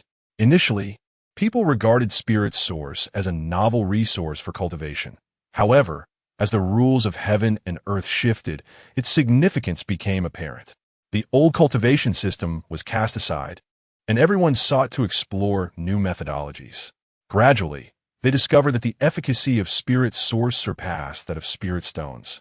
Eventually, the term evolved into divine source, which became the exclusive cultivation resource for prodigies. Gazing at the 300 pounds of ordinary divine source within the pouch, Chen Changsheng remarked, "With a conversion rate of 1 to 10, I feel as though I've lost a considerable amount of coin. It seems I must earn it back from elsewhere." With that, he raised his eyes towards a nearby stone gambling house. As the rules of heaven and earth transformed, some ordinary divine sources began to surface in the former spirit stone veins. However, rare divine sources were only found in the stones mined from forbidden lands. The encasing stones obscured all forms of detection, leading various powerful factions to establish stone gambling houses to ensure profit. Here, one might earn a small fortune, but the masterminds would never incur losses. Coincidentally, Chen Changsheng possessed considerable knowledge about divine source, formerly known as spirit source. Several centuries prior, divine source held little value. Stones mined from forbidden lands could still be purchased with spirit stones. To thoroughly understand the properties of divine source, Chen Changsheng had mined an entire mountain's worth. He deemed half of the divine source he obtained to be of little use and gifted it to Ali, while burying the remainder beneath a grand array as the foundation for his formations. In the Kunlun stone house, countless cultivators sifted through various stones, as many of these held the potential to contain rare divine sources. The adage, one cut brings poverty, another brings wealth, resonated throughout the gambling house. Boss, I wish to purchase this stone. Chen Changsheng's voice echoed within the establishment, causing all activity to cease as the patrons regarded him with incredulity. The stone he wished to buy was the very emblem of the Kunlun stone house. Everyone thought, surely he has lost his mind in his pursuit of gambling. That is merely a decorative stone placed at the entrance. Shortly thereafter, the overseer of the house approached, his expression grim. My friend, are you here to cause trouble? Do you not know how to speak? I am here to gamble on stones. Is it not normal to buy a stone? Chen Changsheng replied. The overseer's expression remained sour. This massive boulder, inscribed with the words Kunlun Stone House, held no special value beyond its inscription. If this individual was not here to create a scene, he might as well gouge his own eyes out. Is that so? This stone requires an exchange of weight in divine source. You need to provide 1,000 pounds of divine source. Chapter 73. 80 with one strike. The source of the exotic fire dragon. Upon hearing this, Chen Changsheng glanced at the stone before him and remarked, Isn't 1,000 pounds a bit too cheap? This stone weighs at least 4,000 to 5,000 pounds. In response, the steward scoffed disdainfully. Theoretically, this stone should indeed weigh 4,000 to 5,000 pounds of divine source. However, considering your earnestness as a customer, I'm willing to offer you a discount. Ignoring the steward's sarcastic tone, Chen Changsheng carefully examined the stone's signboard once more. After a thorough investigation, he nodded and stated, This price seems fair, but I only possess 300 pounds of divine source. Could you possibly grant me a little leeway? I will gather the funds and return to purchase it. The steward's expression darkened immediately at Chen Changsheng's words. My dear guest, I fear such a solution may be impractical. Today, you have two choices. Either present 1,000 pounds of divine source to purchase this stone, or we shall throw you out. Noticing the tension in the atmosphere, onlookers quickly gathered around, for witnessing such drama was undeniably entertaining. As for the steward's threat, Chen Changsheng remained unfazed. He had encountered far more formidable beings than these minor nuisances and was not easily intimidated. His reluctance to be overly aggressive stemmed from a desire to avoid conflict. Moreover, it felt somewhat improper to disrupt the establishment while seeking to purchase their goods. Just as Chen Changsheng contemplated searching for less expensive items to use as collateral, a voice interrupted, I will take 1,000 pounds of divine source. Turning around, he found the speaker to be the Holy Maiden of the Purple Mansion. Upon her arrival, the steward immediately donned a flattering smile. Greetings, Holy Maiden Wang Defa. May I ask, is this gentleman your friend? Not all. The steward's face fell upon hearing this. Holy Maiden, the Purple Mansion has always maintained a good relationship with the Kunlun sacred ground. If that is the case, why do you wish to assist this troublemaker? In response to Wang Defa's inquiry, the Holy Maiden simply replied, The stone shop sells stones. As long as the materials are available, I wish to purchase this stone. Is that not permissible? Of course, if it is the Holy Maiden wishing to buy, then 800 pounds of divine source will suffice. With a swift motion, the Holy Maiden tossed a leather pouch into the steward's hands. However, Chen Changsheng was displeased. Wait, what's going on? I never said I didn't want this stone. This seems rather excessive. Hearing Chen Changsheng's words, Wang Defa retorted coldly, Young man, do not be ungrateful. Were it not for the Holy Maiden coming to your aid, you would likely not leave the Kunlun stone shop today. Shouldn't you express your gratitude? As Wang Defa admonished Chen Changsheng, the Holy Maiden stepped forward. This stone is a gift for you. Surrounded by astonished onlookers, Chen Changsheng was equally bewildered. Holy Maiden, if I recall correctly, we are not acquainted. Why do you wish to gift me this stone? 800 pounds of divine source is no small sum. If measured in spirit stones, that amounts to 8 million spirit stones. Unfazed by Chen Changsheng's confusion, The Holy Maiden's bright eyes remained steady. 800 pounds of divine source is nothing significant.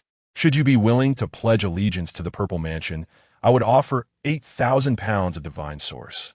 A collective gasp echoed among the crowd at this astonishing figure. 8,000 pounds of divine source was enough to purchase the life of a late-stage nascent soul cultivator. 8,000 pounds of divine source is a bit lacking. That price does not quite suffice. I will instead offer 800 pounds of divine source for this stone. With that, Chen Changsheng took the Holy Maiden's hand and placed a leather pouch in her palm. This contains 300 pounds of divine source. I will owe you the remaining 500 pounds, and I shall return shortly. He then produced a large iron hammer from behind and spat into his palm. 80. With a resounding crash, he struck the stone, chipping off a corner of the 4 to 5,000 pound behemoth. Witnessing Chen Changsheng's crude actions, Wang Defa's expression darkened. Such behavior hardly resembled an act of extracting divine source. Though divine source was indeed hard, it could not withstand such force. This fellow was deliberately trying to ruin the signboard. Just wait until the Holy Maiden departed, and I shall deal with you. As Chen Changsheng continued his peculiar chant, the signboard of the Kunlun stone shop was left in tatters. After 9 strikes, the once pristine stone was reduced to a size no larger than a basin. At this point, onlookers were nearly convinced that Chen Changsheng was merely causing trouble at the Kunlun stone shop. Yet, the Holy Maiden's gaze remained unchanged. She had encountered this man at the teleportation array.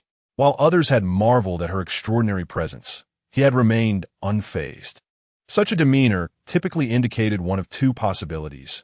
Either he was stronger than her, or he had encountered beings even more powerful. In either case, this man was worth befriending. 800 pounds of divine source was indeed a modest price. After completing the 9 strikes, Chen Changsheng exerted all his strength to deliver the final blow. 80, as his call echoed, a peculiar crimson light erupted from the stone. Some seasoned gamblers in the stone shop cried out, "It has increased." As Chen Changsheng truly extracted divine source, not only was Wang Defa left dumbfounded, but even the Holy Maiden expressed surprise. The stones in the shop had been meticulously selected by masters, and the chance of extracting divine source was exceedingly slim.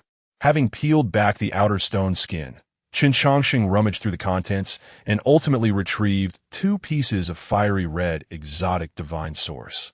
One was as large as a man's fist, while the other was merely the size of a bird's egg. After weighing them briefly, Chen Changsheng turned to the Holy Maiden and said, "I am uncertain of the value of exotic divine source.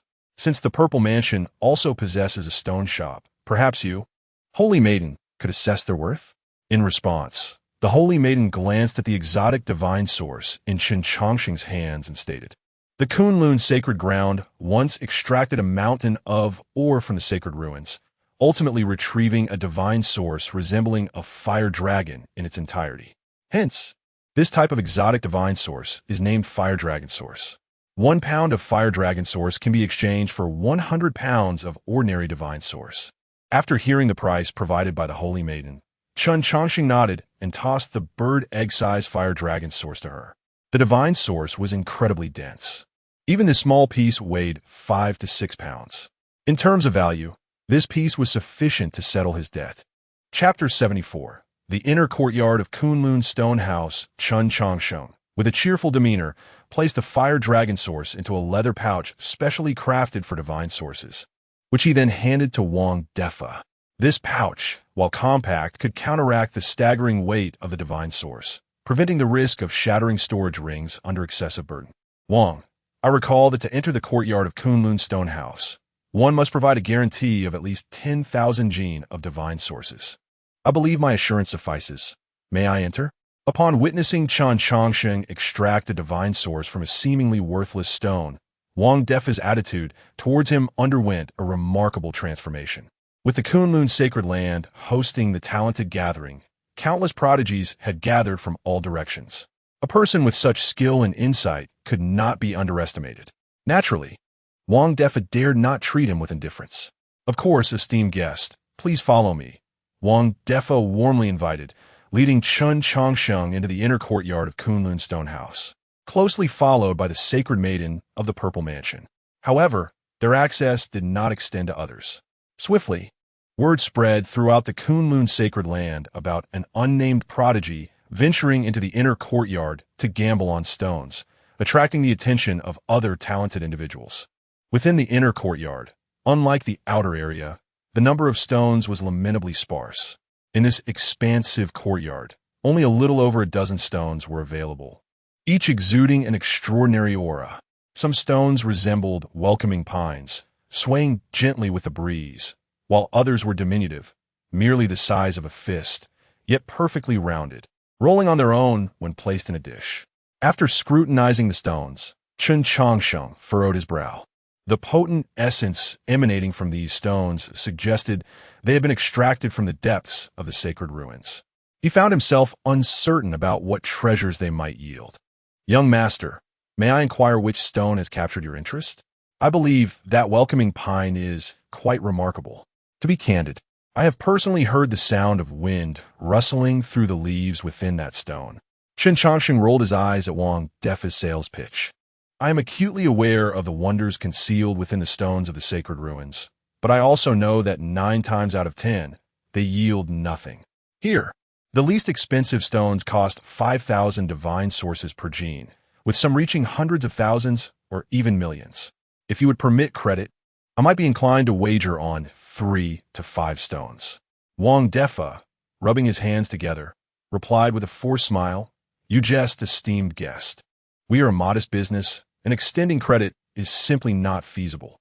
However, for someone of your stature, 100 to 800,000 divine sources is a trivial matter, is it not? Enough. Inform your superiors. I cannot be granted authority over what I offer. I lack the funds for such staggering amounts and must resort to collateral." Wang Defa chuckled. "No problem.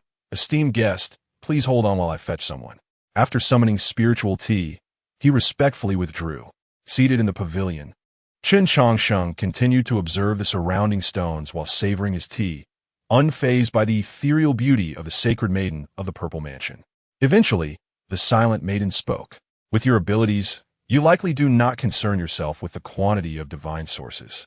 Rather, you seek the treasures hidden within them." At this, Chen Changsheng turned to her. "What leads you to such a conclusion, sacred maiden? It is said that wealth, companions, law, and land are paramount on the path of cultivation. Resources always take precedence. I came to Kunlun Stone House explicitly for the divine sources. After all, who would ever scoff at having more divine sources?" In response to Chen Changsheng's reasoning, the sacred maiden remained tranquil. "Others may indeed come for the divine sources, but you are different. Why? Because your gaze is far too calm. The fire dragon source you possess weighs no less than 50 gene, equivalent to 25,000 gene of ordinary divine sources, an invaluable resource that no prodigy could overlook. Yet, you did not even blink when you beheld the fire dragon source, suggesting that 25,000 gene holds little significance for you. Everyone in Kunlun sacred land understands that the stones in the inner courtyard command exorbitant prices. Even the finest divine sources would struggle to recoup their costs. The sole opportunity lies in unearthing sealed treasures within the divine sources, indicating your true intent is to acquire what lies within." Acknowledging the sacred maiden's astute analysis, Chen Changsheng nodded. "Your reasoning is sound. I indeed seek the treasures hidden within the divine sources. As you know, the stones within the Forbidden Grounds have a high probability of yielding divine sources, which may contain remarkable items, such as unknown spiritual herbs with life-restoring properties. It is precisely this type of herb that I require, hence my presence here. By the way, we have conversed for quite some time, yet I remain unaware of your esteemed name." "Zining," the sacred maiden replied softly from beneath her veil. "A beautiful name. I am Zhuo Xinghe, and I thank you, Lady Zining, for your prior assistance." With a crack, a fissure appeared in the teacup held by Zining, and a powerful aura radiated from her. "Zhuo Xinghe is the name of the current emperor of the Xuanwu Kingdom in the Eastern Wilderness. Though I reside in the Central Court, I should not be so ignorant.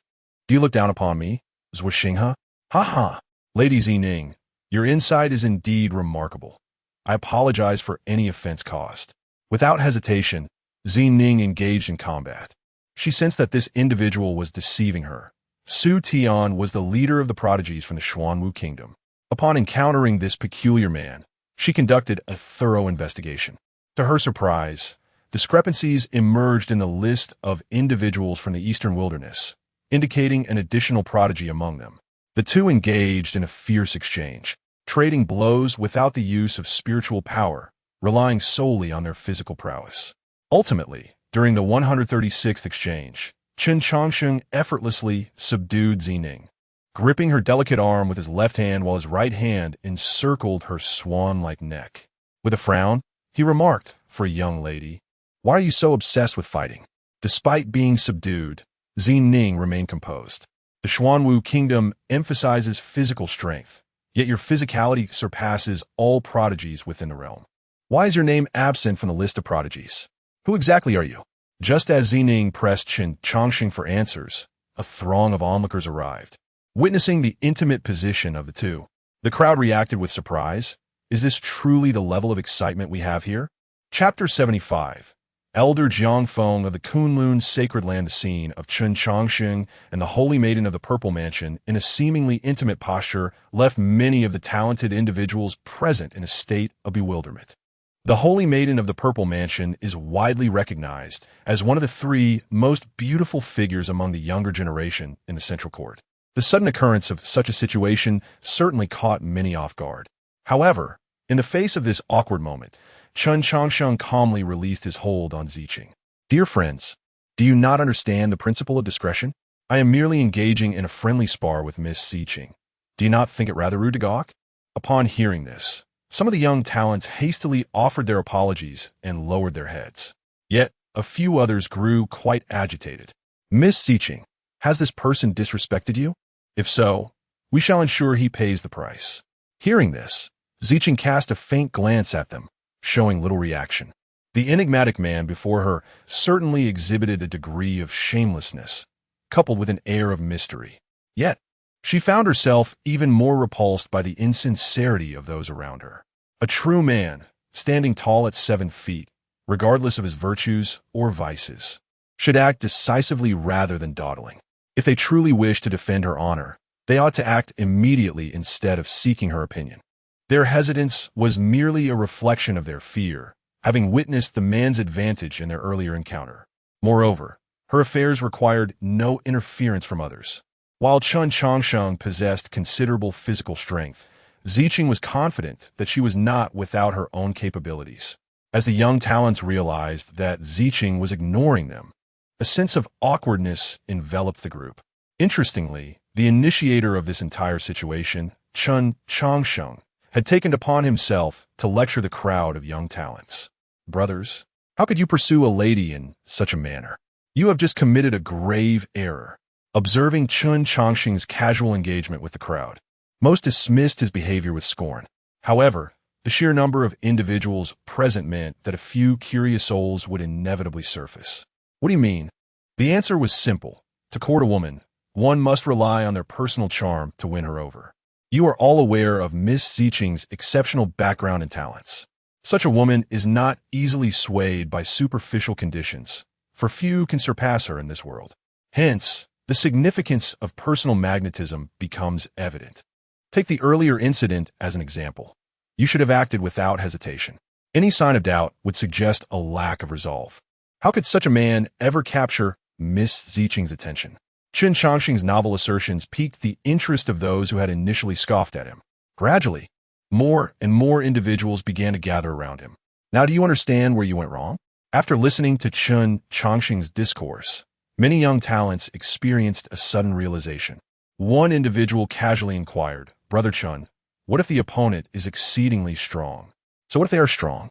"In the Kunlun Sacred Land, would your opponent truly strike you down over such trivial matters? Besides, you are all exceptional talents, while there may be slight differences in strength. It is not so vast that you lack the ability to protect yourselves." Upon hearing this, the young talents felt their chests swell with pride. They were all exceptional individuals.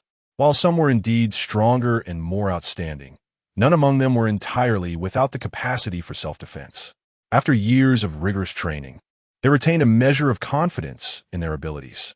Seeing that the attention of the young talents had shifted A faint smile crept onto Chen Changsheng's lips. This little girl from the Purple Mansion was always concerned about him, which could lead to unnecessary complications. To alleviate this predicament, Chen Changsheng felt it necessary to offer guidance to her suitors.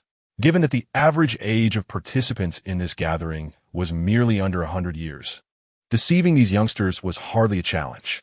Once she was preoccupied by a multitude of admirers, she would naturally have no time to focus on him. Chen Changsheng, what brings you here?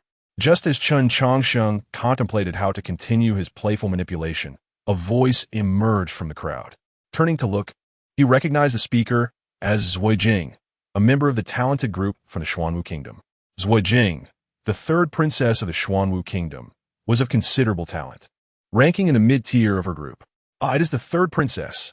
I am here discussing matters of cultivation with my esteemed friends. By the way, has Brother Su not arrived? In response to Chen Changsheng's inquiry, Zuijing replied, Brother Su and the others are currently adjusting their states in preparation for the upcoming talent conference in 3 days. I heard that an unnamed talent is preparing to gamble on stones, so I came to witness it. Since you arrived early, do you know who this unnamed talent is? I do not know. I merely strolled through the Kunlun Stone Workshop, and suddenly the crowd surged. I did not catch sight of any unnamed talents. After exchanging a few more words with Chen Changsheng, Zuijing settled down to await the appearance of the unnamed talent. As for those young talents listening to Chen Changsheng's teachings, none suspected that he was the very individual coming to gamble on stones. His attire was far too plain, offering no indication of a person of significant background. Though his earlier display against Ziqing suggested he possessed extraordinary strength, the stones within the Kunlun Stone Workshop would not grant discounts merely for being a talented individual. Thus, among those present, only Ziqing was aware of the truth. However, the Holy Maiden of the Purple Mansion possessed her own pride. She would never voluntarily explain herself to these individuals. At that moment, Wang Defa approached from a distance, accompanied by a middle-aged man. Upon seeing this man, many young talents grew serious. Even the typically indifferent Holy Maiden of the Purple Mansion was no exception. For the newcomer was none other than Elder Jiangfeng of the Kunlun Sacred Land. During the previous contest for the position of Sacred Lord, Jiangfeng had narrowly lost to the current Sacred Lord, Jiang Bufan. Although he had been defeated, Jiang Bufan had once remarked, were it not for luck, the outcome between us might still be uncertain. In addition to this event, there was another incident that had greatly amplified Jiang Feng's reputation. 600 years ago, the notorious villain Wuli emerged in the central court, casting a shadow over the younger generation. Ultimately, Wuli crossed paths with the equally youthful Jiang Feng, leading to a fierce battle that lasted 3 days and nights, concluding in a stalemate. This confrontation had silenced the villain Wuli for a full century. To this day, Jiang Feng remains the only one who has fought to a standstill against the notorious villain. Chapter 76. The astronomical price of 2 million divine sources. As Chen Changsheng engaged in conversation, Jiang Feng approached him directly, bypassing the others. The onlookers straightened their attire, eager to present their finest selves. However, Jiang Feng's actions left them astounded. He greeted Chen Changsheng, who was casually chatting, with a warm smile, saying, "The hospitality of Kunlun Stone Workshop may be lacking. Please do not take offense." Chen Changsheng paused his conversation and respectfully replied, "Elder Jiang is being too modest. It is my honor to visit Kunlun Stone Workshop and broaden my horizons." The two then strolled toward a pavilion in a familiar manner, leaving the other talented individuals in a state of shock. Despite their own esteemed titles, they felt insignificant in the presence of true luminaries. Jiang Feng was not only a prodigy, but also the most exceptional survivor of the previous era, unmatched in talent, status, lineage, and strength. Pouring a cup of hot tea for Chen Changsheng, Jiang Feng remarked, "I have heard you wish to cut a few stones for fun. Do you have any specific targets in mind?" Chen Changsheng chuckled and replied, "I have indeed selected a stone, but I find myself lacking the necessary divine sources to procure it.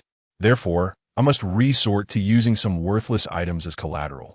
I wonder if Kunlun Stone Workshop would accept such things?" You jest, my friend. While divine sources are indeed valuable, they can be cumbersome to carry. To be honest, I do not even possess 100,000 divine sources. Jiang Feng said amiably. Meanwhile, among the crowd, one person's eyes reddened with envy. It was the third princess of Xuanwu Kingdom, Zhuijing. Clenching her fists, she felt an unprecedented humiliation. This individual deliberately concealed his circumstances, disregarding the talents around him. The memory of the crowd's attitude towards him days prior darkened her expression. As their conversation drew to a close, Chen Changsheng inquired, Elder Jiang, it is getting late. May I select a stone? Of course, please follow me. Jiang Feng responded, personally guiding Chen Changsheng through the selection process. After some browsing, Chen Changsheng ultimately chose a continually rolling stone, no larger than a fist, yet exceptionally smooth and rounded. Unlike the other stones, this one rolled incessantly in a jade tray. Noticing Chen Changsheng's choice, Jiang Feng elaborated. This stone is called the Rolling Pearl and was extracted from the depths of the sacred ruins. Interestingly, it is encased within another divine source. Originally, Kunlun's sacred land intended to cut this stone, but due to unique circumstances, it was sent to the workshop instead. Chen Changsheng picked up the rolling pearl and asked, is that so? What makes this stone so special? Jiang Feng replied, since you are daring enough to gamble in the inner court, you must have some knowledge of stones encasing divine sources. Such stones are typically impenetrable by spiritual energy or divine consciousness. However, this one is different. Both spiritual energy and consciousness can penetrate it, only to vanish without a trace. Contemplating Jiang Feng's explanation, Chen Changsheng examined the rolling pearl and remarked, among the various stones, there exists a type known as black carbon stone. This stone also absorbs divine consciousness and spiritual energy, taking on myriad forms that make it elusive. More intriguingly, its weight closely resembles that of divine sources.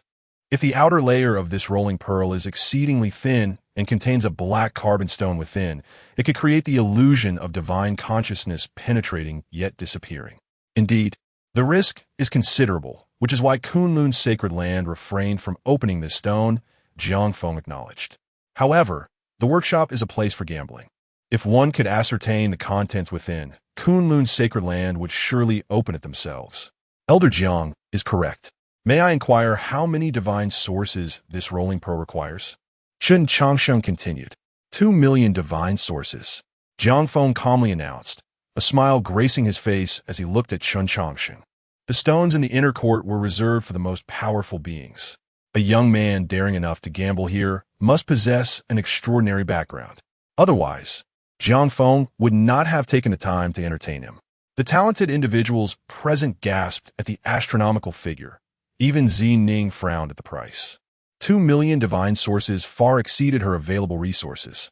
Although she was the holy maiden of the Purple Mansion, she could only mobilize around 300,000 divine sources. Even if she pooled her entire fortune, it would barely reach 500,000. She had long heard that the stones in the workshop were exorbitantly priced, but she had never anticipated such a sum. Just as the crowd marveled at the exorbitance of the price, Chen Changsheng's indifferent voice broke the silence. Is 2 million divine sources truly a reasonable price? If I were to sell you a stone, would you be interested? Ignoring the astonished expressions around him, Chen Changsheng waved his right hand, casting a shadowy object onto the ground. Boom! The shadowy object created a dent in the soft grass. And Chen Changsheng casually remarked about the rolling pearl, Elder Jiang, could you appraise this? Upon recognizing the item on the ground, Jiang Feng exclaimed, purple gold copper mother. Seemingly sensing Jiang Feng's astonishment, Chen Changsheng finally shifted his gaze from the rolling pearl to Jiang Feng. Why are you so surprised, Elder Jiang? Kunlun's sacred land is prosperous. Surely you possess some purple gold copper mother. Chen Changsheng continued, I have indeed seen this material before. It is the finest for crafting weapons and the best for refining alchemical furnaces. However, I have never encountered a piece as large as a basin. It is nothing extraordinary. I merely found it outside my door. Please evaluate it, Elder Jiang, Chen Changsheng replied nonchalantly. The crowd collectively wondered why they could not find such treasures outside their own doors. After contemplating, Jiang Feng offered a price of 800,000 divine sources. A fair price, Chen Changsheng casually commented before tossing another piece of metal. The appearance of this new metal caused even Jiang Feng to lose his composure. "Where did you acquire this?" he inquired. "I dug it up while farming," Chen Changsheng replied. Jiang Feng was left speechless, pondering whether to take the boy's words seriously. Chen Changsheng remained unfazed by the two metals he presented, as he possessed an abundance of such materials. The Thunder Beasts, naturally adept at discovering various metal ores and feeding on them, had left their treasures in Chen Changsheng's possession after he vanquished countless of them in the 10,000 Mountains. Chapter 77. The Great Fat Worm. Chen Changsheng remarked, "This item is beyond your means." Observing Chen Changsheng's reluctance to divulge the origins of the object, Jiang Feng refrained from further inquiry. After confirming the metallic substance on the ground, Jiang Feng spoke, "Xianming iron essence, an auxiliary material used by supreme beings for weapon forging. Its texture may not be particularly hard, yet it possesses an unparalleled advantage: the ability to fuse most disparate metals. This metal is scarce and priceless, nearly impossible to procure in a millennium, thus an adequate price cannot be determined."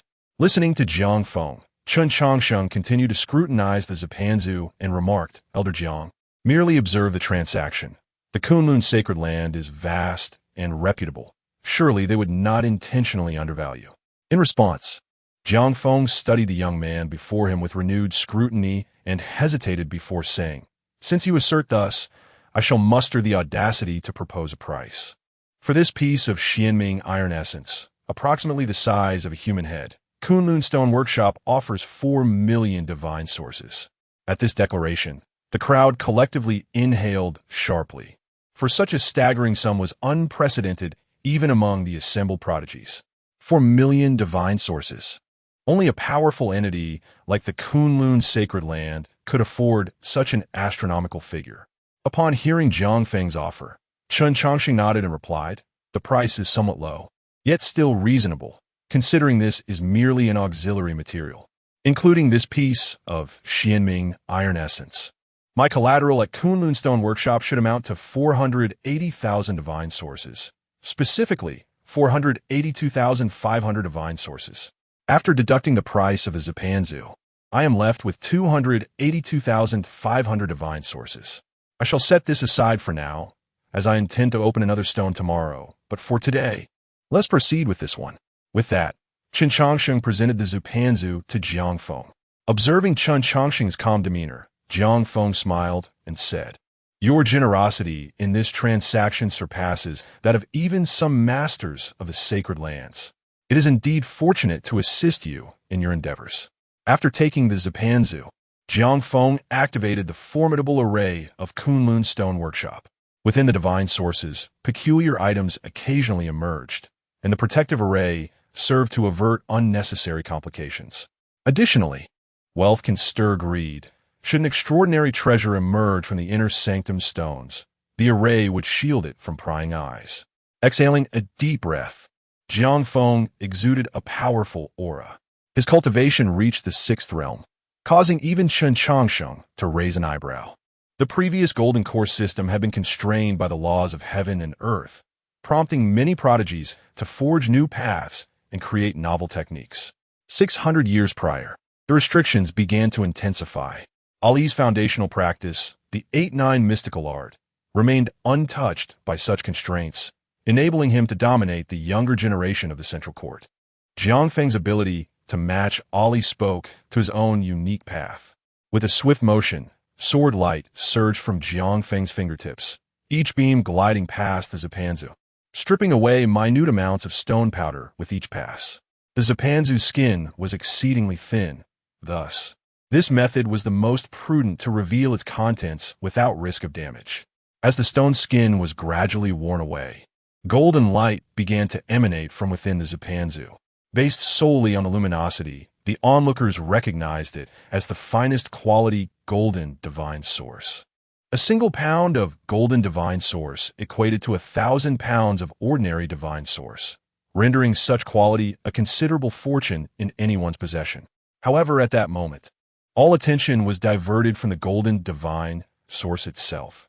The Zipanzu was simply too small, even if it yielded a golden divine source. It would not compensate for the exorbitant 2 million divine sources. The only remaining hope lay in the possibility of something extraordinary within the golden divine source. With a final flicker of sword light, all stone skin was completely removed from the Zipanzu, leaving the golden divine source untouched. There is something inside the divine source, someone in the crowd exclaimed, jolting everyone from their reverie over Jiang Feng's astounding technique. Inside the golden divine source, they beheld a plump, white worm wriggling about. Jiang Feng furrowed his brow at the sight of this unfamiliar creature. Just as he began to examine the unknown worm, Chen Changsheng's voice rang out, Elder Jiang. The stone has been opened. May I have what is within? Chen Changsheng's inquiry snapped Jiang Feng back to reality. Of course, it is rightfully yours, he replied, handing over the divine source orb. Chen Changsheng shook the orb, revealing the plump worm, and remarked with a smile, I did not expect to encounter you here. Fate indeed works in mysterious ways. Intrigued, the previously silent holy maiden of the Purple Palace interjected. Do you know what this creature is? Indeed, I do, but you likely do not. To put it plainly, the Xianming iron essence combined with the purple gold copper mother pales in comparison to just one of its legs. Very well, it is getting late. I must return to rest. Tomorrow, I shall open another stone, Chen Changsheng concluded, pocketing the divine source orb and striding towards the exit. Young friend, please wait. However, as soon as Chen Changsheng lifted his foot, Jiang Feng called out to him. Elder Jiang, is there something else? May I inquire if the recently unearthed item is for sale? Of course, but the price would be beyond your means, Elder Jiang. Oh, your statement piques my interest. While the Kunlun sacred land may not claim to be the foremost in the central court, its strength and foundation are well recognized. I am curious to know what price could possibly be beyond our reach. Sensing the pride in Jiang Feng's tone, Chen Changsheng smiled slightly and replied, Elder Jiang has misunderstood. I do not imply that the Kunlun sacred land cannot afford it, but rather that you, Elder Jiang, cannot. To acquire the item in my possession, you would need to exchange 1/3 of the Kunlun sacred land. At this proclamation, Jiang Feng's expression darkened. Young friend, you're not jesting, are you? Certainly not. Your astonishment stems from your lack of understanding regarding the value of this item. Were you to comprehend its worth, you would realize that 1/3 of the Kunlun sacred land is an exceedingly modest price. However, it seems you lack the authority to make such a decision. Hence my assertion that you cannot afford it. Jiang Feng responded, that price is beyond even the holy master. The sacred land is not governed by a single voice. To offer 1/3 of the land for a mere worm is sheer folly. Chapter 78. The Witch Clan's Golden Silkworm Goo. The prototype of immortality, seeing Jiang Feng wearing a cold expression and falling silent, Chen Changsheng chuckled, refraining from probing further into the matter. After all, even if the Kunlun sacred land were to offer such a price, he might not be willing to part with it. By the way, Elder Jiang, with such a precious treasure at hand, I trust it won't attract unwanted attention? In response to Chen Changsheng's inquiry, Jiang Feng composed himself and replied, during the talents conference, no one is permitted to act against the talents. Violators will be seen as challenging the Kunlun sacred land. We shall pursue them relentlessly. However, conflicts among talents are permissible. That's reassuring. With such a valuable item, I too fear being targeted by ill-intentioned individuals. With your assurance, I can rest easy. Furthermore, the stone in the inner courtyard 1T be replaced tomorrow. Will it? I have my eye on another stone. At these words, the corners of Jiang Feng's eyes twitched. The birth of a living being from the Panju was extraordinary. Though the origins of this creature were unknown, it was undoubtedly a remarkable entity sealed within the divine source. It would be disingenuous for Jiang Feng not to feel a pang of regret at the thought of such a treasure being taken away. Now that Chen Changsheng mentioned he had set his sights on another stone, Jiang Feng felt a tinge of unease. My young friend, you jest. The Kunlun Stone Workshop operates with integrity. We would never engage in such underhanded tactics. What is true today shall remain true tomorrow. The Kunlun Stone Workshop is indeed fair, so we shall meet again tomorrow. With that, Chen Changsheng swaggered out of the Kunlun Stone Workshop. However, none of the onlookers dared entertain any nefarious thoughts. The ability to casually produce valuable celestial gold, combined with physical strength surpassing that of the Purple Mansion Saintess, and an unknown background made anyone contemplating an action against Chen Changsheng think twice. Not to mention, the Talents Conference was still underway. In the East Wilderness Courtyard, Chen Changsheng returned to the small residence prepared for the East Wilderness Talents by the Kunlun Sacred Land. After securing the doors and windows, he finally took out the divine source sphere obtained from the Kunlun Stone Workshop.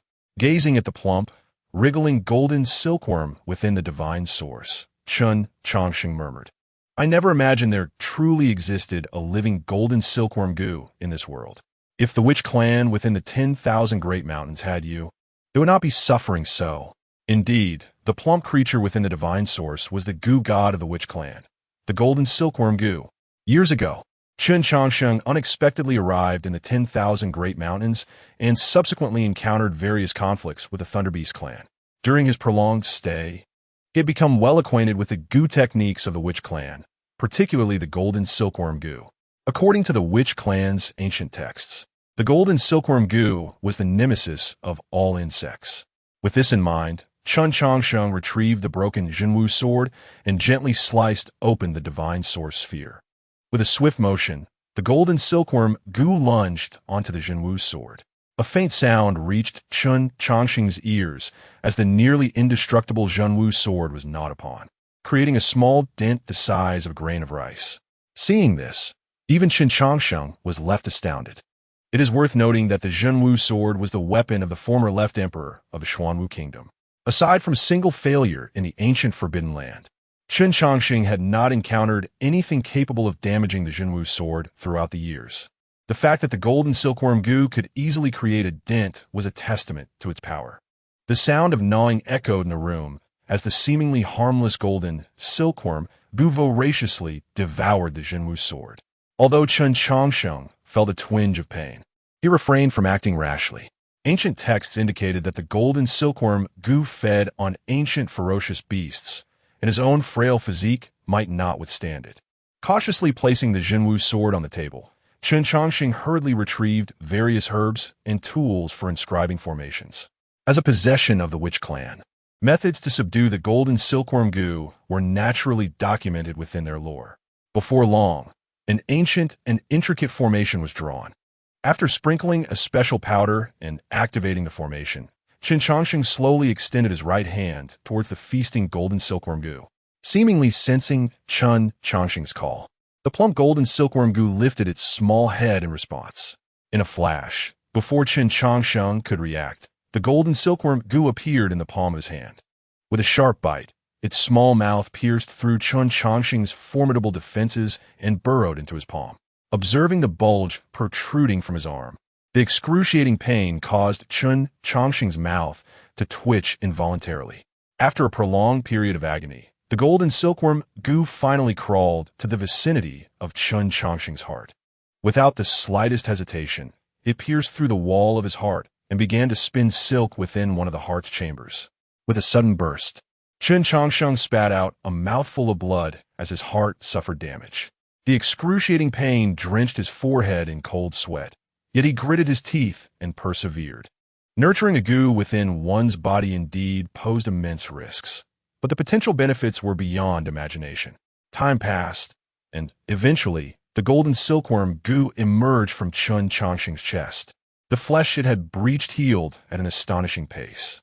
At that moment, Chen Changsheng felt a profound connection with the golden silkworm goo. A clear thought resonated in Chen Changsheng's mind. Hunger. Observing the slightly fatigued golden silkworm goo, Chen Changsheng promptly presented a fist-sized thunder dam before it. Without hesitation, the golden silkworm goo dove into the thunder dam, feasting voraciously and quickly burrowing inside it. Having appeased the golden silkworm goo's hunger, Chen Changsheng finally had time to observe the changes occurring within his body. Golden threads emerged from his blood, resembling lead and mercury, spreading from his heart and coursing throughout his being. The golden silkworm silk, impervious to weapons, also served as a supreme healing elixir.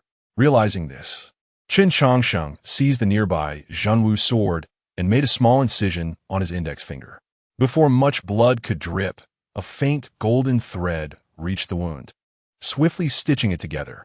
As the wound closed, the the scar disappeared at a visibly rapid pace, confirming that the golden silkworm goo was indeed as miraculous as described in ancient texts. Chen Changsheng couldn't help but burst into laughter. Now I have yet another trump card for survival. Once the golden silkworm silk envelopes my entire body, even decapitation may not spell my end. With the formidable 99 mystical arts and a plethora of attribute points already rendering his physique exceptionally robust, the addition of a healing function made it exceedingly difficult to meet his demise. After indulging in a moment of pride, Chen Changsheng turned his gaze to the system panel. The cultivation system had become exceedingly complex. Even a learned individual like Chen Changsheng was unable to gauge his strength solely based on his realm. Fortunately, with the system at his disposal, various attribute points still provided him with a measure of reference. P.S. Originally, there was to be an explosive update on the 9th, but I mistakenly noted it down as the 9th. It has already been scheduled. Dear readers, please wait for tomorrow. I shan't make this mistake again. Whispers, Chapter 79, Distorted Defenses. Chen Changsheng's Concerns. Host, Chen Changsheng. Strength, 300 4th Realm. Speed, 300 4th Realm. Defense, 520 6th Realm. Mana, 240 4th Realm. Lifespan, 640. Correction made regarding Chapter 67 data, gazing at the figures displayed on the system panel. Chen Changsheng found himself scratching his head in confusion. Since his last awakening, the constraints imposed by the laws of the universe had intensified. True to his character, Chen Changsheng refused to succumb to such indignities. Thus, a century prior, he dismantled his former cultivation system in favor of a new one, embracing his self-created cultivation framework. Chen Changsheng found the process intuitive, with his numerical attributes soaring rapidly. However, after more than a century of cultivation, he remained perplexed about his true level of prowess.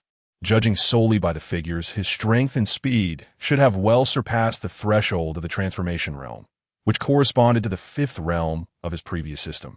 Yet, the system still labeled him as 4th realm.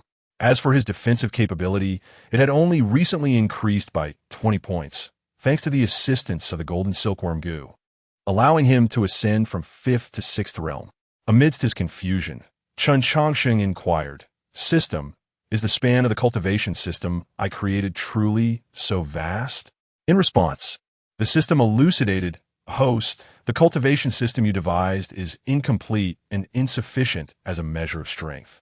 The standard employed by this system represents one of the most expansive and powerful among the various cultivation systems. Ultimately, only the strongest cultivation system will endure. Nevertheless, you must understand that the labeling does not affect your inherent strength. This is why labels were not originally established by the system." Upon hearing this, Chen Changsheng grasped the situation. In essence, the standards of the entire world had become utterly chaotic. For instance, previously, advancing from the golden core to the nascent soul realm required an increase of 100 attribute points to be deemed successful. However, now, the requisite increase from the 3rd to 4th realm could demand as much as 150 or 200 points. Thus, although the realms appeared identical, the disparity in actual strength was monumental. Contemplating this, Chen Changsheng remarked, "No wonder the Talents Conference is to be held. In such circumstances, there is truly no better solution than to engage in combat. Yet, I find myself disinclined towards fighting." Muttering to himself, Chen Changsheng turned his gaze towards the feeble little white dog. In the presence of this pet, his previously vibrant thoughts took on a more somber tone. The sight of it reminded him of a person and certain events long past. Following the trail of the bronze ancient palace, Chen Changsheng had pursued the matter to the central court. Though he had successfully confirmed the fate of Nianqing at that time, the passage of years had reignited a previously quelled concern within him. The journey from the central court to the eastern wilderness had consumed 240 years, and the subsequent slumber had lasted 320 years, not to mention the years spent in the incubation of the egg. A full 760 years had elapsed, excluding the earlier years. When considering the past, Nianqing had already surpassed her millennium of lifespan. A millennium is an exceptionally protracted duration, representing the limit most cultivators can comprehend. Was Nianqing truly deceased, or did she still live? Reflecting on this, Chen Changsheng shook his head and cradled the little white dog in his arms, saying, Little Black, in this vast sea of humanity, where shall I seek clues regarding Yinxing? Moreover, she truly ought to send word home regardless of her circumstances. She is a constant source of worry. Upon hearing Chen Changsheng's lamentations, the little white dog let out a feeble whimper, responding to both his words and expressing discontent with its name. Observing the dog's expression, Chen Changsheng smirked. A name is merely a designation. The specifics matter little. I know you are entirely Snow White, yet I insist on calling you Little Black. Can you not fulfill even this modest request? He continued, furthermore, who was it that left you at the bronze ancient palace? I am not overly concerned about the ominous matters, as I have noticed powerful beings silently addressing the troubles. However, I do worry about the giant hands recorded in the bronze ancient palace. The which clan among the 10,000 great mountains was likely one of the 18 clans that once guarded the bronze ancient palace. You just witnessed the might of the golden silkworm goo. Even such a formidable clan was subdued by those giant hands. Ultimately, they were only driven back with the aid of the ominous forces. Should those giant hands descend once more, how shall I contend with them? Others may not have much time left to live, and thus may not witness the return of the giant hands. Yet, I will still be around for a long time to come. Chen Changsheng poured out his troubles to Little Black, but the weary little creature had already succumbed to slumber. Seeing this, Chen Changsheng petted Little Black's soft head, grumbling, You ungrateful little creature. How can you fall asleep while I'm talking to you? Once I nurse you back to health, I shall feast on dog meat hot pot. Yet, I remain uncertain how to remedy your condition. Chen brother, are you there? A voice interrupted Chen Changsheng's soliloquy. Recognizing the somewhat familiar tone, he immediately surmised that it was the group led by Yi Hensheng. Rising, he settled into a chair facing the entrance, languidly stating, Come in, I haven't locked the door. As his words faded, Yi Hensheng and two others entered. The two were Wang Suxiang, standing shoulder to shoulder, and Zhu Jing, the third princess of the Xuanwu kingdom. Yi Hensheng appeared slightly solemn, with hints of astonishment in his gaze. Suxiang bore an expression of eagerness, clearly wishing to challenge Chen Changsheng. However, among the trio, the most intriguing was Zhu Jing. The glimmer of anger in her eyes, as she regarded Chen Changsheng, suggested an accusatory intent. The three stood silently before Chen Changsheng, who neither invited them to sit nor dismissed them. The atmosphere grew awkward for a moment. After a prolonged silence, Chen Changsheng affectionately stroked Little Black's fur and said, If you have something to say, please speak directly. But do come one at a time and refrain from being too chaotic. Also, avoid beating around the bush. I find it bothersome. In response, Yi Hensheng clasped his hands and began, I have heard of Chen brothers' exploits. Previously, I may have been remiss. Stop. Chen Changsheng interrupted, halting Yi Hensheng's words before they could continue. Chapter 80. A scathing rebuke of the third princess of Xuanwu Kingdom and the three great beauties of the central court. Didn't I instruct you not to beat around the bush? Why do you persist in your disobedience? My origins are not for you to inquire about. If you are curious, you may consult your master. Should she choose to disclose the information, it would indicate your eligibility to know. If she opts to remain silent, then you must rely on your own conjectures. If you can deduce it, consider yourself clever. If not, it merely reflects your lack of wit. Upon hearing Chen Changsheng's words, Yi Hensheng's lips moved a few times, yet he ultimately refrained from further questioning. After dealing with Yi Hensheng, Chen Changsheng turned his gaze toward the eager Su Tian and spoke, He is curious about my origins. What do you wish to inquire? I wish to challenge you. Su Tian calmly articulated his intent. In response to this request, Chen Changsheng nodded. It is commendable that a young man dares to take risks. However, you currently lack the qualifications to challenge me. What must I do to attain such qualifications? Simple. Are you aware of the three great beauties of the central court? I am. Sutian Diblaith, the saintess of the Purple Mansion, Zi Ning, Gongsun Huayu of the 72 Beacon Fires, and Yao Yingying of the No Regrets Pavilion. These three are universally acknowledged as the most beautiful among the younger generation in the central court. Their beauty is unparalleled, and their skills are second to none, truly a combination of talent and grace. Indeed, Chen Changsheng acknowledged with a nod. It seems you have invested considerable thought into the power dynamics within the Central Court. Only after you defeat all three will you earn the right to challenge me. At this proclamation, Su Tian's eyelids flickered. Are you truly that formidable? As for my strength, I remain uncertain. I have encountered only one of the three beauties. I have merely heard tales of the other two. Yet, I am confident in one thing. Should I desire it, I could easily best the saintess of the Purple Mansion. In response to Chen Changsheng's nonchalant demeanor, Su Tian asserted, "No problem. I will defeat all three and then return to find you." Having resolved matters with the two less troublesome individuals, Chen Changsheng's attention shifted to the visibly disgruntled Zhuijing. As her turn approached, Zhuijing wasted no time in confronting him. Why do you feign weakness, only to revel in our misfortunes? Even if you, what authority do you possess to question me? Before Zhuijing could finish her retort, she was met with a disdainful glance from Chen Changsheng. The fire of her anger was extinguished in an instant upon meeting his gaze. For reasons unknown, she found herself unable to maintain eye contact with him. You are the third princess of Xuanwu Kingdom. It is not unreasonable to acknowledge your noble status. However, you lack the right to interrogate me. The title of princess holds value only among the people of Xuanwu. Beyond its borders, and within this gathering of prodigies, your leverage stems solely from your strength. I understand your thoughts. You believe I regard you as a mere jester. Although I have no interest in such trivialities, you are welcome to perceive it that way. From my eyes, you are indistinguishable from a fool. Upon hearing Chen Changsheng's words, Zhuijing bit her lip tightly. Throughout her life, she had never encountered such humiliation. Observing her distress, Chen Changsheng scoffed. What? Are you on the verge of tears? Is this the caliber of Xuanwu Kingdom's prodigies? Surely, you're not still weaning. I challenge you. The intense humiliation prompted Zhuijing to unleash a furious roar. In the face of her outburst, Chen Changsheng's disdain was more pronounced. Your reaction only serves to highlight your immaturity. Nevertheless, considering your imminent tears, I shall grant your wish. Su Tian, let her witness the harshness of the outside world. Upon hearing Chen Changsheng's directive, Su Tian hesitated momentarily. What? Are you afraid to take action?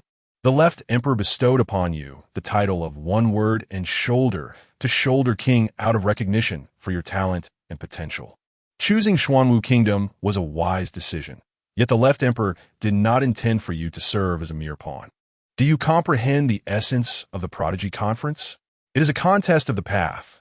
All beings within sight are adversaries. There are no friends. You must contend not only with prodigies of your own generation, but also with those of the previous era, such as the Emperor of Xuanwu Kingdom, Left Xinghe. After all, he is a cultivator. As long as neither of you falters on this path, you will inevitably cross paths. What then is your plan? In light of Chen Changsheng's words, Su Tian began to ponder deeply. Meanwhile, Zhuijing grew anxious. Su Tian was a genius of Xuanwu Kingdom, and if Chen Changsheng managed to sway him, it would spell disaster. You speak nonsense. My father holds Su Deji in high esteem. He would never act against him. That is the truth. You do not represent Xuanwu Kingdom, nor does your father. Xuanwu can exist without you or your father, but it cannot survive without a guiding figure. The absence of a guide inevitably leads to ruin. Your father and Su Tian both aspire to be this guiding figure, each wishing the other to assume the role. Who ultimately claims this fate rests with destiny. Having concluded his remarks, Chen Changsheng resumed his previous task. Su Tian silently approached Zhuijing. Third princess, please. Recognizing the inevitability of the situation, Zhuijing, in a fit of pique, declared, "What nonsense about guidance. I will prove that I'm stronger than both of you." With that, she turned and exited the room, eager to confront Su Tian outside. As the spectacle unfolded, Chen Changsheng's interest peaked. He procured a small stool and hurried to the entrance, seating himself with an array of fruits and snacks beside him. The commotion naturally attracted the attention of other members of the Eastern Wilderness Prodigy Group. Su Xiong, if there is anything to discuss, please take a seat and speak leisurely. Indeed, the third princess tends to have her little tantrums. Do not take it to heart. Some prodigies from Xuanwu Kingdom began to mediate between the two. Yet this only served to irk Chen Changsheng, who yearned for the unfolding drama. Su Tian, why are you standing there in a daze? Is it not embarrassing enough? Their prodigy group boasts at most 1 or 2 members. Yet Eastern Wilderness has brought over a dozen deadweights. With so many hangers-on, you ought to tidy up otherwise. Those unfamiliar with the situation might think you are here for a free meal. Seeing Chen Changsheng stoking the flames, the Eastern Wilderness Prodigy Group grew furious, and several individuals immediately sought to teach him a lesson. Bang, bang, bang. Before they could approach Chen Changsheng, a figure sent them all flying. Upon closer inspection, it was Su Tian. Addressing the familiar faces who had been knocked aside, Su Tian calmly stated, "One of me is sufficient for Xuanwu Kingdom. You may return." Chapter 81. The brutal beating of the guardian of Xuanwu Kingdom and the tragedy of ordinary cultivators upon witnessing Su Tian's decision. Yi Hensheng let out a soft sigh and proceeded towards the celestial group of the Night Moon Kingdom. Ever since arriving at the Kunlun sacred land, Yi Hensheng had been deeply concerned about the safety of the celestial group. It was not that his companions lacked excellence, but rather that the younger generation from other regions was extraordinarily formidable. As Chen Changsheng aptly stated, this celestial gathering was a contest of the great ways, where no one would regard one's identity. To partake with insufficient strength could lead to dire consequences. Previously, Yi Hensheng had hesitated to voice his concerns out of loyalty to his comrades. Now that the matter had been laid bare, he resolved to be more ruthless. Boom! Boom! Boom! Both Su Tian and Yi Hensheng joined forces. Initially, the other celestial beings were somewhat reserved in their efforts. However, as the intensity of the duo's attacks escalated, everyone began to unleash their true potential. It became evident that Yi Hensheng and Su Tian were indeed the pinnacle of their respective nations' talents. Even against the 10-2 odds, they not only held their ground, but forced their opponents into a retreat. Observing the fierce battle from a distance, Chen Changsheng lifted the drowsy Xiao Wei before him and remarked, "Xiao Wei, after such a long time of inactivity, I emerge only to stir the bloodlines and disciples of my former acquaintances. Is this not somewhat ungracious?" Xiao Wei emitted a feeble whine, seemingly lamenting the interruption of its dream. In response, Chen Changsheng rolled his eyes and retorted, "As a canine, you should possess ample energy. How can you be lazier than a tortoise?" Ignoring Chen Changsheng's ramblings, Xiao Wei yawned and gradually closed its eyes once more. With a resigned sigh, Chen Changsheng stood, carrying Xiao Wei, and said, "Very well, sleep as you please. To solicit your opinion on such matters is indeed unfair to a dog. Nevertheless, shedding tears among one's own kin is ultimately preferable to bleeding at the hands of outsiders." With that, Chen Changsheng vanished from sight. As internal strife brewed within the Eastern Desolation celestial group, the Guardians naturally sought to intervene. However, Chen Changsheng had no intention of allowing anyone to meddle in his affairs. "Perhaps you should wait a while before proceeding. I fear for your safety if you venture forth now," Chen Changsheng cautioned, blocking 3 figures from entering the battlefield. Faced with the celestial beings of the Night Moon Kingdom, the brows of the 3 guardians from Xuanwu Kingdom furrowed in concern. "Who exactly are you? Why instigate discord among the Eastern Desolation celestial group? Furthermore, I did not recall hearing of a figure named Chen Changsheng from the Night Moon Kingdom," inquired the eldest among the guardians, a mid-stage transformation god. Yet, Chen Changsheng appeared disinterested in engaging with him, merely lowering his head to stroke Xiao Wei. As the battle raged on in the distance, the guardians grew increasingly restless. "If you refuse to speak, then I shall have no choice but to capture you and present you to His Majesty for judgment." With that, the mid-stage transformation god summoned a gourd-shaped magical artifact to attack Chen Changsheng. The ancient gourd expanded in the wind, unleashing countless razor-like gusts. However, these winds, capable of severing metal and stone, failed to even ruffle Chen Changsheng. Casting a glance at the 3, Chen Changsheng remarked nonchalantly, "So, Xing has sent you 3 not with the intention to genuinely participate in this celestial gathering." As he spoke, Chen Changsheng effortlessly conjured a formation that enveloped the trio. With his current mastery of formations, such an act was but a basic maneuver. Bang! Once the formation shielded against external scrutiny, Chen Changsheng produced a massive bone and struck the mid-stage transformation god-S artifact with great force. In but a single blow, the gourd was shattered into innumerable fragments. Faced with such a turn of events, the three transformation experts recoiled in terror, never having anticipated that a junior could possess such formidable strength. Holding the TOT bone in his right hand and cradling Xiaowei in his left, Chen Changsheng advanced step by step toward the trio. Under the current circumstances, mid-stage transformation cultivators were rendered nearly ineffective. Not only were they mismatched against the guardians of other celestial beings, but they would also struggle against even the top celestial talents. You continue to cling to your former cultivation system, yet under the suppression of the heavenly Tao, how can you hope to compete with these talents? Chen Changsheng analyzed the situation as he struck the three with the TOT bone. Among the three transformation experts, two pursued external cultivation while one focused on internal cultivation. Under normal circumstances, their combined strength would not be insignificant. However, they had encountered Chen Changsheng, who excelled in both realms. In a contest of magical artifacts, Chen Changsheng wielded the TOT bone, while his mastery of formations was unparalleled in the present age. In terms of physical prowess, he had cultivated the 8-9 mysteries and was well-versed in over 90% of Xuanwu Kingdom's physical cultivation methods. Additionally, Chen Changsheng possessed 500 points in defensive attributes acquired from a system. Thus, he effectively overshadowed them in every aspect. Were it not for the suppression of the heavenly Tao, they might have had a chance to exchange blows with him. Yet under these constraints, they could only endure his assaults. After 20 breaths, the three transformation experts lay sprawled on the ground, defeated, gazing up at the youthful Chen Changsheng. Their eyes reflected a profound sense of resentment. To be effortlessly vanquished by a junior after centuries of arduous cultivation was an unbearable reality for any of them. Do not look at me like that.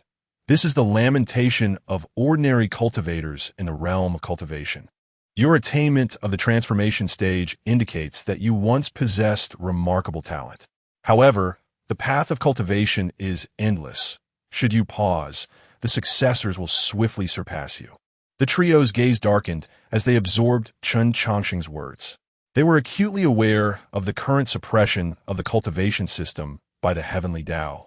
Nevertheless, creating a new system of cultivation was no simple feat, having reached the transformation stage. Their lifespans were already limited. If they dispersed their power to recultivate, failing to rapidly regain their current stage would lead to a swift demise. Aside from the path of dispersing power to recultivate, seasoned experts had another option: to modify the existing cultivation system and forge a new one. However, this was an even more arduous endeavor. The original cultivation system was the result of countless trials and tribulations. It could not simply be altered at will.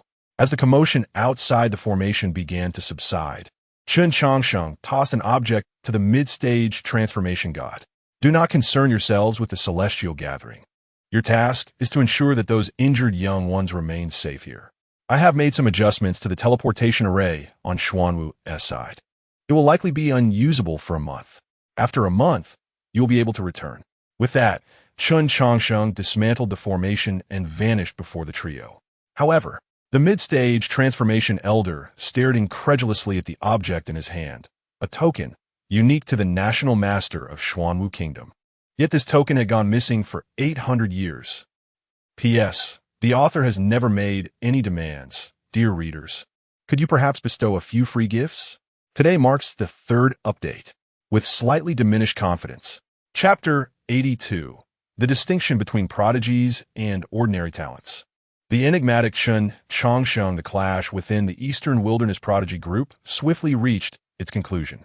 Once Su Tian decisively subdued his opponents, Chen Changsheng returned to his humble stool, resuming his leisurely enjoyment of the spectacle without any hint of unease.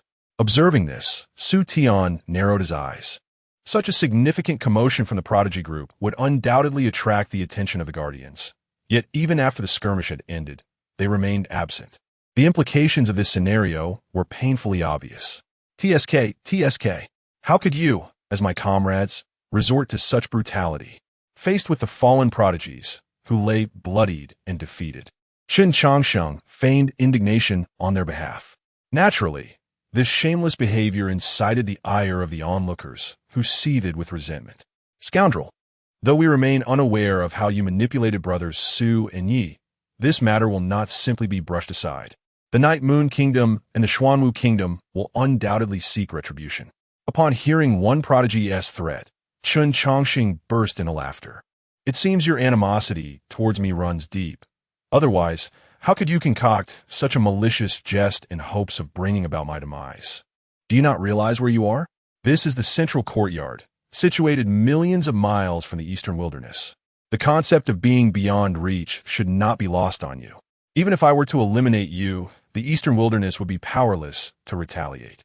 The purpose of my actions was solely to spare you from further disgrace. If 10 cannot best 2, what right do you have to participate in the prodigy assembly? At Chen Changsheng's words, a flicker of shame crossed the eyes of those severely injured prodigies. Su Tian and Yi Hensheng were well acquainted with each other, having engaged in sparring during their time in the eastern wilderness. However, they collectively believed that any disparity between them was negligible. It was only after witnessing a genuine clash that they comprehended the vast chasm separating top-tier prodigies from ordinary talents. Seeing the shame reflected in the eyes of the prodigies, Chen Changsheng nodded in satisfaction. It is not inherently problematic for youth to possess an air of arrogance. Yet if one fails to awaken after enduring a severe beating, that signifies a complete lack of hope. Contemplating this, Chen Changsheng spoke again. Now you understand your own limitations. Spend the remaining time here recuperating. To prevent any of you from clinging to false hopes, allow me to share a little secret. The two before you are perceived as the strongest among your contemporaries. However, at the Prodigy Assembly, they are but a drop in the ocean. One could easily find a dozen or so competitors of similar caliber. And this does not even account for the heirs of sacred grounds and ancient clans. Should you encounter any of these exceptional prodigies, your kind would be utterly outmatched. Regardless of numbers, the crowd fell silent. Though they recognized the truth in Chen Changsheng's words, the bluntness of his delivery left them feeling humiliated. Could he not show us a modicum of respect? After Chen Changsheng's remarks, the prodigies struggled to rise from the ground and returned quietly to their quarters. While Chen Changsheng's actions were indeed open to criticism, the onlookers chose to bury their grievances deep within. 10 against 2, and they couldn't even prevail. No amount of justification could salvage their pride in that moment. Once the prodigies departed, Chen Changsheng waved his hand. You two should also return. The prodigy assembly occurs in 2 days. Prepare accordingly. Your fate today may very well mirror your future. With that, he turned and retreated to his room. As they observed Chen Changsheng's retreating figure, Su Tian and Yi Hensheng were filled with questions. They found it impossible to discern the true nature of Chen Changsheng. His actions were shrewd, and his strength formidable. By all appearances, he was undoubtedly a seasoned expert. Yet, participation in the prodigy assembly required an assessment of bone age. While it is conceivable that there exist secret techniques capable of altering one's aura or the appearance of youth, one's bone age remains immutable. At least, this was their understanding. When Chen Changsheng's bone age was evaluated, the result indicated he was scarcely 25. It was precisely this reason that Su Tian and others had not taken him seriously.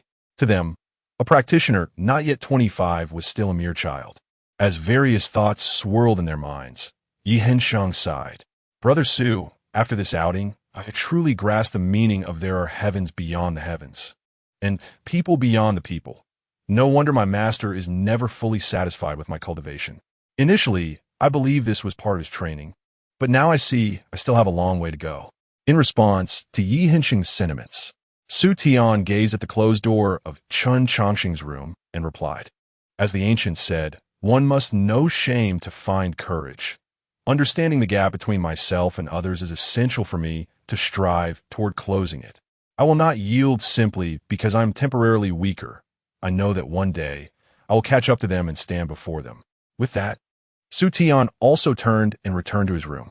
The following day, Chen Changsheng was to visit the Kunlun Stone Workshop, where the majority of prodigies would gather, including the esteemed sacred maiden of the Purple Mansion. The events unfolding in the Eastern Wilderness courtyard did not stir any reactions within the Kunlun sacred ground.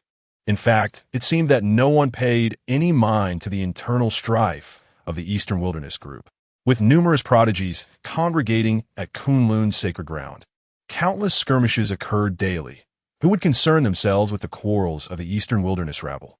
However, it is worth noting that Chen Changsheng's actions had caused quite a stir throughout Kunlun's sacred ground.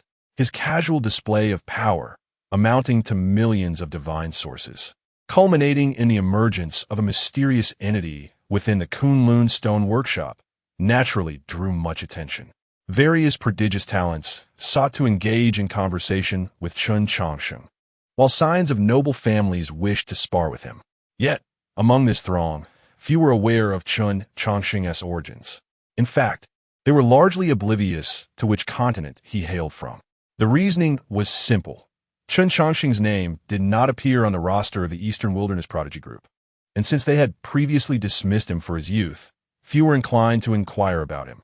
A night devoid of dreams passed, and as the sun graced the earth once more, Chen Changsheng stretched and sat up in bed.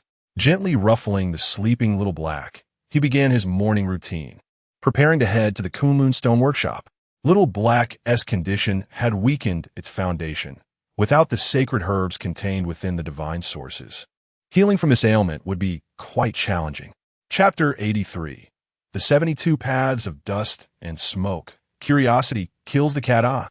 Truly, the Kunlun sacred land lives up to its reputation, as the marketplace is perpetually bustling. Chen Changsheng curiously surveyed his surroundings, while Yi Hensheng, trailing behind him, awkwardly lowered his head. Indeed, it was profoundly embarrassing to be in the company of this individual. The events of yesterday's gambling escapade at the Kunlun Stone Pavilion had already spread throughout the sacred land, drawing numerous top talents and prominent figures who awaited Chen Changsheng's arrival. However, this fellow seemed unfazed, leisurely wandering about instead. Just moments ago, someone from the Kunlun Stone Pavilion had come to summon him, only for him to respond. The emperor is not anxious. Why should the eunuchs be? The messenger's face darkened at this remark, for he was an elder from the Kunlun sacred land's outer circle. Though not a top-tier figure, he was certainly someone of standing. Chen Changsheng's dismissive words had driven him away in anger. "Excuse me, how much for this item?" Chen Changsheng inquired, picking up an object from a vendor stall. The vendor, seeing a potential customer, instantly beamed and replied, "Ah, you truly have an eye for quality. This is my stall's treasure. 300 years ago, my master risked his life to retrieve it from the sacred ruins. If it weren't for our fateful encounter—" "Stop," Chen Changsheng interrupted. "I'm not interested in its backstory. Simply tell me the price." 200 pounds of divine essence. Upon hearing this, Chen Changsheng silently set the object down and turned to leave. Seeing the prospective customer about to walk away, the vendor became anxious. "Good sir, such outrageous pricing warrants negotiation. At least make me an offer." "Apologies, but I cannot afford that price. Just yesterday, you quoted me 20 spirit stones. Now you're demanding 200 pounds of divine essence. Do you take me for a fool?" The vendor, realizing his ploy had been exposed, chuckled awkwardly. "Ah, I see you are indeed an expert. Had I known, I wouldn't have made such a jest. Please, name your price. I assure you, I will not haggle. I don't wish to spend money, but I can barter with you." Saying this, Chen Changsheng produced a jade slip and inscribed a peculiar symbol upon it. Upon seeing the symbol, the vendor's expression shifted dramatically. He scrutinized Chen Changsheng closely and cautiously inquired, "I seem to be experiencing some discomfort in my vision. Might you possess any medicine for clarity?" At this, Chen Changsheng's lips curled into a knowing smile, affirming his suspicions. The earth trembles, the high peaks stand proud, a scene of eternal beauty. In response to Chen Changsheng's words, the vendor narrowed his eyes and whispered, "The door faces the sea, where 3 rivers converge and flow eternally. Which path do you tread?" When the vendor questioned his affiliations, Chen Changsheng smiled and picked up the chosen broken scale. "That is of no concern to you. Just take this item back, and someone will understand in due time." With that, Chen Changsheng turned and walked away, leaving the vendor momentarily dazed before hastily gathering his goods to depart. As Chen Changsheng delightedly handled the broken scale, Yi Hensheng felt a profound itch of curiosity. He was desperate to know what had just transpired. Noticing his friend's discomfort, Chen Changsheng casually remarked, "If you have questions, feel free to ask." Holding it in is quite distressing. Upon hearing Chen Changsheng's invitation, Yi Hinsheng gathered his thoughts and cautiously asked, "Brother Chen, may I inquire about what just happened?" "You may know a little," Chen Changsheng replied, raising the shattered scale. "This belongs to an old acquaintance. I was exchanging signals with him just now. If all goes well, he should come looking for me soon." Pausing briefly, Chen Changsheng revealed a knowing smile. "I suddenly feel you are entitled to know a bit more. Would you like to? If Brother Chen is willing to share, I would certainly like to listen. The signals we exchanged are specific to the 72 paths of dust and smoke." Upon hearing this, Yi Hinsheng's curiosity evaporated, replaced by a desire to chastise himself. The 72 paths of dust and smoke were the sworn enemies of the Kunlun sacred land, led by the notorious villain Wu Li, who had terrorized the central court for years. Anyone associated with the 72 paths was regarded as an enemy of the Kunlun sacred land. Realizing this, Yi Hinsheng wore a bitter smile and said, "Brother Chen, please do not jest. Such words must not be spoken lightly." "Who is jesting? This information is more authentic than gold. Since you are so curious, I possess even more explosive news. Would you care to hear it?" "I'm no longer curious at all." Yi Hinsheng hurriedly shook his head, aware that the more secrets he learned, the greater his peril. Observing Yi Hinsheng's apprehensive demeanor, Chen Changsheng chuckled softly, choosing not to torment him further. "Little one, I see you are frightened by your incessant questioning." At the Kunlun Stone Pavilion, after a leisurely day of browsing, Chen Changsheng and his companions finally made their way to the pavilion. The once sparsely populated inner courtyard was now bustling with activity. As Chen Changsheng arrived, a young man with striking features strode forward, exclaiming, "You must be Brother Chen. I am Jiang Ping of the Kunlun Sacred Land. I regret not being able to greet you in person yesterday. I hope you will forgive me." In the face of this Kunlun holy sun, Chen Changsheng replied amicably, "It is an honor to be personally welcomed by the holy sun. I have come today to gamble on stones. I hope Brother Jiang will provide guidance." After exchanging pleasantries, Jiang Ping turned to Yi Hinsheng and the others. "These two gentlemen must be the prodigies from the eastern wilderness. I am surprised Brother Chen is from the eastern wilderness. Why is his name absent from the roster of prodigies?" "Ha! Brother Jiang is jesting. The eastern wilderness is teeming with talent. My humble abilities do not warrant mention. I am merely a minor figure, unworthy of the prodigy roster." Jiang Ping's eyes glimmered with intrigue at Chen Changsheng's explanation. "Someone of your caliber is not listed among the eastern wilderness prodigies? It seems the prodigy roster is indeed formidable. I must seize the opportunity to witness it firsthand. Please, follow me.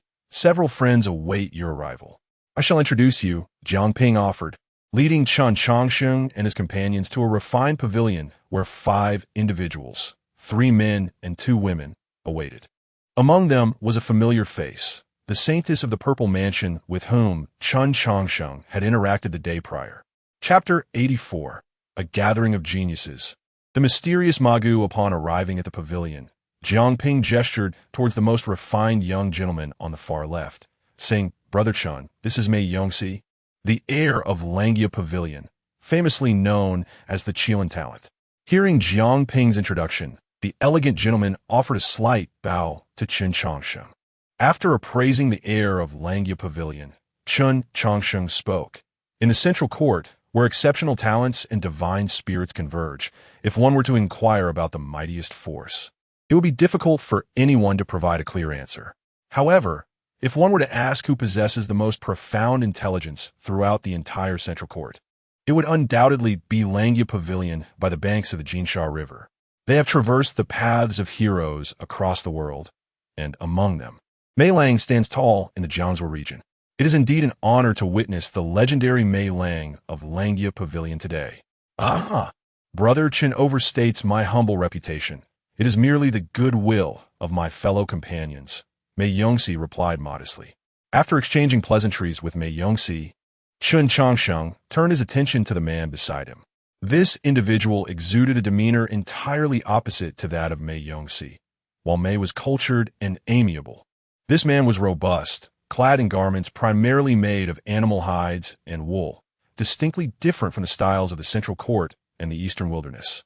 After a thorough assessment, Chen Changsheng formed a conjecture. Before Jiang Ping could speak, Chen Changsheng preemptively addressed the man. Your attire and bearing suggest a background distinct from the Central Court. You appear to hail from the Southern Plains. I have heard some legends about the Southern Plains. It is said that an extraordinary prodigy emerged from there, capable of tearing apart tigers and leopards by the age of 5, and at 18 was bestowed the title of first warrior by the 36 tribes of the Southern Plains. Upon hearing Chen Changsheng's words, the burly man grinned broadly and replied, I did not expect you to be so well informed about the Southern Plains. The Central Court does not place great emphasis on physical cultivation. Since my arrival, I have yet to find a worthy opponent. I hear there is a powerful nation in the Eastern Wilderness that values physical training highly. Are you from the Xuanwu Kingdom? In response to the man's inquiry, Chen Changsheng smiled gently and said, Though I hail from the Eastern Wilderness, I am not of the Xuanwu Kingdom. If you wish to witness the talents of the Xuanwu Kingdom, you may seek out my companion here. Brother Su is a distinguished figure known as the One-Character Shoulder King, bestowed by the royal family of the Xuanwu Kingdom, and he is indeed one of its finest prodigies. The burly man turned his gaze towards Su Tian. I sense a formidable aura emanating from you. Your fighting spirit surpasses even that of the eagles in the sky. Your battle intent is fiercer than that of the wolves on the prairie. I wish to spar with you. My name is Borzijin Baturu. You may simply call me Baturu. To the invitation from Baturu, Su Tian clasped his hands and replied, I am Su Tian, the One-Character Shoulder King of the Xuanwu Kingdom. I too seek to engage in a friendly contest with you. In the prairie, Baturu signifies a warrior. Since you dare to adopt this name, your prowess should be commendable. As the atmosphere between the two men grew increasingly charged with combativeness, Jiang Ping hurriedly intervened, exclaiming, I never imagined that Brother Chen not only possesses substantial wealth, but is also remarkably knowledgeable.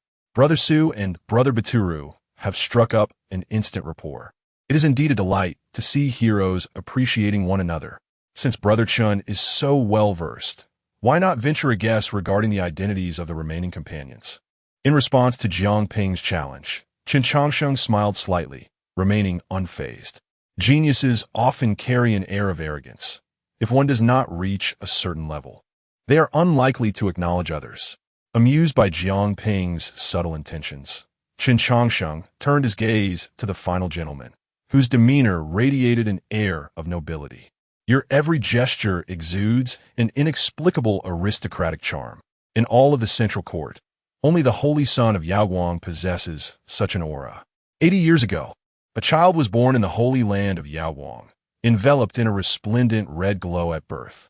By the age of 3, he had comprehended the sacred texts of the Holy Land, and by 5, he had triumphed over numerous disciples. By the age of 8, he was unmatched among the younger generation of the Holy Land, and by 10, there was no one left worthy of his attention. Am I correct in saying that you are the revered fallen immortal, the Holy Son of Yaoguang? In response, the Holy Son of Yaoguang chuckled, Brother Chen, you jest. The title Fallen Immortal is merely a hollow moniker. If you do not mind, you may simply refer to me as Fuyao. Fuyao? Like the great rock soaring with the winds, ascending to heights of 90,000 miles. What a splendid name. Chen Changsheng praised the enigmatic Holy Son of Yaoguang before shifting his focus to the two ladies present. However, upon encountering the two women, Chen Changsheng furrowed his brow. I have already made the acquaintance of the fairy Zining yesterday, but I am not well acquainted with this other fairy. Might you offer a hint regarding your origins? I do not possess a lineage as grand as theirs. I come from a humble sect, one you are unlikely to know, the fairy replied. That statement is not entirely accurate. I have some understanding of the circumstances in the Central Court. How can you be certain that I am unaware? Chen Changsheng countered. In response to Chen Changsheng's probing, the fairy, with a face as round as a pancake and adorned with sesame seeds, spoke. I am Ma Gu of the Qianshan Sword Sect. Upon hearing this name, the crowd fell into contemplation. The Qianshan Sword Sect lies 3,800 miles from Kunlun's sacred land. The sect is small, with only one successor per generation. Chen Changsheng was aware of the Qianshan sword sect's background because, 600 to 700 years prior, he had conducted business with them. Interestingly, by that time, the Qianshan sword sect had already entered a state of decline.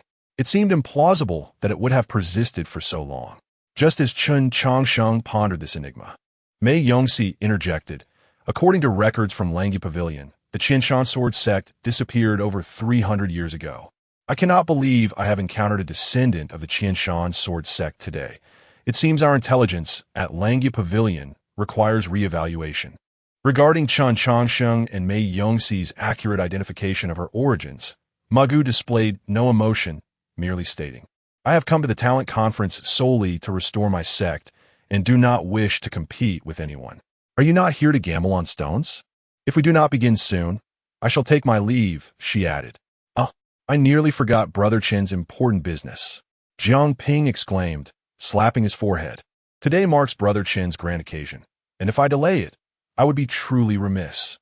With that, Jiang Ping led Chen Changsheng to several stone materials, where many prominent figures had already gathered, evidently having employed various means to investigate prior to Chen Changsheng's arrival. Chapter 85. Assault on the Sacred Land of Kunlun. The manifestation of Tao patterns upon the arrival of Chen Changsheng. A flicker of light flashed in the eyes of many formidable beings. Within the confines of the forbidden area, no one could probe the internal circumstances of the stones. This young man, on his first attempt at the stones, had indeed unearthed something extraordinary. Such a talent was undeniably remarkable. The only uncertainty remained whether this individual possessed genuine prowess or simply stumbled upon good fortune. Should he genuinely possess such unique abilities, Chen Changsheng would undoubtedly become a favored guest among the various mighty factions. Young friend, how did you rest last night? Are you satisfied with the accommodations arranged for you in the sacred land of Kunlun? Jiang Feng approached Chen Changsheng with a smile. After a night's reflection, Jiang Feng had conducted a thorough investigation into Chen Changsheng's background. The young man had arrived with the Eastern Wilderness Prodigy Group, but did not belong to any faction of either the Night Moon Kingdom or the Xuanwu Kingdom.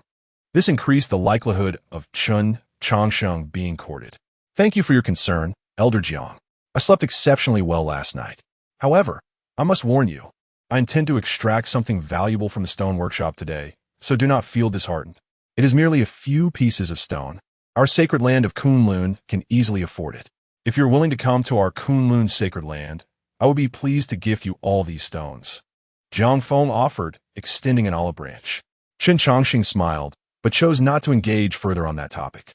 Observing this, Jiang Feng did not take offense and quietly accompanied Chen Changsheng as he selected stones. A genius who could be so easily courted would no longer be deemed a genius. After a brief observation, Chen Changsheng halted his steps. Elder Jiang, these 9 peculiar stones are indeed extraordinary. However, I fear I cannot discern much from their exterior. May I be permitted to employ some methods? Of course, as long as you do not damage the stones, all methods are allowed, Jiang Feng replied. Upon receiving this permission, Chen Changsheng entrusted the small black creature in his arms to Yi Hensheng and began to wave his hands in the air. Golden patterns materialized out of thin air. Seeing this spectacle, Zining instinctively exclaimed, Tao patterns. Without hesitation, she began to observe the Tao patterns that Chen Changsheng was conjuring. Tao patterns are manifestations of the heavenly principles, and only a peerless power can wield them. Although the major sacred lands possess some Tao patterns, very few can truly comprehend them. Moreover, these Tao patterns are akin to treasures that are seldom revealed. The fact that Chen Changsheng understood Tao patterns astounded everyone. As Chen Changsheng inscribed the Tao patterns, all present seized the opportunity to comprehend them. The son of Yaoguang emitted a golden light from his eyes, attempting to engrave the Tao patterns in his memory. Soon after, he radiated a sacred brilliance, and his feet gradually lifted off the ground, evoking a sense of celestial ascension. Apart from the son of Yaoguang, others were also showcasing their abilities. The saintess of Zifu manifested a grand phenomenon as the tranquil sea began to surge, and a cerulean sky appeared above it. The azure sea and blue sky represented the complete manifestation of the saintess of Zifu. In comparison, The others lacked such remarkable displays, clearly concealing their true capabilities. However, in terms of aura, these prodigies were not inferior to the two. Go! Upon completing the golden Tao patterns, Chen Changsheng waved his right hand, directly embedding the patterns into the 9 stones. As the patterns merged, the stones revealed 9 indistinct images. An elderly man, nearly bald, pointed at an apparition with excitement, declaring, "I want that weapon. Whoever dares to compete with me shall face my wrath." A phantom divine sword exuded boundless sword energy, causing a tingling sensation upon contact with the skin of those present.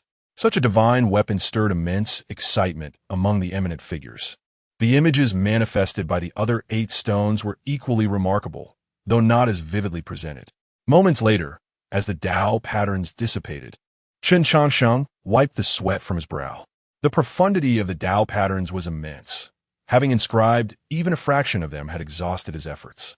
In fact, long before in the ancient forbidden area, Chen Changsheng had already sensed the existence of divine sources. However, at that time, he was in a perilous situation, merely striving for self-preservation, let alone studying the stones beneath the unparalleled formations of the ancient forbidden area. Considering the connection between Tao patterns and divine sources, he had decided to test his understanding through the Tao patterns, and to his surprise, it proved effective. "Elder Jiang, I have chosen the stones." Upon hearing Chen Changsheng's words, everyone understood that the opportunity to comprehend the Tao patterns had passed. Despite being extraordinary beings and peerless prodigies, the brief manifestation of the Tao patterns, coupled with their limited scope, meant that none had gleaned much from the experience. "Oh, which stone has the young friend selected?" Jiang Feng's gaze towards Chen Changsheng grew increasingly fervent. Each time Jiang Feng believed he had witnessed Chen Changsheng's limits, the young man would unveil new abilities. To put it plainly, Chen Changsheng resembled an inexhaustible treasure trove. Such a talent was someone the sacred land of Kunlun could not afford to overlook. "I have chosen this stone, welcoming pine," Chen Changsheng announced, revealing his selection. Upon hearing this, several antiquarians exhaled in relief. Though they had boasted about their desire for certain stones, the rules were rules. Chen Changsheng arrived first. Naturally, he had the right to choose first. Disrupting the order of the Kunlun Stone Workshop was unacceptable. With Chen Changsheng's decision made, the remaining 8 stones would now be subject to fair competition. Suddenly, the entire sacred land of Kunlun trembled, and a voice resonated in everyone's ears. "Sacred land of Kunlun, I have come to exact vengeance. Where's that scoundrel Jiang Feng?" Upon hearing this, Jiang Feng's expression turned icy. In a flash, Jiang Feng appeared in the skies above the sacred land of Kunlun, and many formidable beings present rushed to provide support. The grand formation of the sacred land was being ruthlessly battered by a giant. 72 masked masters were exerting their full might to dismantle the formation. "Wu Li, do you dare come here? Today, I shall not spare you. Ha ha ha. Do you truly believe I fear you? Have the courage to face me in 300 rounds." With a cold snort, Jiang Feng summoned an ancient bronze sword into his hand. Witnessing Jiang Feng's serious demeanor, Wu Li scoffed, effortlessly creating a fissure in the grand formation before slipping inside. The arrival of the 72 smoke signals took everyone by surprise. At this moment, Jiang Ping turned to Chen Changsheng and said, "Brother Chen, one of the 3 great beauties of the central court, Gongsun Huayu, hails from the 72 smoke signals. Why not have a contest to see who can capture that rogue woman first? Being a humble servant to serve tea and water wouldn't be so bad." However, before Chen Changsheng could respond, the previously unassuming Mazu interjected, "Would you dare drink the tea I serve?" Chapter 86, The 3 Beauties. Gongsun Huayu and Chen Changsheng have been captured? With a thunderous crack, without a moment's hesitation, upon hearing Magu's words, Jiang Ping immediately turned and unleashed a palm strike. The immense shockwave severed numerous trees in the inner courtyard. Simultaneously, many prodigies sealed off all escape routes for Magu. Mei Yongxi, gazing at Magu, spoke with an air of indifference. "Miss Gongsun, the Qinshan sword sect was eradicated 3 centuries ago. The information from our Langya Pavilion has never been erroneous. Your impersonation of the Chen Shan sword sex heir in Kunlun's sacred land is truly unwise. In response, Magu maintained a stoic expression. Indeed, you are worthy of the title of Qilin talent. With so many prodigies gathered here, your fingerprints must surely be present. It is a pity that your elaborate scheme 3 years ago could not eliminate me. Hearing her words, Jiang Ping coldly interjected, "May why waste words on her? Since she dares to venture into Kunlun's sacred land, we must ensure she returns empty-handed." Wait, just as Jiang Ping was about to strike, Magu suddenly called out to the group. "What? Do you have any final words?" "It is not a final word. Rather, I wish for you to examine your own circumstances. Although you have long suspected my identity, have you not noticed anything amiss?" Upon her declaration, the crowd felt a wave of dizziness wash over them. Faced with this predicament, Yaoguang Shengzi furrowed his brow, radiating a brilliant light before retreating from the inner courtyard. Following suit, Jiang Ping and the others mirrored his actions. Observing the grotesque Magu below, Yaoguang Shengzi remarked, "This is Gongsun Huayu's sleep gu. Those afflicted will fall into slumber within 30 breaths. However, the casting of the sleep gu has its limitations. As long as one is awake, they can escape its range." With that, Yaoguang Shengzi paused, glancing at the unconscious Chen Changsheng in Magu's grasp. "It seems her objective is not us." "Ha ha! Indeed, as expected of Yaoguang Shengzi, you have discerned everything. I am currently in need of a husband to preside over my domain.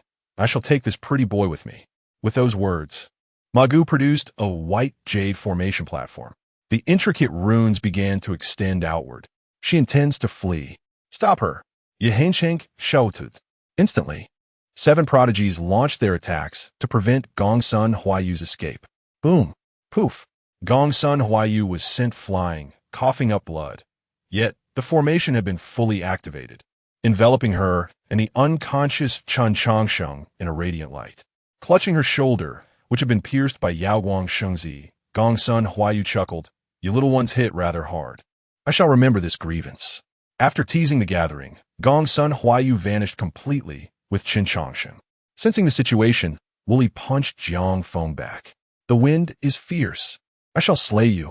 The fury surged within Jiang Feng upon realizing the unparalleled prodigy he was about to seize had been snatched away. "TSK, TSK.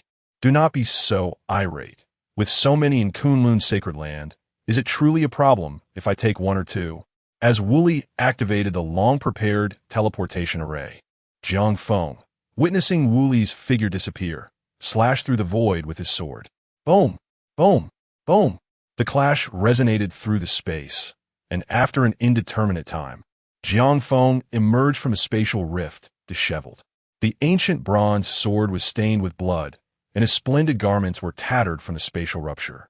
The villain has been gravely injured.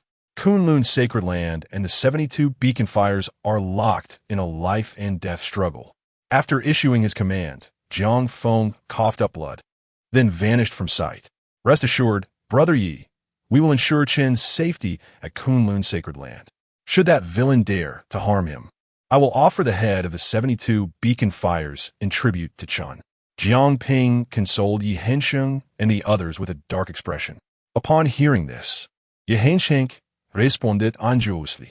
However, given the gravity of the situation, the group soon dispersed to their respective homes. Once they noticed the surroundings were deserted, Su Tian frowned. Brother Yi, Chen Changsheng, and the 72. Before Su Tian could finish his inquiry, Yi Hensheng raised a hand to stop him. "Brother Su, our primary concern should be Chen Changsheng's safety, correct?" Understanding the implication in Yi Hensheng's gaze, Su Tian immediately grasped the underlying meaning. As outsiders remained oblivious to Chen Changsheng's situation, he was well aware of the truth. Chen Changsheng had deep connections with the 72 beacon fires, making it implausible for them to target him. Moreover, given Chen Changsheng's profound understanding of the 72 beacon fires, how could he have been so easily captured by Gongsun Huayu? While it might appear to outsiders that Gongsun Huayu had meticulously plotted this scheme, coupled with Chen Changsheng's negligence, the two knew it was far more peculiar. Realizing the crux of the matter, Su Tian sighed. This is the true realm of cultivation. A single misstep can lead to utter destruction. Sometimes, words are unnecessary. Even a mere glance can condemn one to perdition. With that, Su Tian and Yi Hensheng returned to the eastern wilderness courtyard. In the ensuing time, they needed to feign urgency. Should their ruse be detected, the consequences would be dire. In an unnamed cave, crash, thud, severely injured, Gongsun Huayu fell to the ground. Ouch, that hurts. After swallowing a healing pill, Gongsun Huayu continued to lament. Surrounded by 7 top prodigies, her survival attests to her extraordinary prowess. Had it been anyone else, they would have long since met their demise. Once her injuries had somewhat mended, Gongsun Huayu limped toward the unconscious Chen Changsheng. Slurp. Wiping away the drool that was about to spill, she chuckled, "It was worth my tremendous effort to retrieve you. To casually spend 4 million divine sources. You are indeed an unprecedented prize. Let me see what treasures you possess." Just as Gongsun Huayu reached for the items in Chen Changsheng's embrace, another large hand seized her wrist firmly. "Child, even with such grave injuries, you still covet treasures? Is your life of no consequence?" Startled by the sudden awakening of the unconscious Chen Changsheng, Gongsun Huayu jumped in fright. In her panic, she attempted to strike him. Yet even at her peak, Gongsun Huayu was no match for Chen Changsheng. How could she hope to contend with him in her current weakened state? In less than 3 exchanges, Gongsun Huayu was easily subdued by Chen Changsheng. Chapter 87. Farewell to an old friend, Chen Changsheng. Have I become my son? After subduing Gongsun Huayu, Chen Changsheng surveyed the surroundings of the cave. Upon confirming their safety, he began to remove Gongsun Huayu's garments. Gongsun Huayu, startled by Chen Changsheng's actions, exclaimed, "What are you doing? What do you think I'm doing?" Chen Changsheng retorted casually as he stripped away the obstructive clothing. Once the initial preparations were complete, he extracted several silver needles from Gongsun Huayu's neck. As the needles were removed, the previously unattractive Gongsun Huayu underwent a remarkable transformation. Her dark skin became fair and smooth, and her pockmarked face vanished without a trace. The round visage morphed into a perfect oval face, though it lacked any color, adding a touch of sickly beauty. Having dispelled Gongsun Huayu's disguise, Chen Changsheng remarked, "This disguise technique is not flawless. It does not allow for much expression. It might fool some naive youngsters, but it would easily be exposed before a master." With that, he tapped a few times on Gongsun Huayu's shoulder, effortlessly removing a sleeve of the tight-fitting scale armor that clung to her skin. Gongsun Huayu was left dumbfounded by Chen Changsheng's proficiency. Her scale armor had been crafted through secret methods, and it was impossible to remove without unique techniques. Moreover, this disguise technique was a unique skill of the 72 wolves. How could he possibly know it? As he removed shattered bones and trimmed away some flesh, Chen Changsheng began to channel his spiritual energy to regenerate Gongsun Huayu's bones. Once her skeletal structure was nearly restored, he produced a jar and extracted a white ointment, applying it to her wounds. The moment the ointment touched her injuries, countless flesh buds began to sprout vigorously. Seeing that Chen Changsheng meant her no harm, Gongsun Huayu's spirits lifted. What kind of ointment is this? Its efficacy surpasses even the finest healing elixirs of the Holy Land. Are you so kind because you harbor feelings for me? Chen Changsheng remained silent, focused on her treatment. After half an hour, he finally finished addressing all of Gongsun Huayu's injuries. With the combined efforts of 5 top-tier prodigies, Jiang Ping, Baqilu, Fu Yao, Zining, Mei Yongxi, and the first-rate genius Yi Hensheng, Gongsun Huayu would surely have perished had it not been for the protective scale armor forged from Thunder Beast scales. However, judging by her injuries, the strongest among those 7 appeared to be the holy Sun Yaowang, for he alone had breached the defenses of her scale armor. Moreover, from their recent confrontation, she sensed that he had not yet unleashed his full power. "Ah, I feel so much better now. Your medical skills are truly remarkable. Ordinarily, I should properly thank you, but bang." Gongsun Huayu's attempt at a sneak attack was thwarted as Chen Changsheng slapped her down, then promptly sat on her back, firmly pinning her down. "Stop fooling around. I'm trying to think. It seems someone has discerned the flaws in this scheme." Gongsun Huayu blinked in disbelief. "Are you really that strong? Although I have yet to fully recover, you should not have been able to subdue me so easily." After a moment of existential reflection, Gongsun Huayu began to make her own move. With a swift motion, a fist appeared before her, opening to reveal tiny insects slowly descending. Cultivating goo worms is no easy task. Do not waste them on me. Trying to use them against me is a foolish endeavor. Gongsun Huayu retorted. Are you some divine being sent to specifically counter me? Why do you always seem to know my every tactic? As a cup of tea passed, Chen Changsheng finally lifted his suppression on Gongsun Huayu. All right, take me to the lair of the 72 wolves. In response to Chen Changsheng's request, Gongsun Huayu scoffed. Dream on. Even though you've saved me, I will not take you there. Casting a glance at her, Chen Changsheng replied coolly, It appears you have not received the latest news. What latest news? You will find out in due time. With that, Chen Changsheng grasped Gongsun Huayu's right hand, observing the 3 copper coins adorning her wrist. These 3 coins represent your identity within the 72 wolves. You must be aware of their significance. Gongsun Huayu stepped back warily, realizing the gravity of the situation. The identities of the 72 wolves were shrouded in mystery, known only partially to her. The complete list was known solely to her master. The person who comprehended such secrets was likely one of the 72 lords. Yet, with all lords present today, who could this individual be? Stop looking. You would never guess my origins. If you refuse to divulge the location of the 72 wolves' lair, I shall seek it out myself, and you may come to regret your choice. Contemplating Chen Changsheng's words, Gongsun Huayu finally relented. Since you are so eager to witness the lair of the 72 wolves, I shall oblige. I hope you do not regret your decision. With that, Gongsun Huayu produced a directional array. Chen Changsheng smiled and walked confidently to the center of the array, unperturbed by the possibility of Gongsun Huayu's treachery. This method of teleportation was one he had devised himself, and, as the progenitor of this technique, no one understood it better than he. After countless complex transmissions, Gongsun Huayu led Chen Changsheng to a secluded valley.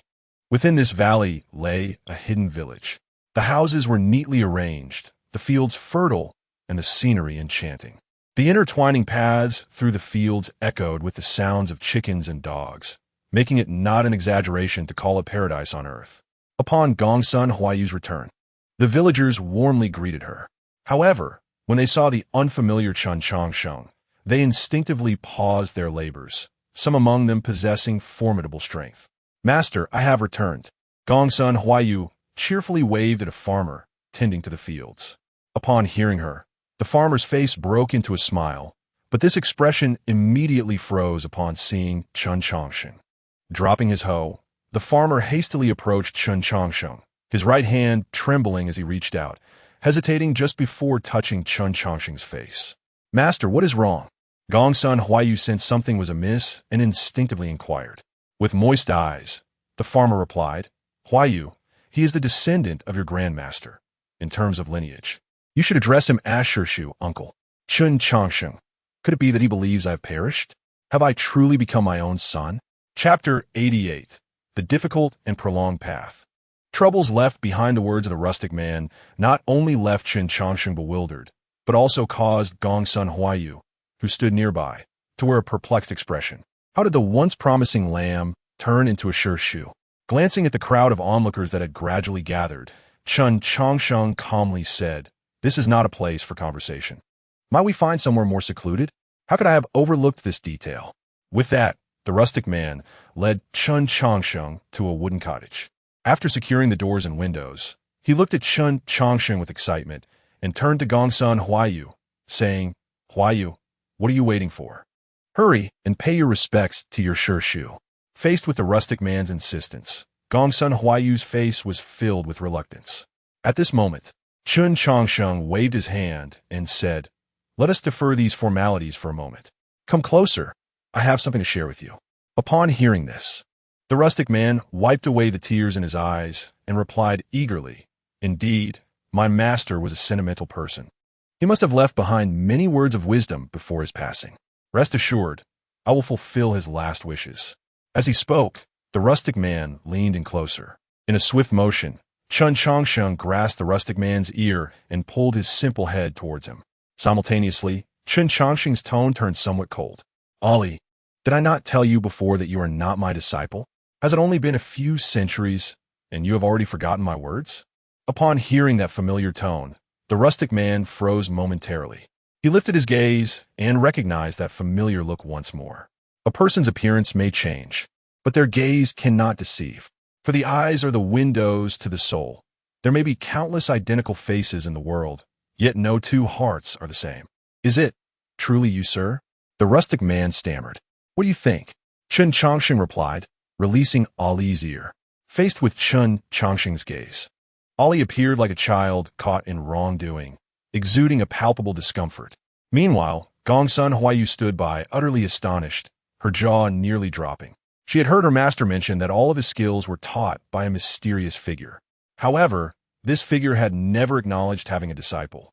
Though unspoken, it was evident to even the most naive observer that the Chen Changsheng before them was indeed that enigmatic master. Observing Ali's expression, Chen Changsheng gestured for Gongsun Huayu to leave. "You may step outside. I have matters to discuss with you, master." Gongsun Huayu cast a questioning glance at Ali. "What the sir says is what I say. You may go." Despite the myriad of questions swirling in her mind, Gongsun Huayu chose to obey her master's command. With a thud, Gongsun Huayu exited, and Ali immediately knelt before Chen Changsheng. "I failed to uphold my promise and imparted the master's teachings without permission. I beg for your punishment, sir." Looking down at the kneeling Ali, Chen Changsheng sighed softly and shook his head. "I do not blame you for the teachings. What puzzles me is why you have not heeded my counsel. I once told you that if you wish to carve a path in the realm of cultivation, you must leave no weaknesses. Yet look at you now. Not only have you taken on disciples, but you have also created a paradise of sorts. Do you truly believe no one can see through your little tricks? The sacred lands and noble families have stood upon this land for countless years. Their depth is beyond your imagination. If one day they discover this place, how will you respond?"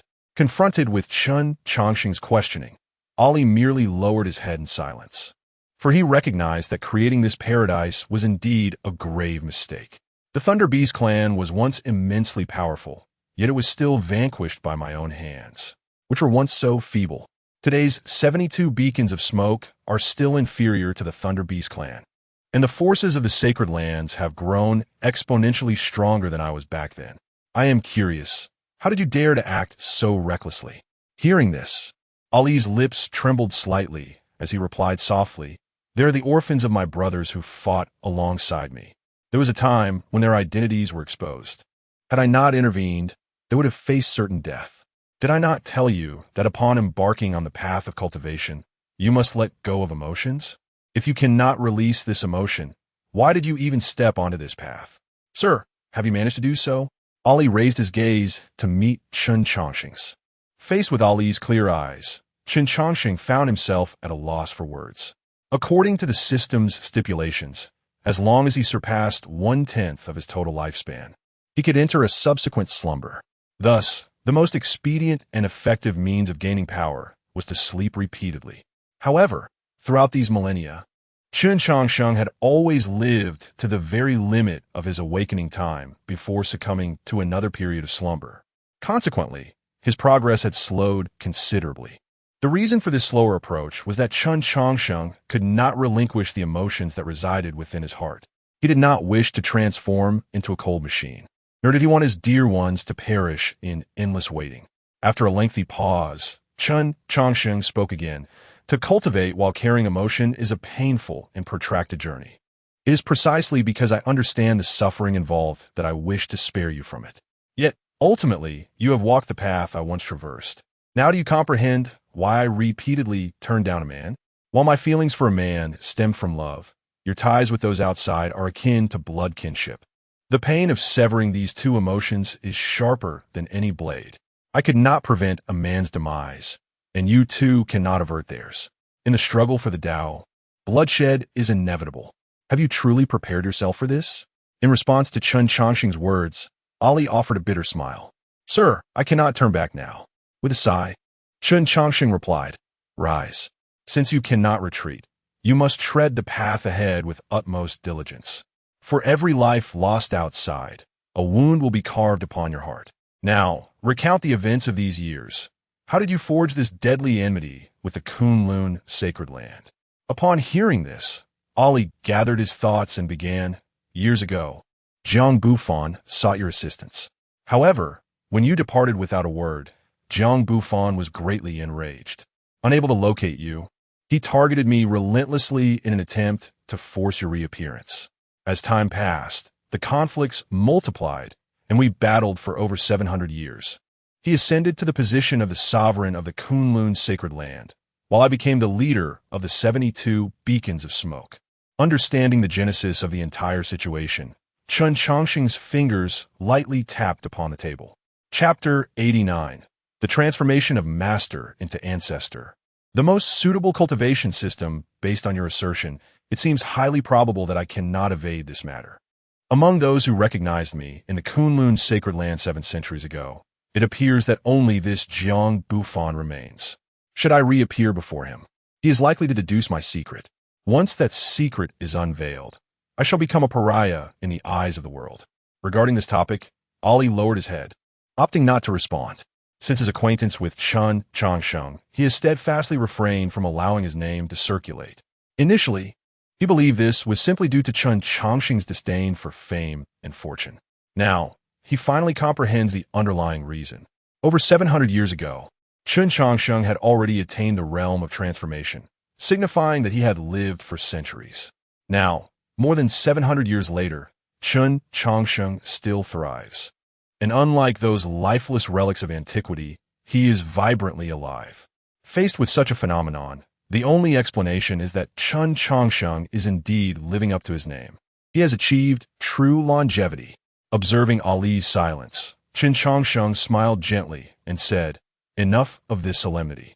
My visit signifies that I'm unconcerned about you knowing this secret.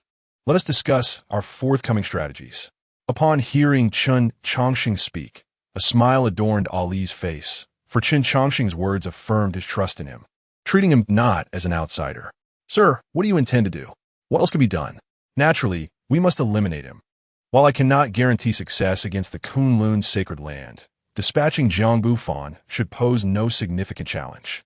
He currently holds the position of the sacred land's master, making it impossible for us to confront him within Kunlun. Our only option is to draw him out through the contest of great paths. To accomplish this, we must collaborate closely." Upon hearing Chen Changsheng's intention to return to Kunlun, Ali hesitated. "Sir, might this course of action be somewhat perilous?" "Indeed, it carries certain risks. But as the catalyst of this affair, it is only fitting that I bring it to a close. Surely, you do not perceive me as the sort who merely shifts burdens onto others? He. How could you be that kind of person, sir? Others may not comprehend your character, but I certainly do. You act with forthrightness, striving only for a clear conscience. Such a person is rare in this world." "Stop," Chen Changsheng interrupted, rolling his eyes at Ali's flattery. "Cease with the compliments. I have no taste for them. Go summon your disciple. I have some matters to impart to her, and it would also benefit her to listen to our discourse on the great paths. This will aid her future cultivation." "What discourse?" Ali instinctively inquired, only to be met with Chen Changsheng's piercing gaze. "Do you believe your current cultivation system is flawless? Or do you presume your prowess surpasses mine, rendering me unworthy of discussion? To dare to accept disciples without mastering your own practice is truly shameless." Faced with Chen Changsheng's words, Ali hastily apologized and exited the room. Inside the room, the once formidable Gongsun Huayu now stood like an obedient child. There was no alternative. Chen Changsheng's background was too intimidating. Her master had been taught by him, and now he had come to participate in the Talented Youth Conference. It is imperative to note that there are requirements for participation in this conference. One must not exceed a bone age of 100. The mere fact that Chen Changsheng successfully entered indicates two possibilities. First, his abilities are extraordinary enough to alter bone age. If this were the case, Gongsun Huayu would merely be astonished by his astonishing strength. However, what truly unsettled her was the second possibility, longevity. This concept has been a mere hypothesis throughout history, yet it has now transformed into reality. The mere thought sends shivers down her spine.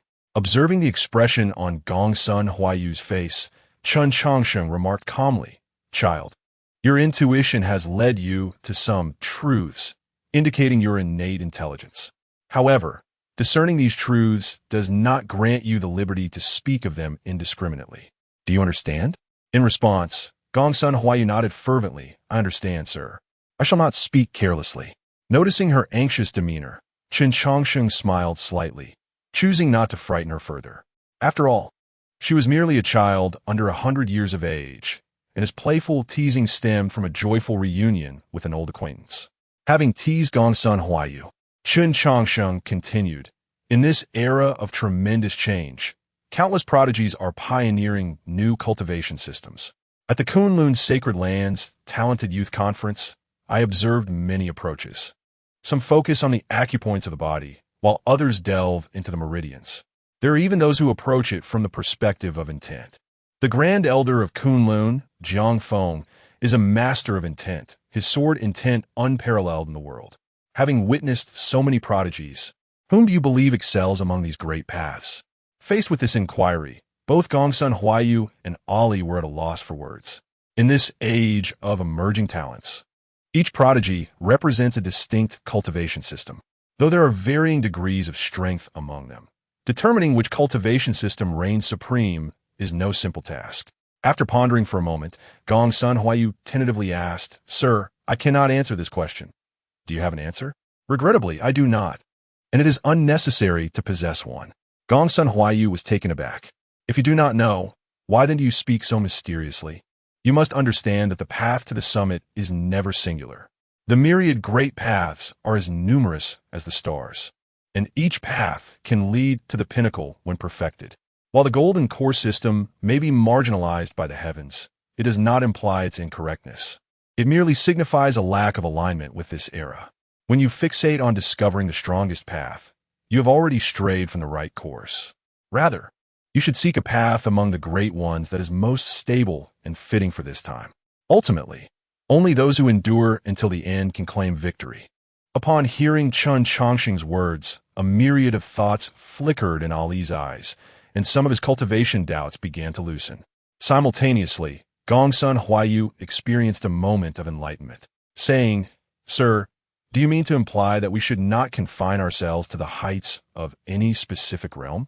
For instance, a particular cultivation system may be somewhat inferior in the second or third realms compared to others, yet once we reach the fourth realm, the situation may change dramatically. Indeed, Chen Changsheng chuckled, pointing at Gongsun Huayu. Ali, your disciple possesses considerable insight. Gongsun Huayu felt a surge of pride at Chen Changsheng's praise, for it came from her ancestral master. After calming her exhilaration, she inquired, Sir, among the current great paths, which is the most suitable? Undoubtedly, is the path we are cultivating, the essence of blood, meridians, acupoints, and intent. These directions I have thoroughly explored. While it is possible to create formidable cultivation systems based on these foundations, none align with the essence of this era. The path most suited to this time is none other than body cultivation. Body cultivation? Not merely body refinement. It is the cultivation of the body. Chapter 90.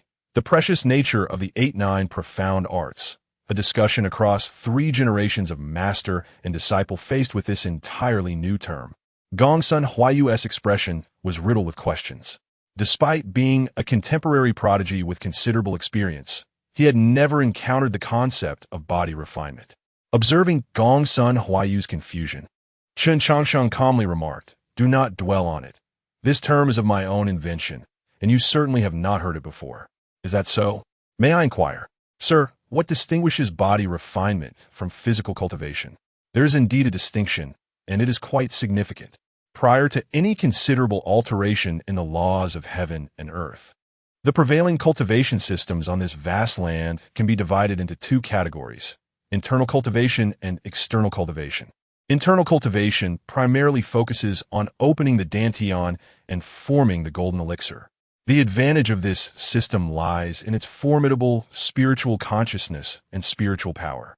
However, while the golden elixir system has its clear advantages, it also presents notable drawbacks: a frail physical body and a heavy reliance on innate talent. Ultimately, even the most gifted individuals will reach their limits, and once they have exhausted their potential, their path in cultivation will also come to an end. In contrast, the other cultivation system is external cultivation, commonly referred to as body refinement. This path is less dependent on innate talent and emphasizes resources and arduous training. To strengthen the physical body, one must engage in relentless daily practice. Upon reaching a high level of mastery, one can move mountains and fill seas merely through physical strength, especially when employing certain methods to compensate for deficiencies in spiritual consciousness. In battles between cultivators of equal standing, the outcome is unpredictable. However, it is certain that among the survivors, there will be body refiners. Body refiners possess remarkable survival abilities, yet their limitations are equally pronounced, namely, the scarcity of resources. You should be well aware of this fact. After hearing Chen Changsheng's words, Gongsun Huayu felt a surge of tumultuous thoughts within him. What he spoke of could only be regarded as common knowledge within the cultivation community. Yet this was the first time he had encountered someone analyzing the two cultivation systems with such meticulous detail. This knowledge was something that those prodigies had never deemed important. Their focus had always been on how to create more powerful techniques, which included themselves. Thinking of this, Gongsun Huayu eagerly inquired, "Sir, you have yet to explain what kind of system body refinement truly is. I have already conveyed this to you. Internal and external cultivation each have their merits and demerits. Thus, a harmonious integration of both would yield perfection, would it not?" Gongsun Huayu's small face was filled with confusion. It is common knowledge that one cannot pursue internal and external cultivation simultaneously. Countless individuals within the cultivation realm had attempted to balance both, yet all had failed. "You are correct," Chen Changsheng nodded, "and the reason for this incompatibility lies in the dantian." He gestured to his own abdomen and continued, "For practitioners of internal cultivation, the foremost task is to open the dantian and form a vortex of spiritual energy. Subsequently, they establish the foundation of the great path, condensing energy into an elixir.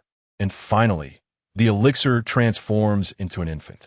In simpler terms, internal cultivators concentrate all their strength within the dantian, which is precisely why their physical bodies are frail. The majority of their physical power has been siphoned away. On the other hand, body refiners focus on distributing their strength throughout the entire body, leading to a fundamental conflict between the two cultivation systems. Upon hearing this, Gongsun Huayu pondered for a moment and said, "If that is the case, it seems there might indeed be a solution. By increasing the acquisition of cultivation resources, wouldn't it be possible to balance both?" In theory, yes, and there have indeed been individuals who attempted this. Long ago, a talented individual carefully maintained a balance between internal and external cultivation, expending countless resources to achieve this integration. However, during a confrontation, that formidable genius was easily defeated. The reason for his defeat was not due to a lack of strength, but rather because the equilibrium within him was exceedingly fragile. At this juncture in their discourse, Gongsun Huayu realized she was no longer qualified to engage in further discussion with Chen Changsheng, as her knowledge and experience could not adequately address these complexities. It was then that Ali, who had been deep in thought, spoke up, "Sir, I have some insights I wish to share, if I may. Feel free to speak. Allow your disciple to witness as well. You have largely taken a correct path, yet you are always just a step away from success." Upon hearing this, Ali raised his right hand, and a stream of golden energy erupted from his fingertip, taking the shape of a human figure. Although the figure lacked facial features, the internal meridians and dantian were distinctly visible. Ali illustrated the condition of his own body using spiritual energy, including the flow of his techniques. Child, pay close attention. Opportunities like this are rare. To reveal one's entire condition is something even a father and son might not do. Upon hearing Chen Changsheng's words, Gongsun Huayu eagerly observed her master's technique. A demonstration from a cultivator of the sixth realm was a privilege not even granted to the scions of sacred lands. "Sir, if the issue of balancing internal and external cultivation arises from the dantian, then the solution should also be sought within the dantian, correct?" Chen Changsheng nodded in satisfaction at Ali's words. "Very astute. You have pinpointed the crux of the matter. Your cultivation system is fundamentally based on the 8-9 profound arts. Although the 8-9 profound arts primarily leans towards body refinement, it is distinct from other body refinement methods, as it necessitates the opening of the dantian. Using the spiritual energy of the dantian, one refines the body. This innovation has paved the way for a new era in the realm of cultivation. For body refiners cannot utilize the spiritual energy of heaven and earth to refine themselves. However, this approach does present a notable drawback. If all the internal spiritual energy is devoted to body refinement, the means of engaging in combat against adversaries becomes somewhat limited, as certain spells and evasion techniques require spiritual energy to activate. Were another to create such a technique, they might not concern themselves with this limitation, as body refiners typically operate under similar constraints. However, the formidable being who birthed the 8-9 profound arts was unsatisfied. Thus, he devised numerous powerful divine abilities to compensate for these shortcomings, such as soaring golden light and law of heaven and earth. Therefore, the true treasure of the 8-9 profound arts lies not in the techniques themselves, nor in those formidable divine abilities, but in the subtle art of refining the body with spiritual energy. As he spoke, a slender golden needle formed at the tip of his right finger. Lower your defenses. Allow me to assist you in taking that final step. Chapter 91. The Forbidden Land strikes, destiny emerges. In response to Chen Changsheng's request, Ali did not hesitate for a moment and immediately lowered his defenses. In such circumstances, if Chen Changsheng harbored any ill intentions, the leader of the 72 signal fires would suffer grave injuries, if not death. With a swift motion, a sword pointed with blinding speed pierced Ali's abdomen, the golden needle directly breaking through his dantian. After executing this action, Chen Changsheng rapidly arranged a formation around the house. Buzz! Once Chen Changsheng withdrew, Ali's body began to wither at a visible rate. Witnessing this, Gongsun Huayu exclaimed in shock, "What have you done?" Ignoring Gongsun Huayu's inquiry, Chen Changsheng fixed his gaze on Ali's reaction. Ali had traveled further along the path of internal and external cultivation than he had, and the only reason he remained stuck at the 6th realm was due to a critical deficiency. Now, Chen Changsheng had assisted Ali in completing that crucial aspect. With years of accumulation spanning over 7 centuries, Chen Changsheng was curious to see how far this would propel Ali. Stay true to your heart and remain calm. Do not forcefully resist or alter the process. Instead, embrace the changes within your body. It shall guide you to the most suitable method. Upon hearing Chen Changsheng's words, Ali relaxed his control over the surging power within him. As he did so, the power began to circulate in a rhythmic manner. Spiritual energy, vital essence, and mental strength were all being voraciously consumed by Ali's body. Once absorbed, these energies converged in his dantian, ultimately surging forth through the opening created in it. Crimson golden energy erupted continuously, forming a vast ocean within the dantian. As this extraordinary energy flowed back through his meridians, Ali's body underwent yet another transformation. Boom! A boundless wave of energy knocked Gongsun Huayu to the ground, causing even the formation set by Chen Changsheng to tremble slightly. The withered physique filled out at a visible rate. However, unlike before, the skin now appeared delicate yet possessed an unparalleled strength.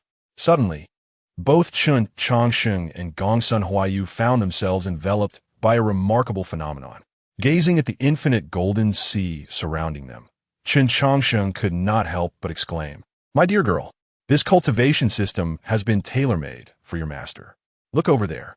Gongsun Huayu, still bewildered and struggling to comprehend the current situation, instinctively turned in the direction Chen Changsheng pointed.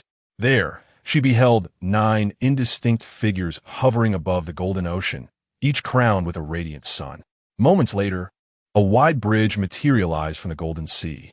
Following the bridge's emergence, the ocean surged once more, creating towering waves. Boom! The overwhelming force expelled Chen Changsheng and Gongsun Huayu from the phenomenon, simultaneously shattering the formation he had set. A figure larger than the celestial phenomena appeared within the valley. At this moment, Ali's hair billowed wildly, each strand radiating brilliance. Rumble. A thunderous roar echoed through the clear sky, and all practitioners sensed a shift in the rules. In the ancient Forbidden Land, the black mountains trembled, and a colossal eye appeared in the sky above. After 30,000 years, a person has finally awakened their destiny. A voice filled with a hint of lament resonated within the ancient Forbidden Land, followed by another voice interjecting, "Humph. So what if they awakened their destiny? Only the truly strong can bear the weight of destiny. Without a guardian, even those destined shall perish." With that, a coffin soared from the ancient Forbidden Land. As the lid opened, a handsome young man awakened, inhaling deeply the fresh air. He smiled. "What a chaotic world. What a destiny. This destiny rightfully belongs to me." Saying this, the handsome young man strode toward the central courtyard. In the sacred ruins, boom, a divine source, comparable in size to a room, exploded as a winged man gazed skyward. This time, the destiny returns to the ancient clan. As the words fell, a silver spear and a golden page flew from the depths of the sacred ruins toward him. After 5 millennia of silence, it was all for this day. The destiny bearer emanated an aura of profound mastery. Seize the destiny and also bring back the profound techniques. Upon hearing the voice from the depths of the sacred ruins, the winged man coldly declared, "With me, there is no rival. The destiny bearer is inconsequential." Following Ali's resonance with the heavens and earth, many hidden existences sensed the shift. However, the true architect of this event reveled in his creation. My dear girl, do you now comprehend what it means to cultivate the body? It is not merely about strengthening the physical form or absorbing spiritual energy, but rather about unearthing one's own potential. Spiritual energy, vital essence, and mental strength. These 3 forces undergo purification through the body, ultimately transforming into a new form of energy. Through the body's refinement and the fusion of mental strength, practitioners gain greater mastery over this newfound power. By incorporating elements of the profound techniques, the issue of spiritual energy failing to enhance the physical form is resolved. In this manner, the physical body, cultivation level, and consciousness all advance harmoniously. This is the true essence of body cultivation, embodying both internal and external refinement. Listening to Chen Changsheng, Gongsun Huayu gazed in awe at her immensely powerful master. At this moment, she finally understood why her master held Chen Changsheng in such high regard. This admiration was not solely for his strength, but for his unparalleled talent. What kind of genius it could conceive such a flawless cultivation method? From every perspective, this system exhibited no weaknesses. Perhaps this is the true meaning of invincibility. Gathering her immense willpower, Gongsun Huayu pulled herself from her astonishment and swallowed hard, saying, "Sir, I truly do not know how to commend you. How did you devise such a method?" In response to Gongsun Huayu's admiring gaze, Chen Changsheng smiled and waved his hand. "I cannot take credit for this. The framework of this cultivation system was proposed by your master. What I have done is merely refine it slightly and identify a trivial yet crucial point for your master. The phenomenon of the 9 immortals supporting the sun is unprecedented. Your master will journey far along this path, unmatched in the world. Not even I can compare." As he spoke, Ali also withdrew the phenomenon and knelt before Chen Changsheng. "I never expected that the absurd words from years past would still linger in your heart, sir. I know I am unworthy to be your disciple, but I will forever regard you as my teacher." With that, Ali respectfully bowed 3 times. Observing this, Gongsun Huayu hurriedly followed suit. "Though I too lack the qualifications to be your disciple, I still regard you as my grandmaster." Seeing the 2 disciples bowing before him, Chen Changsheng neither refused nor accepted. It would be false to say he was displeased with having such an exceptional disciple. The reason he refrained from openly acknowledging this relationship was solely due to his unique circumstances. Yet, some bonds in this world cannot be denied. The intent alone suffices. Chapter 92. The boundless sea of suffering turned back to the shore. Raised as a granddaughter after a considerable pause, Chen Changsheng finally spoke. "Get up. Do you not find it chilly kneeling on the ground?" A new cultivation system had emerged, and, as a pioneer on this path, Would you not consider bestowing it with a name? Upon hearing this, Ali and Gongsun Huayu rose to their feet. Sir, this cultivation system could not have manifested without you. We beseech you to grant it a name. In response to Ali's request, Chen Changsheng pondered for a moment and said, given the current circumstances, this cultivation system encompasses two major realms. Upon achieving the first major realm, one discovers a golden ocean within the Dantian. How about naming it the Sea of Suffering? Sea of Suffering? Ali repeated the term, then chuckled. Indeed, it is fitting. The boundless sea of suffering offers a shore upon turning back. Entering the realm of cultivation is akin to an endless struggle within this sea. Your choice of name is remarkably apparent. If the first major realm is called the Sea of Suffering, then I propose the three minor realms be named: Spring, Divine Bridge, and Other Shore. My Dantian resembles a vast ocean, and the point pierced by you is akin to a spring continuously gushing forth power. Naming it Spring would be most appropriate. While immersed in the Sea of Suffering, turning back leads to the shore. Should one refuse to turn back, they must construct a divine bridge to reach the other shore. Once the divine bridge is established, the powers of the Sea of Suffering can be summoned at will. Upon reaching the other shore, one enters the next realm, thus transcending the Sea of Suffering. Hearing Ali's proposed names, Chen Changsheng nodded. What do you intend to name the next major realm? Dantian, Ali replied. Why so? Upon reaching the other shore realm, I ventured further and discovered another treasure within my body. This treasure is the birthplace of spiritual power. According to the original cultivation system, this spiritual energy would be drawn into the Dantian. However, after transitioning to the new cultivation system, these newfound energies spontaneously converged at the birthplace of spiritual power. Moreover, a unique space has emerged within that area, its potential yet to be fully explored.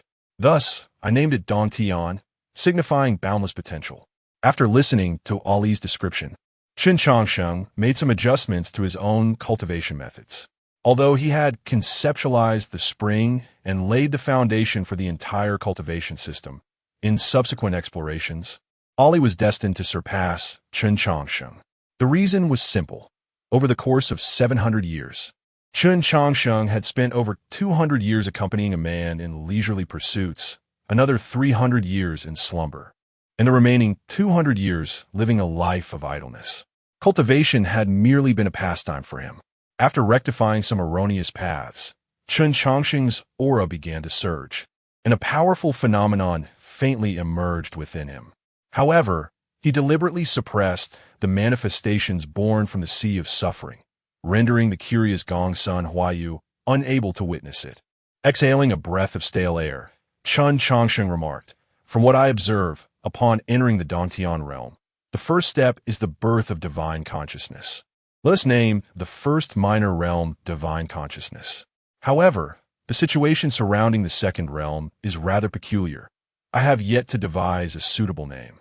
As he spoke, Chen Changsheng's consciousness stirred, and a perfect replica of himself emerged from his body.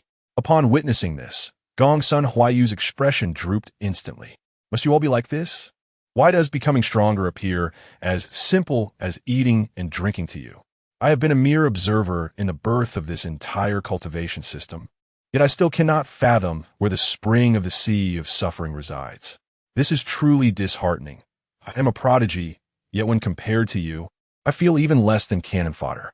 After silently lamenting, Gongsun Huayu began to examine Chen Changsheng's doppelganger.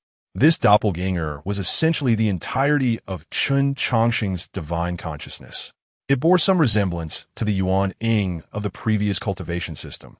Yet unlike the Yuan Ying, this divine consciousness was remarkably solid, not ephemeral or fragile. To put it simply, it was an entirely different Chen Changsheng.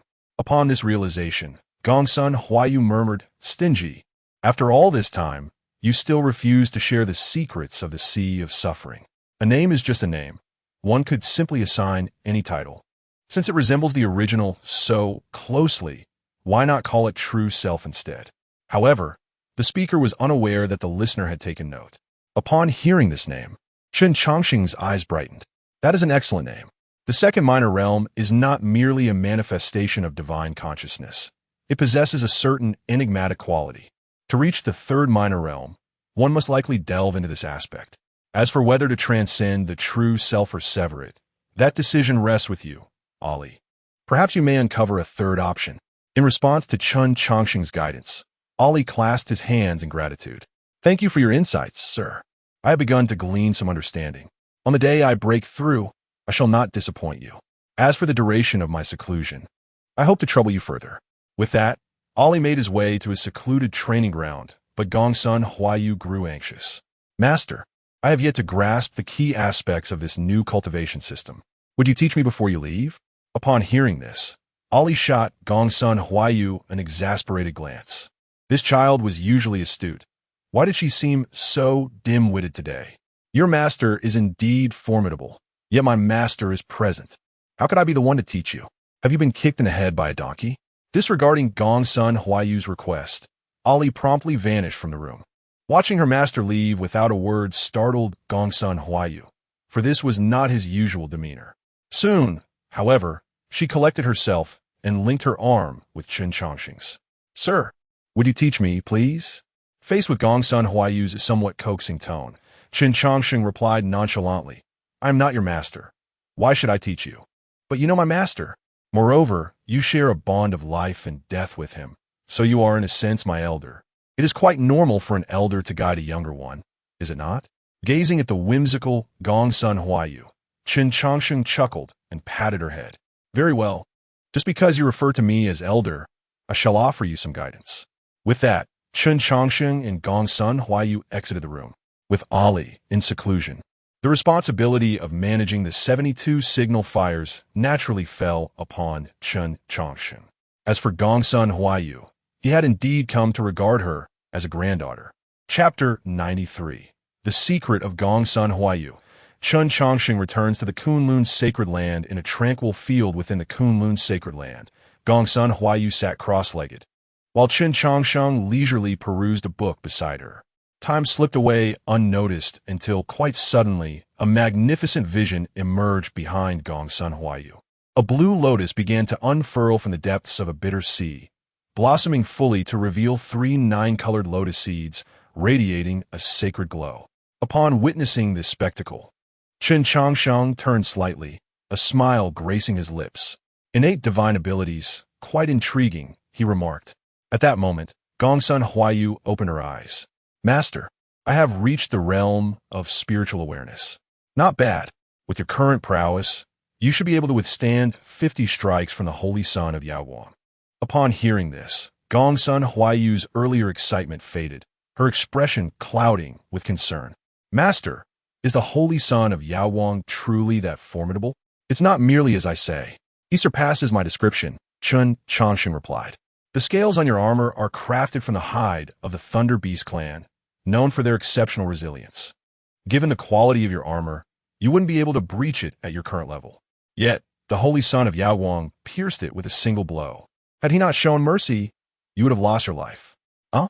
Gongsun Huayu's face reflected her bewilderment. When did he show mercy? I recall his attacks being quite fierce. It would not be an exaggeration to say he fought with full force. Whether he fought with full force is debatable, but he certainly held back. At that time, the 7 great prodigies besieged you, and you managed to fend off the strikes from Kunlun's holy son Jiang Ping and the holy maiden of the Purple Mansion, Zining. You withstood the remaining 5's assaults purely through your formidable physique. Su Tian and the others were aware of my connection to the 72 wolf smoke. Thus they merely injured you without taking your life. However, the other 3, Mei Yongxi, Bachelu, and Fuyao, are all prodigies in their own right. As fellow prodigies, you should understand that their methods of killing are numerous. Without a doubt, shattering a few of your meridians with hidden force would not be a challenge for them. Yet, none of them acted on this, which raises some questions. Listening to Chen Changsheng's analysis, Gongsun Huayu began to sense the peculiarity of the situation. Her prior unawareness stemmed from a series of significant events unfolding one after another. Now, upon reflection, it did indeed seem strange. Master, what do you think is going on? I cannot say. I have only met them once, and you know them better than I do. How could I fathom their intentions? However, there is one matter that concerns me more, what brings you to the Kunlun sacred land? I had already conveyed a message to the 72 wolf smoke. Yet upon seeing me, you appeared not to recognize me. If I am not mistaken, you must have clandestinely ventured here. As these words left his lips, Gongsun Huayu's gaze began to wander. The resources for cultivation at home have dwindled, so I sought to catch a fat sheep to fill the void. Nonsense. The 72 wolf smoke lacks for nothing in terms of cultivation resources. I have inquired with your master, who said you acted first and informed later, running off before sending a message back. So, do you intend to confess, or shall I summon your master to interrogate you personally? Feeling the pressure from Chen Changsheng, Gongsun Huayu grasped his arm, shaking it imploringly. Master, I promise I will tell you about this later. Please stop pressing me. By the way, didn't you mention you would be opening stones today? Teach me how to discern materials. Once I possess the strength, I shall gamble until they wail for mercy. Noticing Gongsun Huayu's attempt to change the subject, Chen Changsheng smiled, choosing not to pursue the matter further. With over 1,000 years of life experience, his discerning eye could not be fooled by her subtle machinations. Though she remained silent, he had already pieced together much of her intent. Now, he merely needed to wait for her to reveal her flaws in due time. Very well, if you prefer silence, so be it. In truth, there is no secret to gambling on stones. The sole way to triumph is to seize them all for oneself. Gongsun Huayu dismissed Chen Changsheng's words entirely. Master, you jest. The stones from the inner courtyard may yield some explanations for what you uncover. But how will you justify the signboard of the Kunlun Stone Workshop? So many people have passed through without noticing it. How did you discover it? Quite simply, for I understand the fire dragon source. Long ago, it was not known as the fire dragon source, but rather the spirit source. When the Kunlun sacred land excavated the entire fire dragon source, I was involved. While everyone else focused on studying that peculiar dragon-shaped spirit source, I examined the stones encasing it. I discovered that this spirit source possesses a unique characteristic. It gradually renders the stones brittle, albeit at a slow pace. The signboard of the Kunlun sacred land is carved from the remnants of stones from the fire dragon source. However, the stones encapsulating the spirit source are incredibly hard, and the underlings, seeking ease, chose a relatively brittle one for carving. Hence, I am confident that it contains spirit source. Upon hearing Chen Changsheng's explanation, Gongsun Huayu's mouth fell agape in astonishment. She had never anticipated that the method of acquiring the spirit source could be so straightforward. Is it truly that simple? Why would you think it to be particularly difficult? Many things in this world are not as complex as you imagine. It is merely that you have yet to discover the simpler approach. With that, Chen Changsheng retrieved the welcoming pine from the Kunlun Stone Workshop's inner courtyard from his system space. He had placed this stone into the system space the moment Gongsun Huayu made her move. While fighting was one matter, he could not afford to lose something he had purchased. However, just as Chen Changsheng prepared to open the stone, he paused momentarily. Regarding the holy son of Yaowang, do not rush. As time progresses, you may very well match him. The manifestation of your blue lotus is remarkable. Once those 3 lotus seeds mature, you may well comprehend 3 divine abilities. The cultivation system created by your master and me merely points you in the right direction. The specific path you must traverse requires your own exploration. In response to Chen Changsheng's words, Gongsun Huayu nodded repeatedly, though her gaze remained fixated on the stone before her. Observing this, Chen Changsheng chuckled and shook his head, refraining from offering her a reminder. After all, she was still but a child under 100 years. Her youthful exuberance was understandable, and with the passage of time, she would come to realize such truths. Kunlun sacred land. Chen Changsheng has returned. A voice resonated throughout the Kunlun sacred land, announcing the return of Chen Changsheng, who had been absent for over 20 days, accompanied by the enchanting Gongsun Huayu of the 72 wolf smoke. The peculiar nature of this situation, having rescued a beautiful maiden from the clutches of thieves, left many pondering the strangeness of it all. Chapter 94. Gongsun Huayu's shift from darkness to light.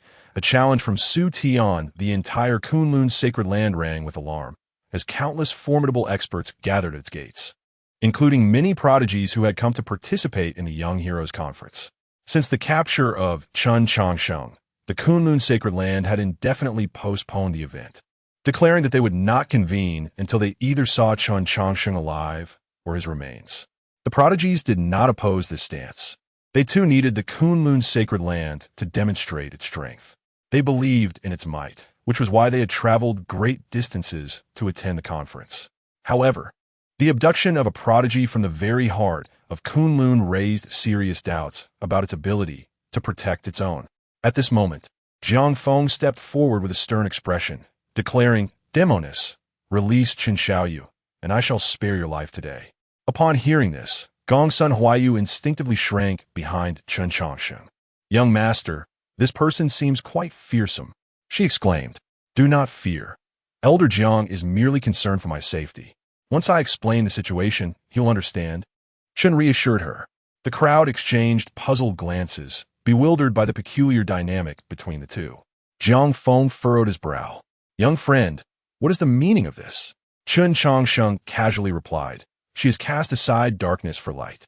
This assertion left the gathered prodigies wide-eyed in disbelief, as it was an outlandish claim akin to saying one had been abducted only to later betray their own sect and join the captor. Jiang Feng's lips twitched at such absurdity, yet he maintained his composure for the greater good. "Do not fear, young friend. We have laid an impenetrable net here. Regardless of her capabilities, this demoness shall not escape. Should she attempt any sorcery or malevolence, the Kunlun Sacred Land has ways to ensure your safety." "Elder Jiang, you are gravely mistaken. Huayu has indeed forsaken her dark past, and I can personally vouch for her integrity," Chen insisted, unwavering in his stance. Jiang Feng, exasperated, turned to Gongsun Huayu. "If you claim to have abandoned darkness, what is your proof of allegiance?" With a playful smile from behind Chen Changsheng, Gongsun Huayu responded, "Jiang Feng, I have forsaken the 72 wolf smoke and pledged myself to young Master Chen. I am not aligning with the Kunlun Sacred Land. So why should I provide a token of allegiance? If you do not believe me, we simply will not participate in the Young Heroes Conference." With that, she attempted to lead Chen Changsheng away. "Humph, you may choose your path, but she shall not leave," Jiang Feng declared, lunging toward Gongsun Huayu. Boom! Chen Changsheng intercepted Jiang Feng's attack, using his formidable physique to push him back a step. The onlookers, including Jiang Feng himself, were taken aback. It was unexpected that Chen Changsheng, capable of wielding Dao patterns, could actually hold his ground against Jiang Feng. Although the latter had not unleashed his full power, Chen Changsheng demonstrated remarkable skill. "Elder Jiang, the Kunlun Sacred Land has previously stated that anyone of appropriate age, regardless of background or status, may attend the conference. Why then do you seek to obstruct Miss Gongsuan's participation? Are you implying that the Grand Kunlun Sacred Land fears a mere young lady?" Chen questioned, his eyes sharp. Jiang Feng scrutinized the two, realizing Chen Changsheng's exceptional strength and mysterious origins hinted at significant backing. Reluctantly, he acknowledged, "You make a valid point. The stature of the Kunlun Sacred Land is not to be undermined by mere outlaws. Miss Gongsun, renowned as one of the three beauties of the middle court and a prodigy in her own right, is indeed qualified to participate in the conference. However, the 72 Wolf Smoke and the Kunlun Sacred Land are bitter enemies, so I advise you to steer clear of this matter post-conference." Upon hearing the veiled threat in Jiang Feng's tone, Chen Changsheng smiled slightly.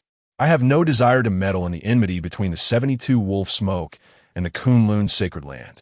Nevertheless, let be clear that Miss Gongsun has forsaken her past. She is no longer affiliated with the 72 Wolf Smoke. Surely, the Kunlun Sacred Land would not make things difficult for a young woman?" "Huh," Jiang Feng scoffed, "of course not.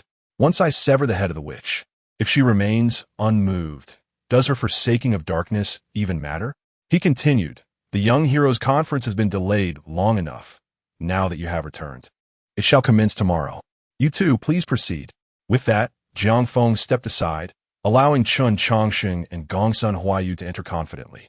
As they walked away, a fiery spirit ignited within the eyes of numerous prodigies who had witnessed Chen Changsheng's remarkable feats. His extraordinary abilities, having faced Jiang Feng and emerged unscathed, signified his exceptional prowess. Defeating such a peer was an aspiration many prodigies yearned to achieve. In the eastern wilderness courtyard, Yi Hengqing's lips twitched as he observed the stunning beauty Chen Changsheng had brought back. He had envisioned countless scenarios for Chen's return to the Kunlun sacred land. Yet none had prepared him for this moment. "My room is quite spacious. You may stay in the adjacent one," he offered, casually arranging Gongsun Huaiyu's accommodations before turning to retire to his own room. At that moment, Su Tian blocked Chen Changsheng's path. "Brother Chen, you once stated that once I defeated the three beauties of the middle court, I could challenge you. May I now inquire if I can challenge Miss Gongsun?" Upon hearing this, Chen Changsheng scratched his head and glanced at the eager Gongsun Huaiyu beside him. "Do you wish to fight as well?" "Younger master, the Young Heroes Conference is meant for battles. What else would I come here for?" she replied. Chapter 95. The True Prodigy, Xuanwu Kingdom versus 72 Wolf Flames. Your words seem to resonate with truth. Very well, let the duel commence, but take it outside to the courtyard where there is ample space. Additionally, give me a moment to prepare. Do not rush into the fray. With that, Chen Changsheng eagerly dashed into the room. Once Chen Changsheng departed, Gongsun Huaiyu, wearing a cheerful expression, turned to Su Tian and remarked, "I have heard that you and the young master hail from the same place. I wonder how closely your prowess resembles his. If your strength is lacking, it would surely tarnish the young master's reputation." In response to Gongsun Huaiyu's taunt, Su Tian replied calmly, "True strength is never innate. I can only look up to Brother Chen's abilities, but rest assured, I shall surpass him one day. You shall serve as the first stepping stone on my path." Gongsun Huaiyu chuckled heartily at Su Tian's words. "Your ambition is commendable. However, I shall ensure that you are rendered incapable of rising again, so as to spare the young master any embarrassment tomorrow. I will await you outside." With that, she skipped away. Watching her retreating figure, Yi Hengqing scratched his head and said, "Are you truly going to fight her? The heir of the 72 Wolf Flames is no ordinary opponent. Should you falter, the reputation of Xuanwu Kingdom will be at stake." To Yi Hengqing's concerns, Su Tian turned and replied, "The reputation of Xuanwu Kingdom has never been built on fear of the strong or the weak. It is forged through repeated challenges against formidable foes. When I eventually triumph over those deemed unbeatable, the world shall remember my victories, not my defeats. For in this realm, only the outcome holds significance." Having spoken, Su Tian turned and strode outside. "What kind of people are you? Why is it that your thoughts revolve solely around combat?" Yi Hengqing lamented before following suit. After Su Tian's defeat, it would be his turn to step into the arena. Although he was not particularly fond of reckless brawls, it did not mean he would concede to anyone. Outside the courtyard, the confrontation between Su Tian and Gongsun Huaiyu attracted a multitude of onlookers, including those from the eastern wilderness who had suffered defeat at the hands of Su Tian and Yi Hengqing. Despite their losses, they still regarded the pair as the hope of the eastern wilderness. As the crowd focused on the unfolding duel, Chen Changsheng appeared rather relaxed. With a few plates of peanuts and sunflower seeds, a comfortable recliner, and a blanket draped over him while cradling a small black cat, he waved his hand and said nonchalantly, "Please do commence. I am fully prepared. Why the delay?" In response to Chen Changsheng's urging, Gongsun Huaiyu rolled her eyes playfully and said, "Young master, with so many onlookers, what shall I do if I win and they swarm me afterward? Would you not simply defeat them all?" Chen Changsheng retorted, "If a prodigy can be intimidated by numbers, they might as well be called worthless." At this, Gongsun Huaiyu pondered and nodded. "Your words carry wisdom." Boom! Before her words could settle, Gongsun Huaiyu suddenly launched an attack on Su Tian, striking with lethal intent. The unexpected assault incited an uproar among the observing disciples, who criticized her for employing such underhanded tactics. "Is this what you consider a prodigy?" questions Wu Jing, her face pale, as she furrowed her brow at Chen Changsheng. To her inquiry, Chen Changsheng casually replied while munching on seeds, "Indeed, this is my definition of a prodigy. Gongsun Huaiyu is a prodigy, as is Su Tian, but you, my dear, do not fit the mold. On the battlefield, the slightest miscalculation can spell life or death. In such critical moments, how can one afford to be distracted?" From the moment Su Tian issued the challenge, all his focus was directed at Gongsun Huaiyu. His concentration remained unshaken by any external distractions. The reason he found himself at a disadvantage was not due to Gongsun Huayu's underhanded tactics, but rather because she was simply more formidable. Hearing this, Zhuijing scanned the surroundings. Yi Hengsheng wore a grave expression as he observed the battle, while the other disciples stood at a distance, silently watching. Their gazes were fixated solely on the contest, unperturbed by Chen Changsheng's seemingly frivolous demeanor. In stark contrast, the Eastern Wilderness disciples continued to debate Gongsun Huayu's recent actions, while they harbored criticisms of Chen Changsheng's behavior. Realizing the truth, a flicker of disappointment crossed Zhuijing's eyes. You are correct. The Eastern Wilderness disciples are indeed a source of mockery. Among them, only Yi Hengsheng and brother Su possessed the qualifications to participate in this prodigy tournament. Understanding one's shortcomings is the first step toward improvement, but whether one can rectify them remains in one's own hands. During the exchange between Chen Changsheng and Zhuijing, Gongsun Huayu had already exchanged over 30 blows with Su Tian. After a clash of palms, they both retreated to a distance. Gongsun Huayu perched lightly atop the rooftop, while Su Tian stood amidst the cobweb-laden ground. Observing Su Tian's trembling right hand, Gongsun Huayu pouted playfully and remarked, "Dear brother, why must you strike so fiercely? I am but a girl. Cannot you show a modicum of tenderness?" Yet, despite her playful pleas, Su Tian was overwhelmed with trepidation. She was too strong. The woman before him was extraordinarily powerful. Although he was hailed as a prodigy of the Xuanwu kingdom, he was no fool solely devoted to cultivation.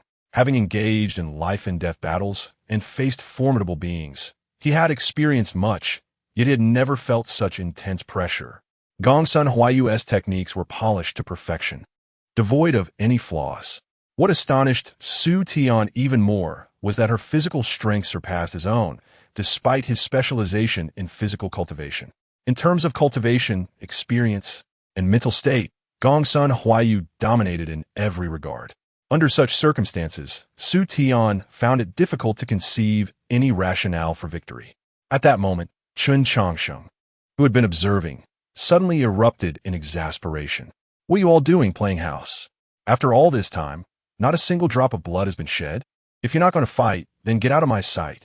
As Chen Changsheng's fury flared, Gongsun Huayu let go of her smile. "Dear brother, the young master is angry. I must get serious now." To which Su Tian coldly replied, "Then come at me." Buzz. With that, a myriad of stars appeared behind Su Tian, while a swaying blue lotus manifested behind Gongsun Huayu. Both prodigies unleashed their full prowess. Though Gongsun Huayu's strength surpassed Su Tian's, utilizing their full abilities against an equally matched opponent was a sign of respect. Chapter 96. Chen Changsheng unleashes his full power. Gongsun Huayu's defeat boom. The two prodigies clashed in an instant, unleashing a powerful shockwave that obliterated all structures within 100 feet. Despite being a woman, Gongsun Huayu's fighting style was decidedly aggressive. Her movements were bold and expansive, each strike infused with the might of 1,000 pounds. With every punch, a fine green light emanated from the azure lotus behind her, rendering her fists unstoppable. However, despite Gongsun Huayu's strength, Su Tian was no mere bystander.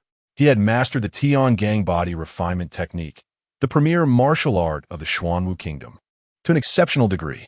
The stellar phenomenon fused with Su Tian's body, and with the power of the stars, his defenses reached an alarming level. In merely 3 breaths, the two had exchanged over 100 blows. Realizing she could not breach Su Tian's stellar defenses, Gongsun Huayu shouted and unleashed the law of heaven and earth. Her physique and aura began to amplify exponentially. Where she had previously struggled to land hits, Su Tian was now sent flying. Seizing the upper hand, Gongsun Huayu had no intention of letting Su Tian escape. She relentlessly pursued him with a flurry of strikes. Her fists, comparable to water tanks, rained down upon him, burying Su Tian into a deep pit. Boom! As the last punch landed, the formidable Gongsun Huayu straightened up, a faint smile gracing her lips. Su Tian's prowess indeed warranted the title of prodigy. Had it been 20 days prior, victory would not have come so easily. Yet, having traversed the sea of suffering and embarked on a new path of cultivation, her strength had undeniably evolved. Despite her impressive performance, Gongsun Huaiyu's pride was short-lived as a voice akin to a thunderclap resonated. "I shall give you a taste of my power." Before the words reached her ears, a fierce wind rushed toward her with blinding speed, leaving her with little time to react. In that fleeting moment, she could only raise her arms in defense. Clang, clang, clang. The sound of metal striking metal pierced the ears of the onlookers. The sheer force of the attack drove Gongsun Huaiyu's feet into the ground, her heels sinking into the earth. An overwhelming realization dawned upon her. She was unable to counterattack. The unknown assailant's strikes were too swift and powerful. Any attempt to evade would surely result in a devastating blow to her head. Though she had employed the law of heaven and earth, a hit to her head from such an attack could spell disaster. Crack! After enduring 9 successive blows, Gongsun Huaiyu's law of heaven and earth shattered. At that moment, the relentless assault ceased. Seizing the opportunity, a dazed Gongsun Huaiyu hastily retreated, her instincts screaming that to continue the fight would be fatal. Guided by her memory, she returned to Chen Changsheng's side, where she finally discerned her assailant. A towering figure loomed before her, muscles bulging like small hills, instilling a sense of dread. A massive wooden club rested casually on his shoulder. This unexpected attacker was none other than the southern prodigy, Bachalu. Who would have thought a woman like you could withstand so much? It took me 9 strikes to bring you down. The last one doesn't count. Let us have another round. You must have more tricks up your sleeve, Bachalu declared, raising his club, while Gongsun Huaiyu silently brandished a long whip. Having been so thoroughly bested only fueled the fire within Gongsun Huaiyu. Enough. Don't embarrass yourself further. I can barely bear to watch. At that moment, Chen Changsheng, who had been counting divine sources, halted the bout. Upon hearing his voice, Gongsun Huaiyu noticed a sign had been placed beside Chen Changsheng.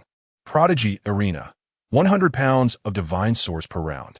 Reading the inscription, Gongsun Huaiyu's eyes twitched. Young master, is your price not a bit low? Am I worth only 200 pounds of divine source? You are certainly not worth 200 pounds, for the other 100 belongs to Yi Hensheng, Chen Changsheng replied, gesturing for Gongsun Huaiyu to look in another direction. Such exquisite martial arts. I am in awe. Brother Mei, you flatter me. My skills pale in comparison to those of my master, not worthy of mention. Yet, your techniques have astonished me. In such a brief span, you employed 13 secret arts. Truly, you are the prodigy of the Langya Pavilion. Yi Hensheng and Mei Yongxi exchanged pleasantries, while the surrounding ruins bore witness to their recent battle. The moment Chen Changsheng erected the sign, Bachalu and Mei Yongxi promptly paid their dues. Regardless of Chen Changsheng's motives, such an opportunity for a trial without enmity was not one to be missed by these battle-hungry prodigies. Unlike Bachalu, Mei Yongxi's approach was primarily exploratory, resulting in a draw. Just then, Chen Changsheng's scolding voice cut through the air. What are you still standing there for? Aren't you ashamed? Get over here. Chen Changsheng's tone made Yi Hensheng tremble. Observing this, Mei Yongxi feigned concern. Brother Yi, your talents would shine even among the saints. Chen Changsheng is but your peer, even if he is slightly stronger. You need not endure this treatment. Unfazed by Mei Yongxi's provocation, Yi Hensheng replied coolly, I am willing, and your opinion is irrelevant. With that, Yi Hensheng sivifti approached Chen Changsheng. His lack of complaint left Mei Yongxi utterly perplexed. Are the people from Donghuang all masochists? 3 figures stood before Chen Changsheng, with Su Tian appearing the most disheveled. Covered in dust and bruises, he bore the brunt of Chen Changsheng's ire. You lot should be ashamed to call yourselves prodigies. Go home and dig ditches instead. After venting his frustrations, Chen Changsheng turned to Su Tian. What martial art do you practice? The Tian gang body refinement technique. Ah, so you are aware of your own cultivation. I feared you had forgotten. If the past emperors of the Xuanwu kingdom knew you were using the Tian gang body refinement technique so ineffectively, they would rise from their graves in fury. Chapter 97. Mei Yongxi's machinations, the world's most foolish sect. The profound intricacies of the Tiangang body refinement technique surpass your imagination. Had it merely been a method for physical cultivation, it would not have endured through the ages in the Xuanwu kingdom. Observing Chen Changsheng instructing others, Gongsun Huayu merely adopted a spectator's mindset, entirely unconcerned that the ire could fall upon him. After all, he was quite pleased with his recent performance. Though he had been bested by Bachelu, his defeat was due to a surprise attack. Had they engaged in a fair contest, the outcome might have been uncertain. As Gongsun Huayu pondered this, Chen Changsheng's wrath was already directed his way. Laugh. How dare you still smile? Among the three of you, you are the most incompetent. Your realm surpasses Su Tian's, and the resources you have received are also greater. If I were you within 30 moves, if I failed to leave him searching for his teeth, I might as well find a block of tofu to end my shame. Shame as in humiliation. Who told you that being physically robust necessitates close combat? Don't tell me you excel in hand-to-hand fighting. Others learn to capitalize on their strengths while you merely showcase your weaknesses. Why not establish your own sect? After all, being as foolish as you is a rarity in the cultivation world. I've even thought a name for you. The world's most foolish sect. Chen Changsheng's words flushed Gongsun Huayu's face crimson. Although he had faced rebukes from his master during his training, he had never encountered such a scathing critique. Chen's remarks struck at the core of the matter, and his unique style of reproach was entirely novel. At this moment, Gongsun Huayu would rather endure broken bones than face Chen Changsheng's admonitions. Having successfully humbled Gongsun Huayu, Chen Changsheng exhaled deeply, then turned his gaze to the third unfortunate recipient. Faced with Chen's scrutiny, Yi Hensheng immediately felt a pang of anxiety. Simultaneously, he fervently contemplated his previous shortcomings, eager to preemptively admit fault and avoid further reprimand. Your issues are significant, though slightly better than theirs. Moreover, the source of your troubles does not lie within you, so we shall set that aside for now. Come to my room tonight. I have some matters to discuss with you. Chen Changsheng's unexpected gentleness left Yi Hensheng feeling profoundly uncomfortable, causing even the onlooking prodigies to be puzzled. Ignoring their expressions, Chen Changsheng cast aside a wooden puppet. Golden threads flew from his fingertips, connecting to the puppet. After maneuvering it through several actions, Chen beckoned to Mei Yongxi in the distance. Since I failed to provide you with a satisfactory experience earlier, I would like to personally serve you to make amends. How's that sound? Mei Yongxi narrowed his eyes and smiled. I just had a delightful spar with Brother Yi. Perhaps we should leave it at that. Must I be the one to initiate an attack against you? In response to Mei Yongxi's refusal, Chen Changsheng calmly replied, If that is your stance. Upon hearing this, the smile on Mei Yongxi's face faded. Since Brother Chen extends such a warm invitation, I shall accompany you into the fray and witness your prowess. With that, Mei Yongxi slowly approached.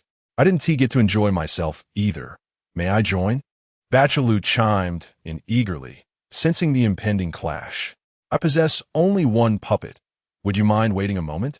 Chen Changsheng's tone was exceedingly calm, yet his gaze had shifted. Had Ollie been present, he would recognize the look that once brought ruin to the Lei Beast clan. Noting this expression, Bachelu instinctively took a half-step back. Having dealt with beasts from a young age, Bachelu was keenly attuned to danger. Perhaps we should reconsider. You seem weary today. Let's arrange for another time. Seeing Bachelu retreat, Chen Changsheng chose not to pursue the matter further. He had long remembered the incident at Kunlun Stone Workshop when several prodigies had spared Gongsun Huayu's life. The reason for sending Su Tian and others out to fight was to draw these individuals out. There had been three who had the chance to eliminate Gongsun Huayu at that time: Nan Yuan Bachelu, Langya Pavilion's Mei Yongxi, and the Saint Son of Yaoguang, Fu Yao. After careful observation, Chen Changsheng had gathered insights about two of them. Though Bachelu appeared simple-minded, he was, in fact, quite astute. The 72 smoke signals represented the power of the central court. Had Gongsun Huayu fallen to his hand, he would struggle to leave the Kunlun sacred grounds. Thus, he exercised restraint with everyone. This was true during their earlier exchange as well. However, Mei Yongxi's situation diverged from Bachelu's. Bachelu refrained from making enemies out of fear of provoking a local force. But as an heir of Langya Pavilion, Mei Yongxi should not harbor such concerns. Langya Pavilion had long been at odds with the 72 smoke signals and held no fear of them. In this context, Mei Yongxi should have gone for the kill against Gongsun Huaiyu, yet he did not. Moreover, Chen Changsheng was certain that Mei Yongxi was up to something. With this thought, Chen Changsheng turned his gaze towards the distant rooftop where the saint son of Yaoguang stood. While he had gleaned certain insights about the other two, the mysteries surrounding the saint son of Yaoguang remained impenetrable. At that moment, the saint's son noticed Chen Changsheng's gaze, but merely smiled faintly before vanishing from view, showing no intention of engaging. "Brother Chen, may I seek your guidance?" Mei Yongxi had now stepped within 10 paces of Chen Changsheng. Faced with this enigmatic individual, Mei Yongxi was fully on guard. Casting a glance at this prodigious talent, Chen Changsheng addressed Yi Henshin. "You have two masters. One is the Wolf King of the Night Moon Kingdom, and the other is the unyielding Taoist of the Upper Clarity Temple. Pay close attention now. The unyielding Taoist-esque boxing style is not to be employed as you have done." As his words fell, Chen Changsheng sent the puppet charging towards Mei Yongxi. Boom! With a single punch, the puppet's strike was sufficient to force back the prodigious talent of Langya Pavilion. Witnessing the puppet's display of boxing technique, Mei Yongxi's heart surged with tumultuous waves. The technique the puppet executed mirrored that of Yi Henshin's earlier performance. Yet the difference in power was staggering. If Yi Henshin's technique had an 80% chance of being countered, Mei Yongxi felt he possessed less than 30% against Chen Changsheng's. It was important to note that this was merely the puppet executing the technique. If Chen Changsheng were to unleash this boxing style himself, could he withstand that punch? Chapter 98. A vicious beating of the young ones. The lifeless puppet relentlessly unleashed its martial arts upon Mei Yongxi. This puppet not only mirrored the fighting style of Yi Henshin, but also followed the exact sequence of his moves. However, in the face of such familiar techniques, Mei Yongxi found himself utterly defenseless. No matter how many secret techniques one might employ, a single punch sufficed to shatter the illusion. The disparity between Yi Henshin's strikes and those of Chen Changsheng was monumental. Witnessing Mei Yongxi's retreat under the relentless assault, Yi Henshin's eyes widened in astonishment. This nameless style of boxing was known solely to his master, the undefeated Taoist of the Upper Purity sect, who had imparted it only to him. Now, as Chen Changsheng executed this technique, Yi Henshin's suspicions were all but confirmed.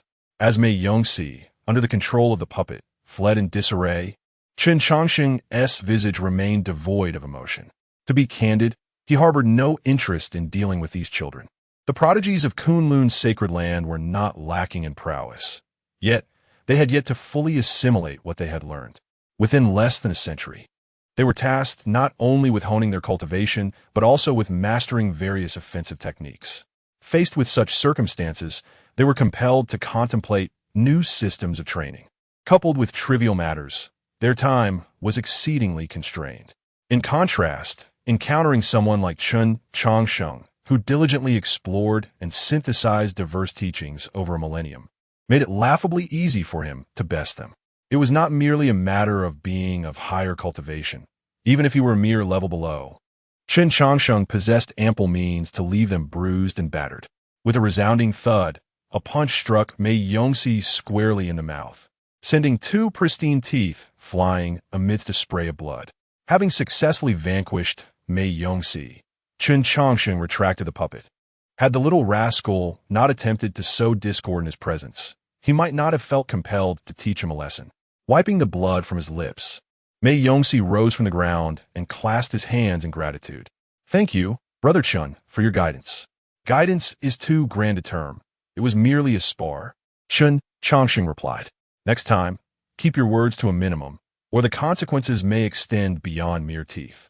Faced with Chen Changsheng's subtle threat, Mei Yongxi turned away, his expression cold. With his skills proving inferior, there was little to be said. The fact that Chen Changsheng had shown restraint was already a mercy. Rather than uttering futile threats, it would be wiser to conserve energy in devising a strategy to contend with Chen Changsheng. This matter cannot simply be dismissed, he mused, glancing at Mei Yongxi's departing figure. "The fight is over. I shall return to rest. You may amuse yourselves." With that, Chen Changsheng turned and made his way back to the East Wilderness courtyard, leaving the three individuals to ponder their own thoughts. Knock, knock, knock. A rap at the door interrupted Chen Changsheng's leisurely tea time. He glanced up and said nonchalantly, "Come in." Creaking open the door, Yi Hensheng entered. "Did I not instruct you to come this evening?" In response, Yi Hensheng smiled, "Brother Chen, your invitation for me to come tonight was merely to avoid the prying eyes of others. With Miss Gongsun out and Brother Su nursing his wounds, this time proves more suitable than the evening." "That is a valid point. Take a seat," Chen Changsheng replied, observing the composed demeanor of Yi Hensheng as he approached the chair. Suddenly, halfway to the chair, Yi Hensheng knelt down. The 46th generation true disciple of the Upper Purity sect pays respects to Uncle Changsheng. In response to Yi Hensheng's prostration, Chen Changsheng remained silent, sipping his tea with quietude. After a lengthy pause, he finally spoke. "What led you to this conclusion?" Lowering his head, Yi Hensheng replied, "My master often encourages me to read during his leisure. Thus, I have gleaned some insights into past events. Within the records of the Upper Purity sect, I discovered that there was a time of great splendor. During that era, the sect resided within a realm known as the Qian Empire. My master was born in that age, and, according to my findings, there were 10 true disciples at that time. The first 8 perished in a great battle, yet records of the last true disciple are scarce.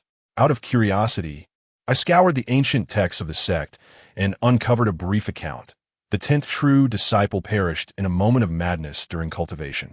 This record had long puzzled him, but the mystery unraveled with the convening of the Prodigy Conference. Hearing Yi Hensheng's words stirred memories within Chen Changsheng. The Qian Empire. How familiar it sounded. Back then, the Upper Purity sect was an adversary of the Night Moon Kingdom. Reflecting on the past, Chen Changsheng remarked, "Interesting. How did the Prodigy Conference assist in dispelling your doubts?" In a tone of reverence, Yi Hensheng answered, "Initially, my master instructed me to summon a senior known as the funeral bearer from seclusion. After my second master learned of this, he sought me out, stating that I would have a formidable protector at the Prodigy Conference and would not accompany me. I was bewildered and inquired further, but he merely remarked, 'His boxing technique surpasses mine.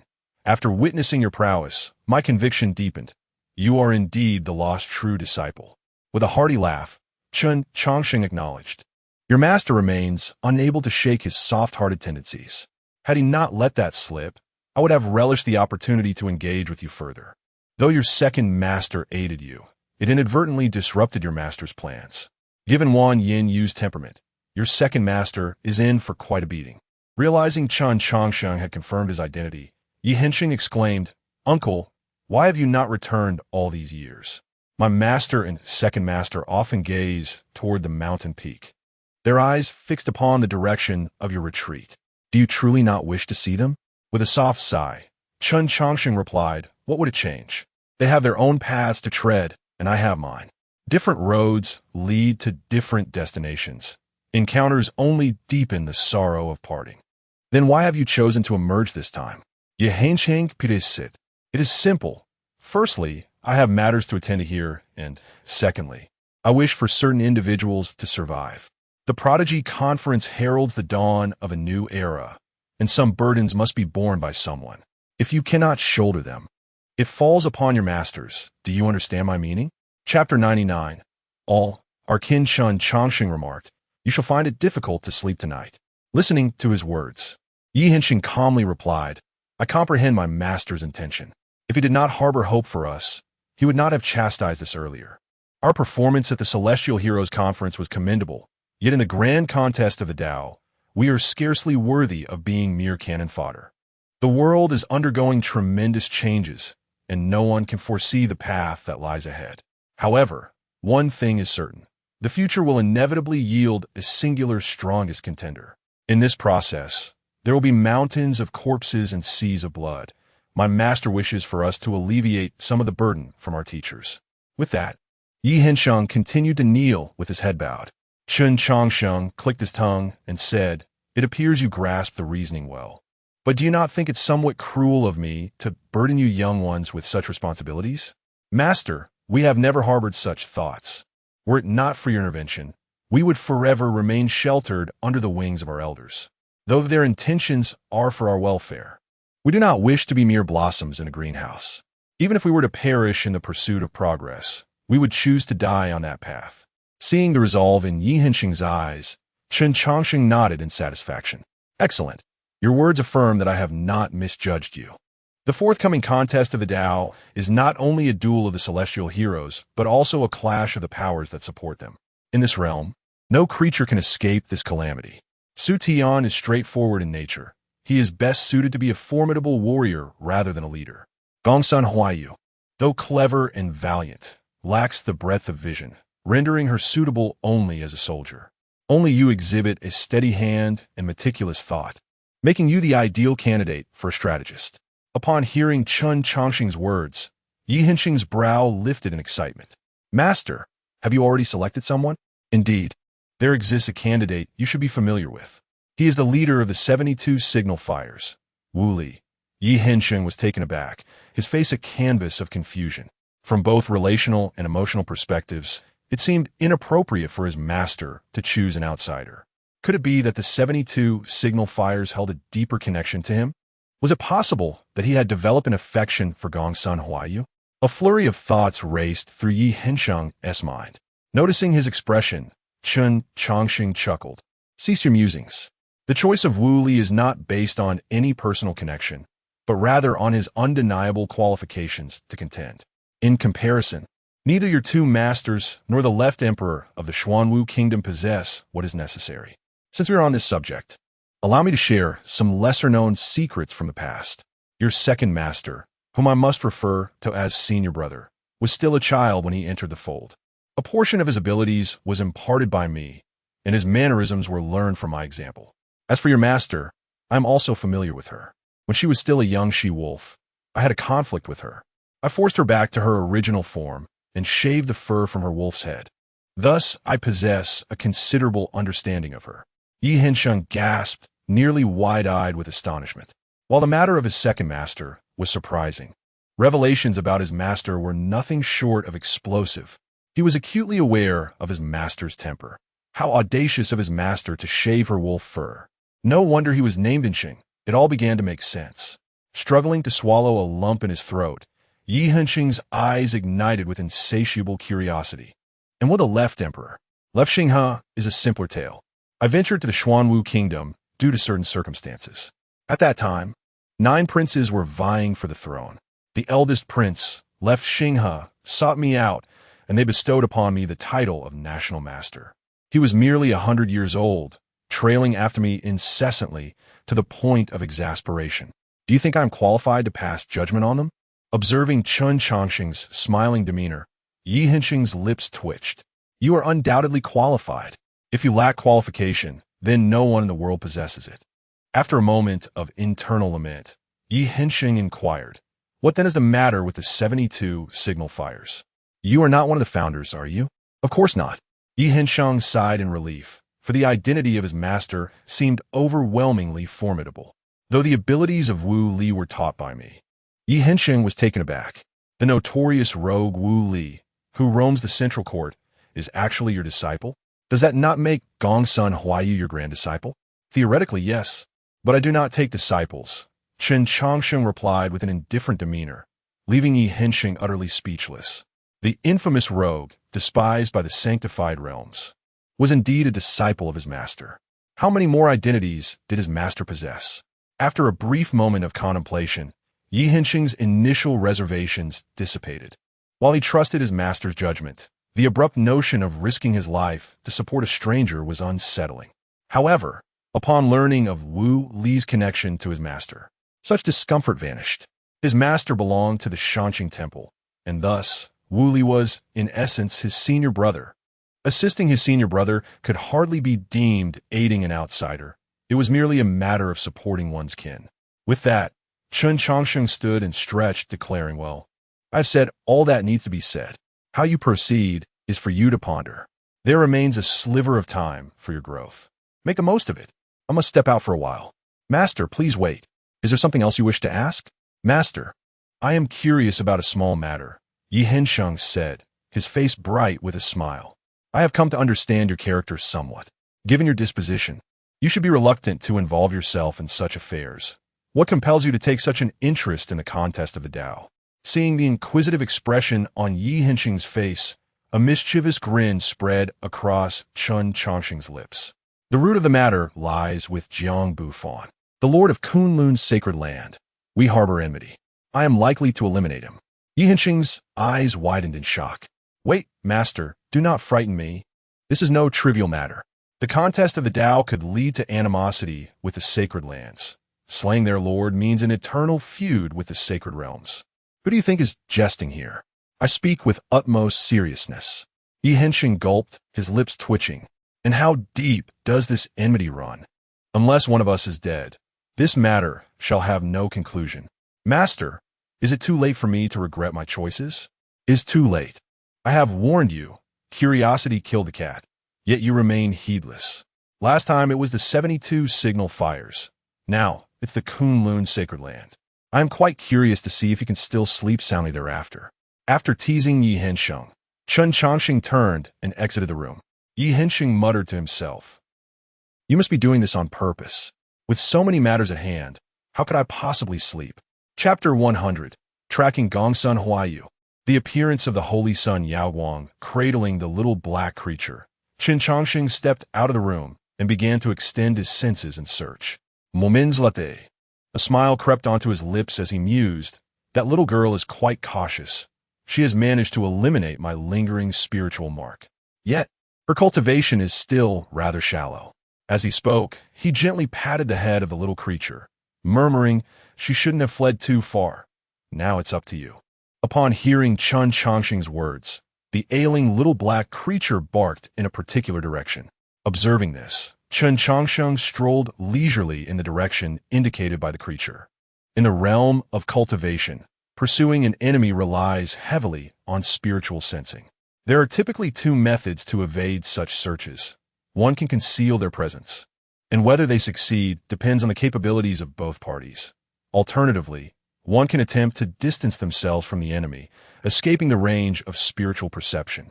Given the multitude of practitioners in Kunlun's sacred land, conducting a large-scale spiritual search is evidently imprudent. Thus, theoretically, it should be quite challenging for Chen Changsheng to locate Gongsun Huayu. However, Gongsun Huayu, in her meticulousness, overlooked a method rooted in the mundane world, tracking an enemy by scent. Though the little black creature was not in the best of conditions and lacked combat prowess, it was still a beast, possessing a far more acute sense of smell than a human. It could discern the general vicinity of Gongsun Huayu, with a rough idea of her location. How could Chen Changsheng fail to find her? Woof! The little black creature barked, seemingly attempting to display ferocity. Yet, its feeble yelp hardly conveyed any menace. T.S.